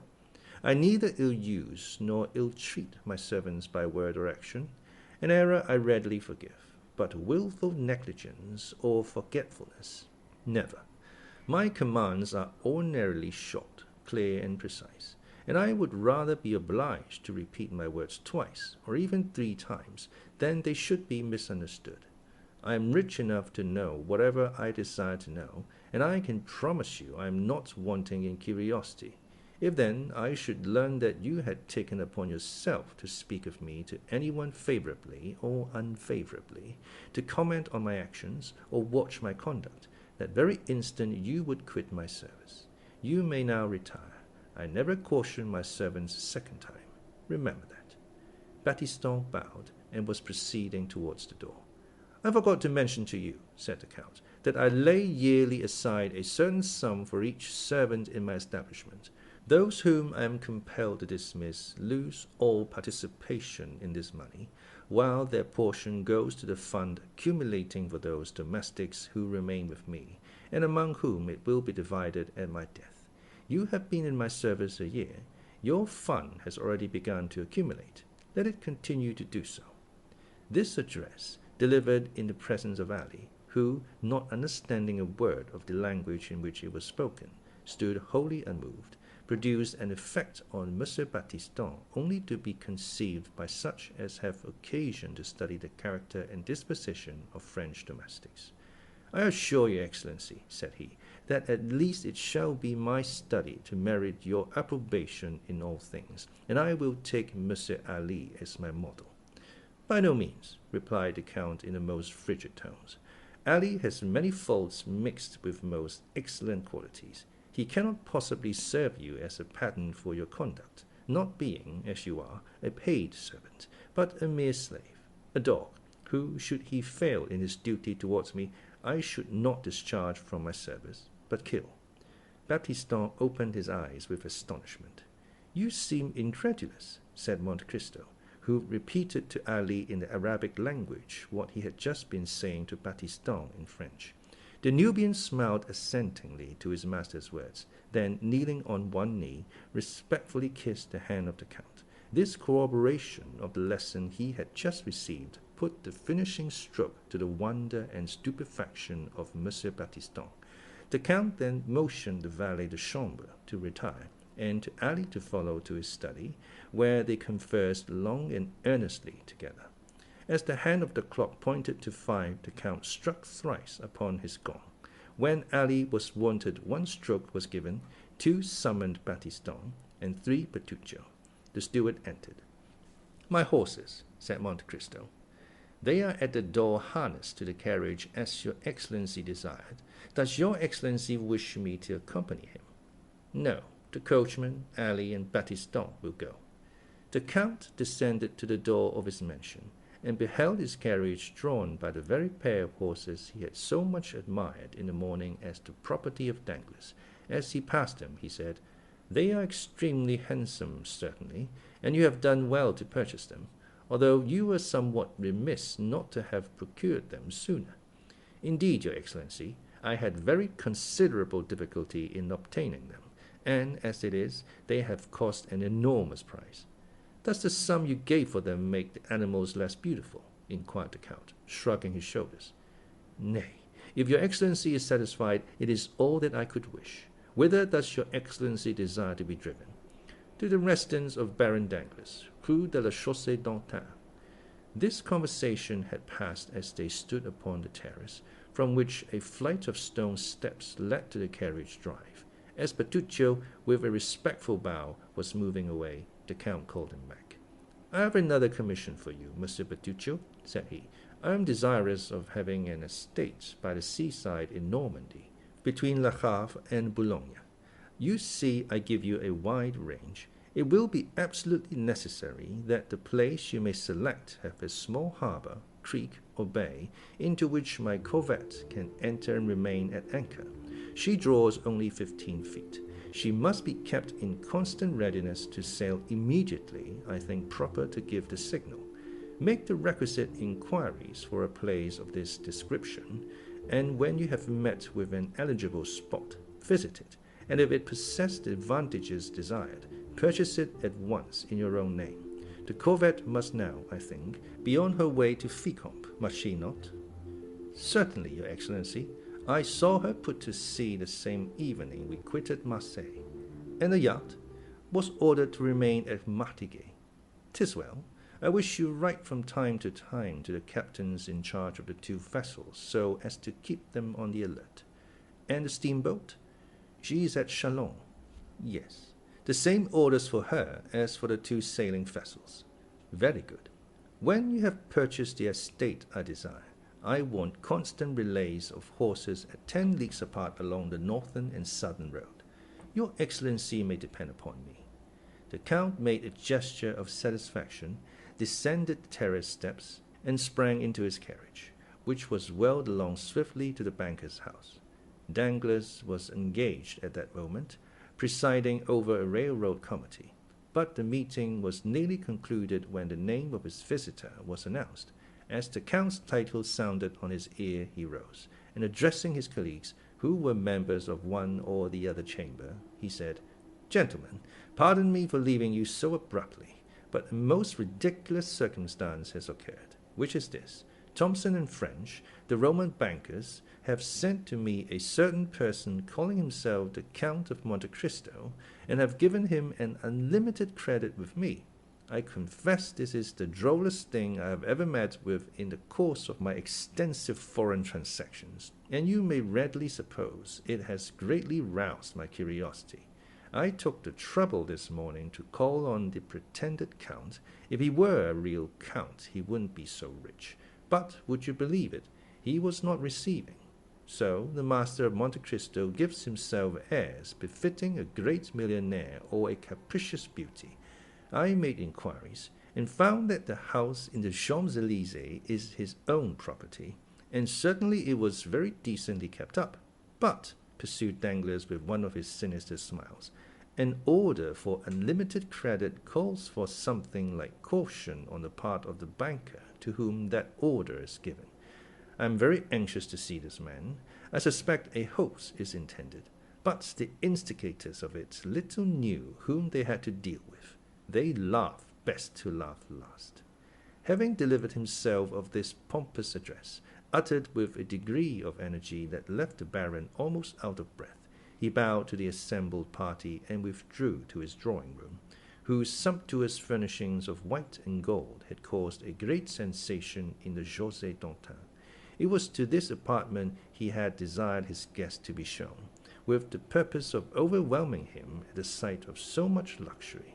He found the Count standing before some copies of Albano and Vattore that had been passed off to the banker as originals, but which, mere copies as they were, seemed to feel their degradation in being brought into juxtaposition with the gaudy colors that covered the ceiling.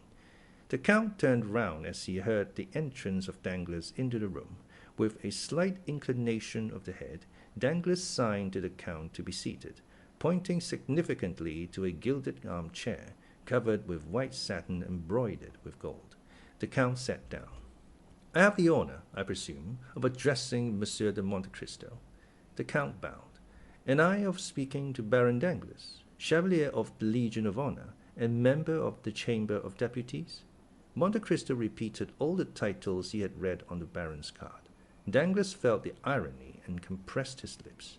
You will, I trust, excuse me, monsieur, for not calling you by your title when I first addressed you, he said, but you are aware that we are living under a popular form of government, and that I am myself a representative of the liberties of the people. So much so, replied Monte Cristo, that while you call yourself Baron, you are not willing to call anybody else Count. Upon my word, monsieur, said Danglars with affected carelessness, I attach no sort of value to such empty distinctions. But the fact is, I was made Baron, and also Chevalier of the Legion of Honour, in return for services rendered. But you have discarded your titles after the example set you by Messieurs de Montmorency and Lafayette. That was a noble example to follow, monsieur. Why, replied Danglars, not entirely so, with the servants, you understand. I see. To your domestics you are my lord, the journalist's style you monsieur, while your constituents call you citizen. These are distinctions very suitable under a constitutional government. I understand perfectly. Again Danglars bit his lips. He saw that he was no match for Monte Cristo in an argument of this sort, and he therefore hastened to turn to subjects more congenial. Permit me to inform you, Count, said he, bowing, that I have received a letter of advice from Thomson French of Rome. I am glad to hear it, Baron, for I must claim the privilege of addressing you after the manner of your servants. I have acquired the bad habit of calling persons by their titles from living in a country where barons are still barons by right of birth. But as regards the letter of advice, I am charmed to find that it has reached you. That will spare me the troublesome and disagreeable task of coming to you for money myself. You have received a regular letter of advice? Yes, said Danglars, but I confess I didn't quite comprehend its meaning. Indeed, and for that reason I did myself the honour of calling upon you, in order to beg for an explanation. Go on, monsieur. Here I am, ready to give you any explanation you desire. Why, said Danglars, in a letter, I believe I have it about me. Here he felt in his breast pocket. Yes, here it is. Well, this letter gives the Count of Monte Cristo unlimited credit on our house. Well, Baron, what is there difficult to understand about that? Merely the term unlimited, nothing else, certainly. Is not that word known in France? The people who wrote are Anglo-Germans, you know. Oh, as for the composition of the letter, there is nothing to be said. But as regards the competency of the document, I certainly have doubts. Is it possible, asked the Count, assuming all air and tone of the utmost simplicity and candour, is it possible that Thomson French are not looked upon as safe and solvent bankers? Pray tell me what you think, Baron, for I feel uneasy. I can assure you, having some considerable property in their hands. Thomson French are perfectly solvent, replied Danglars, with an almost mocking smile, but the word unlimited in financial affairs is so extremely vague. Is, in fact, unlimited, said Monte Cristo. Precisely what I was about to say, cried Danglars. Now, what is vague is doubtful, and it was a wise man who said, when in doubt, keep out. Meaning to say, rejoined Monte Cristo, that however Thomson French may be inclined to commit acts of imprudence and folly, the Baron Danglars is not disposed to follow their example. Not at all. Plainly enough, Messieurs Thomson French set no bounds to their engagements, while those of Monsieur Danglars have their limits. He is a wise man, according to his own showing. Monsieur, replied the banker, drawing himself up with a haughty air, the extent of my resources has never yet been questioned. It seems, then, reserved for me, said Monte Cristo coldly, to be the first to do so. By what right, sir? By right of the objections you have raised, and the explanations you have demanded, which certainly must have some motive. Once more Danglars bit his lips. It was the second time he had been worsted, and this time on his own ground. His forced politeness sat awkwardly upon him, and approached almost to impertinence. Monte Cristo, on the contrary, preserved a graceful suavity of demeanour, aided by a certain degree of simplicity he could assume at pleasure, and thus possessed the advantage. "Well, sir," resumed Danglars, after a brief silence, "I will endeavour to make myself understood by requesting you to inform me for what sum you propose to draw upon me."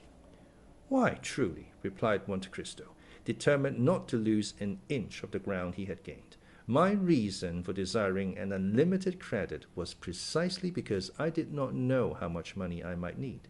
The banker thought the time had come for him to take the upper hand, so throwing himself back in his armchair, he said, with an arrogant and purse-proud air, "Let me beg of you not to hesitate in naming your wishes. You will then be convinced that the resources of the house of Danglars, however limited, are still equal to meeting the largest demands, and were you even to require 1,000,000— "I beg your pardon," interposed Monte Cristo. "I said 1,000,000, replied Danglars, with the confidence of ignorance. "But could I do with 1,000,000? Retorted the Count. "My dear sir, if a trifle like that could suffice me, I should never have given myself the trouble of opening an account. 1,000,000? Excuse my smiling when you speak of a sum I am in the habit of carrying in my pocket-book or dressing-case." And with these words Monte Cristo took from his pocket a small case containing his visiting cards, and drew forth 2 orders on the treasury for 50,000 francs each, paying at sight to the bearer. A man like Danglars was wholly inaccessible to any gentler method of correction. The effect of the present revelation was stunning. He trembled and was on the verge of apoplexy. The pupils of his eyes, as he gazed at Monte Cristo, dilated horribly. "Come, come," said Monte Cristo, "confess honestly that you have not perfect competence in Thomson French. I understand, and foreseeing that such might be the case, I took, in spite of my ignorance of affairs, certain precautions. See, here are 2 similar letters to that you have yourself received, one from the house of Aarstein and Eschylus of Vienna, to Baron Rothschild, the other drawn by Baring of London upon Monsieur Lafitte. Now, sir, you have but to say the word, and I will spare you all uneasiness by presenting my letter of credit to one or other of these 2 firms." The blow had struck home, and Danglars was entirely vanquished. With a trembling hand he took the 2 letters from the Count, who held them carelessly between finger and thumb, and proceeded to scrutinize the signatures, with a minuteness that the Count might have regarded as insulting, had it not suited his present purpose to mislead the banker. "Oh, sir," said Danglars, after he had convinced himself of the authenticity of the documents he held, and rising as if to salute the power of gold personified in the man before him, "3 letters of unlimited credit. I can be no longer mistrustful, but you must pardon me, my dear Count, for confessing to some degree of astonishment." "Nay," answered Monte Cristo, with the most gentlemanly air, "'tis not for such trifling sums as these that your banking house is to be incommoded. Then you can let me have some money, can you not? Whatever you say, my dear Count, I am at your orders." "Why," replied Monte Cristo, "since we mutually understand each other, for such I presume is the case." Danglars bowed assentingly. "You are quite sure that not a lurking doubt or suspicion lingers in your mind?" "Oh, my dear Count," exclaimed Danglars, "I never for an instant entertained such a feeling towards you." "No, you merely wish to be convinced, nothing more. But now that we have come to so clear an understanding, and that all distrust and suspicion are laid at rest, we may as well fix a sum as the probable expenditure of the first year. Suppose we say 6 millions to—" "6 millions?" gasped Danglars. "So be it." "Then if I should require more," continued Monte Cristo in a careless manner, "why, of course, I should draw upon you. But my present intention is not to remain in France more than a year, and during that period I scarcely think I shall exceed the sum I mentioned. However, we shall see. Be kind enough, then, to send me 50,000 francs tomorrow. I shall be at home till midday, or if not, I will leave a receipt with my steward." "The money you desire shall be at your house by 10 o'clock tomorrow morning, my dear Count," replied Danglars. "How would you like to have it? In gold, silver, or notes?" "Half in gold, and the other half in banknotes, if you please," said the Count, rising from his seat. "I must confess to you, Count," said Danglars, "that I have hitherto imagined myself acquainted with the degree of all the great fortunes of Europe, and still wealth such as yours has been wholly unknown to me. May I presume to ask whether you have long possessed it?" "It has been in the family a very long while," returned Monte Cristo, "a sort of treasure expressly forbidden to be touched for a certain period of years, during which the accumulated interest has doubled the capital. The period appointed by the testator for the disposal of these riches occurred only a short time ago, and they have only been employed by me within the last few years. Your ignorance on the subject, therefore, is easily accounted for. However, you will be better informed as to me and my possessions ere long." And the Count, while pronouncing these latter words, accompanied them with one of those ghastly smiles that used to strike terror into poor Franz d'Épinay. "With your tastes and means of gratifying them," continued Danglars, "you will exhibit a splendor that must effectually put us poor miserable millionaires quite in the shade. If I mistake not, you are an admirer of paintings. At least I judged so from the attention you appeared to be bestowing on mine when I entered the room. If you will permit me, I shall be happy to show you my picture gallery, composed entirely of works by the ancient masters, warranted as such, not a modern picture among them. I cannot endure the modern school of painting." "You are perfectly right in objecting to them, for this one great fault, that they have not yet had time to become old. Or will you allow me to show you several fine statues by Thorwaldsen, Bartoloni, and Canova, all foreign artists, for, as you may perceive, I think but very indifferently of our French sculptors. You have a right to be unjust to them, monsieur. They are your compatriots. But all this may come later, when we shall be better known to each other. For the present, I will confine myself to introducing you to the Baroness Danglars. Excuse my impatience, my dear Count, but a client like you is almost like a member of the family." Monte Cristo bowed, in sign that he accepted the proffered honor. Danglars rang and was answered by a servant in a showy livery. "Is the Baroness at home?" inquired Danglars. "Yes, my lord," answered the man. "And alone?" "No, my lord. Madame has visitors." "Have you any objection to meet any persons who may be with Madame, or do you desire to preserve a strict incognito?" "No, indeed," replied Monte Cristo with a smile. "I do not arrogate to myself the right of so doing." "And who is with Madame? Monsieur Debray?" inquired Danglars, with an air of indulgence and good nature that made Monte Cristo smile, acquainted as he was with the secrets of the banker's domestic life. "Yes, my lord," replied the servant. "Monsieur Debray is with Madame." Danglars nodded his head. Then, turning to Monte Cristo, said, "Monsieur Lucien Debray is an old friend of ours, and private secretary to the Minister of the Interior. As for my wife, I must tell you, she lowered herself by marrying me, for she belongs to one of the most ancient families in France. Her maiden name was de Servières, and her first husband was Colonel the Marquis of Nargon. I have not the honor of knowing Madame Danglars, but I have already met Monsieur Lucien Debray." "Ah, indeed," said Danglars. "And where was that?" "At the house of Monsieur de Morcerf." "Ah, you are acquainted with the young Viscount, are you? We were together a good deal during the carnival at Rome." "True, true," cried Danglars. "Let me see. Have I not heard talk of some strange adventure with bandits or thieves hid in ruins, and of his having had a miraculous escape? I forget how, but I know he used to amuse my wife and daughter by telling them about it after his return from Italy. Her ladyship is waiting to receive you, gentlemen," said the servant, who had gone to inquire the pleasure of his mistress. "With your permission," said Danglars, bowing, "I will precede you, to show you the way." "By all means," replied Monte Cristo. "I follow."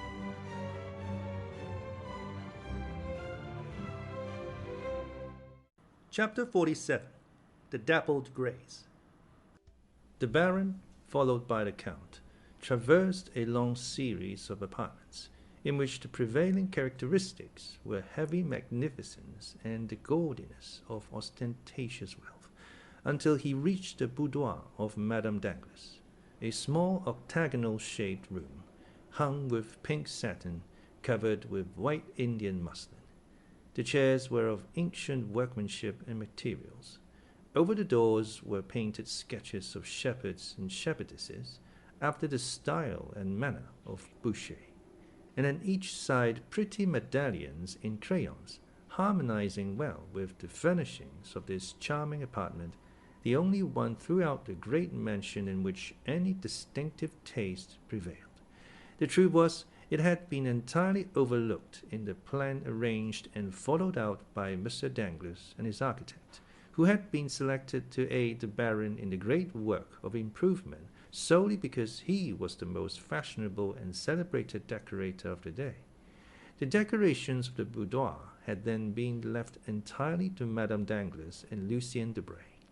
Mr. Danglars, however, while possessing a great admiration for the antique, as it was understood during the time of the Directory, entertained the most sovereign contempt for the simple elegance of his wife's favorite sitting-room, where, by the way, he was never permitted to intrude, unless, indeed, he excused his own appearance by ushering in some more agreeable visitor than himself, and even then he had rather the air and manner of a person who was himself introduced than that of being the presenter of another, his reception being cordial or frigid, in proportion as the person who accompanied him chanced to please or displease the Baroness.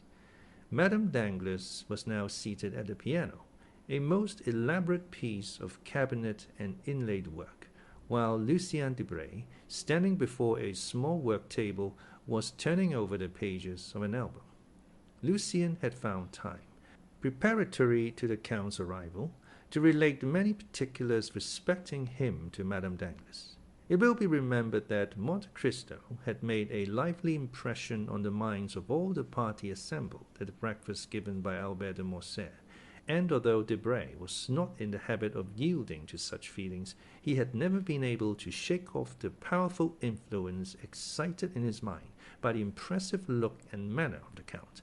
Consequently, the description given by Lucien to the Baroness bore the highly colored tinge of his own heated imagination. Already excited by the wonderful stories related of the Count by de Morcerf, it is no wonder that Madame Danglars eagerly listened to and fully credited all the additional circumstances detailed by Debray.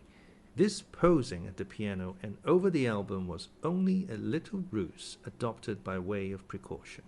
A most gracious welcome and unusual smile were bestowed on Mr. Danglars. The Count, in return for his gentlemanly bow, received a formal though graceful courtesy, while Lucien exchanged with the Count a sort of distant recognition, and with Danglars a free and easy nod.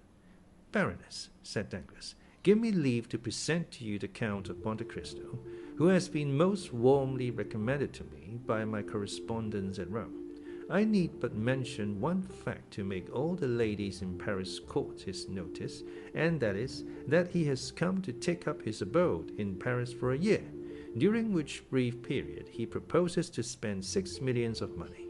That means balls, dinners, and lawn parties without end, in all of which I trust the Count will remember us, as he may depend upon it we shall him in our own humble entertainments."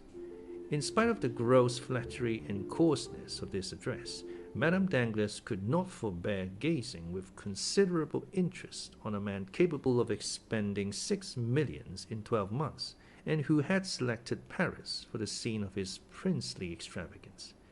"And when did you arrive here?" inquired she. "Yesterday morning, madam." "Coming, as usual, I presume, from the extreme end of the globe? Pardon me, at least, such I have heard is your custom." "Nay, madam, this time I have merely come from Cadiz." "You have selected a most unfavorable moment for your first visit. Paris is a horrible place in summer. Balls, parties, and fêtes are over. The Italian opera is in London, the French opera everywhere except in Paris. As for the Théâtre Français, you know, of course, that it is nowhere. The only amusements left us are the indifferent races at the Champ de Mars and Sacrerie. Do you propose entering any horses at either of these races, Count?" I shall do whatever they do at Paris, madam, if I have the good fortune to find someone who will initiate me into the prevalent ideas of amusement. Are you fond of horses, Count? I have passed a considerable part of my life in the East, madam, and you are doubtless aware that the Orientals value only two things, the fine breeding of their horses and the beauty of their women. Nay, Count, said the Baroness, it would have been somewhat more gallant to have placed the ladies first. You see, madam, how rightly I spoke when I said I required a preceptor to guide me in all my sayings and doings here. At this instant the favourite attendant of Madame Danglars entered the boudoir. Approaching her mistress, she spoke some words in an undertone. Madame Danglars turned very pale, then exclaimed, "I cannot believe it. The thing is impossible." "I assure you, madam," replied the woman, "it is as I have said." Turning impatiently towards her husband, Madame Danglars demanded, "Is this true?" "Is what true, madam?" inquired Danglars, visibly agitated. "What my maid tells me." "But what does she tell you?" "That when my coachman was about to harness the horses to my carriage, he discovered that they had been removed from the stables without his knowledge. I desire to know what is the meaning of this."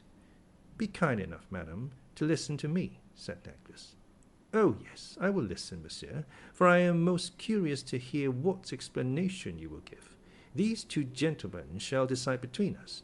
But first I will state the case to them. Gentlemen," continued the Baroness, "among the 10 horses in the stables of Baron Danglars are 2 that belong exclusively to me, a pair of handsomest and most spirited creatures to be found in Paris. But to you, at least, Monsieur Debray, I need not give a further description, because to you my beautiful pair of dappled greys were well known. Well, I had promised Madame de Villefort the loan of my carriage to drive tomorrow to the Bois, but when my coachman goes to fetch the greys from the stables they are gone, positively gone.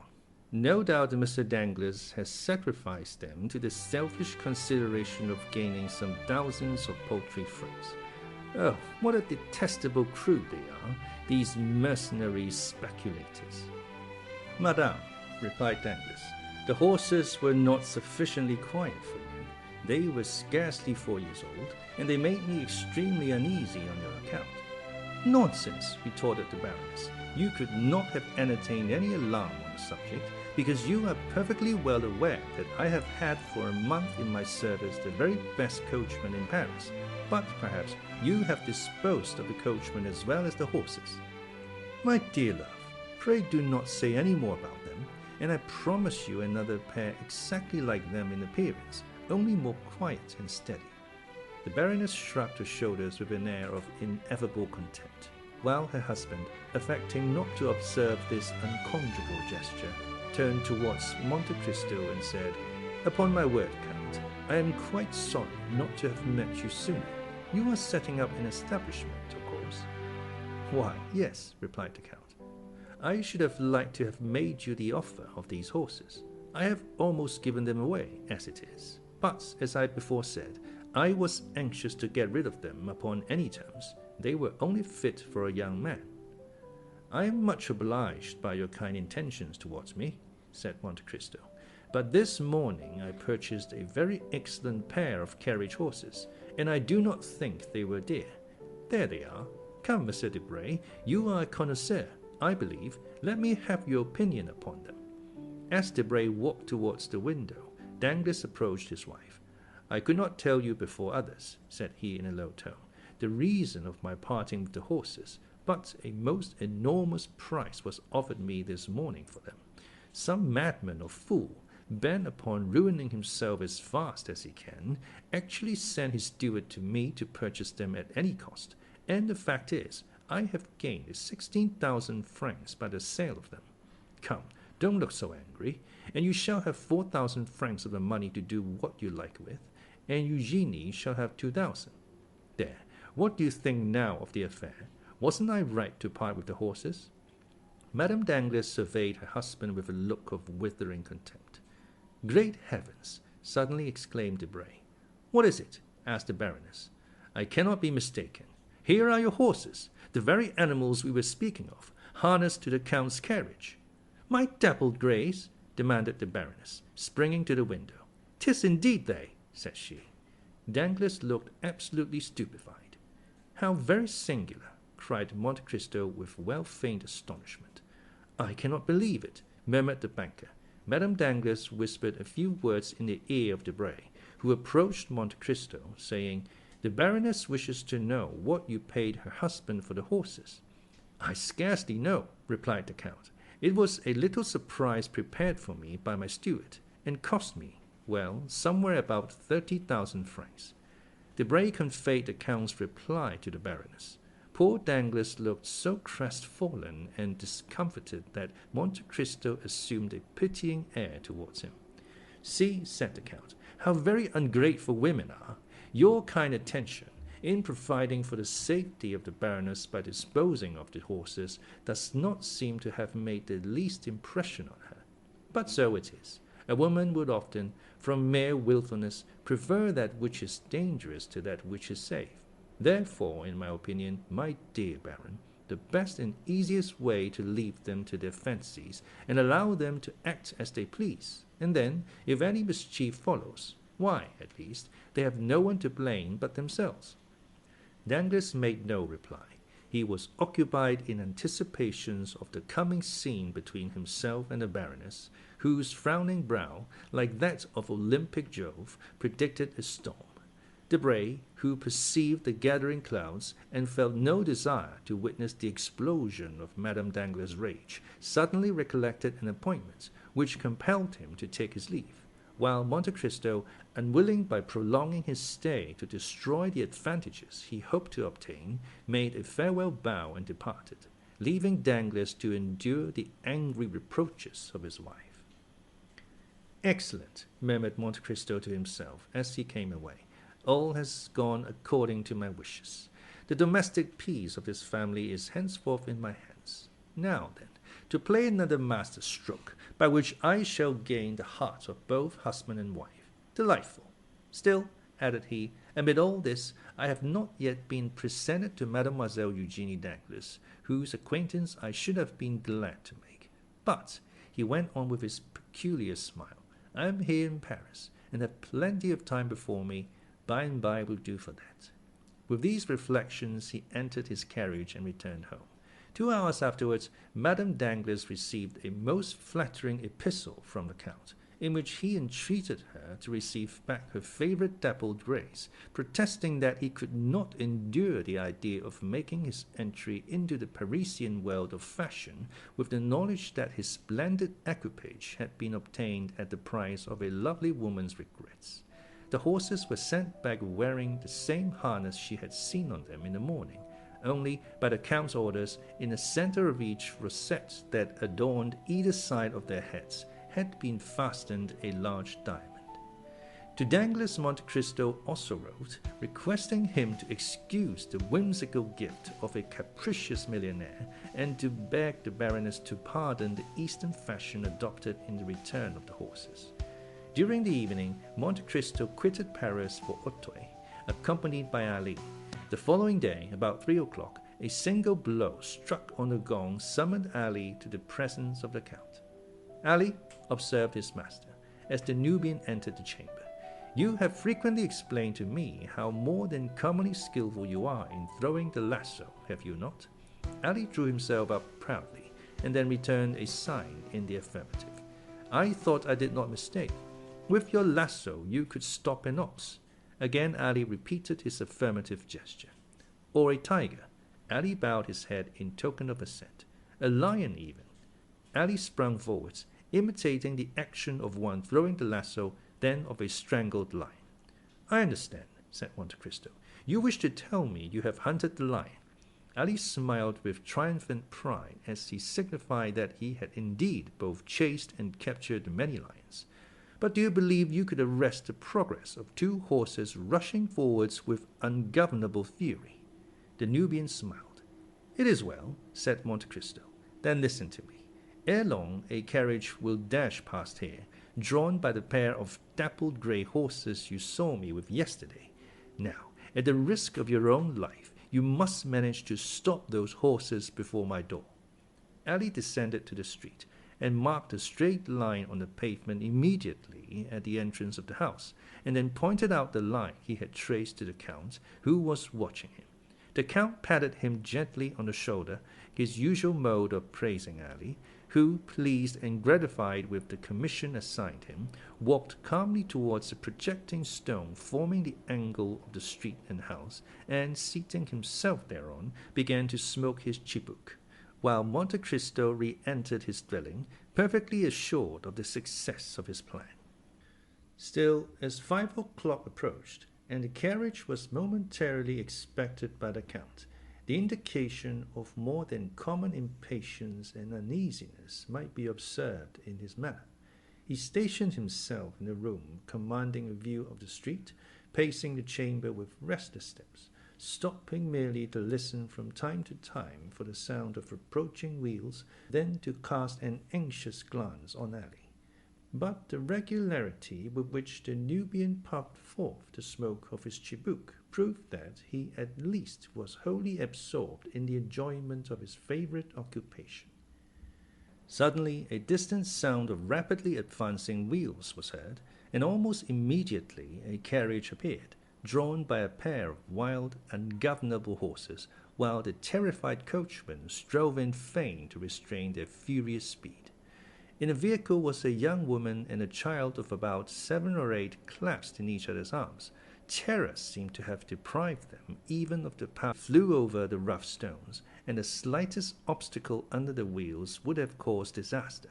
But it kept on in the middle of the road, and those who saw it pass uttered cries of terror. Ali suddenly cast aside his chibouque, drew the lasso from his pocket, threw it so skilfully as to catch the forelegs of the near horse in its triple fold, and suffered himself to be dragged on for a few steps by the violence of the shock. Then the animal fell over on a pole, which snapped, and therefore prevented the other horse from pursuing its way.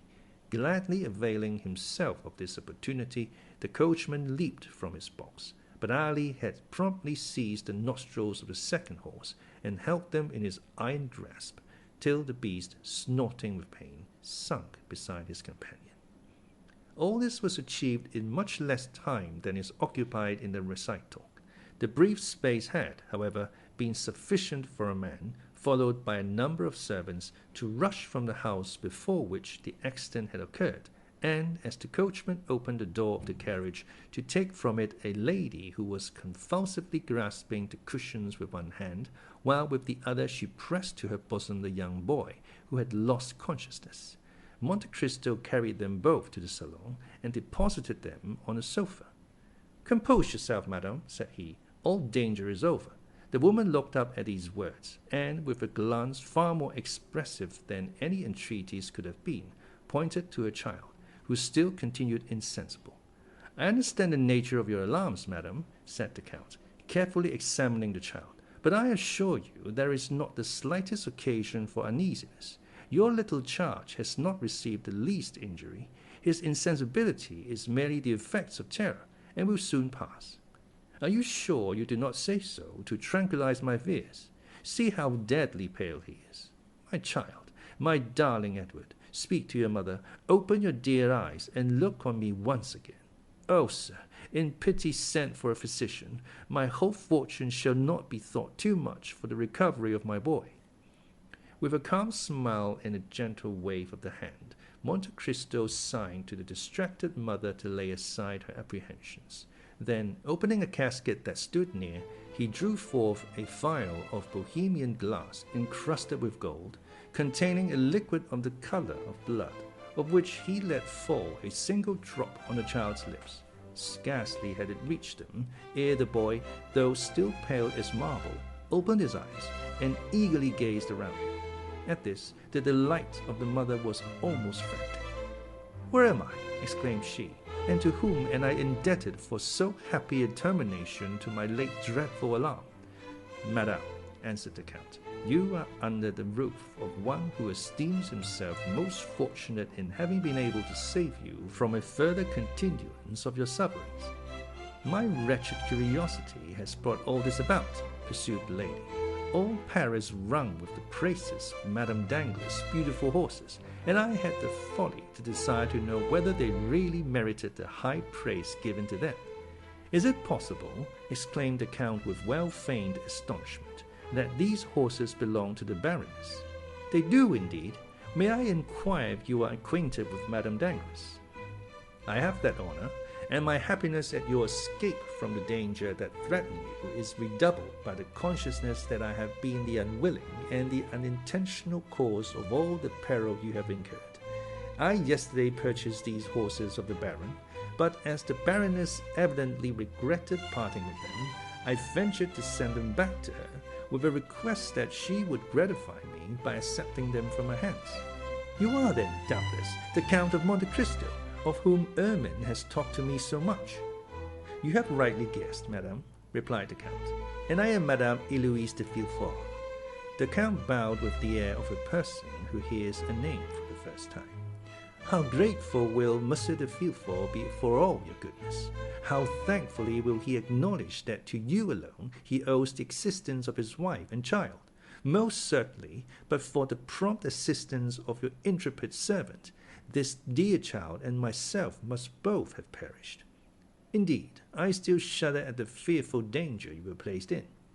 I trust you will allow me to recompense worthily the devotion of your men. I beseech you, madam, replied Monte Cristo, not to spoil Ali, either by too great praise or rewards. I cannot allow him to acquire the habit of expecting to be recompensed for every trifling service he may render. Ali is my slave, and in saving a life he was but discharging his duty to me. Nay, interposed Madame de Villefort, on whom the authoritative style adopted by the Count made a deep impression. Nay, but consider that to preserve my life he has risked his own. His life, madam, belongs not to him, it is mine, in return for my having myself saved him from death. Madame de Villefort made no further reply. Her mind was utterly absorbed in the contemplation of the person who, from the first instant she saw him, had made so powerful an impression on her. During the evident preoccupation of Madame de Villefort, Monte Cristo scrutinized the features and appearance of the boy she kept folded in her arms, lavishing on him the most tender endearments. The child was small for his age, and unnaturally pale. A mass of straight black hair, defying all attempts to train or curl it, fell over his projecting forehead and hung down to his shoulders, giving increased vivacity to eyes already sparkling with a youthful love of mischief and fondness for every forbidden enjoyment. His mouth was large, and lips, which had not yet regained their color, were particularly thin. In fact, the deep and crafty look, giving a predominant expression to the child's face, belonged rather to a boy of 12 or 14 than to one so young. His first movement was to free himself by a violent push from the encircling arms of his mother, and to rush forward to the casket from whence the Count had taken the phial of elixir. Then, without asking permission of anyone, he proceeded, in all the wilfulness of a spoiled child unaccustomed to restrain either whims or caprices, to pull the corks out of all the bottles. "Touch nothing, my little friend," cried the Count eagerly. "Some of those liquids are not only dangerous to taste, but even to inhale." Madame de Villefort became very pale, and seizing her son's arm, drew him anxiously toward her. But, once satisfied of his safety, she also cast a brief but expressive glance on the casket, which was not lost upon the Count. At this moment Ali entered. At sight of him, Madame de Villefort uttered an expression of pleasure, and holding the child still closer towards her, she said, "Edward, dearest, do you see that good man? He has shown very great courage and resolution, for he exposed his own life to stop the horses that were running away with us, and would certainly have dashed the carriage to pieces. Thank him, then, my child, in your very best manner, for, had he not come to our aid, neither you nor I would have been alive to speak our thanks." The child stuck out his lips and turned away his head in a disdainful manner, saying, "He's too ugly." The Count smiled as if the child bade fair to realize his hopes, while Madame de Villefort reprimanded her son with a gentleness and moderation very far from conveying the least idea of a fault having been committed. "This lady," said the Count, speaking to Ali in the Arabic language, "is desirous that her son should thank you for saving both their lives. But the boy refuses, saying you are too ugly." Ali turned his intelligent countenance towards the boy, on whom he gazed without any apparent emotion, but the spasmodic working of the nostrils showed to the practised eye of Monte Cristo that the Arab had been wounded to the heart. "Will you permit me to inquire," said Madame de Villefort, as she arose to take her leave, "whether you usually reside here?" "No, I do not," replied Monte Cristo. "It is a small place I have purchased quite lately. My place of abode is number 30, Avenue des Champs-Élysées. But I see you have quite recovered from your fright, and are, no doubt, desirous of returning home. Anticipating your wishes, I have desired the same horses you came with to be put to one of my carriages, and Ali, he whom you think so very ugly," continued he, addressing the boy with a smiling air, "will have the honor of driving you home, while your coachman remains here to attend to the necessary repairs of your calash. As soon as that important business is concluded, I will have a pair of my own horses harnessed to convey it direct to Madame Danglars." "I dare not return with those dreadful horses," said Madame de Villefort. "You will see," replied Monte Cristo, "that they will be as different as possible in the hands of Ali. With him they will be gentle and docile as lambs." Ali had, indeed, given proof of this, for, approaching the animals, who had been got upon their legs with considerable difficulty, he rubbed their foreheads and nostrils with a sponge soaked in aromatic vinegar, and wiped off the sweat and foam that covered their mouths. Then, commencing a loud whistling noise, he rubbed them well over their bodies for several minutes. Then, undisturbed by the noisy crowd collected round the broken carriage, Ali quietly harnessed the pacified animals to the Count's chariot, took the reins in his hands, and mounted the box, when, to the utter astonishment of those who had witnessed the ungovernable spirit and maddened speed of the same horses, he was actually compelled to apply his whip in no very gentle manner before he could induce them to start. And even then all that could be obtained from the celebrated dappled greys, now changed into a couple of dull, sluggish, stupid brutes, was a slow pottering pace, kept up with so much difficulty that Madame de Villefort was more than 2 hours returning to her residence in the Faubourg Saint-Honoré.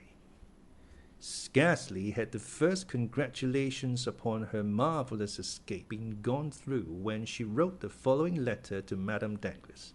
"Dear Ermine, I have just had a wonderful escape from the most imminent danger, and I owe my safety to the very Count of Monte Cristo we were talking about yesterday, but whom I little expected to see today. I remember how unmercifully I laughed at what I considered your eulogistic and exaggerated praises of him, but I have now ample cause to admit that your enthusiastic description of this wonderful man fell far short of his merits. Your horses got as far as Ranelagh, when they darted forward like mad things, and galloped away at so fearful a rate that there seemed no other prospect for myself and my poor Edward but that of being dashed to pieces against the first object that impeded their progress. When a strange-looking man, an Arab, a Negro, or a Nubian, at least a black of some nation or other, at a signal from the Count, whose domestic he is, suddenly seized and stopped the infuriated animals, even at the risk of being trampled to death himself, and certainly he must have had a most wonderful escape. The Count then hastened to us, and took us into his house, where he speedily recalled my poor Edward to life. He sent us home in his own carriage. Yours will be returned to you tomorrow. You will find your horses in bad condition, from the results of this accident. They seem thoroughly stupefied, as if sulky and vexed at having been conquered by men. The Count, however, has commissioned me to assure you that 2 or 3 days' rest, with plenty of barley for their sole food during that time, will bring them back to as fine, that is, as terrifying a condition as they were in yesterday. Adieu. I cannot return you many thanks for the drive of yesterday. But, after all, I ought not to blame you for the misconduct of your horses, more especially as it procured me the pleasure of an introduction to the Count of Monte Cristo, and certainly that illustrious personage, apart from the millions he is said to be so very anxious to dispose of, seemed to me one of those curiously interesting problems I, for one, delight in solving at any risk, even if it were to necessitate another drive to the Bois behind your horses. Edward endured the accident with miraculous courage. He did not utter a single cry, but fell lifeless into my arms, nor did a tear fall from his eyes after it was over. I doubt not you will consider these praises the result of blind maternal affection, but there is a soul of iron in that delicate, fragile body. Valentine sends many affectionate remembrances to your dear Eugenie. I embrace you with all my heart. Eloise de Villefort. P.S. Do pray contrive some means for me to meet the Count of Monte Cristo at your house. I must and will see him again. I have just made Monsieur de Villefort promise to call on him, and I hope the visit will be returned. That night the adventure at Auteuil was talked of everywhere. Albert related it to his mother. Château-Renaud recounted it at the Jockey Club, and Debray detailed it at length in the salon of the minister. Even Beauchamp accorded 20 lines in his journal to the relation of the Count's courage and gallantry, thereby celebrating him as the greatest hero of the day in the eyes of all the feminine members of the aristocracy.